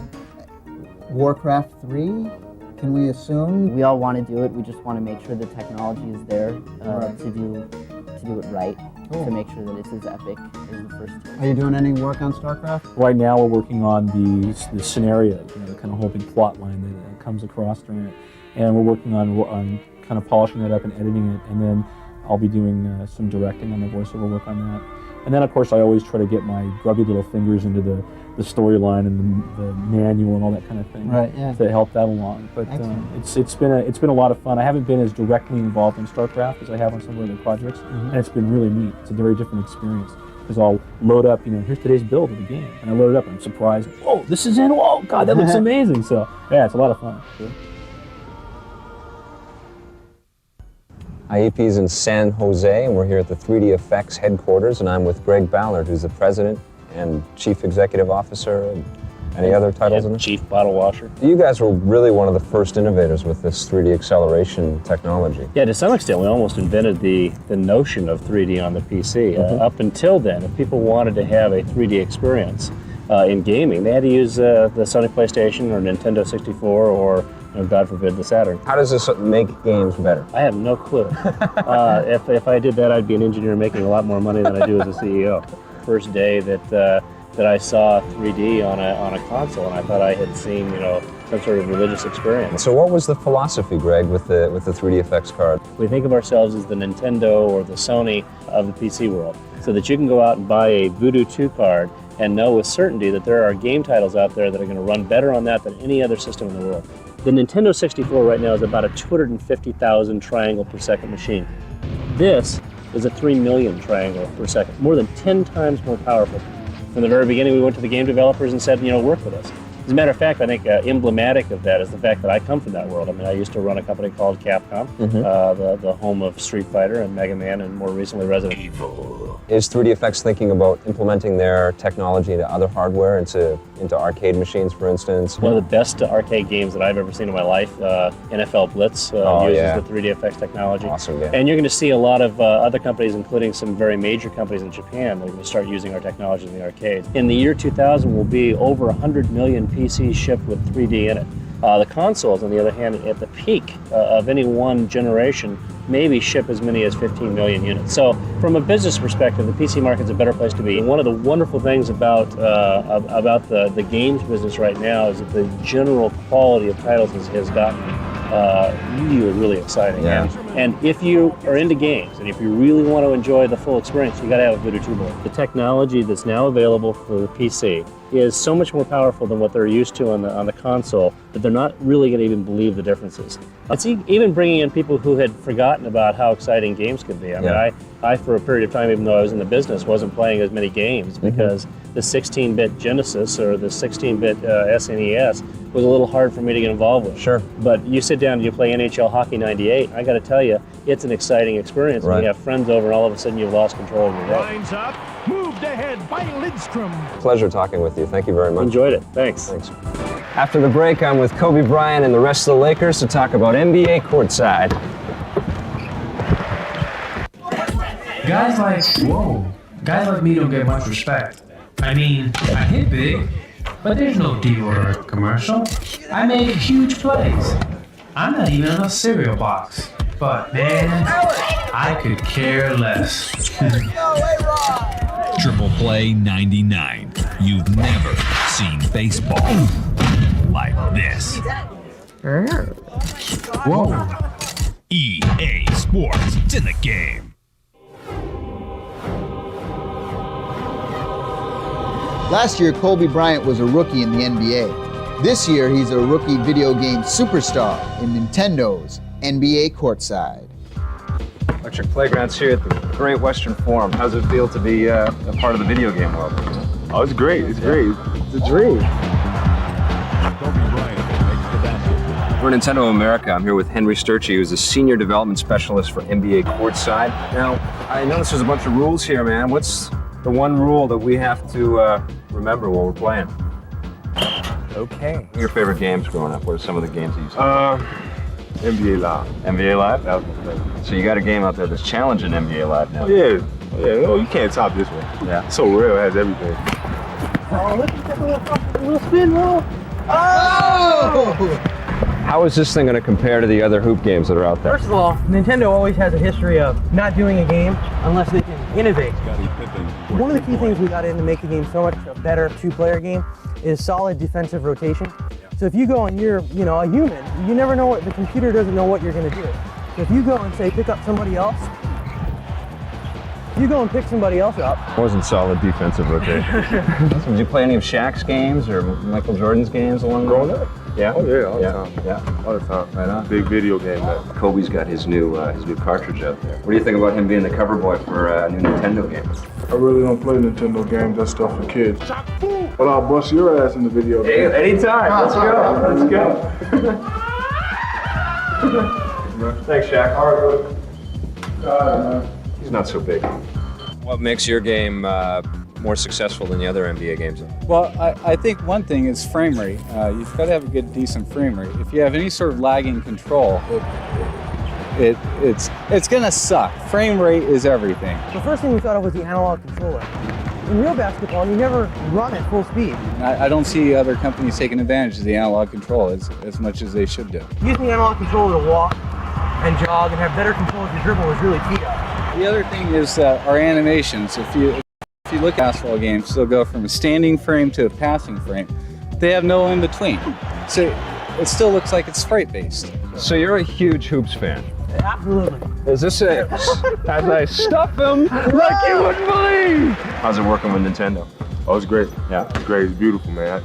I play the game all the time. So how was it hooking up with Kobe Bryant for this game? Oh, Kobe's a great guy. They're right near LA, so they're huge Laker fans. When I told them over the phone to confirm it, the producer there went, "We got Kobe!" And all I heard was, "Yeah!"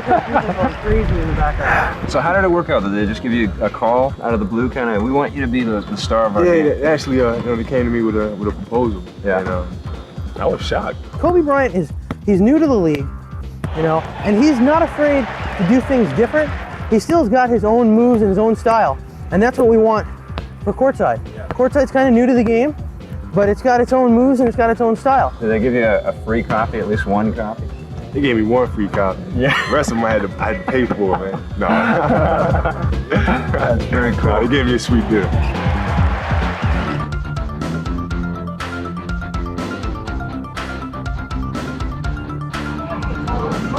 Sega's House of the Dead was released earlier last year in arcades. You may have already played it. It combines the Resident Evil universe and takes it into Virtual Cop. Here's a tip for you. Give me this. Whenever you run out of bullets, instead of shooting down, quickly cover, shoot, and release. You're all set and you're reloaded. Works on other gun games as well.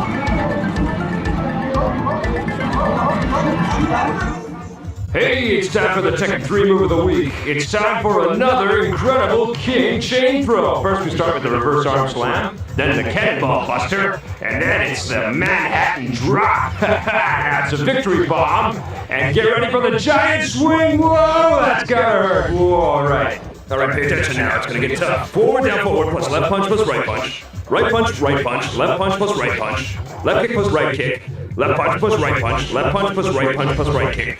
Left punch, right punch, left kick plus right kick. Left punch plus right punch. Right punch, left kick, right kick. Whoa, you better get back to your PlayStation to start practicing. Today on the Simpatico Question of the Week, Tommy Tallarico from Orange County, California asks, what kind of new technologies can we expect in Road Rash 3D? Almost every one of our competing racing games are track-based. Right. And almost all of them they load the game in memory.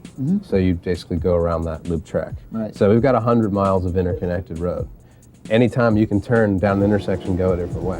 What that means is though that we're streaming the whole time. Right, so you're loading in the level on the fly. We're loading in the landscape as you go by it, but we're also streaming music at the same time. Right. So most of those games, if they got music, they load it all into memory, Yes. they play music. Well, we're streaming music, streaming the world at the same time. So nobody else that I know who have done that on the PlayStation. Cool. To send us your questions, stop by our website at www.electplay.com. Lee here with a few reasons why you should be shopping at P&P Games. The selection, everything from retro favorites to contemporary hits. The shipping, free on orders of $65 Canadian or more within Canada and the USA, and we also ship overseas. The stickers, when you spend $65 or more, you get a limited edition sticker based on our silly nonsense.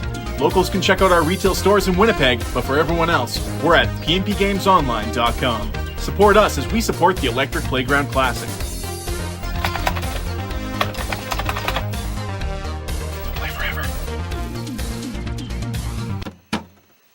No, that's a good sticker.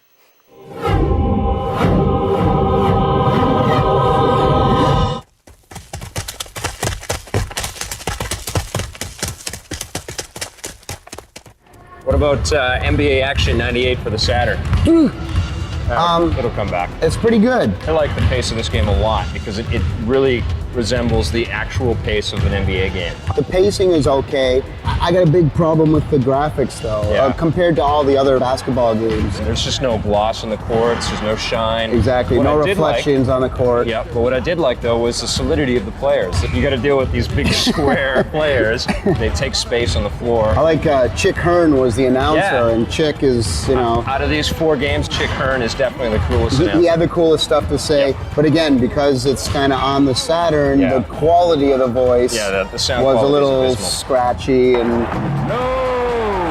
There's no way that this competes presentation-wise with any of the other games that we're talking about today, but it is a solid playing game. I'd give NBA Action 98 7.5 out of 10. What would you give it? A 7. NBA Live 98 for the PlayStation. This is my favorite basketball game out of all 4 of them. The graphics, the motion capture, of course EA with this presentation, the camera angles, everything's amazing. The best part was in the intro they had those cute cheerleaders. I mean, that was amazing. I have to say I was a bit disappointed. Why? Well, mostly because I'm a huge basketball fan. Yeah. And I don't think that the basketball games that we're playing these days, and this goes for all the games, are as good as the hockey games or the soccer games that are available. Well, what? I mean, this one had it all. I think some of the animation they really dropped the ball on. The spin moves, for example, it seems like it's almost been strobed, how it sort of stop and start stutters all the way around as you're spinning around. It doesn't look smooth at all.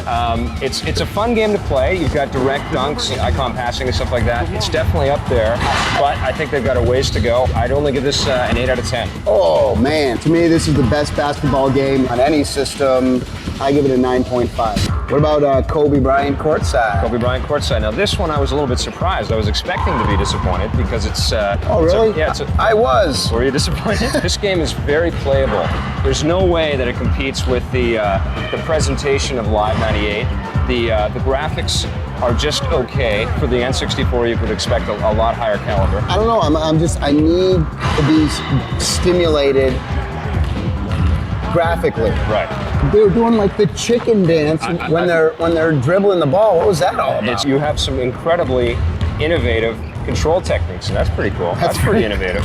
The coolest thing about it, though, is actually pressing the R button, back up. and you can back into the hoop. You can win the battle based on how strong your player is and how big your player is. Taking into account this is the first iteration, and they're only going to get better from here, I was very impressed. I'd give this game an 8 out of 10. I think it's a decent game. It's got a lot of improvements. Another 7. NBA Shootout 98 for PlayStation from Sony. The colors and the graphics seem very bright and colorful to me. It doesn't look as good as Live 98. No, I disagree there. I think this one is the best looking out of all the basketball games. The shine on the courts is incredible.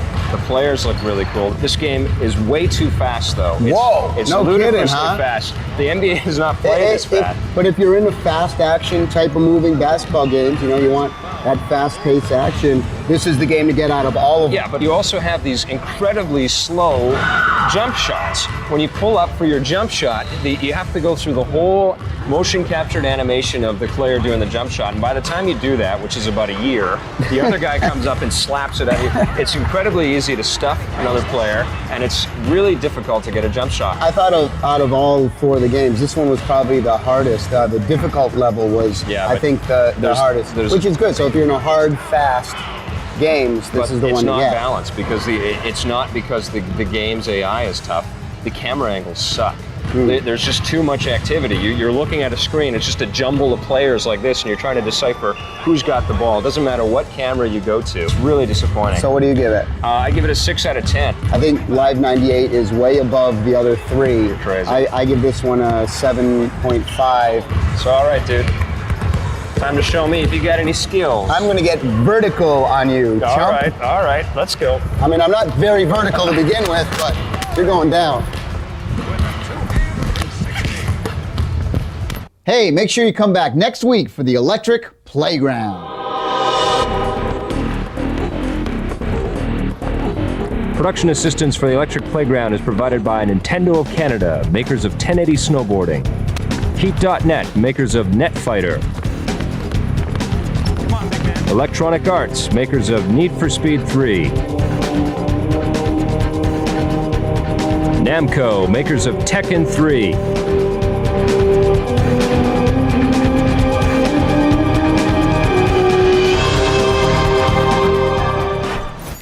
This classic episode of the Electric Playground was brought to you by P&P Games, your source for everything video games.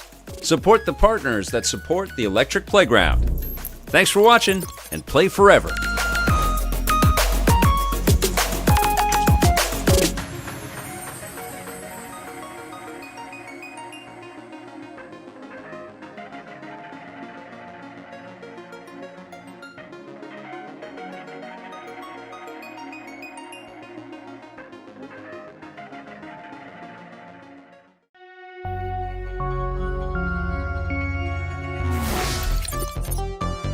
This classic episode of the Electric Playground is brought to you by P&P Games, your source for everything video games.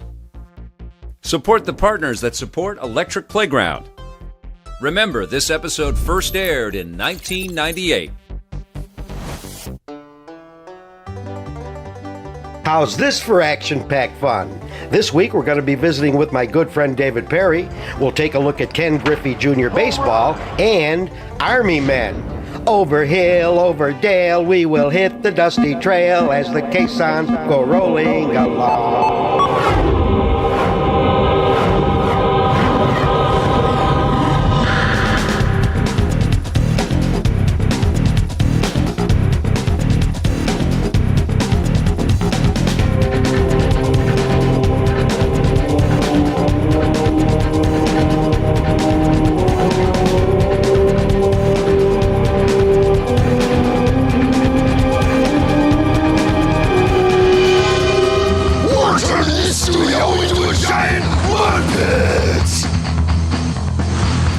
Jose. Hi, Victor. Tell me a little bit about this game. It looks incredible. Yeah, what you're seeing here is Monster Truck Madness 2. We took what made the first version very successful, which was great fun, a lot of attitude, and the real monster trucks, and added a lot of things to make this the most fun racing game ever. We have 11 new trucks. We have 11 brand new tracks. You can also even like fight with the trucks. There's something called here Summit Rumble, in which the trucks go to the top of a hill, and you can get your truck there. You see the other truck, you start banging the other truck, and whoever stays there the longest wins. It's sort of like a demolition derby with these huge rigs. It's a big fight. It's multiplayer. It supports multiplayer over a modem, a LAN, or the internet. You know, when you're playing multiplayer and you're really upset at your opponent, you don't want to type some insult. You want to scream the insult. Like you press your space bar, you yell into the microphone of your computer. You need training wheels on that thing? And the other person will hear you through his or her computer at the other side, wherever that person is playing. But how about shortcuts and different routes in the game? Well, there are plenty of shortcuts, and to just let you know something, if you don't take the shortcuts, you won't be able to win. Right. So part of the challenge is finding where the shortcuts are and what's the best way to get to the... If you are like a really good driver and you know you already mastered a lot of the tracks, you can switch to driving on the snow and the traction coefficient will change. During night driving, one of the really smart things that people can do is mess up the headlights of the other trucks, because if your headlights get hit, they will get out of whack. So basically you won't be able to see where you're going at night.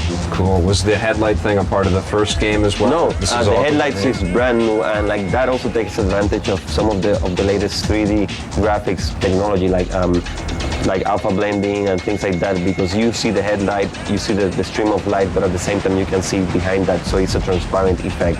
Another really cool technology which I think is perfect for this game, it's force feedback support.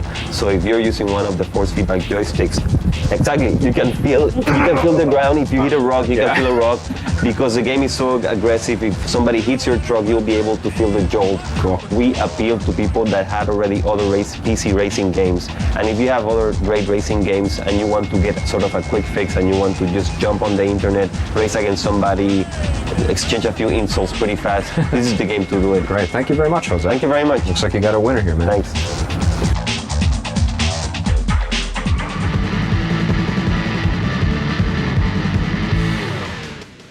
I'm here with Morale, who's the producer of Vigilante 8. Right. Cool. Let me ask you this. Why is it called Vigilante 8? For a couple reasons. One of the gangs in the game is vigilantes. Okay. So that's the good guys. Okay. And also there are 8 characters you start out with in the game, like V8. You know, kind of like V8 muscle cars. V8? The game's about 1970s and the muscle cars. Stuff Okay. Like that. It looks beautiful. It's got a lot of light sources and all the objects in the world are 3D. So it's all 3D? It's all 3D. A couple of the gameplay elements we've added is that we've allowed the individual to destroy every single object in the world. So I can blow up bridges, I can blow up trees, I can blow up cacti, everything. In addition, you can use the buildings and objects in the world to your advantage. So I can topple a wall stack, for example, on you. And when it hits you, it'll cause damage to the enemy. Oh, cool. Yeah, and so also we have power-ups hidden inside of buildings, things like that. Okay. But the one thing we're very proud of is the physics in the game. It's very realistic. You can do power slides, you know, the terrain. We have different coefficients of friction for like snow, for example. You spin around a lot more. All right, well, thanks for sharing with us. Thank you Looks like very it's going much to be an awesome game. Right, I think we hope it will be, actually. Let's go for a ride. Okay. I am here in Activision's Santa Monica headquarters with David Pass from the Pitfall 3 team. Let's talk a little bit about the history of Pitfall.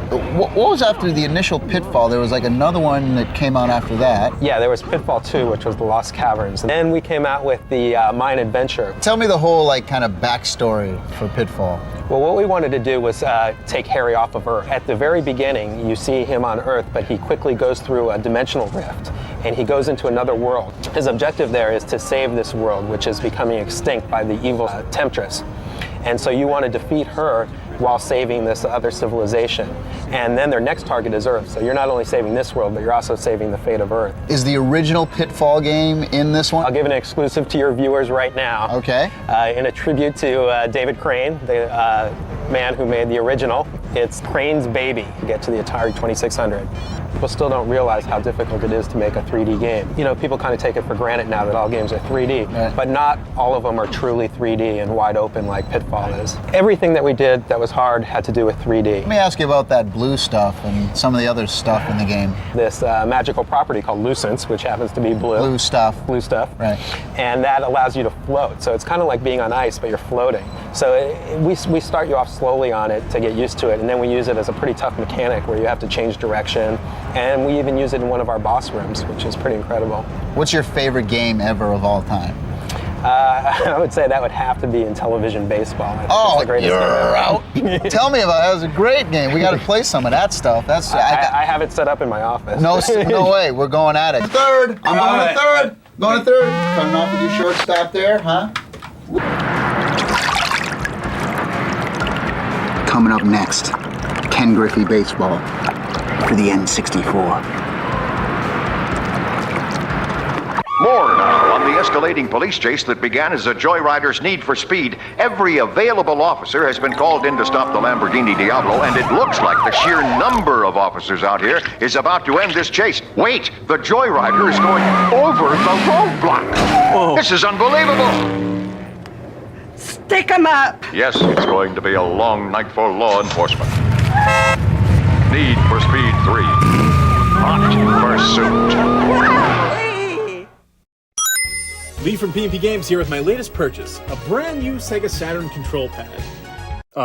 Buddy destroyed one in a heated Guardian Heroes session last weekend. A small price to pay for a night of video games with friends. I don't know if you've been paying attention to this internet thing or not, but our days of playing multiplayer games in the same room as one another might be numbered, if only out of convenience. At Past and Present Games, it's our mission to keep the experience of video gaming tangible, as long as possible. Visit our retail locations in Winnipeg or browse our entire inventory online at pnpgamesonline.com. You'll find a myriad of software, merch, and accessories from all generations of video gaming. And enjoy free shipping on orders of $65 Canadian or more within Canada and the USA. Now, back to the show!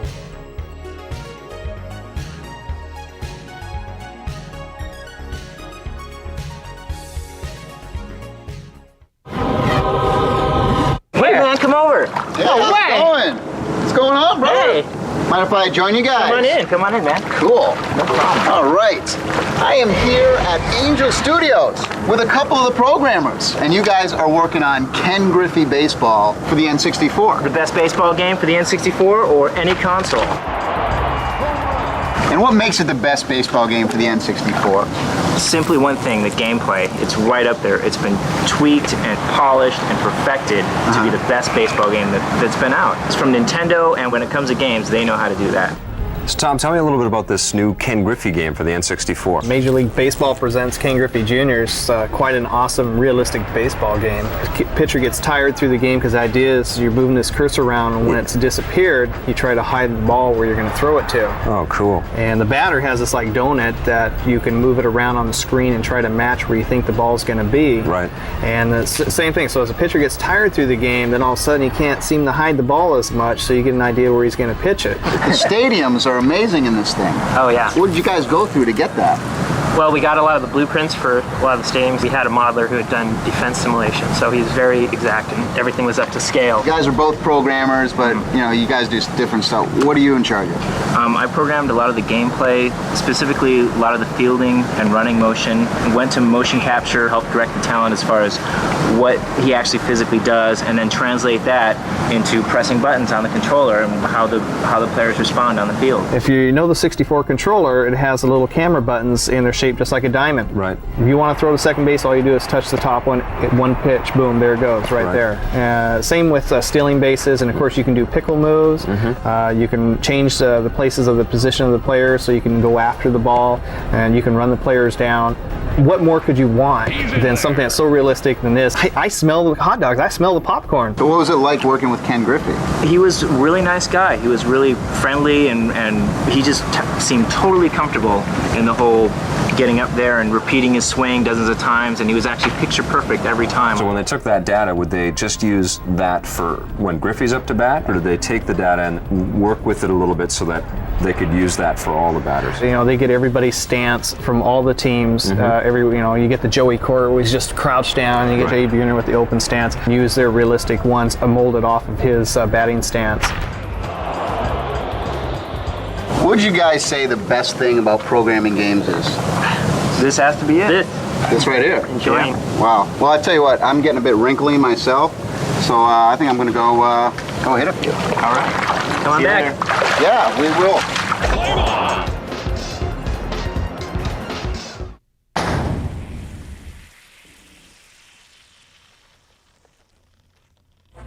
If you like playing with these guys when you were a kid, wait till you play Army Men from 3DO. Sucks for this guy.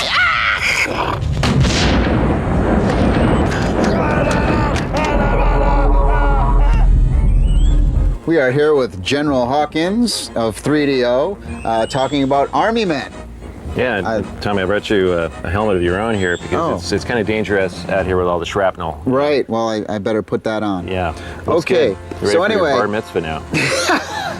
so Italian bar mitzvah. Tell me about this game. This is incredible. This is really a fun game. You don't have to be an expert gamer in any particular category to have a lot of fun with it, and you can go as far as you feel like going. It's got great humor in it because you're playing with plastic men. You remember, you'd melt them and blow them up with M80s and cut them up, and so we basically took all of those sadistic things that we all did as kids, and we've incorporated those things into the game. The weapons are great, and every weapon does something different. So it's fun to be able to go around and you upgrade from a rifle to a bazooka to a flamethrower. You got mortars, you got explosives you can use to blow up bridges and things. And I think the flamethrower is the most fun because you can walk up to a whole group of enemy soldiers and torch them all, and they'll all start burning like it's a little forest fire, and then they'll melt in these little pools of molten plastic. In fact, if you're not careful, if you walk into one of them while he's flaming, you'll hurt yourself. You got to be careful. You can get hit with a bazooka, and the guys will shatter into little chunks of plastic, and they'll be flying all around the screen. And I can be sitting there, picking away at an enemy tank, and it'll have little chunks of plastic flying off it while it's still alive. But I'll be sort of whittling away at it, just like a piece of wood you're chipping away at. One of the nice features is it has a terrific multiplayer option, which we're supporting on both M-Player and Sega Heat. And you can go in there into these great multiplayer maps where up to 4 players can get in there and put some units around and have a big free-for-all. It sounds like you play this thing a lot. Yeah, I've played the game a lot because I sort of think of myself as the final QA tester for the company, and it shouldn't go out the door until I really like it. Sounds like you got a great game on your hands. Incoming!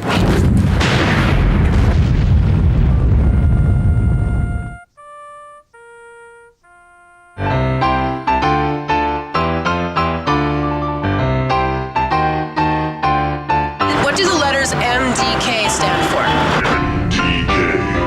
Men don't knit? Can you guys tell me who Earthworm Jim is and where I could find him? In my shorts. That is such a good place for him. Can you tell me who Earthworm Jim is? He's a video game. Oh, where can I find him? Probably in a video game. One of the most famous people in the gaming industry is David Perry. Now, EP got a chance to talk to DP. Over to you, Tommy. I'm here with probably one of my greatest friends on the entire planet, Mr. David Perry. What was the very first game that you worked on? First game I ever did was written in BASIC, and it was called Drachmaze. And Drachmaze. I did the music.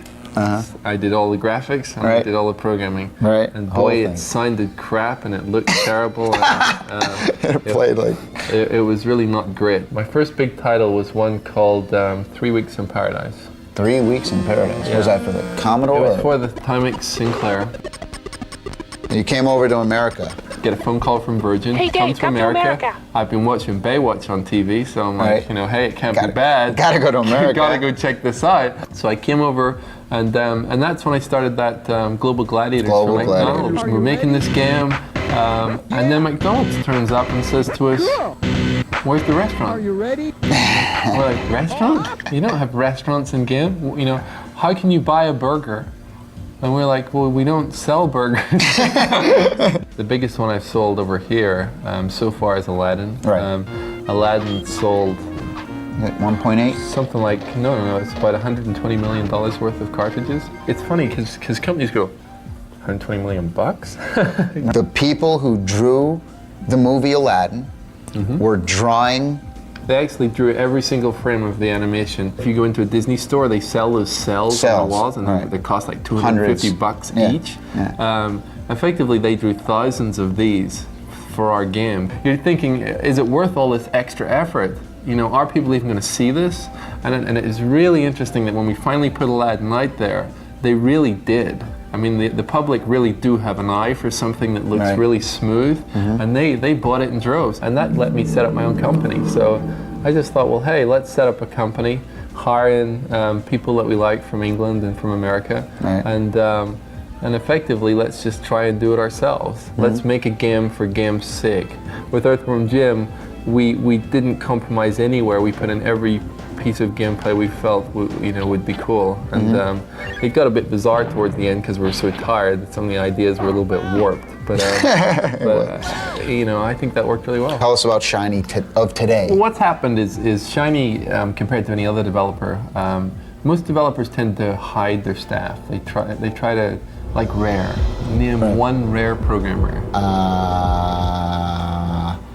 I do make the people who work at Shiny famous, the Doug Tenaples of this world. And Nick Bruce. And so as a result, what happens is those guys, once they get famous, then they leave Shiny. We always want something fresh, we want something cool, and by bringing in hot new talent from Europe and mixing them together with Americans and Canadians, we end up with, I think, much more interesting games. We have Messiah, which is this big sort of epic artificial intelligence game where you can possess people.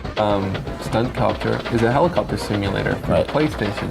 We have a multiplayer game where you can see for 9 miles and you kill wizards and fly dragons, which is called Sacrifice. And we have Wild 9 where you can torture people and pick them up in the air on the PlayStation, which is effectively a kind of a platform style game.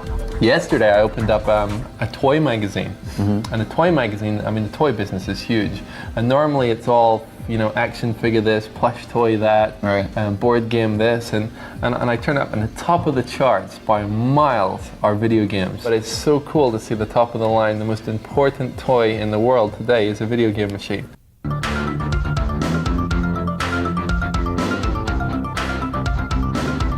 Hey everyone, this is NFL Blitz, created by Mark Turmel and Sal DeVita of NBA Jam fame. You're gonna love the hard-hitting tackles and the secret moves planted within.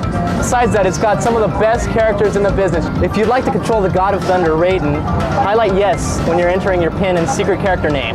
Spell it R-A-I-D-E-N. The pin number to control Raiden is 3691. Have fun with the God of Thunder and don't do any fatalities. Hey, it's time for the Tekken 3 move of the week. It's another King Deadly chain throw. We start off with a standing heel hold. Then it's the Indian Deathlock, followed by the Deadly King's Bridge. Oh, that's gotta hurt. Alright, pay attention. It's forward, down, down, forward, plus right punch, plus left kick. And then we're into the left punch, plus right punch. Then left punch, left kick, left punch, plus right punch. Left punch, left kick, left punch plus right punch. Left kick plus right kick. Never wraps things up. Today on the Simpatico Question of the Week, George Stevens from Guelph, Ontario asks, why is it so difficult to find out about game developers? Just look at the record business. When you go into a music store, there's 2,000 CDs sitting right in front of you. How do I know which one to buy? And then I go, there's a new CD from U2. I love U2, and I go and I buy that CD and I'm safe. When I was telling people this, I went, so what did Yuji Naka, the programmer of Sonic, do before Sonic? And there was no way to find out. I kind of went, how could you find that out? And then the reality is there is no way, because developers their names just given out. It's something that I hope will change over time, and shows like the Electric Playground I really think are going to help to make that happen. To send us your questions, stop by our website at www.electplay.com. In the year 1610, Galileo Galilei was the first to glimpse Saturn, the sixth planet in our solar system, through a telescope and observe its bizarre rings. In 1994, nearly 400 years later, Sega would name their sixth video game console after it, the Sega Saturn. Coincidence? No.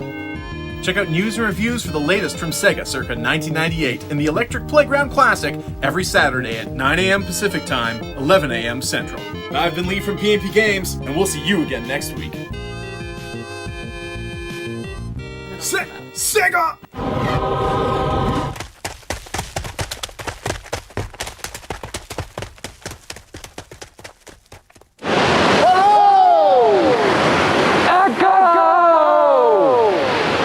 Pinch hitting, number 25, Manny Mota.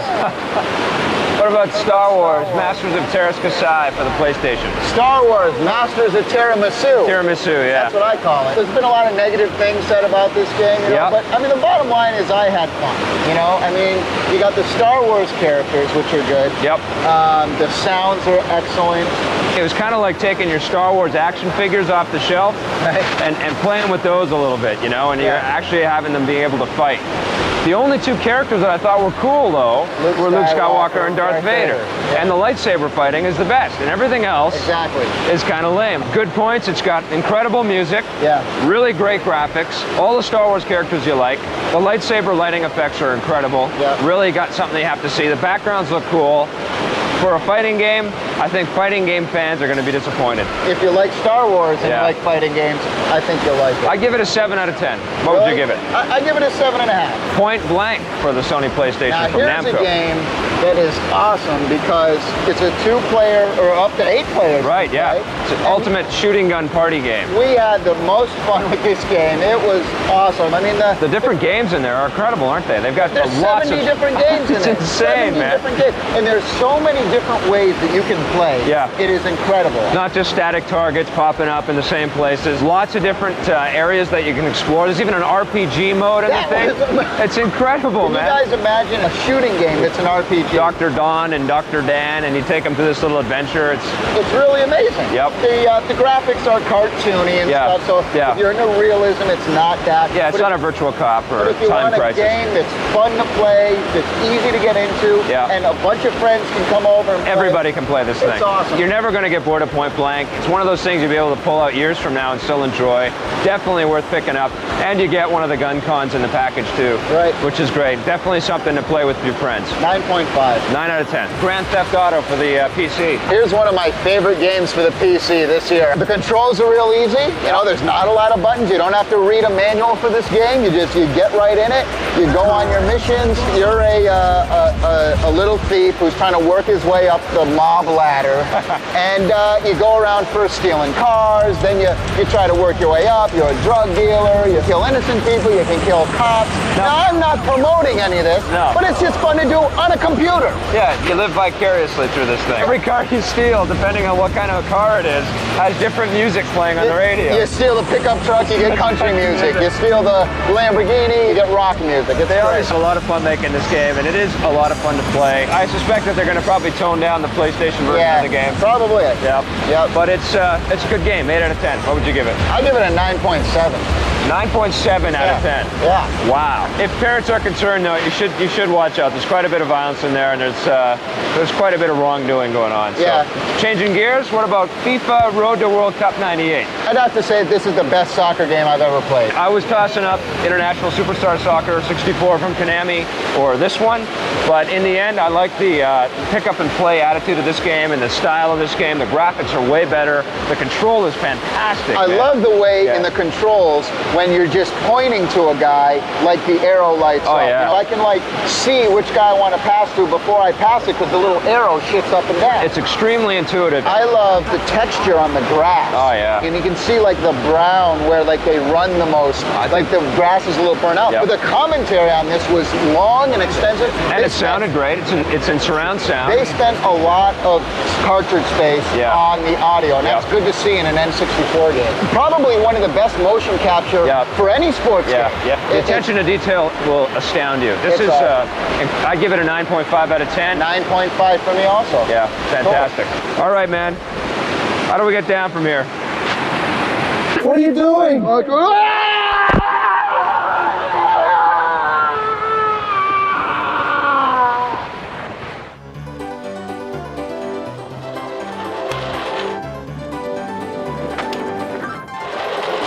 Production assistance for the Electric Playground is provided by Nintendo of Canada, makers of 1080 Snowboarding. Heat.net, makers of Netfighter. Electronic Arts, makers of Need for Speed 3. Namco, makers of Tekken 3.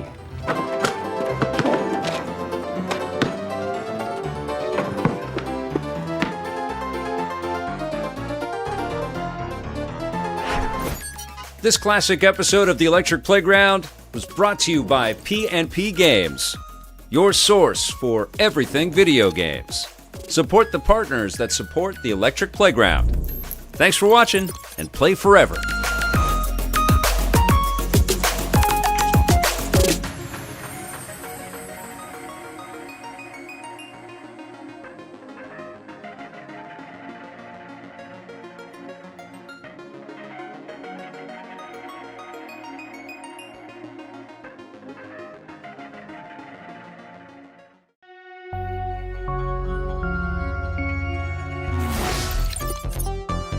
This classic episode of the Electric Playground is brought to you by P&P Games, your source for everything video games. Support the partners that support Electric Playground. Remember, this episode first aired in 1998. Strap yourself in, because we're going to E3.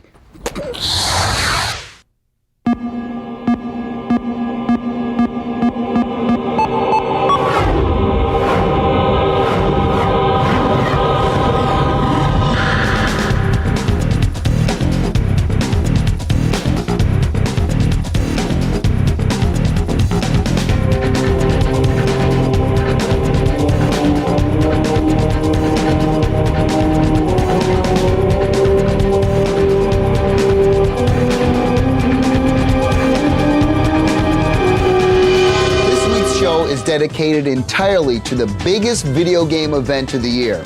I'm talking about the Electronic Entertainment Exposition, also known as E3. I mean, there's over 40,000 people from 80 countries, over 400 companies, and 1,500 games.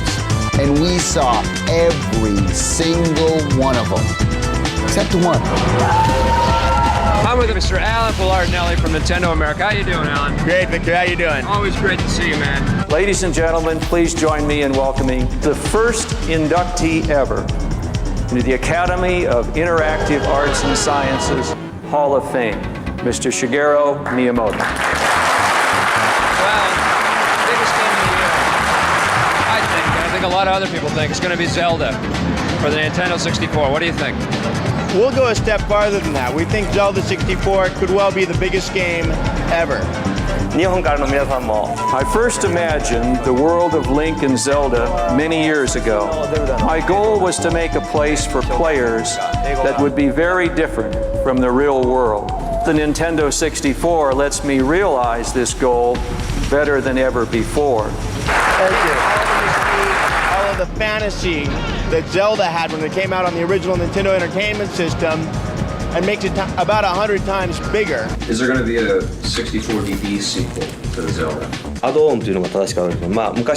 Yes, we are working on the Zelda 64DD. What do we got back here? What is everybody talking about this Pokemon thing? What's going on with this? Well, Pokemon is a craze that people are lining up for here in America. It's interactive, RPG, multiplayer, collecting, strategy, simulation, monster battle game. It's a riot. That's one long sentence. Could you imagine getting beat up by this guy? Do you know any fighting moves? Can we see one? Oh, F-Zero X, man. We've been waiting for this for a long time. What's this all about? F-Zero X is probably the fastest game we've ever made. It runs 60 frames per second in 1, 2, 3, and 4-player mode. Psygnosis just signed on as a publisher for you guys. How's this going to compare to their Wipeout 64? It's going to be a great race. We get the first copy, right? Yeah. You guys always get the first copy of everything, right? What makes this game special? And what are gamers going to be getting into? They'll be getting a whole new concept. You don't have to just shoot around and just blast people, but figure out what exactly do I have to do. Mission Impossible series, the movie, is about being more clever than the enemy, making them believe that something has happened and making them do actions that they wouldn't do. We have lots of gadgets, we use lots of deception, We have those face-making sequences where we change faces and we take the identity of other people. Now I understand Tom Cruise himself has to final okay on this game. Is that true? Yes, it is. We had an email recently telling us he's played the game all weekend and he loves it. And we had a party. I can't wait to play this game. Well, I'm very happy. I mean, that's what we wanted. Star Wars Rogue Squadron. It's the next Nintendo 64 game from LucasArts. And you didn't think Shadows of the Empire was going to be the only Star Wars game on Nintendo 64, did you? Rogue Squadron is really taking the best level of Shadows of the Empire, which was the Battle of Hoth, and sort of taking it to the next level. What would have happened if you went over that next ridge? And Which all of us tried to do, by the way. Exactly. Okay, go on. So we now have air-to-air combat. We now give you a choice of crafts to choose, a choice of weapons to choose. The weapons will change. You can get them upgraded. We also have a primary mission objective and a secondary mission objective. And if you complete bonus mission objectives, you get bonus crafts and bonus weapons. How you doing there, buddy? Hello there, how are you today? I'm very good. Oh, what's your name? My name is Victor. What's yours? Hello, Victor. I'm a Mario. Yeah, we know that. I'm a pretty famous fellow, you know. Yeah, we know that too. You're watching the Electric Playground. We'll be back after this. Don't go away.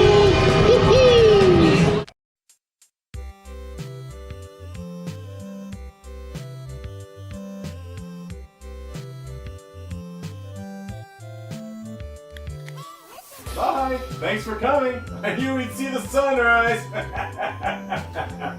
Ah! Oh, sorry. Good morning. Did you need a ride home? Oh, no, that's okay. I brought my bike.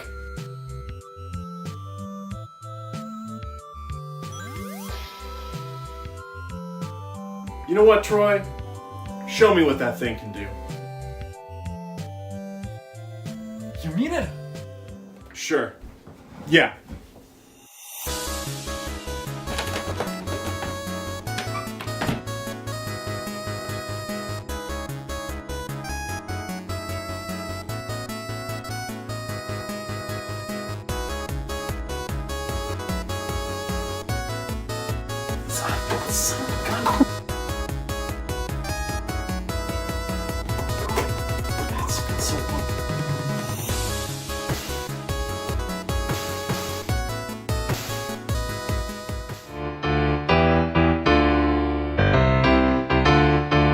Can you tell me what E3 stands for? No clue. No clue at all. Just take any wild. Eat eggs every day. Eat eggs every day? Why not? Hey, I like that one. What does E3 stand for? I don't know. What are you, an idiot? Expedition. Exposition. Can you tell me what E3 stands for? It has something to do, let me see, E3. Just E3. Entertainment, education, and Engelbert Humperdinck. Okay. I'm here with Will Body from Black Ops Entertainment, and we are talking about Tomorrow Never Dies for the Sony PlayStation. If you're expecting GoldenEye 2, you're not going to get it. Our game basically has the best elements of GoldenEye, which were the sniping, the detailed limb collision, and awesome enemy death animations, plus all the things that you'd expect in a great James Bond game, like skiing, driving, and underwater scuba levels.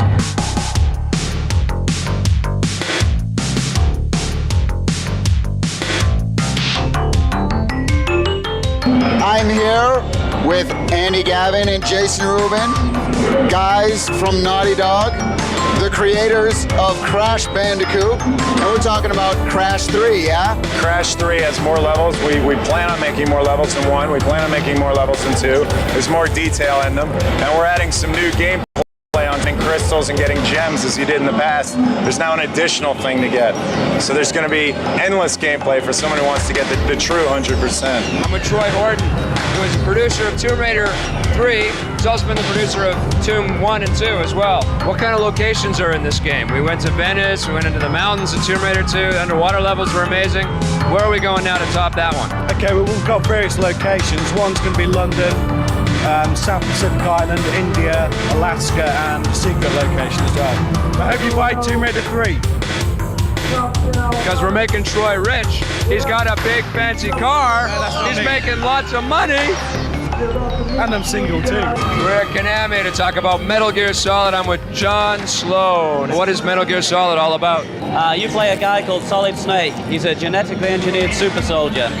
Your former comrades have taken an Alaskan military base by force and are threatening to launch a nuclear missile against the US unless their demands are met.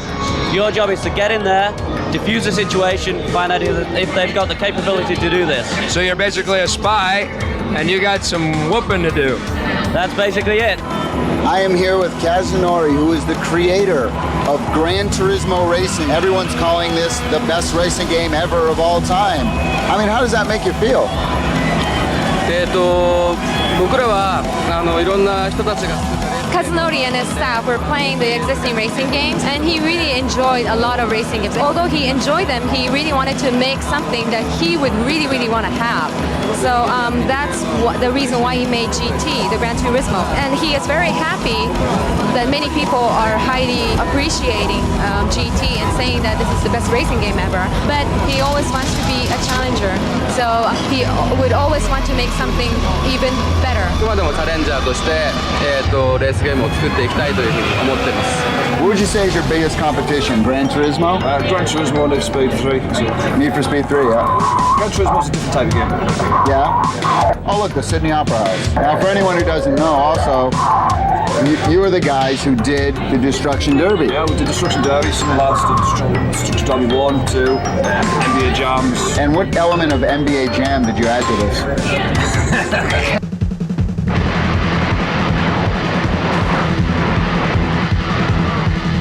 You don't understand, it's after us. It's big. It's got huge teeth, a big beak, bulgy eyes, feathers, fur everywhere. Yeah, and pigs can fly.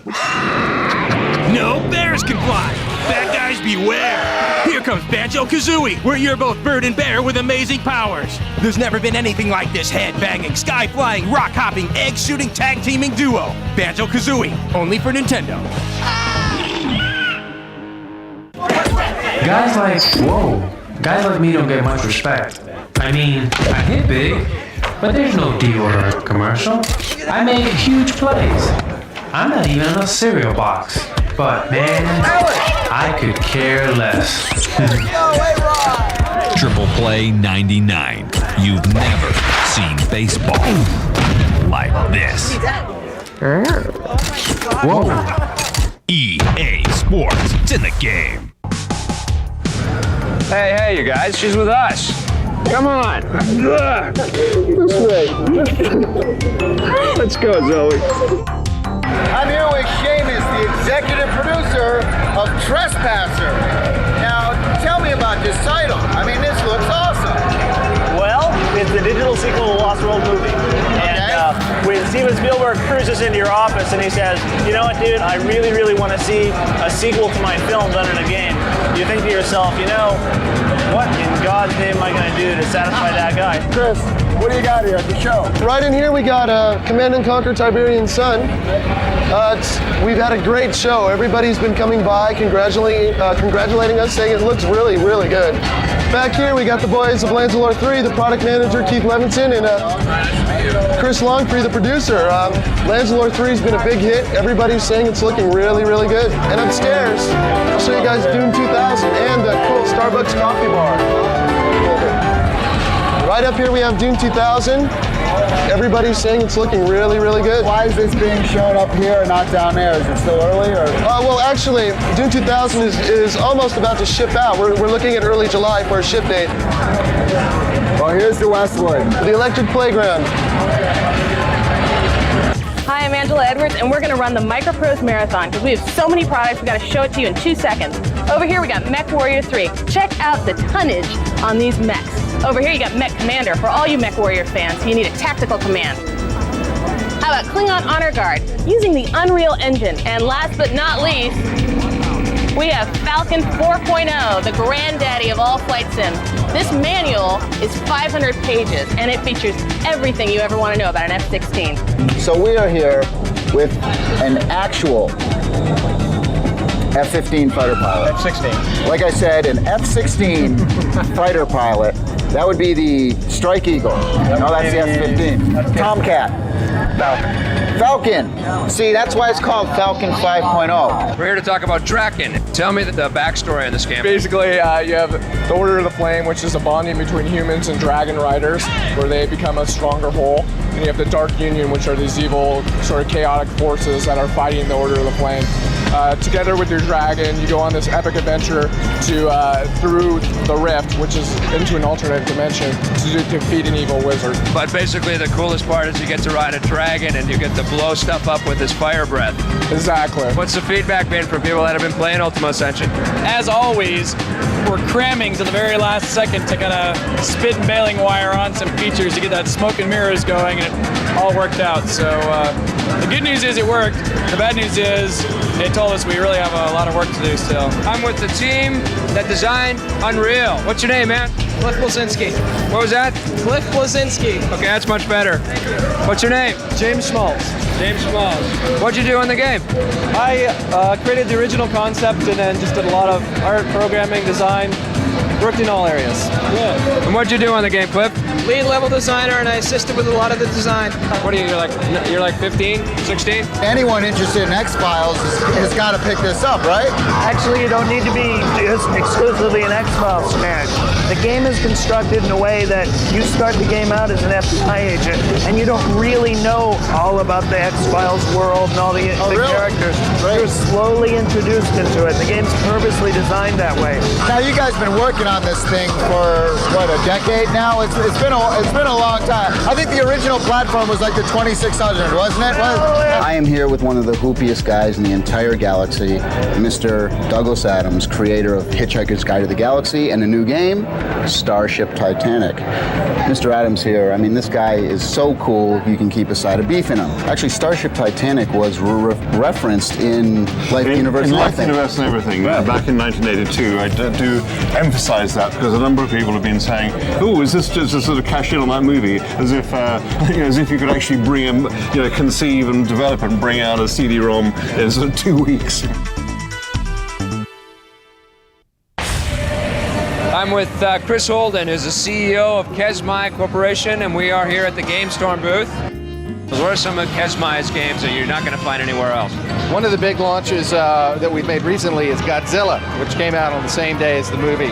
That's been cool. We've also done some other movie-based titles that are exclusive. Aliens Online, Starship Troopers we just launched. Tell me about getting these licenses, going up to Hollywood and getting, Starship Troopers and Aliens and Godzilla. How do you guys secure all that stuff? Well, the first one was Aliens from 20th Century Fox. And we're actually, Kesmai's owned by News Corporation, which is the same parent company of 20th Century Fox. So that helped get the first such deal. After that, the movie houses started coming to us. Other than movie-based titles, Air Warrior 3, a real franchise product for us for years. Huge global community around that game. Legends of Kesmai, our RPG. Multiplayer Battletech, which is based on the MechWarrior universe. Let's pick Aliens Online. What's a gamer going to find when they log on and start playing this thing? Aliens Online, you can take the perspective of an alien, or you can take the perspective of a colonial marine. You can build and choose your character. The interface looks completely different depending on whether you're a marine or an alien. Since, again, this is a massively multiplayer game with hundreds of your compatriots in there with you, we really emphasize the team play. Communication is necessary to do well in the game. What are we hearing right now? Right now, I think we're hearing a storm rolling in. Later, we'll hear Godzilla marching through the booth. You guys have an incredibly noisy and awesome booth. That's very cool. Did you design the sound system yourself? We did, with the help of some very good companies, yeah. It's starting to rain, man.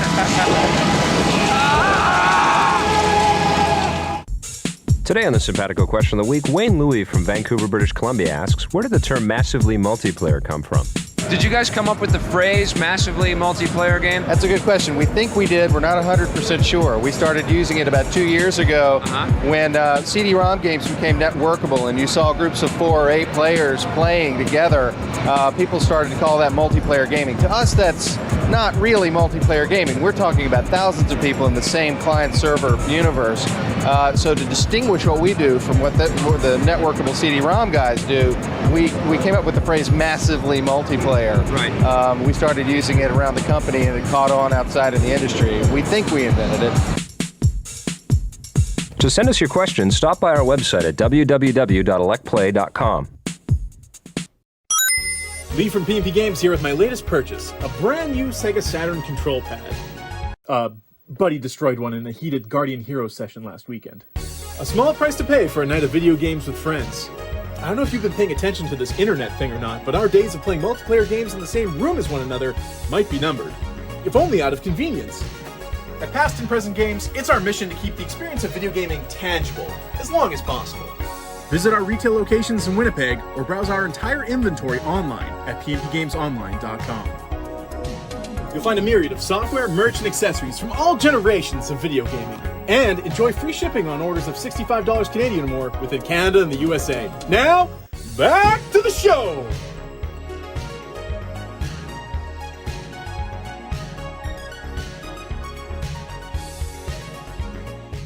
You don't understand, it's after us.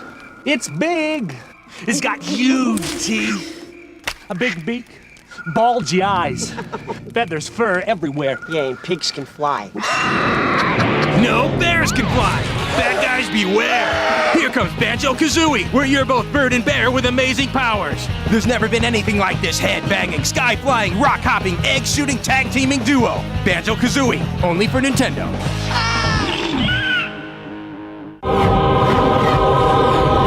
What do you think of the show this year? It's tons better than last year. Last year was a little dull. This year it's really exciting again. What are some of the games that have stood out for you? Quite a few. You know, of course, the no-brainers, Metal Gear, Soul Reaver. That is hot. Any other titles out there that stood out for you? That's such a hard question. 2 games. 2 games. 1,200 new games, and only 2 games stood out for Noah Madsen. Rayman 2 from Ubisoft was pretty interesting. It's I didn't expect that. In fact, their whole booth was really good. What do you guys think of the show this year? It's not bad. N64 stuff's a lot of garbage. Really disappointed in that. Tell us what you really feel, man. Don't hold it back. Let us know what you think. Model 99. It's rocks.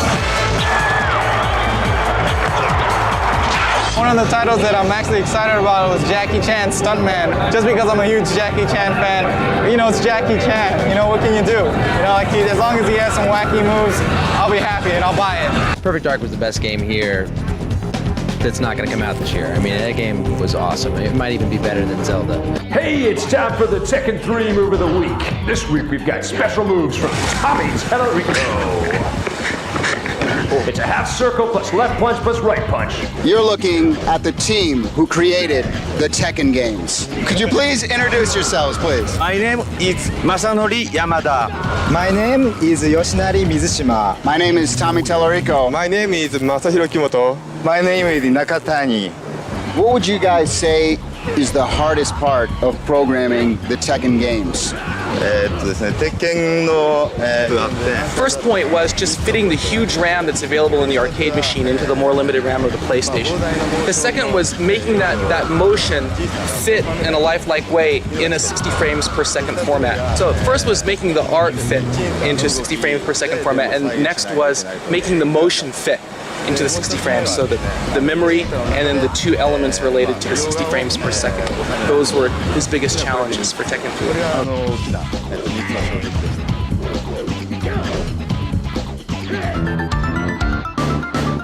Dan! Hey, Tommy, how you doing? Doing all right. What's going on with this? Top secret. You can't get in here. Can't get in here. Top secret. Very powerful machine in there. So tell me about the Dreamcast. Can I? Well, I can't let you hold it, but you can look at it. Wow! DMS, new controller. Slips right in there. Little LCD screen on the controller. Play secret plays against your opponents. Wow! Analog, digital, analog flippers. 3 million polygons per second. Awesome graphics, awesome sound. The sound on that thing is probably as powerful as a home theater system. Really? What about the CD-ROM drive? It's about a 12-speed drive, high density, a lot of storage, very fast. Okay, cool. What else? It's got network play. We're going to be playing massive multiplayer online games, point-to-point games. So there'll be a modem actually in the thing. There's going to be a modem you plug into it, so you can always upgrade the modem as the modems get faster and faster. Can you tell us what speed the modem is? Not right now. Okay. fast. Everything's fast. Fast. That's what we want, fast. 128 bits, correct? 28-bit 3D graphic processing. Very fast. Fast! What games is it going to be with? Come on. It's Sonic, going to be Virtua Fighter. It's going to be all those characters everybody knows and likes, but in totally new kinds of games, which is very cool. We're hitting 1 million polygons a second right now in the sports games. We're like 2 months into development. And what about... You'll have it by Christmas next year. U.S. and Canada. Well, come on. Can I see the thing? Yeah, come on in. Yeah, come on cool. in. All right. Hey, no. But Dan told me I could go out. And then we're going to have to split. I think we have a 12 o'clock. What did you want to talk about? We're coming to you in 5, 4, 3. Up next is a special edition of Sports Center. I'm Victor Lucas.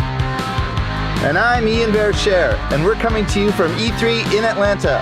All the action is being brought to you by ESPN Digital Games. We begin on the ice with National Hockey Night. And I'm with Justin Sheffield, who's the creative director of hockey for ESPN Digital Games. How you doing? I'm doing good, Victor. How about you? I'm doing great. An extension on the engine that you guys created for power play hockey? We have to keep trying to beat it over and over again. It just keeps getting better as we go. It's obvious that you guys are radical, really love your game, man. Oh, totally. Can't get enough. You still playing every day? Playing every day. Trash talk never stops. So the question is, do you guys stink of sweat all day long while you're working together? If we hang around where the hockey equipment is downstairs, yeah, it's not even human. You don't want to be there. All right, I'm with Peter Lowe, who's a game designer for NBA Tonight from ESPN Digital Games. You guys have actual ESPN broadcasters on this game too? We actually worked with producers at ESPN.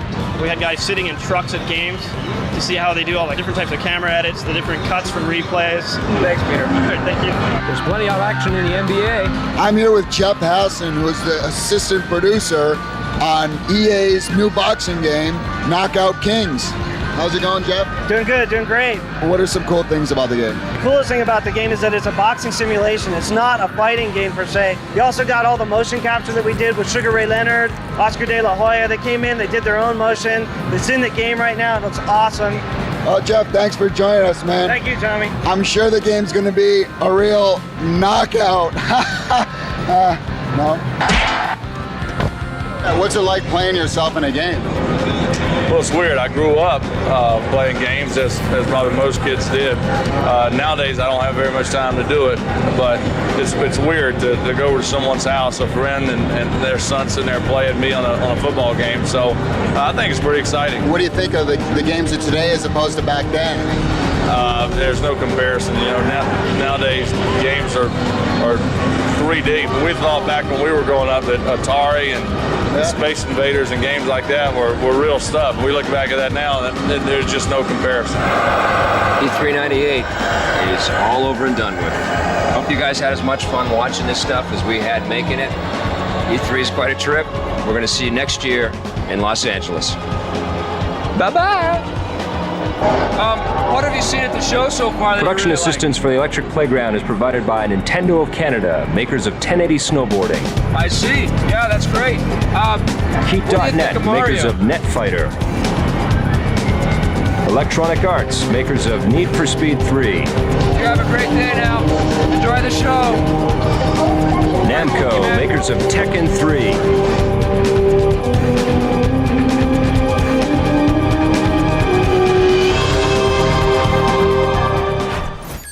This classic episode of The Electric Playground was brought to you by P&P Games, your source for everything video games.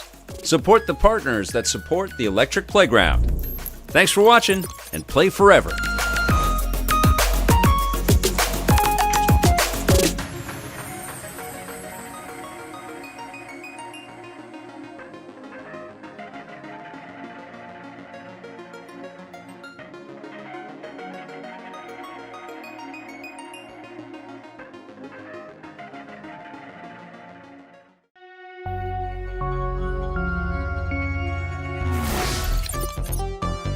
This classic episode of The Electric Playground is brought to you by P&P Games, your source for everything video games. Support the partners that support Electric Playground. Remember, this episode first aired in 1998. Hello, my name is Aaron Stentmouth. Today on the Electric Playground, we're going to talk about sin and tomorrow never dies.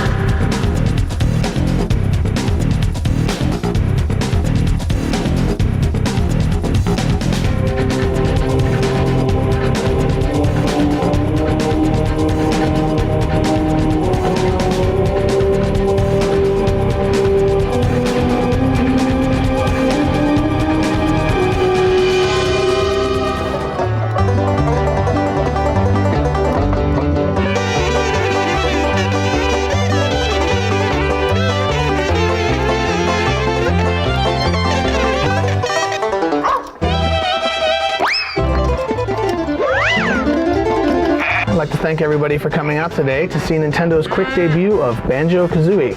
Actually, before I get running with the demo, are there any questions that I could answer? Victor Lucas from Electric Playground? Yeah, Victor? I'd like to know who came up with these crazy names for Banjo-Kazooie. They're wacky. The guys at Rare, they always like coming up with twisted names for their games. I think this goes way back to even before the Donkey Kong Country series. My favorite is probably Mambo, the Witch Doctor. When you go in there, you hear some Mambo-like music. Why has the game been delayed so often?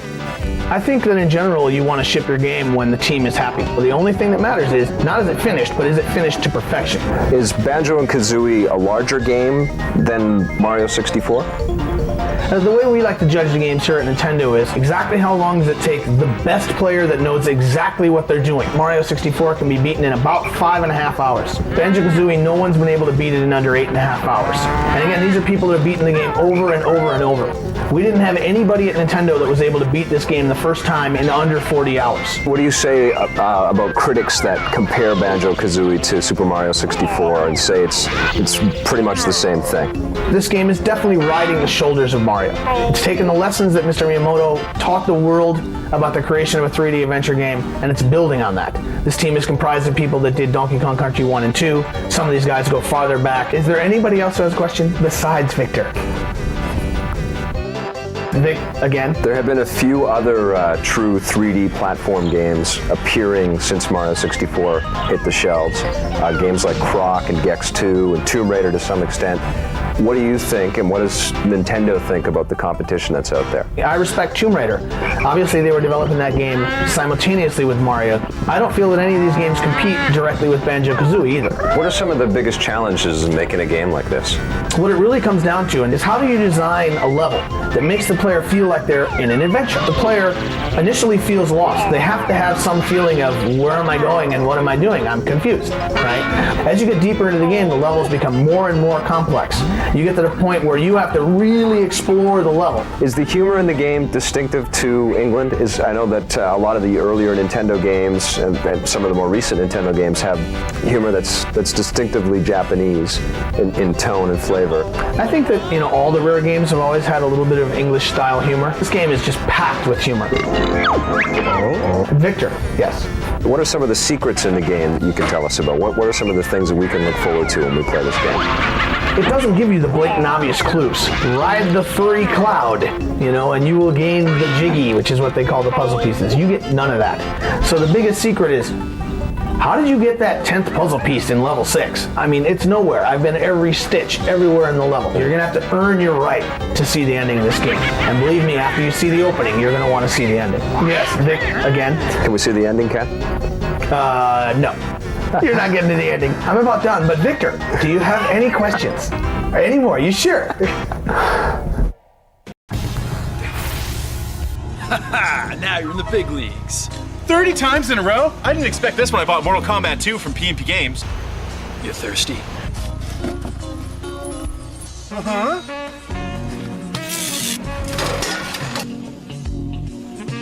Get over here!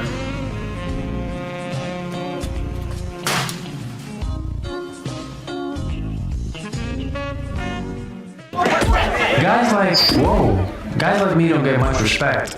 I mean, I hit big, but there's no deodorant commercial. I make huge plays. I'm not even in a cereal box. But man, I could care less. Triple Play 99. You've never seen baseball like this. Whoa. EA Sports. It's in the game. You ever get burned by a woman you thought was really nice?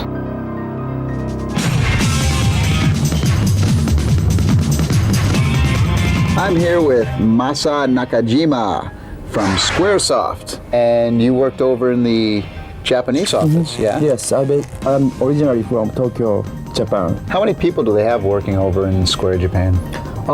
We have about 600 people. Wow. Over here, about 200. About 200. I think. Wow. Yeah. Amazing. Yeah. All working on video games. Some are working on the movie. On the movie? Yeah. Aha. Can you tell me anything about the movie? No. If you need anyone to star in the movie, what would you say is your most popular series? Final Fantasy? Yes, definitely. Okay. We are starting a Final Fantasy VIII project, and also we almost starting a Final Fantasy IX project. Really? What other games does Square put out in Japan that will never see the light of day in the States? The Chocobo games. Japanese people like the chicken. You get paid to play games? We play the game over and over and over again, just making sure that there aren't any corruptions. Who is this here? This is what I want to know.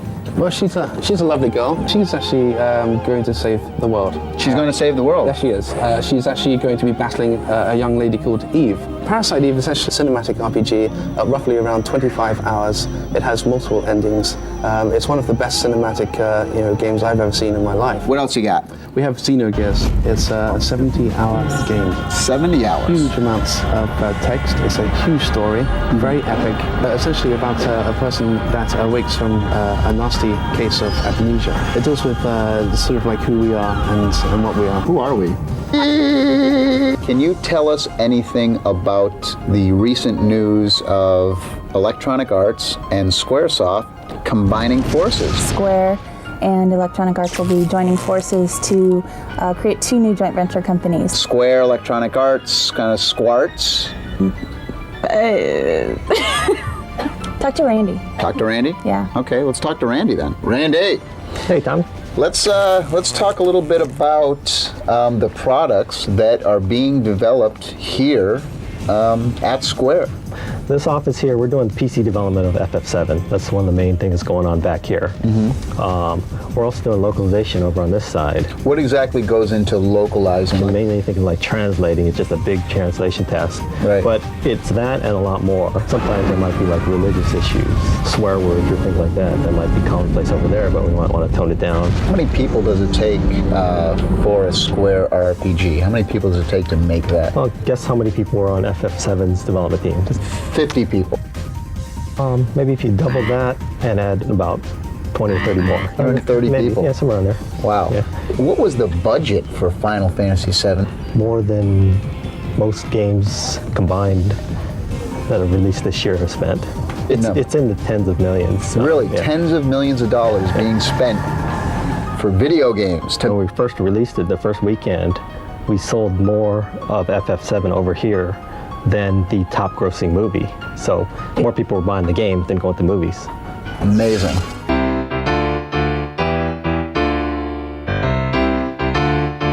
What's the biggest sin you've ever committed? What? What's that? Probably Stealing? Yeah. What did you steal? I stole a little paper flower from a shoe store. That's so bad. I never murdered anybody. Well, I've skinny dipped a lot. Is that a sin? Oh, gosh. Talking back to my parental units. Oh, you're just saying that because your mom's right here. Never stolen a great quantity of money. That. What's the worst sin you've ever committed? I can't say that on TV. Apparently the developers over at Ritual Entertainment in Dallas, Texas know all about sin.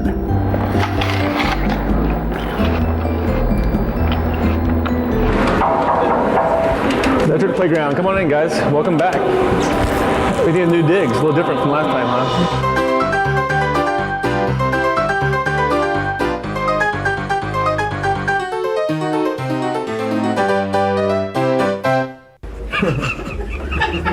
It looks a little bit better, and we have a lot more space. Let me show you around a little bit. Let's start back in the very end, which is the kitchen and the game room. This is our game room, and it's not quite fully developed yet. We'll also have a pool table in here shortly, and then it goes in hand in hand with our kitchen. Do you want a drink? As you can see in our boardroom, we only have 2 bean bags and a phone, but we're working on the rest. But we're in business. This is our programmer's room in here. In the game development cycle, days are long, nights are longer. Yeah, and I don't even think Jim went home last night. Where's Michael's girlfriend? Oh, there she is. She's looking good. Harry's mom. It's always good to see Harry's mom. How'd you get this job, Charlie? Goofing off at school, making levels. Goofing off at school, all right. That's a good lesson to learn. That's how most kids get into this business. As a level designer, one of the coolest things about Sin is having the scripting code that Jim Dozane created for us. What it allows us to do is anything we can imagine with the objects in the world. We can rotate them, we can move them, we can control them. There's almost nothing in the game that we cannot control through scripting. You can't do that anywhere else. And this is all handled through scripting, all by the level designer, no extra programming. I definitely get on my knees and worship Jim Dozane for the scripting stuff. Thank you, Jim, my master Jim. Thank you. My car needs to be washed there, Charlie. I already have all your laundry going in. Now! Now, Matthias just came over from Germany. So how do you like living in Dallas right now? It's okay. I mean, it's America. It's a little bit different, but it's cool. Especially with all the people in there. Want to say hi, Mom? Hello, Mutti. Isn't tomorrow your birthday? Something like that. Happy birthday. How old are you going to be? 22. Woo! You're getting old. The average age in virtual entertainment, 22. Joel does all of our concept art and brings sort of like the ideas of characters to life. So, everything to say about your characters? They're all going to be incredible. These monsters and these creatures are going to reach out, they're going to grab you, they're going to eat your heart out. Well, now that we show you the space and all the people involved, let's show you a little bit. Oh, that's right. Let's show you a little bit of the game. What level is this that you're currently showing us right now? This is the bank. It's at the very beginning of the game. You are informed that a mob boss has broken into a bank that is in your jurisdiction to protect. And your job is not only to stop the bad guys, but since the bank is paying you, you have to try to recover their money as well as rescue any hostages that the thugs may have captured. One of the other things we want to do that's new, we want to see what we can do to push the envelope a little bit further with 3D action games is what can we do to bring the single player aspect back in the game. We're all really big multiplayer guys here, but we realize that there's value if someone plays a game more than once. What can we do to do that? So we came up with ABOs or action-based outcomes, and it's the ability to play a level, and you might take a door this way or go a hallway down to the left, and you might have totally chosen a different path than the next guy might, and it might totally change your game. So 3 or 4 levels down the game, you might be playing something totally different than what the other guy will, and it'll give you a totally different experience. And we're also considering maybe doing some different endings, and that way the game just plays totally different, and you feel like you chose your own adventure. The stigma that these games get in is it's the same thing, you keep seeing the same thing. We want to surprise people. We want them to walk into different levels and just go, oh man, I've never seen that before. You don't understand, it's after us. It's big. It's got huge teeth, a big beak, bulgy eyes, feathers, fur everywhere. Yeah, and pigs can fly. No bears can fly. Bad guys beware. Here comes Banjo-Kazooie, where you're both bird and bear with amazing powers. There's never been anything like this head-banging, sky-flying, rock-hopping, egg-shooting, tag-teaming duo. Banjo-Kazooie, only for Nintendo.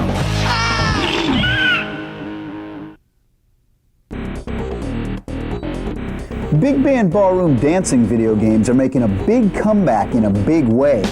Now the latest game, Super Swing Dancing 70-Year-Old 64, is... This is Tommy. Tommy, Vic Lucas here. We've got a mission of utmost importance. We've located Will Body from Black Ops Entertainment in Atlanta. We need you to get to him right away. While you're out, don't forget to pick me up a stick of butter and a loaf of bread, okay? Never mind all that, Tommy. The plane's waiting. Okay, I'll drop in on him right away. Tommy, Blofeld's tracking you. You've got to get the information as quickly as possible, and for God's sakes, man, don't screw up like you did with David Ferry.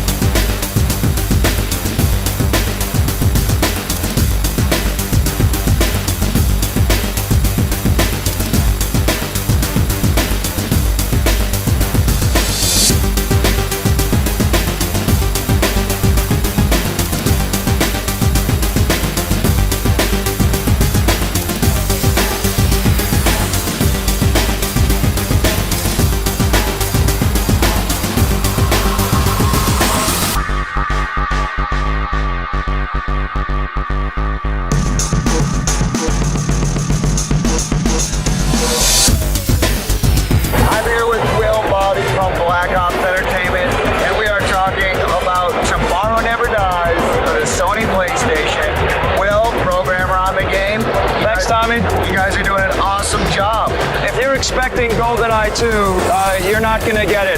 Our game basically has the best elements of GoldenEye, which were the sniping, the detailed limb collision, and awesome enemy death animations, plus all the things that you'd expect in a great James Bond game, like skiing, driving, and underwater scuba levels. We really wanted to have an integrated game where you would be James Bond, and basically Bond goes from one mode to another in the movies. He might be on foot one second, and then he might hop on a pair of skis and escape down a mountain the next. And that's the type of thing we were trying to convey. In other levels, you'll be in your car racing down a treacherous mountain path, and then have to jump out of your cars and dispatch some enemies. We did motion capture stunts with guys in rigs on trampolines doing all these flips and stuff, and it just looks just like a Bond film. Now, what are some of the things that weren't possible technically on the N64? We're going to take full advantage of the fact that we're on the CD, we can have awesome audio and video capability, so it actually is going to look and feel just like the Tomorrow Never Dies movie. Bond. James. In all the great Bond films, Bond picks up women, and a lot of them. And there's no reason with today's rating system in the video game industry that in our game, Bond can't pick up women. So we're planning on including a level where you basically hit the X button if we want to, pick up the girl, and maybe a circle if you don't. Goodbye, Mr. Bond.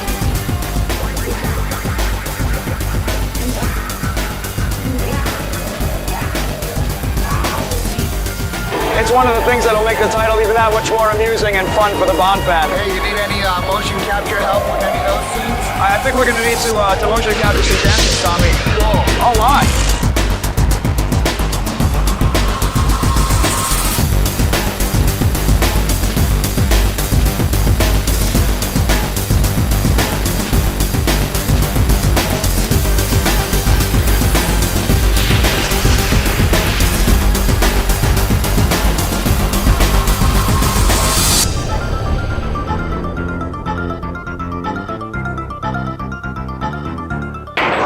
Is another of Sega's Model 2 super hits. Here's a quick tip. Push start. Select your level. At the character selection screen, push left choose 3 times. 1, 2, 3. Right choose 3 times. 1, 2, 3. Then left choose indefinitely until you highlighted the surfer. Push start and you've got Alex. You're good to go.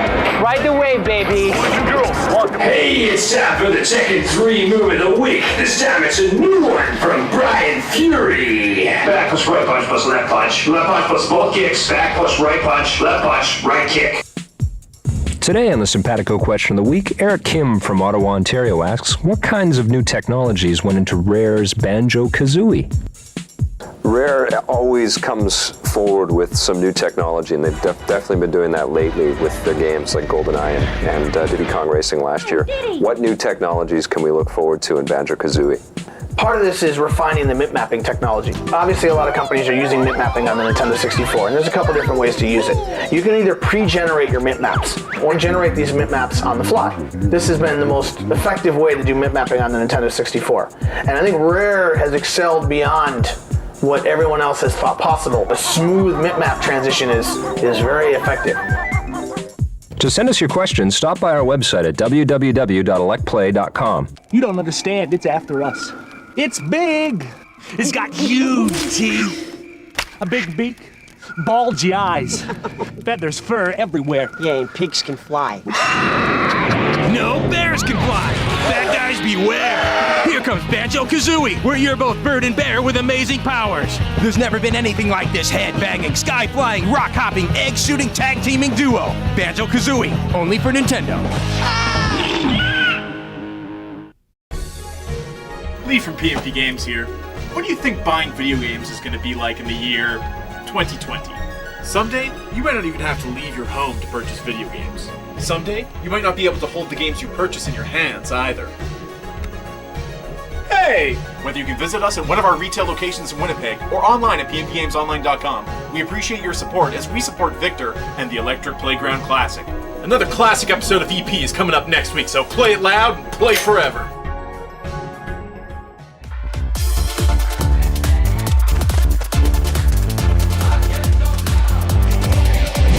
What'd you think about World Cup '98? Make sure the cuts. Oh, World Cup 98 has got to be one of the coolest looking sports games. Now, God, we're talking about soccer because, I got my Tommy soccer shirt on. All right, so let's talk about these 3 games independently. PC version first. Okay, PC has got the best graphics of any sports game, best motion capture of any game, network play. I mean, this is the best version of the game out of the PC, PlayStation, and N64. Best version. I'd go as far to say that this is the best sports video game I've ever played. I give it a 9.76312. The N64 version, I would give a solid 9.2. It doesn't look as good as the PC version. Resolution's not there. All the frames of animation. All the characters aren't there. Yeah. They have like 5 or 6 heads, but they don't have every single person has its own unique head. And the classic cup options too aren't as cool as they are in the PC version. Right. Gameplay-wise, the N64 version is almost the best out of the 3. Yeah, I'd agree. Because it's got the incredible Nintendo controller. I mean, it's just perfect for that. So what do you think of the PlayStation version of World Cup? The PlayStation version, I'd give it an 8.5. I thought the N64 version and the PC version were a lot better. The PlayStation's missing a few frames of animation. It's missing frames of animation, so it's a little bit choppy. It's not awful. Don't get me wrong. It's not terrible by any means. It's just when you've played the PC and N64 versions, you're kind of used to. So it's a little choppier. The graphics. The analog control, though, and it's really nice. One way that it does beat both the N64 and the PC version is you can have 8 people at a time. Yes. Which is really cool. Yeah, exactly. Great. I'd give the PlayStation version of World Cup 98 a 9. I'd give the N64 version of World Cup 98 a 9.5. And on the PC, World Cup 98 is a 10 out of 10. So Vigil 98 for the PlayStation. What'd you think, man? Woo! Now this was a great game too. Activision got it right on the PlayStation. Vigil 98. I mean, okay, let's face it. Okay, it's a Twisted Metal ripoff. Yeah. You're in a car. You're shooting other cars in a city. But the effects that are in this game, the tracks are amazing. Much improved. Some of the tracks, the Ghost Town. Did you go on the Ghost Town and go into that thing and you get caught by the Twister? Uncle Henry, it's a Twister. It's a Twister. Once you pick a car and you're in Quest mode or something, whatever it is. Once you pick a car, you have about 5 or 6 tracks that you have to compete, and then there's like a boss car at the end of it. Right. Once you've done that, and it's relatively quick. I mean, you can get it in an hour or 2 hours. 4 or 5 tracks, and then you're into the boss. Right. Yeah. And then once you beat it on that, you can go and do another vehicle, and now you have to do all different tracks now. That's cool. So it's a different quest for each different vehicle. And the multiplayer mode's awesome. It really is. I like the way you can switch between either horizontal or vertical in the 1 and 2 player. I would give this a 9 out of 10. I had a lot of fun playing this game. I definitely recommend it. I had tons of fun. I give it a 9.5. What did you think about Road Rash 3D from Electronic Arts for the PlayStation? Let me just say this. Road Rash on the Genesis was one of my favorite games. And what I loved about it is it was real simple. You could go in and you see a guy in the distance, you go up on him, you nail him in the head, you take his stuff, and you keep flying by. It was fun stuff. This game, I found it way too hard to hit somebody and drive at the same time. I really like this. It was fun to play, but it wasn't Road Rash. If you're buying this game because you want to beat people off the bike, I'll tell you the best game. The best part of the game is the great motion capture of falling off the bike. All I did was crash into stuff. It doesn't matter. You just run over somebody, it's like, and all you see is people freaking out into their camera. Cooler than the original Genesis version. Now you can actually branch off. You can go left or you go right. It actually is 3D, so you can take off anywhere you want to go. But I love the new bikes. I like the characters. I like the gangs. The music was really cool. All the different bands were doing the music. I really like that Tea Party song. I would give Road Rash 3D an 8 out of 10. It's a solid game. Why didn't you give this game a 10? Why is it an 8 out of 10? It needs better graphics. It needs better graphics. Better control and fun factor. It needs 2-player. That would make it better. Control and fun factor. I like the control. You gotta be able to beat guys better. And I had fun. It won on both those counts. Control and fun are great. That's why it gets an 8 out of 10. No, very sluggish. Very sluggish. 8 out of 10. I give it a 6. No. Joe, Electric Playground, Tommy. From Aerosmith. Go back to Electric Playground for a second. No, I want to watch the World Cup. All right. Watch this anytime. Okay. Italy. Oh, yeah! 30 minutes just ain't enough time. We'll see you next week. keep this eye wide open and that one totally shut. Production assistance for the Electric Playground is provided by Nintendo of Canada, makers of 1080 Snowboarding. Keep.net, makers of Netfighter. Electronic Arts, makers of Need for Speed 3. Namco, makers of Tekken 3. That's it. That's been making my eye go out. Okay, no more cat. That's it. This classic episode of The Electric Playground was brought to you by P&P Games, your source for everything video games. Support the partners that support The Electric Playground. Thanks for watching, and play forever.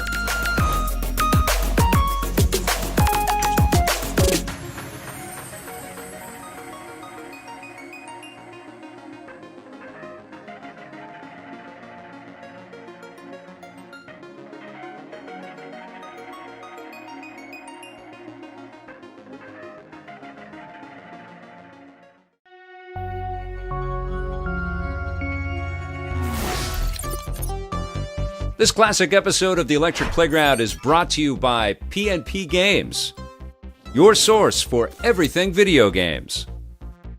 Support the partners that support Electric Playground. Remember, this episode first aired in 1998. Hey, on this week's show, we're going to be looking at Jane's F-15 Eagle, Ultima Ascension, All-Star Baseball, and we're going to be visiting E3 on Akuji the Heartless, or Akuji the Wonderful, like my wonderful Marilyn.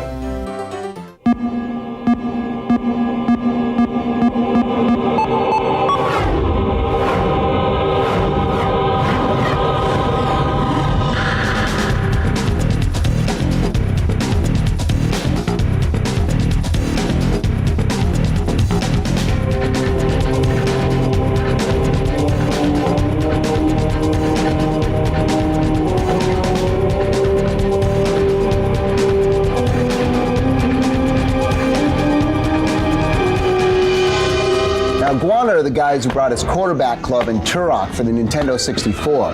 This year they're bringing us All-Star Baseball 99, and the graphics are even better than those other games.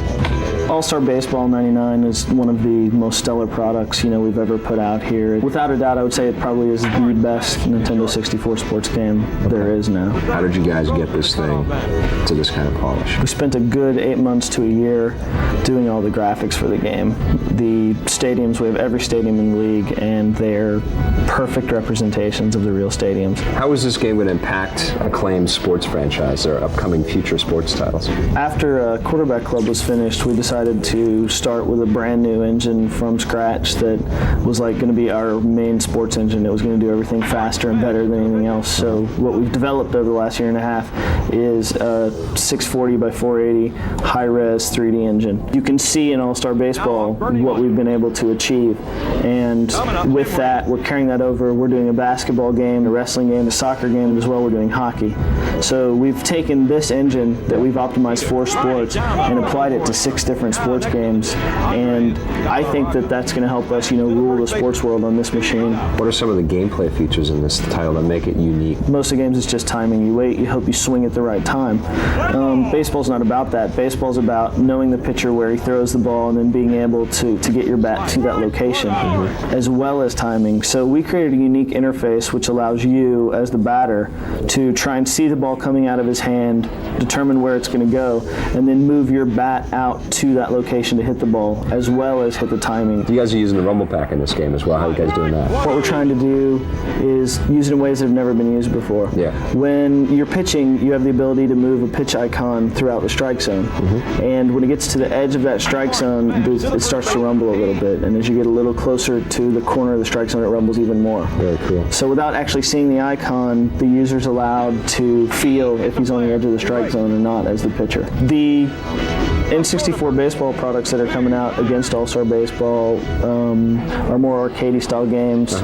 We wanted to allow a person to go in and make a player, make their own player, create him, bring him up in spring training, bring him up into a league, pull him into the season. Once you pull him onto a team out of the free agency list, and you play with this team, if you hit well with him, if you play well with him, he has a chance of making it onto the All-Star team just like anybody else. So for your ability to create this guy and actually play with him for a full season and try and get him onto the All-Star game at the All-Star break is just really cool. How about special teams and hidden features and stuff in the game? There's definitely hidden teams, hidden stadiums, hidden features. Come on, just one. Come on. No, I can't do that. One team. Come on. Maybe later. When's later? There's probably an iguana team if you look really closely. Okay. I would imagine. What position do you play on the iguana team? You just have to find it and find out. Yeah, I'm the coach. There you go. Bad boy. Not bad boy.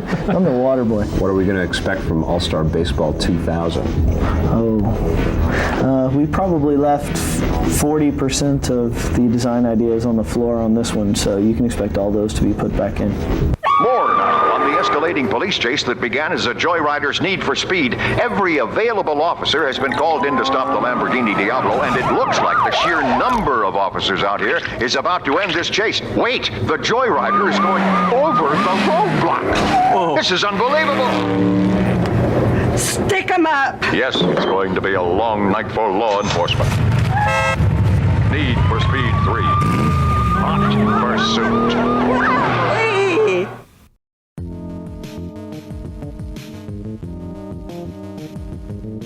What sense is most strongly tied to nostalgia for you? For me, it's sound. Sound. Sound. Sound. Now, video game music and sound design is unique.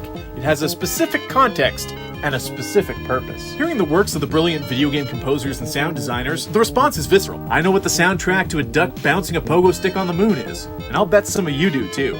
We hear a timeless video game tune, and while the minutia may differ, we're visualizing the same game, level, boss. That's shared nostalgia. Baby, that's beautiful.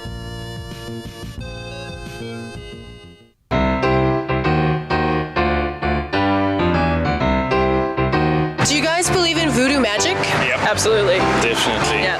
Voodoo is something that will only work if you believe in it. Do you guys believe in voodoo magic? Definitely. I don't think we'd be here if it wasn't for voodoo magic. Do you have a voodoo doll?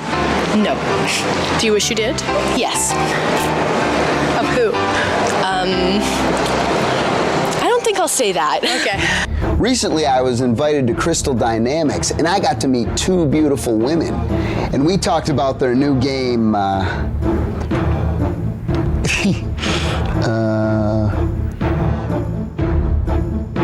I'm here at Crystal Dynamics with Stephanie and Jessica, and we're here talking about a new game. Yo, buddy. Oh, Sam, remember? and Sam. Yeah, Sam, good to see ya. the producer of the game. Thank you. Right. What we're trying to get you to pay attention to here, Tommy, is Akuji the Heartless. Akuji is a practitioner of voodoo, and he's all set to get married to this beautiful woman, Kisho. And Akuji's brother, who can't stand the fact that two rivaling clans of voodoo are uniting on a day, comes and rips Akuji's heart out right in the middle of the ceremony. I hate when that happens. I hate it when that happens, thus banishing Akuji to the underworld. And it is here in this underworld that Akuji must fight his way through, using his voodoo power and his hand-to-hand combat ability to fight these evil zombies and cultists and demons. Akuji will progress through 12 huge worlds, all set with these gorgeous lighting schemes, with vertex morphing, vertex lighting. We'll send him into bonus, sometimes combat rooms, sometimes shooting gallery type rooms. Now, one of the cool things that I noticed in this is that it's very fast. You're not struggling to go places. No. Is this using the Gex engine? Use the Gex engine as sort of a springboard for us. Faster frame rates. We can't have the user getting bogged down with frame rate, or he'll just put the controller down and go play something else. So lots of fighting, lots of shooting. Lots of decapitation. Well, you know, this is a bit of a macabre game. This isn't your kiddie adventure. future, let me tell you. Now, I see a lot of bones on the floor and stuff. Can you actually pick up the bones and beat the guy senseless with it? Well, we're not planning to make this caveman game. So what does the name Kuji actually mean? It means man with twins.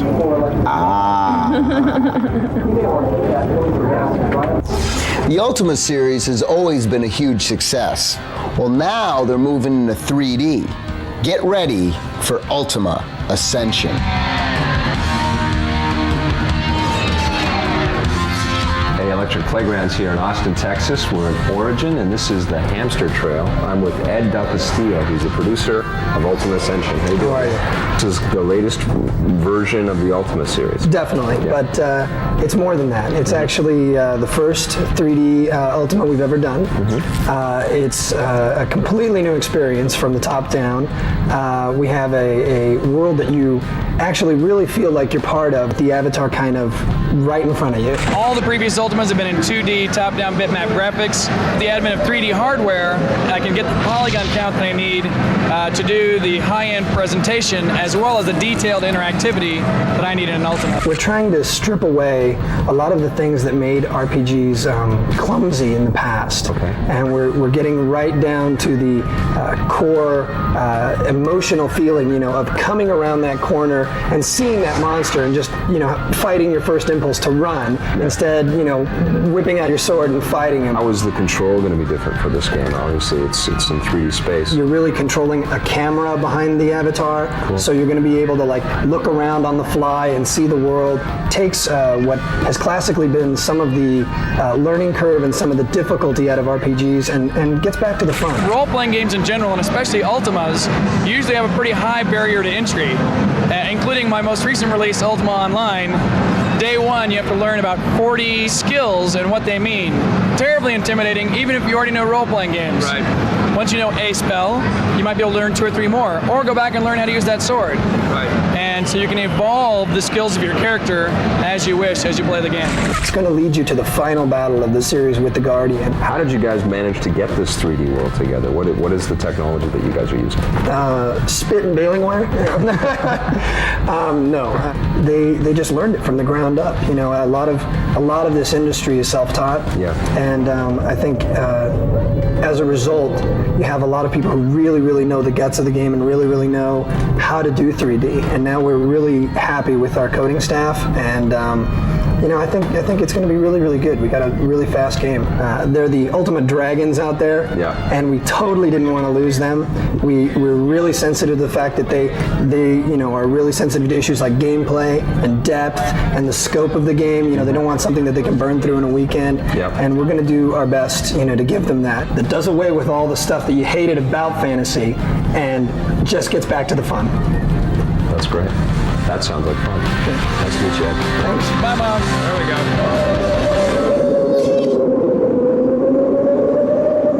go. You don't understand. It's after us. It's big.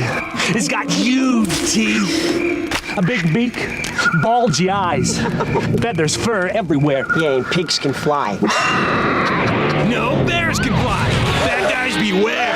Here comes Banjo-Kazooie, where you're both bird and bear with amazing powers. There's never been anything like this head-banging, sky-flying, rock-hopping, egg-shooting, tag-teaming duo. Banjo-Kazooie, only for Nintendo.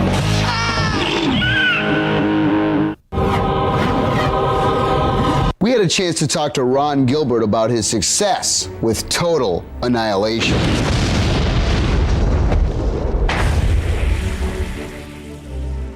We are here with Ron Gilbert, the founder of Cave Dog Entertainment.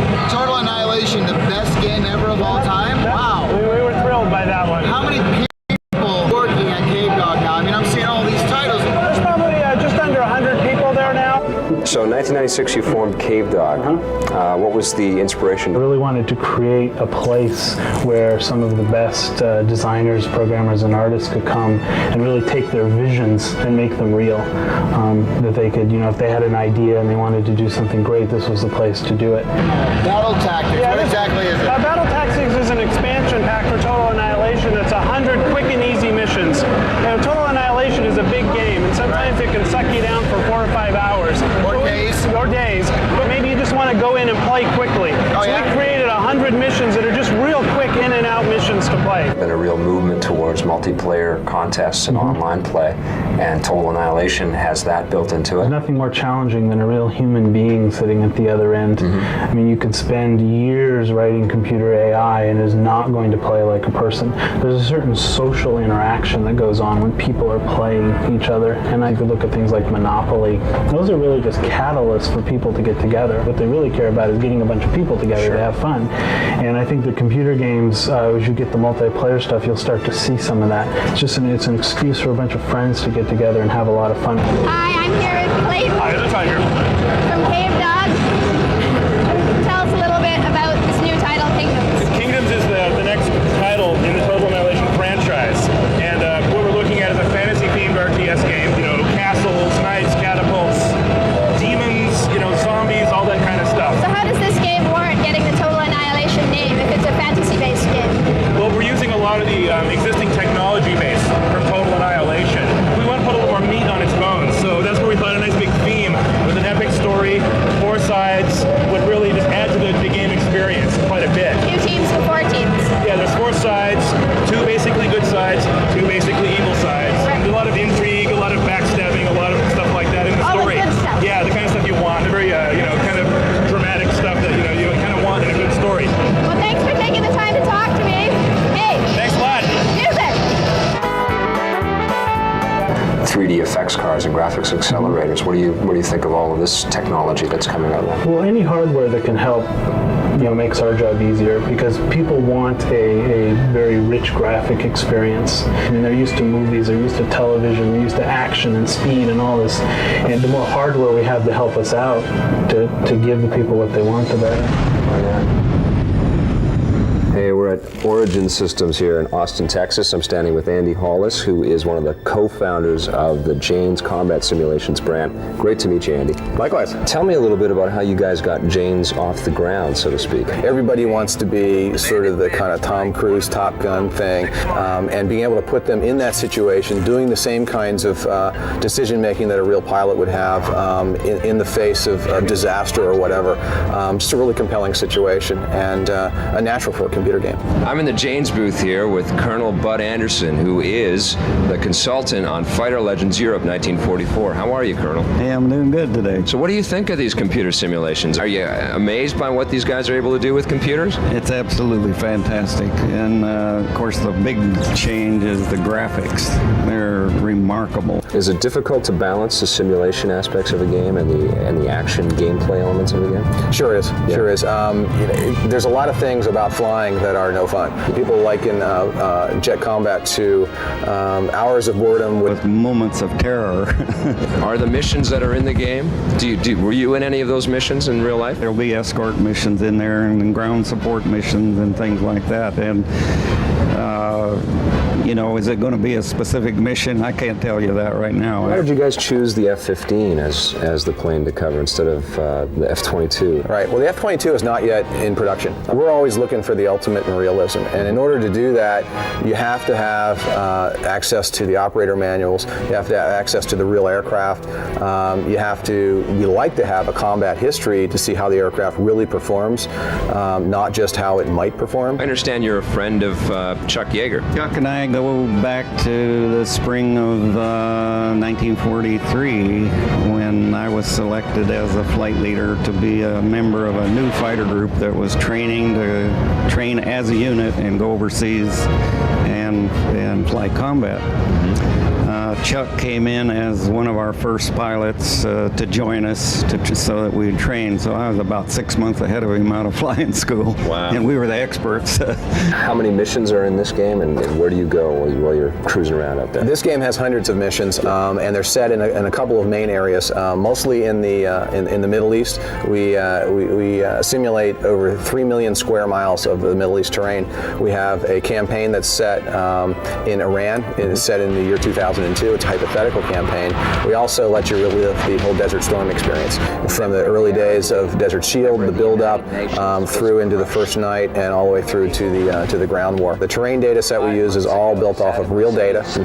All the cities in the right places, the roads are in the right places. We even put the buildings in the right places based off of tourist maps and things we got of like Baghdad. So the presidential palace is right there, and you can go in there and blow it up if you want. Who's the best pilot you ever saw?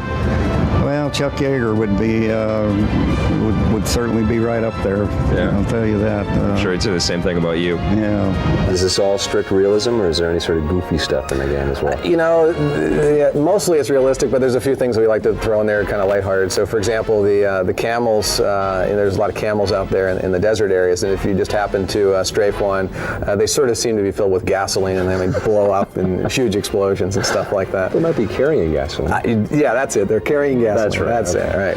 Thanks, Andy. You bet. Great to meet you. Likewise. Thanks. You may remember Capcom for such great hits as Street Fighter and Mega Man. Well, now they're back with Marvel vs. Capcom. This week we've got a great tip for you. You know Mega Man, but you may not know his sister, Roll. To control Roll, highlight Zangief at the character selection screen. Push left, left, down, down, right, right, down, down, left, left, up, right, right. The little blonde will be controllable, and you'll be good to go. Have fun. Hey, it's time for the Tekken 3 move of the week. This week we've got a multi-hit combo from Dr. Vaskanovich. You ready? It's forward plus left punch. Right kick, left kick, left kick, left kick. Right punch, left punch. You gotta do it all much faster than that, of course. Today on the Simpatico Question of the Week, Steve Kahn from Victoria, British Columbia asks, what's going to keep all these 3D action-adventure games from looking the same? The experience of interacting with the other characters in the game is what's going to make the next wave of 3D games exciting. It's not enough anymore to have pretty scenery and cool-looking characters. They're going to have personality, and they're going to have to be smart. And you're not going to get away with running through levels and taking one shot and taking out everything, or just avoiding enemies. They're going to have to engage you. One of the things we've focused on is we've set programmers down and said, you guys are solely in charge of making these enemies fun, making them difficult, making them smart, making them behave like you would see an enemy behave in the real world, giving life to these characters so they're not just cannon fodder for the player. To send us your questions, stop by the EP website at www.electplay.com. You don't understand. It's after us. It's big. It's got huge teeth, a big beak, bulgy eyes, feathers, fur everywhere. Yeah, and pigs can fly. No bears can fly. Bad guys beware. Here comes Banjo-Kazooie, where you're both bird and bear with amazing powers. There's never been anything like this head-banging, sky-flying, rock-hopping, egg-shooting, tag-teaming duo. Banjo-Kazooie, only for Nintendo. Lee here with a few reasons why you should be shopping at P&P Games. The selection, everything from retro favorites to contemporary hits. The shipping, free on orders of $65 Canadian or more within Canada and the USA, and we also ship overseas. The stickers, when you spend $65 or more, you get a limited edition sticker based on our silly nonsense. Locals can check out our retail stores in Winnipeg, but for everyone else, we're at pnpgamesonline.com. Support us as we support the Electric Playground Classic.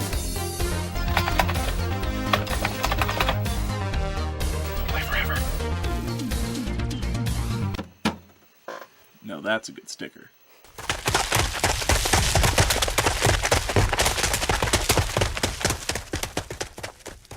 Where is this place, man? This is it, right here. What do you think about Forsaken for the PC, PlayStation, Nintendo 64? Now, Forsaken on the PC, first of all, has amazing graphics. Once again, backgrounds. Best version of the games on the PC. It's more difficult, I found, on the PlayStation, mostly because the speed and the control is insane. It's even with the dual analog. Well, even with the analog, I found it really difficult. So the N64, they changed the storyline and everything. Like they toned it down a little bit. Yeah, it's a little bit easier. Free the Earth from the malevolent dominion of the machines. But It was still fun. Great multiplayer on the N64. That's the thing Very on the multiplayer on the N64. Yeah. It's just kind of, you get this almost GoldenEye feel to it. But no drop in frame rate. It's really, really smooth. Here's one of the problems that I had with the game is that there's really no map. You just get totally lost, and it's just, I'll tell you what, this is a very, extremely hard game to play. It's almost impossible to do a 3D map like that, though. It must be. They have to figure out something, some kind of transparent 3D thing. But the best version, I thought, was the PC. Yep. What would you give the PC version? The PC version is an 8.7. I'd give it an 8 out of 10, a solid 8. The N64 version, probably 7.5 out of 10. I thought it's a solid game, definitely worth picking up if you like first-person shooters. I give it a 7, straight 7. 7 out of 10? Yeah. All right, what about the PlayStation version? The PlayStation version, I also give a 7 to it. I'd give it a 6.5 out of 10. People that like those kinds of games should rent it on the PlayStation. Gran Turismo on the PlayStation. Best racing game ever made. 10 out of 10. Awesome. 10 out of 10? 10 out of 10. Huh. Now, I don't think there's anything on any system that can touch this game right now. The intro is amazing. Just the complete package. It's just one of those games that you will sit down and lose yourself in. Rotate around. When you're just picking the cars, and you can see the way the light reflect. The best part of this game is the reflection. You can tell that the guys that made this just love racing. It's almost like a Quest RPG It's a role-playing game for racing. It's awesome. There's just so much stuff in this thing, man. Yeah. You go through these different sort of series of races, and you win money, and you win cars. They give you like bonus cars. You just keep getting better and better. You've got to get your license.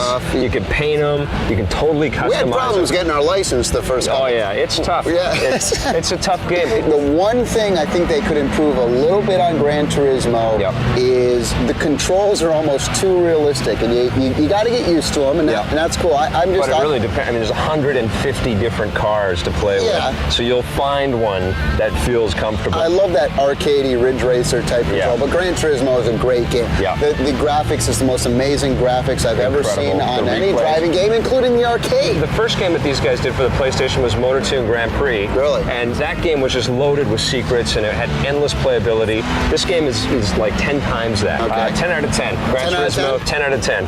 It's tough to beat this sucker. 9.7 for me. What did you think of Hot Shots Golf for the Sony PlayStation? Now here's a game that's fun to play. Yeah. It's total, a Japanese style game. You got the big-headed people. I don't get golf.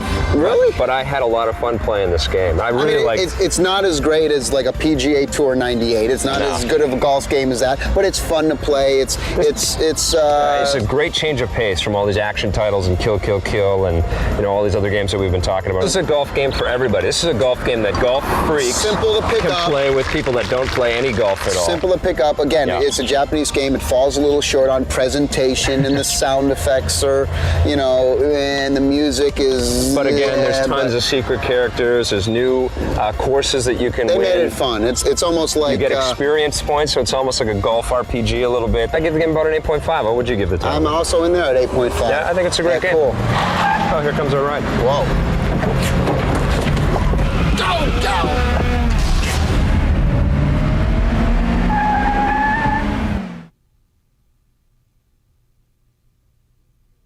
Well, the show's over, but our website is open 24 hours a day. So make sure you check out www.elecplay.com.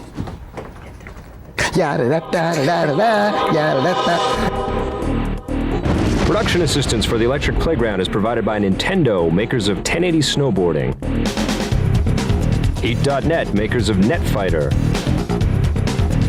Electronic Arts, makers of Need for Speed 3. Namco, makers of Tekken 3. To subscribe to Tips and Tricks, call 1-800-621-8977.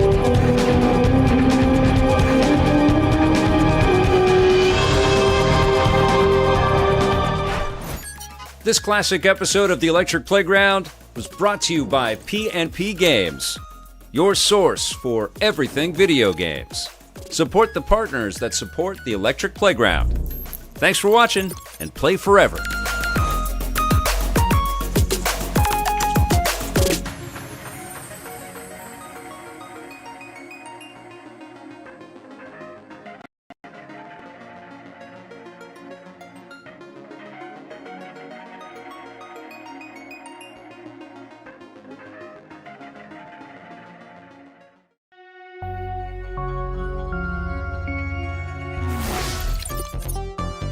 This classic episode of the Electric Playground is brought to you by PNP Games, your source for everything video games.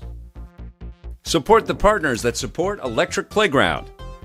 Remember, this episode first aired in 1998. Today on the Electric Playground, we're going to be taking a look at Skies, talking to Konami about their Metal Gear Solid. We'll have a sneak peek at Crash Bandicoot 3, and then we're going on a Mission Impossible. Dun, dun, dun, dun, dun, dun, dun, dun, dun, dun, dun, dun, dun, dun, dun, dun.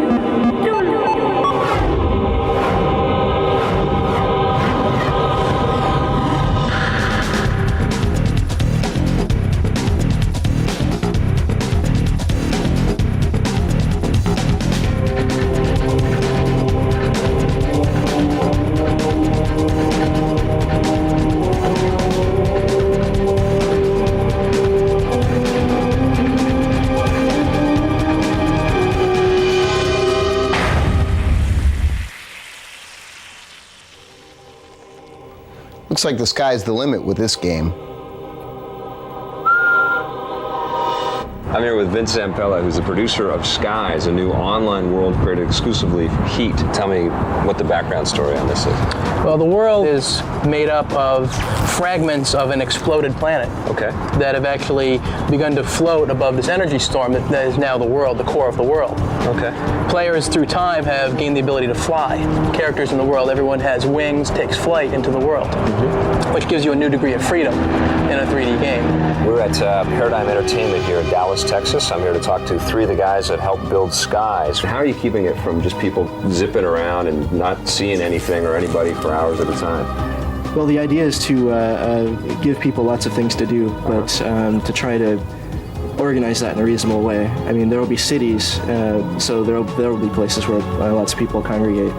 Is it like working with any other 3D action game, or are there limitations imposed on you from the start? I'm not sure. It's my first game. Oh, it is? Yeah. Oh, congratulations. Thank you must you. be scared to death. A little bit. Yeah. So it's almost like we are in the world of Hawkman or something from DC Comics or something like that. Similar, I guess, with regards to the characters, yes. Now the world is built on, you can't just walk from one spot to another. There is no walking, there is, everything is flight. The underlying game is an RPG with character development. Your character will grow. Your character will grow in height. Your character will gain more armor. Your character it'll grow facial hair. You know, when your male elder gets ancient, he'll grow like a nice gray beard. Very cool. And when you fly into town, someone doesn't say, "No, there's an angel." You say, "There's an elder angel. He's tough. Watch out for him." Is this something that, what do they call it, massively multiplayer? Massively multiplayer game is what we like to call it. Okay. We're planning right now for each world to hold about 2,000 to 3,000 players. How can you do this? How do you get this thing up and going? It seems like an impossible task. Yeah, it could seem like that. But I assure you it's possible. We're doing our best. I also understand that you've brought on Paradigm simulations to help you with this whole flying dynamic? Paradigm is wonderful. They've done a lot of military simulation work in the past. They did Pilot Wing 64 for the Nintendo 64. Right. We do most of the design here. Paradigm does the actual execution of the game. The collaboration we've got of ideas, the exchange back and forth, I think is going to generate a great game. And I think we're seeing the fruits of that labor right now. We have Michael Turner from Witchblade, from Top Cow Comics. He is doing the actual art direction for the characters and for the world. Oh, fantastic. Yeah, some wonderful stuff. Is this going to be an ever-expanding universe? With transactor technology, the Lidos, we're actually going to introduce new areas, new objects, new characters into the game constantly, actually. Explain what Lidos is for people that don't know. It's a digitally encrypted, limited edition digital object, which is basically a collectible, unique object in the game world. The characters are actually collectible, unique objects. So once you get tired of, say you play a dragon, you get tired of playing a dragon, you want to try something a little different, you can try the sprite, and you can maybe trade with somebody. Excellent. Looking forward to this, Vince. Thank you very much. Thank you for coming by. You don't understand. It's after us. It's big. It's got huge teeth, a big beak, bulgy eyes, feathers, fur everywhere. Yeah, and pigs can fly. No, bears can fly. Bad guys beware. Here comes Banjo-Kazooie. We're your both bird and bear with amazing powers. There's never been anything like this head-banging, sky-flying, rock-hopping, egg-shooting, tag-teaming duo. Banjo-Kazooie, only for Nintendo. Pokemania is here. Well, Nintendo needed a win in the role-playing game column after Final Fantasy and Friends left town, and instead, they got a phenomenon. Pokemon, or Pocket Monsters, are taking over. With over 150 or more to see, becoming a Pokemon Master is quickly becoming my destiny. That's right. I caught them all. And a completed Pokedex is a terrible thing to waste, so starting next week, let's explore it together. Tune in every Saturday morning for EP Classic, and play forever. Yes, the future's looking bright for old, Pikachu here. Sorry, Pikachu. Pikachu.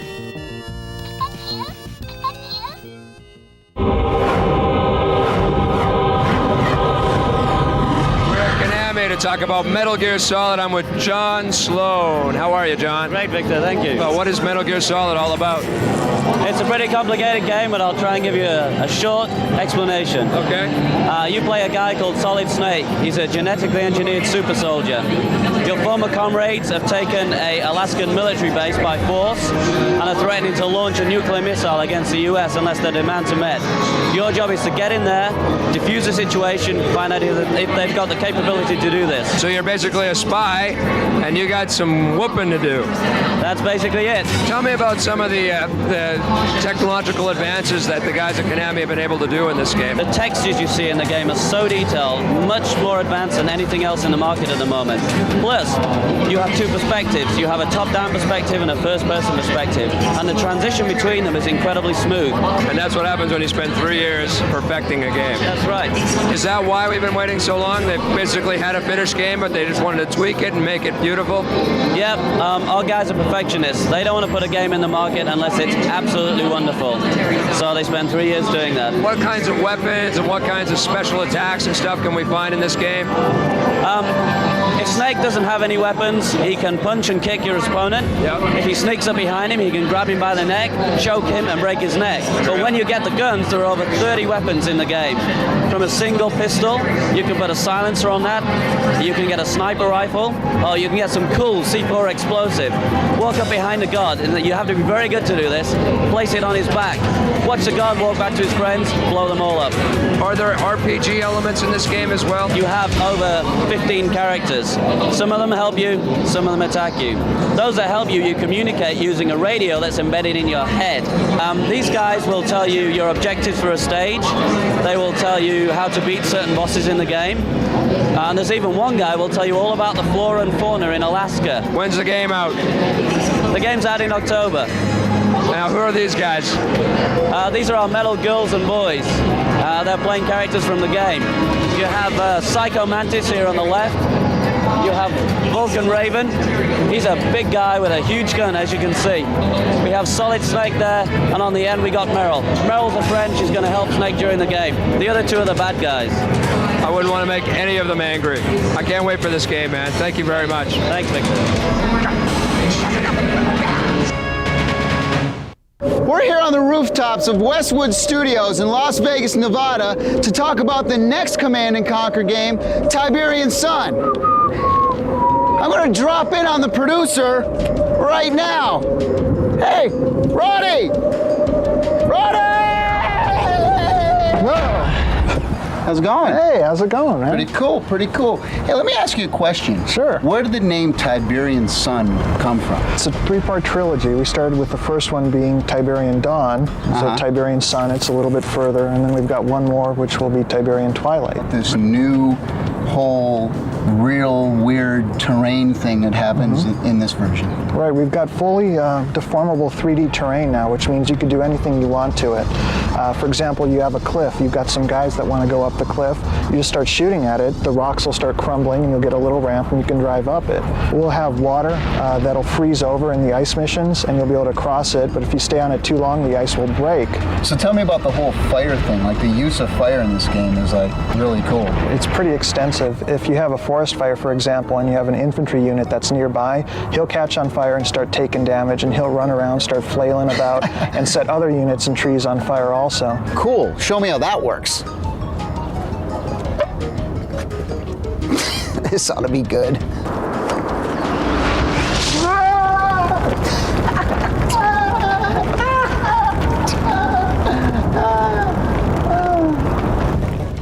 talk about some of the weapons. GDI is going to have more of your average military type of units, but with a futuristic flair to it.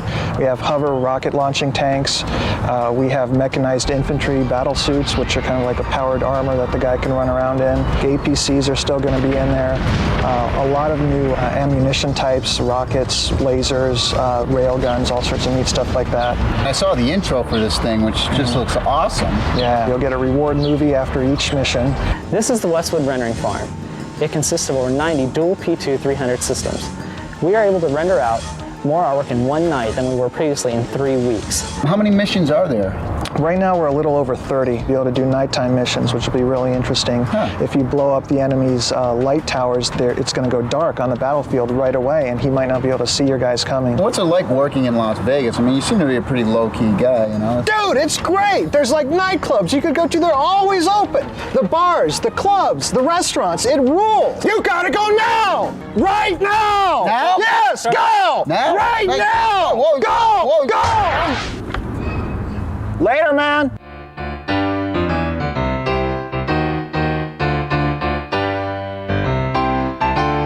Can you tell me what a bandicoot is? A little cat or something like that. Some kind of a beast? A beast. Is it a big beast or a little beast? Middle size. It's a hedgehog or something. Something like a hedgehog, I think. Can you tell me where it's from? Africa. Definitely Africa. I'm here with Andy Gavin and Jason Rubin, guys from Naughty Dog, the creators of Crash Bandicoot, and we're talking about Crash 3, yeah? Yeah, Crash 3. I saw some screens on this. Amazing. Thank you. I mean, how much better can you guys make this game? We tried. At this point, not that much, I'm sure. It's we got a lot of surprises, a lot of surprises that we haven't even shown here, but for now, we're really, really happy with what we've done, and yeah, we think this is the big one. This is the best of them. We've been really focusing on like different gameplay elements and stuff, just giving the player tons of different stuff to do, like tons of different controls and like vehicles and like things to ride and like just have a lot of fun. Now I saw an underwater level, which I thought was the best level so far of any level I've ever seen in Crash. That's right, but we're holding our consistency. You know, Crash has got scuba gear because we all know he can't really swim. Right. But with the scuba gear, I guess it's okay, just like you and me. I saw Crash being chased by this big-ass dinosaur thing, and there's some cool reflection going on there. What's that all about? Well, beyond improving the gameplay, because we're definitely getting better with gameplay as we go into the series, we've also gotten much better at the PlayStation. How much of the PlayStation's power are we using? More than last year, you know? And one of the things that we've gotten down now is not only standing on ice reflections like we did in Crash 2, but standing knee-deep in water and having your body sort of cut off at the knees and having a reflection as it would in a pool of water. So it's our new trick. Impossible with the Z buffer, so it's not even a fake Z buffer now, it's beyond that. You can see a lot more of the game. I mean, there's a lot more depth and action going on, and you're going down canyons and stuff. I mean, you guys trying to like expand the world of Crash here? We really tried to open it up and give you like broad, far view so you can get a real like panoramic sense of the world. Crash 1 was a pretty big game. Crash 2, even bigger still. Is Crash 3 going to be an even bigger and longer game? Absolutely. I think that Crash 3 has more levels, there's more detail in them, and we're adding some new gameplay on top of getting crystals and getting gems as you did in the past. There's now an additional thing to get. So there's going to be endless gameplay for someone who wants to get the true 100%. What is the best part about making the Crash games? You know, pushing the limit, what's the best part about making the new Crash? Well, those of us that have been with Crash since the beginning, we've actually spent more time now on Crash Bandicoots than we spent in college. We spent more than 4 years total by the end of this project. So we know this character well. It's like a best friend, and it's great working with a best friend. It's great doing another title where you know, I understand this world. I know what things look like in this world. What are the total number of units sold for Crash worldwide? Sony made a press release about a month or two ago that we had hit 5 million on 1 and 2 together. Crash 1 is the best-selling PlayStation title in America. We've really been able to hit numbers that are, it's 10 games in the industry have ever done it, and that's going right back to the beginning. Great talking to you guys. Cool. Thank you. Guys like me don't get much respect. I mean, I hit big, but there's no Dior commercial. I make huge plays. I'm not even in a cereal box. But man, I could care less. Triple Play 99. You've never seen baseball like this. Whoa. EA Sports. It's in the game.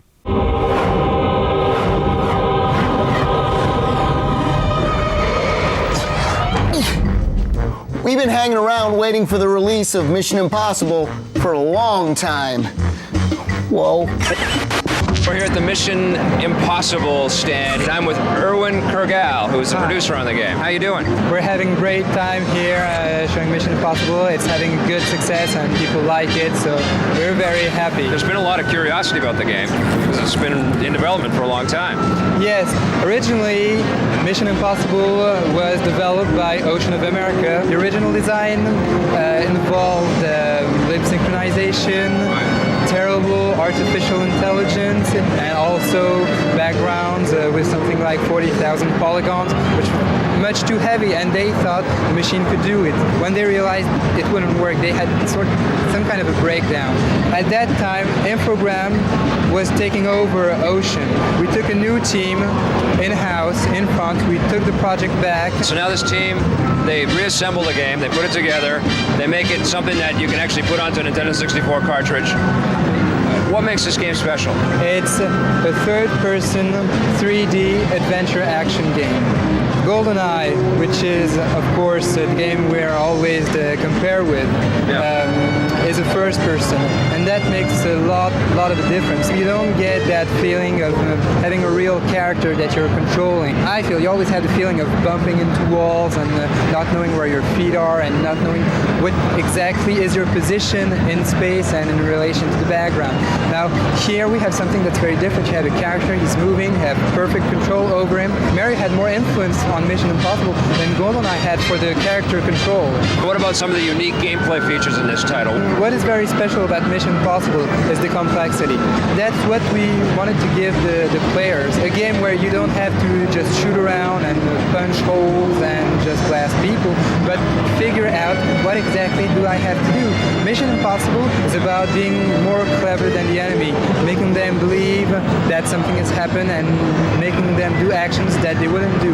In our game, we have lots of gadgets, we use lots of deception, we have those face-making sequences where we change faces and we take the identity of other people.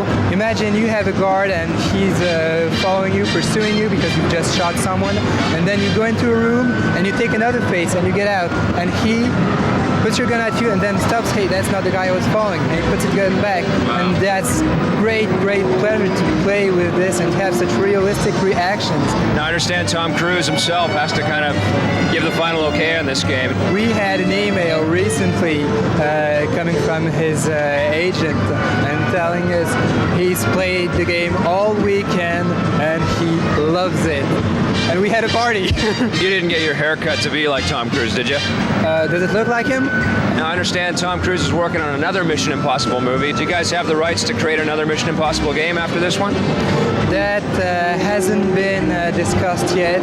Of course, there's some word going around between Viacom and Infogram, and we're in very good terms because they know we've done a great job, and that's possible.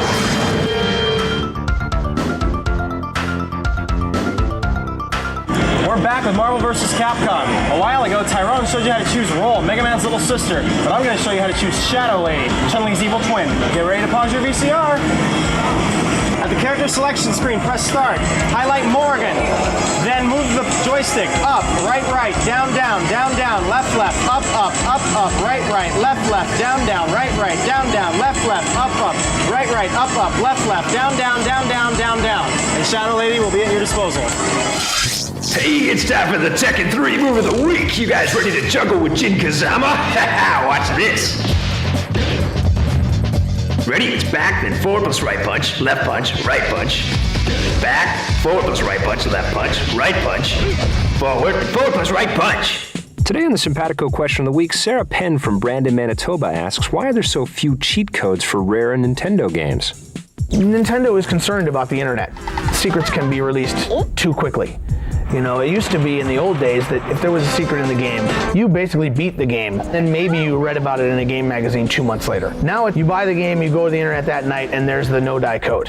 You know, there's the level select, there's the all weapons. It's like, you know, forget that. That was one of the reasons that GoldenEye was designed the way it was, to take this stuff and give it into the hands of the player.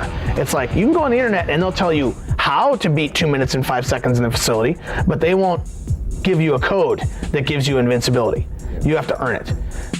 To send us your questions, stop by the EP website at www.electplay.com. You don't understand, it's after us. It's big! It's got huge teeth, a big beak, bulgy eyes, feathers, fur everywhere. Yeah, and pigs can fly. No bears can fly! Bad guys beware! Here comes Banjo-Kazooie, where you're both bird and bear with amazing powers. There's never been anything like this head-banging, sky-flying, rock-hopping, egg-shooting, tag-teaming duo. Banjo-Kazooie, only for Nintendo.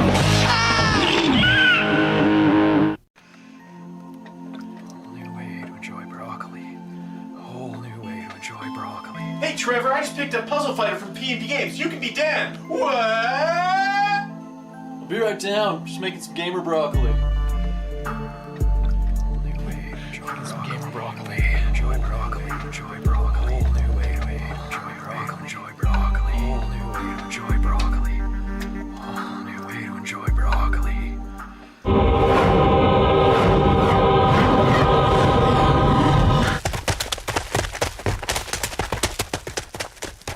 What do you think about Biofreaks for the Nintendo 64? It's a pretty disgusting game. It is a very disgusting game. I like the blood splattering on the camera. That's pretty cool, but my favorite part is the puking. Lots of puking in this game. You know, you come up, everybody's puking, there's vomit all over the place, there's blood on the camera. It's the most ridiculous, over-the-top fighting game I've ever played. And that's what makes it fun. Exactly. I like the Marilyn Manson backgrounds and all that stuff. It's like a big rock video. It's so in your face. Whoever dreamt up those characters. I like Zipperhead. Was awesome. He's my favorite. The guy not only has one spike, he's got 4 spikes in his heart, and then he's got a big machine gun hand and a big hand with big, huge, spiky things on it. It's a bit like Virtual On. Yeah, in that you fly up, and that's really cool. But you never really get a sense of whacking a guy. I mean, it's kind of like a distant fighting game. It's not tactile enough. It doesn't have the depth of a Tekken game or anything like that, but it's still fun. And it has puke. I'd give it a 7 out of 10. That's exactly what I give it, is 7 out of 10. What do you think about Bloody Roar for the Sony PlayStation? More vomiting. This is excellent. It's a running theme. I didn't even care. I just wanted to try to make people vomit. You know what I liked about this game? It had a couple of really interesting modes. So they had like the Virtua Kids mode, so you had the kids version of the Bloody Roar characters. Yeah. And there was also the Big Head mode, which I think made the characters look better, actually. So you turn into big animals, and everybody's a different animal. Yeah. And you just the moves are cool. They're flashy. And some of the what you want to do is you want to do the grab moves while you're an animal, because then you bite into somebody's neck, you tear them around. There's just blood and vomit all over the place. It's excellent. It's a pretty solid fighter. I was surprised. I wasn't expecting to have as much fun with the game as I did. I'd give it a solid 8 out of 10. It's a fun game. Now come on, would you see my score sheet before? You give it an 8 out of 10 as well? Yeah. House of the Dead for the Saturn. More excellent, gratuitous, violent gore. Zombies all over the place. One thing that bugged me, and I know bugged a lot of people I was playing with, was, this big beast will come in, picks up the girl, is attacking her, and it says, hold your fire. I don't know what's up with that. Man. Is that it? Freaked out. You're too scared to shoot. That freaky bat thing was really scaring me. That bat guy flies around and there's bats coming at you and you're shooting the bats, and I don't like those. You gotta dig the way the zombies just explode the more you shoot. It's good stuff. I like that. And what about those slugs that come up and suck your face? That's good fun stuff. Shooting those guys too. In the Saturn though, I mean, it really, you get close up to stuff, and it's just blocky. Yeah, but it's still fun. It's still solid. It has all the gameplay. Plus they put the Saturn mode in there.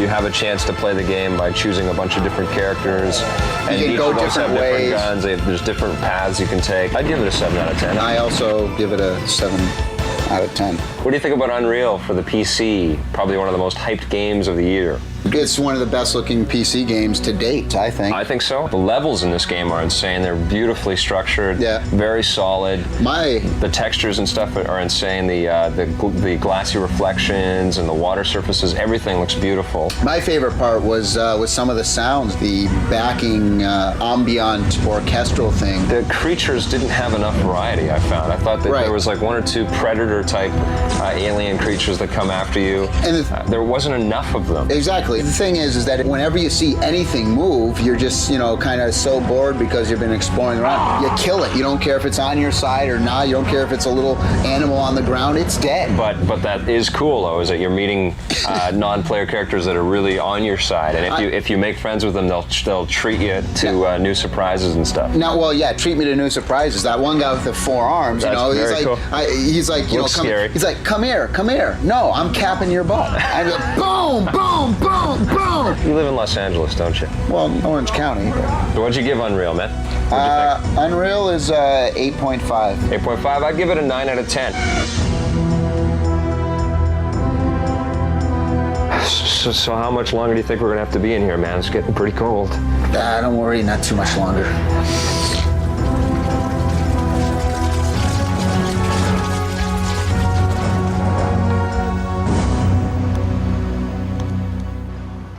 Hey, Tommy.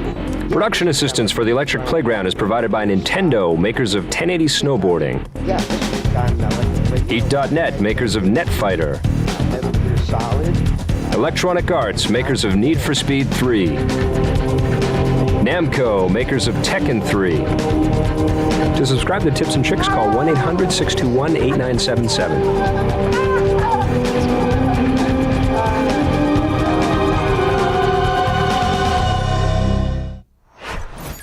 This classic episode of The Electric Playground was brought to you by P&P Games, your source for everything video games.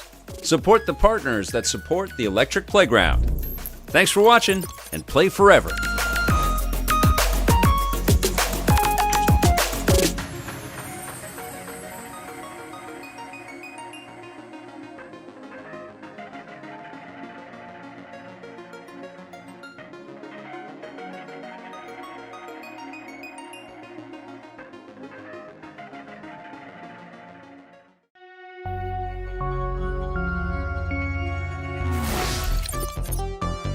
This classic episode of The Electric Playground is brought to you by P&P Games, your source for everything video games.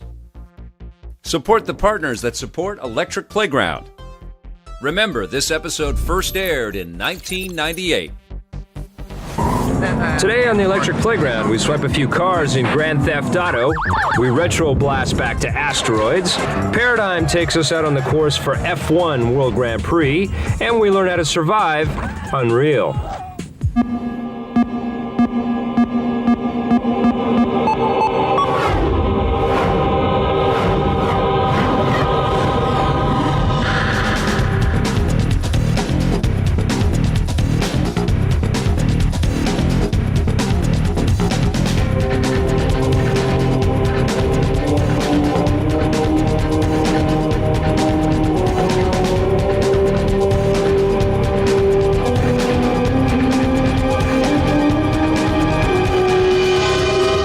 Like Unreal, this game's got a lot to live up to. Okay, we're in the GT Interactive booth here at E3. I'm with the team that designed Unreal.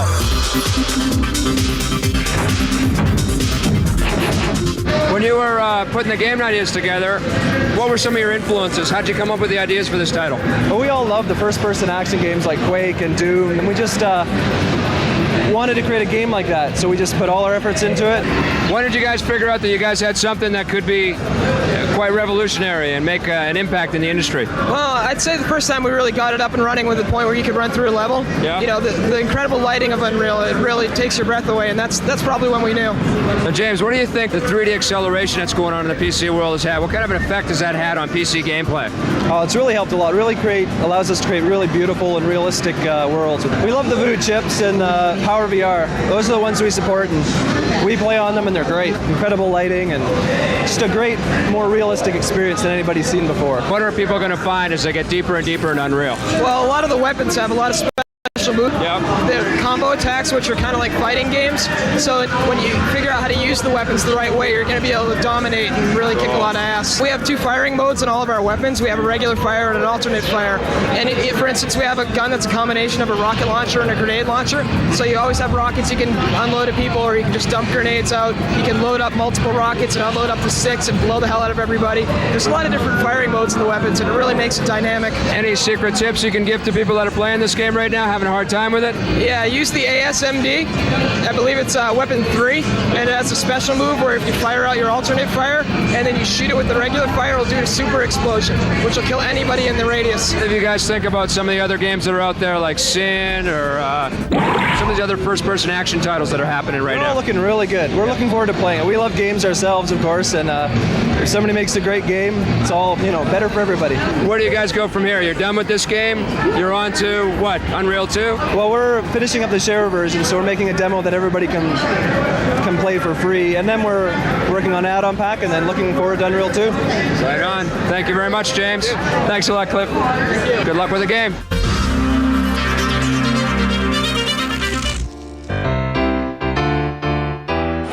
Have you ever stolen a car? No, not intentionally. Have you ever stolen a car? No. No. Would you like to steal a car? No. You don't? No. If you could steal any particular car, what kind of car would it be? No. Have you ever stolen a car before? No, but sometimes I'm very tempted to. What kind of car would you steal if you could? A new punch money. Oh! Have you guys ever stolen a car before? Yes. Have you ever stolen a car before?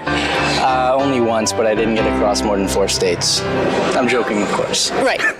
One of my personal favorite games also happens to be one of the most controversial games of the year. It's a game called Grand Theft Auto. That's for me. I gotta go.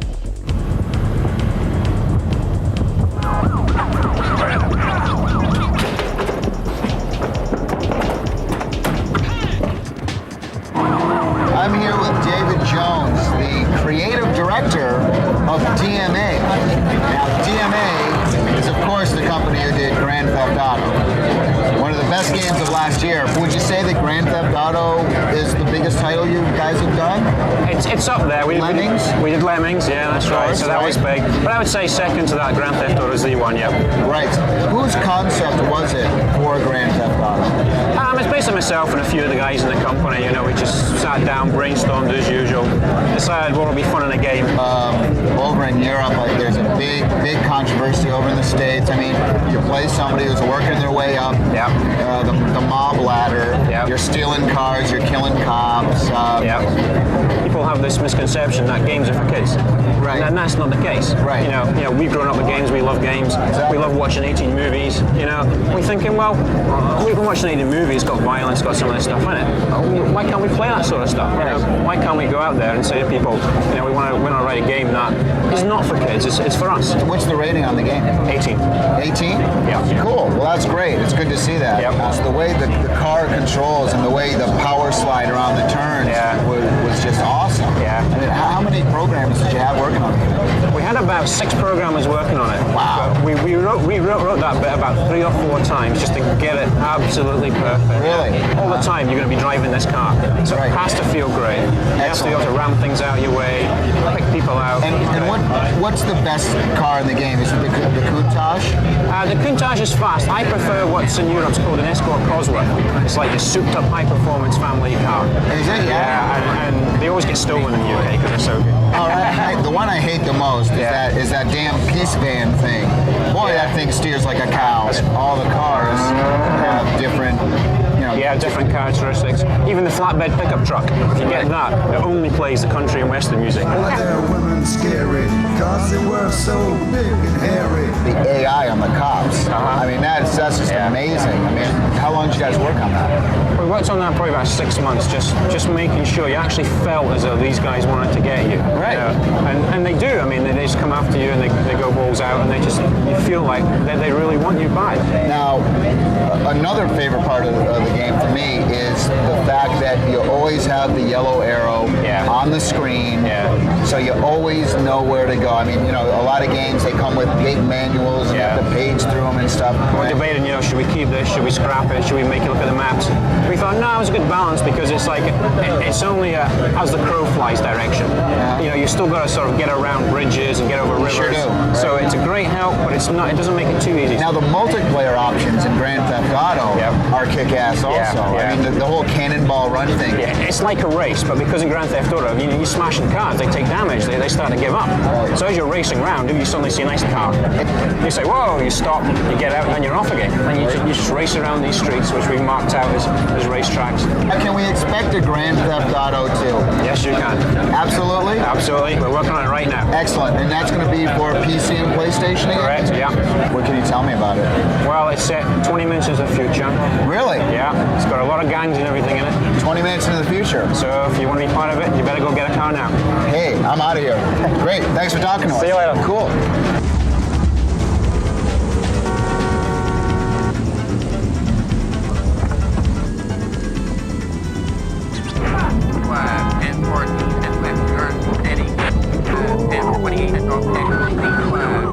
You don't understand, it's after us. It's big! It's got huge teeth, a big beak, bulgy eyes, feathers, fur everywhere. Yeah, and pigs can fly. No bears can fly! Bad guys beware! Here comes Banjo-Kazooie, where you're both bird and bear with amazing powers. There's never been anything like this head-banging, sky-flying, rock-hopping, egg-shooting, tag-teaming duo. Banjo-Kazooie, only for Nintendo.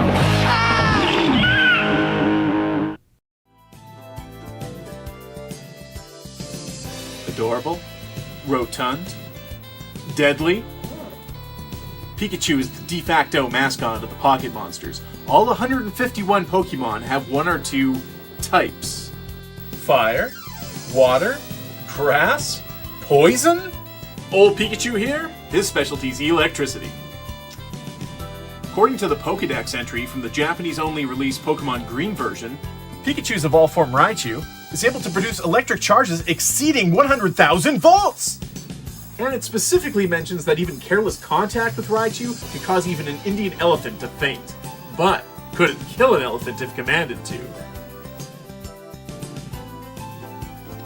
Research says yes, dozens at a time even. My Ask Jeeves search history is in complete shambles. Stay tuned to EP Classic every Saturday morning for more Pocket Monster facts, and play forever!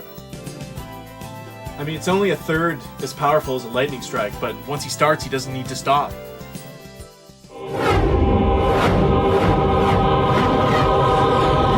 These games are so addictive, they should be illegal. We're talking about Age of Empires 1 and 2.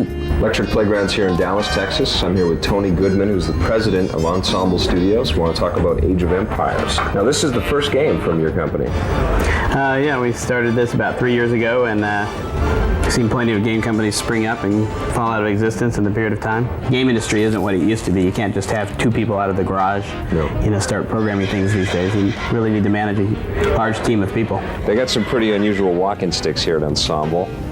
So why don't we just take this little handy device and walk into the programming shack and talk to some of the coders behind the game. We have about 35 people now, and we're going to try to keep it not too much larger than 40 to really try to keep the family feel. Hey, there's Mark. How you doing? Mark Toronto, who's not Canadian, not a hockey player.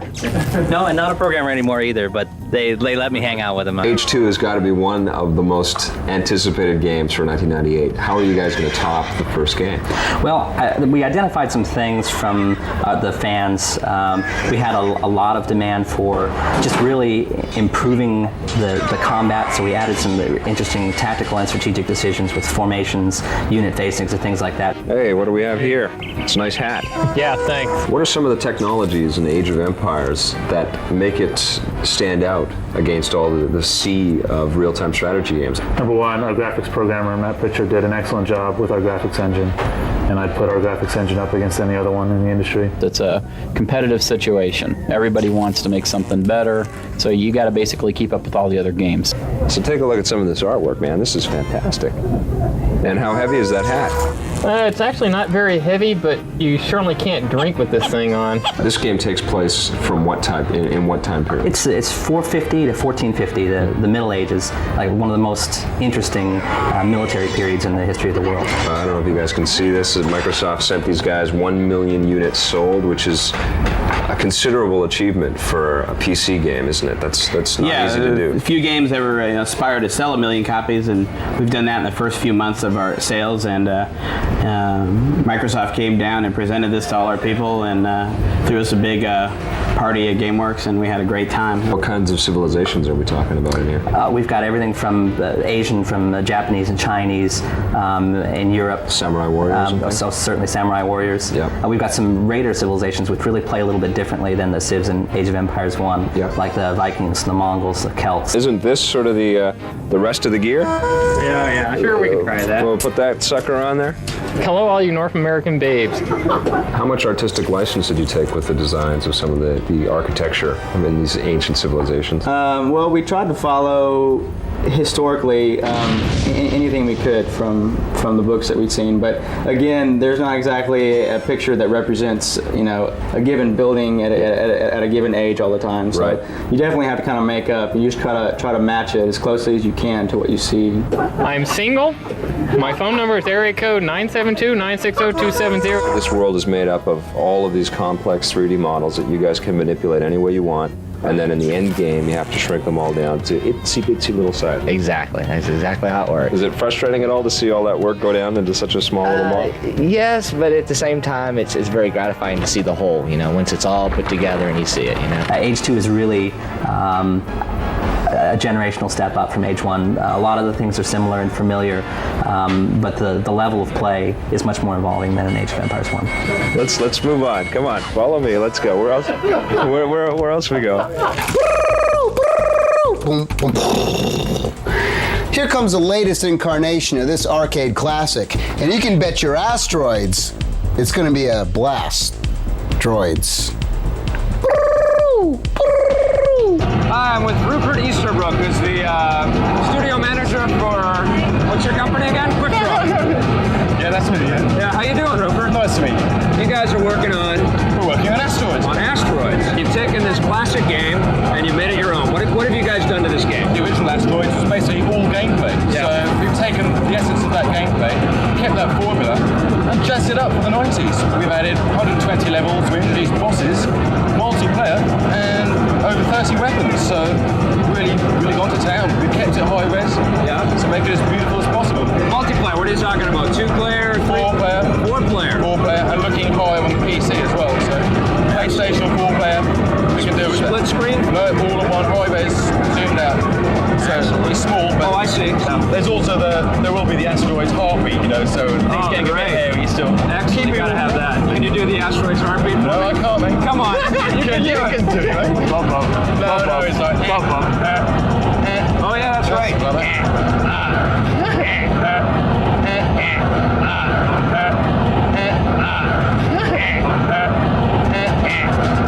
Yeah, that's right. That's right. Thank you very much, Rupert. That's right. Have a great show. You got a nice rock here, buddy.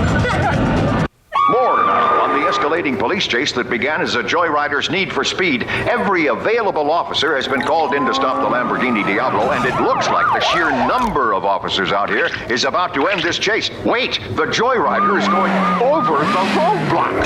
Whoa. This is unbelievable. Stick 'em up. Yes, it's going to be a long night for law enforcement. Need for Speed 3. Hot Pursuit. Hey.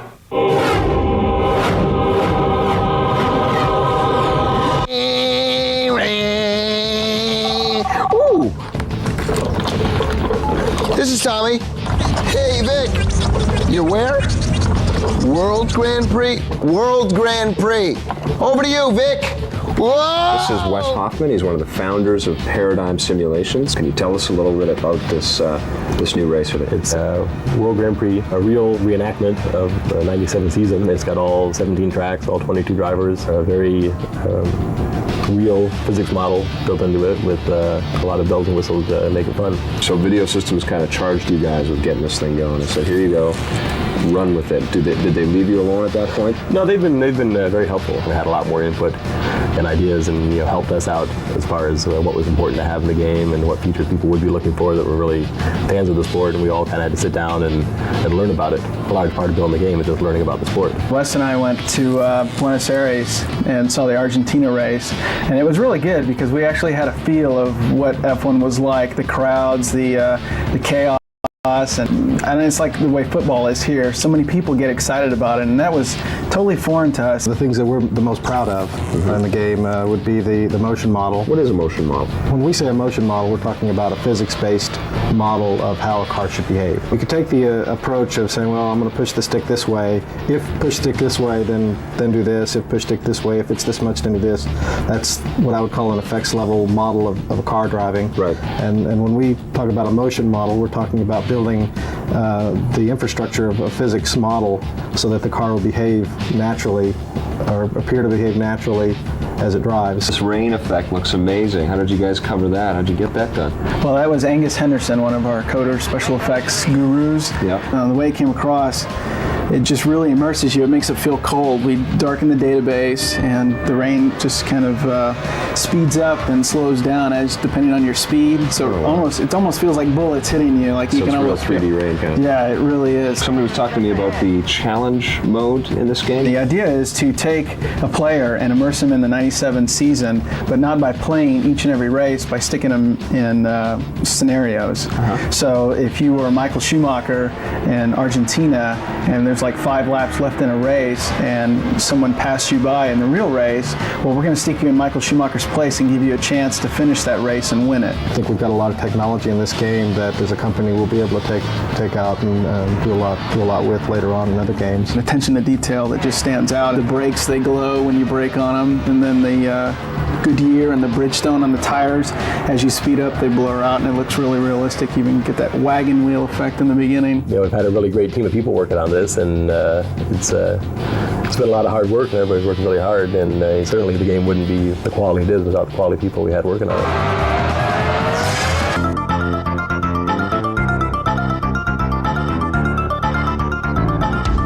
In Sega's Manx TT Superbike, there's a code that lets you play as a sheep. You choose your transmissions, press shift up, shift down, lean the bike to the left, lean the bike to the right, brake, then accelerate, and you'll be riding a sheep. Hey, it's time for the Tekken 3 move of the week. This time we got one from Paul Phoenix, and he's a meanie. Oh, yeah. Ready? Okay, first you go down, back, plus left punch, plus right punch. Right punch, down plus left punch, down plus left punch. Right kick, left punch, and then left punch plus right punch. Finished him. Today on the Simpatico Question of the Week, Michelle Lee from Winnipeg, Manitoba asks, how does artificial intelligence work in real-time strategy games like Age of Empires 2? The basic thing that the AI has to do is it has to do a lot of planning. And much like the human player, he has to manage his units quite carefully. And getting the AI to figure out where to get a unit to gather berries from, particularly, is one small task that the humans don't really have a lot of problem with, but the AI does. The AI has the advantage to be able to calculate things a lot faster and use mathematical formulas quite a bit, but on the other hand, it can't really innovate very well. That's one of the things we're changing for H2, is to make it a lot more dynamic and let the end users actually play around with the logic that the AI uses as it plays the game. To send us your questions, stop by the EP website at www.electplay.com.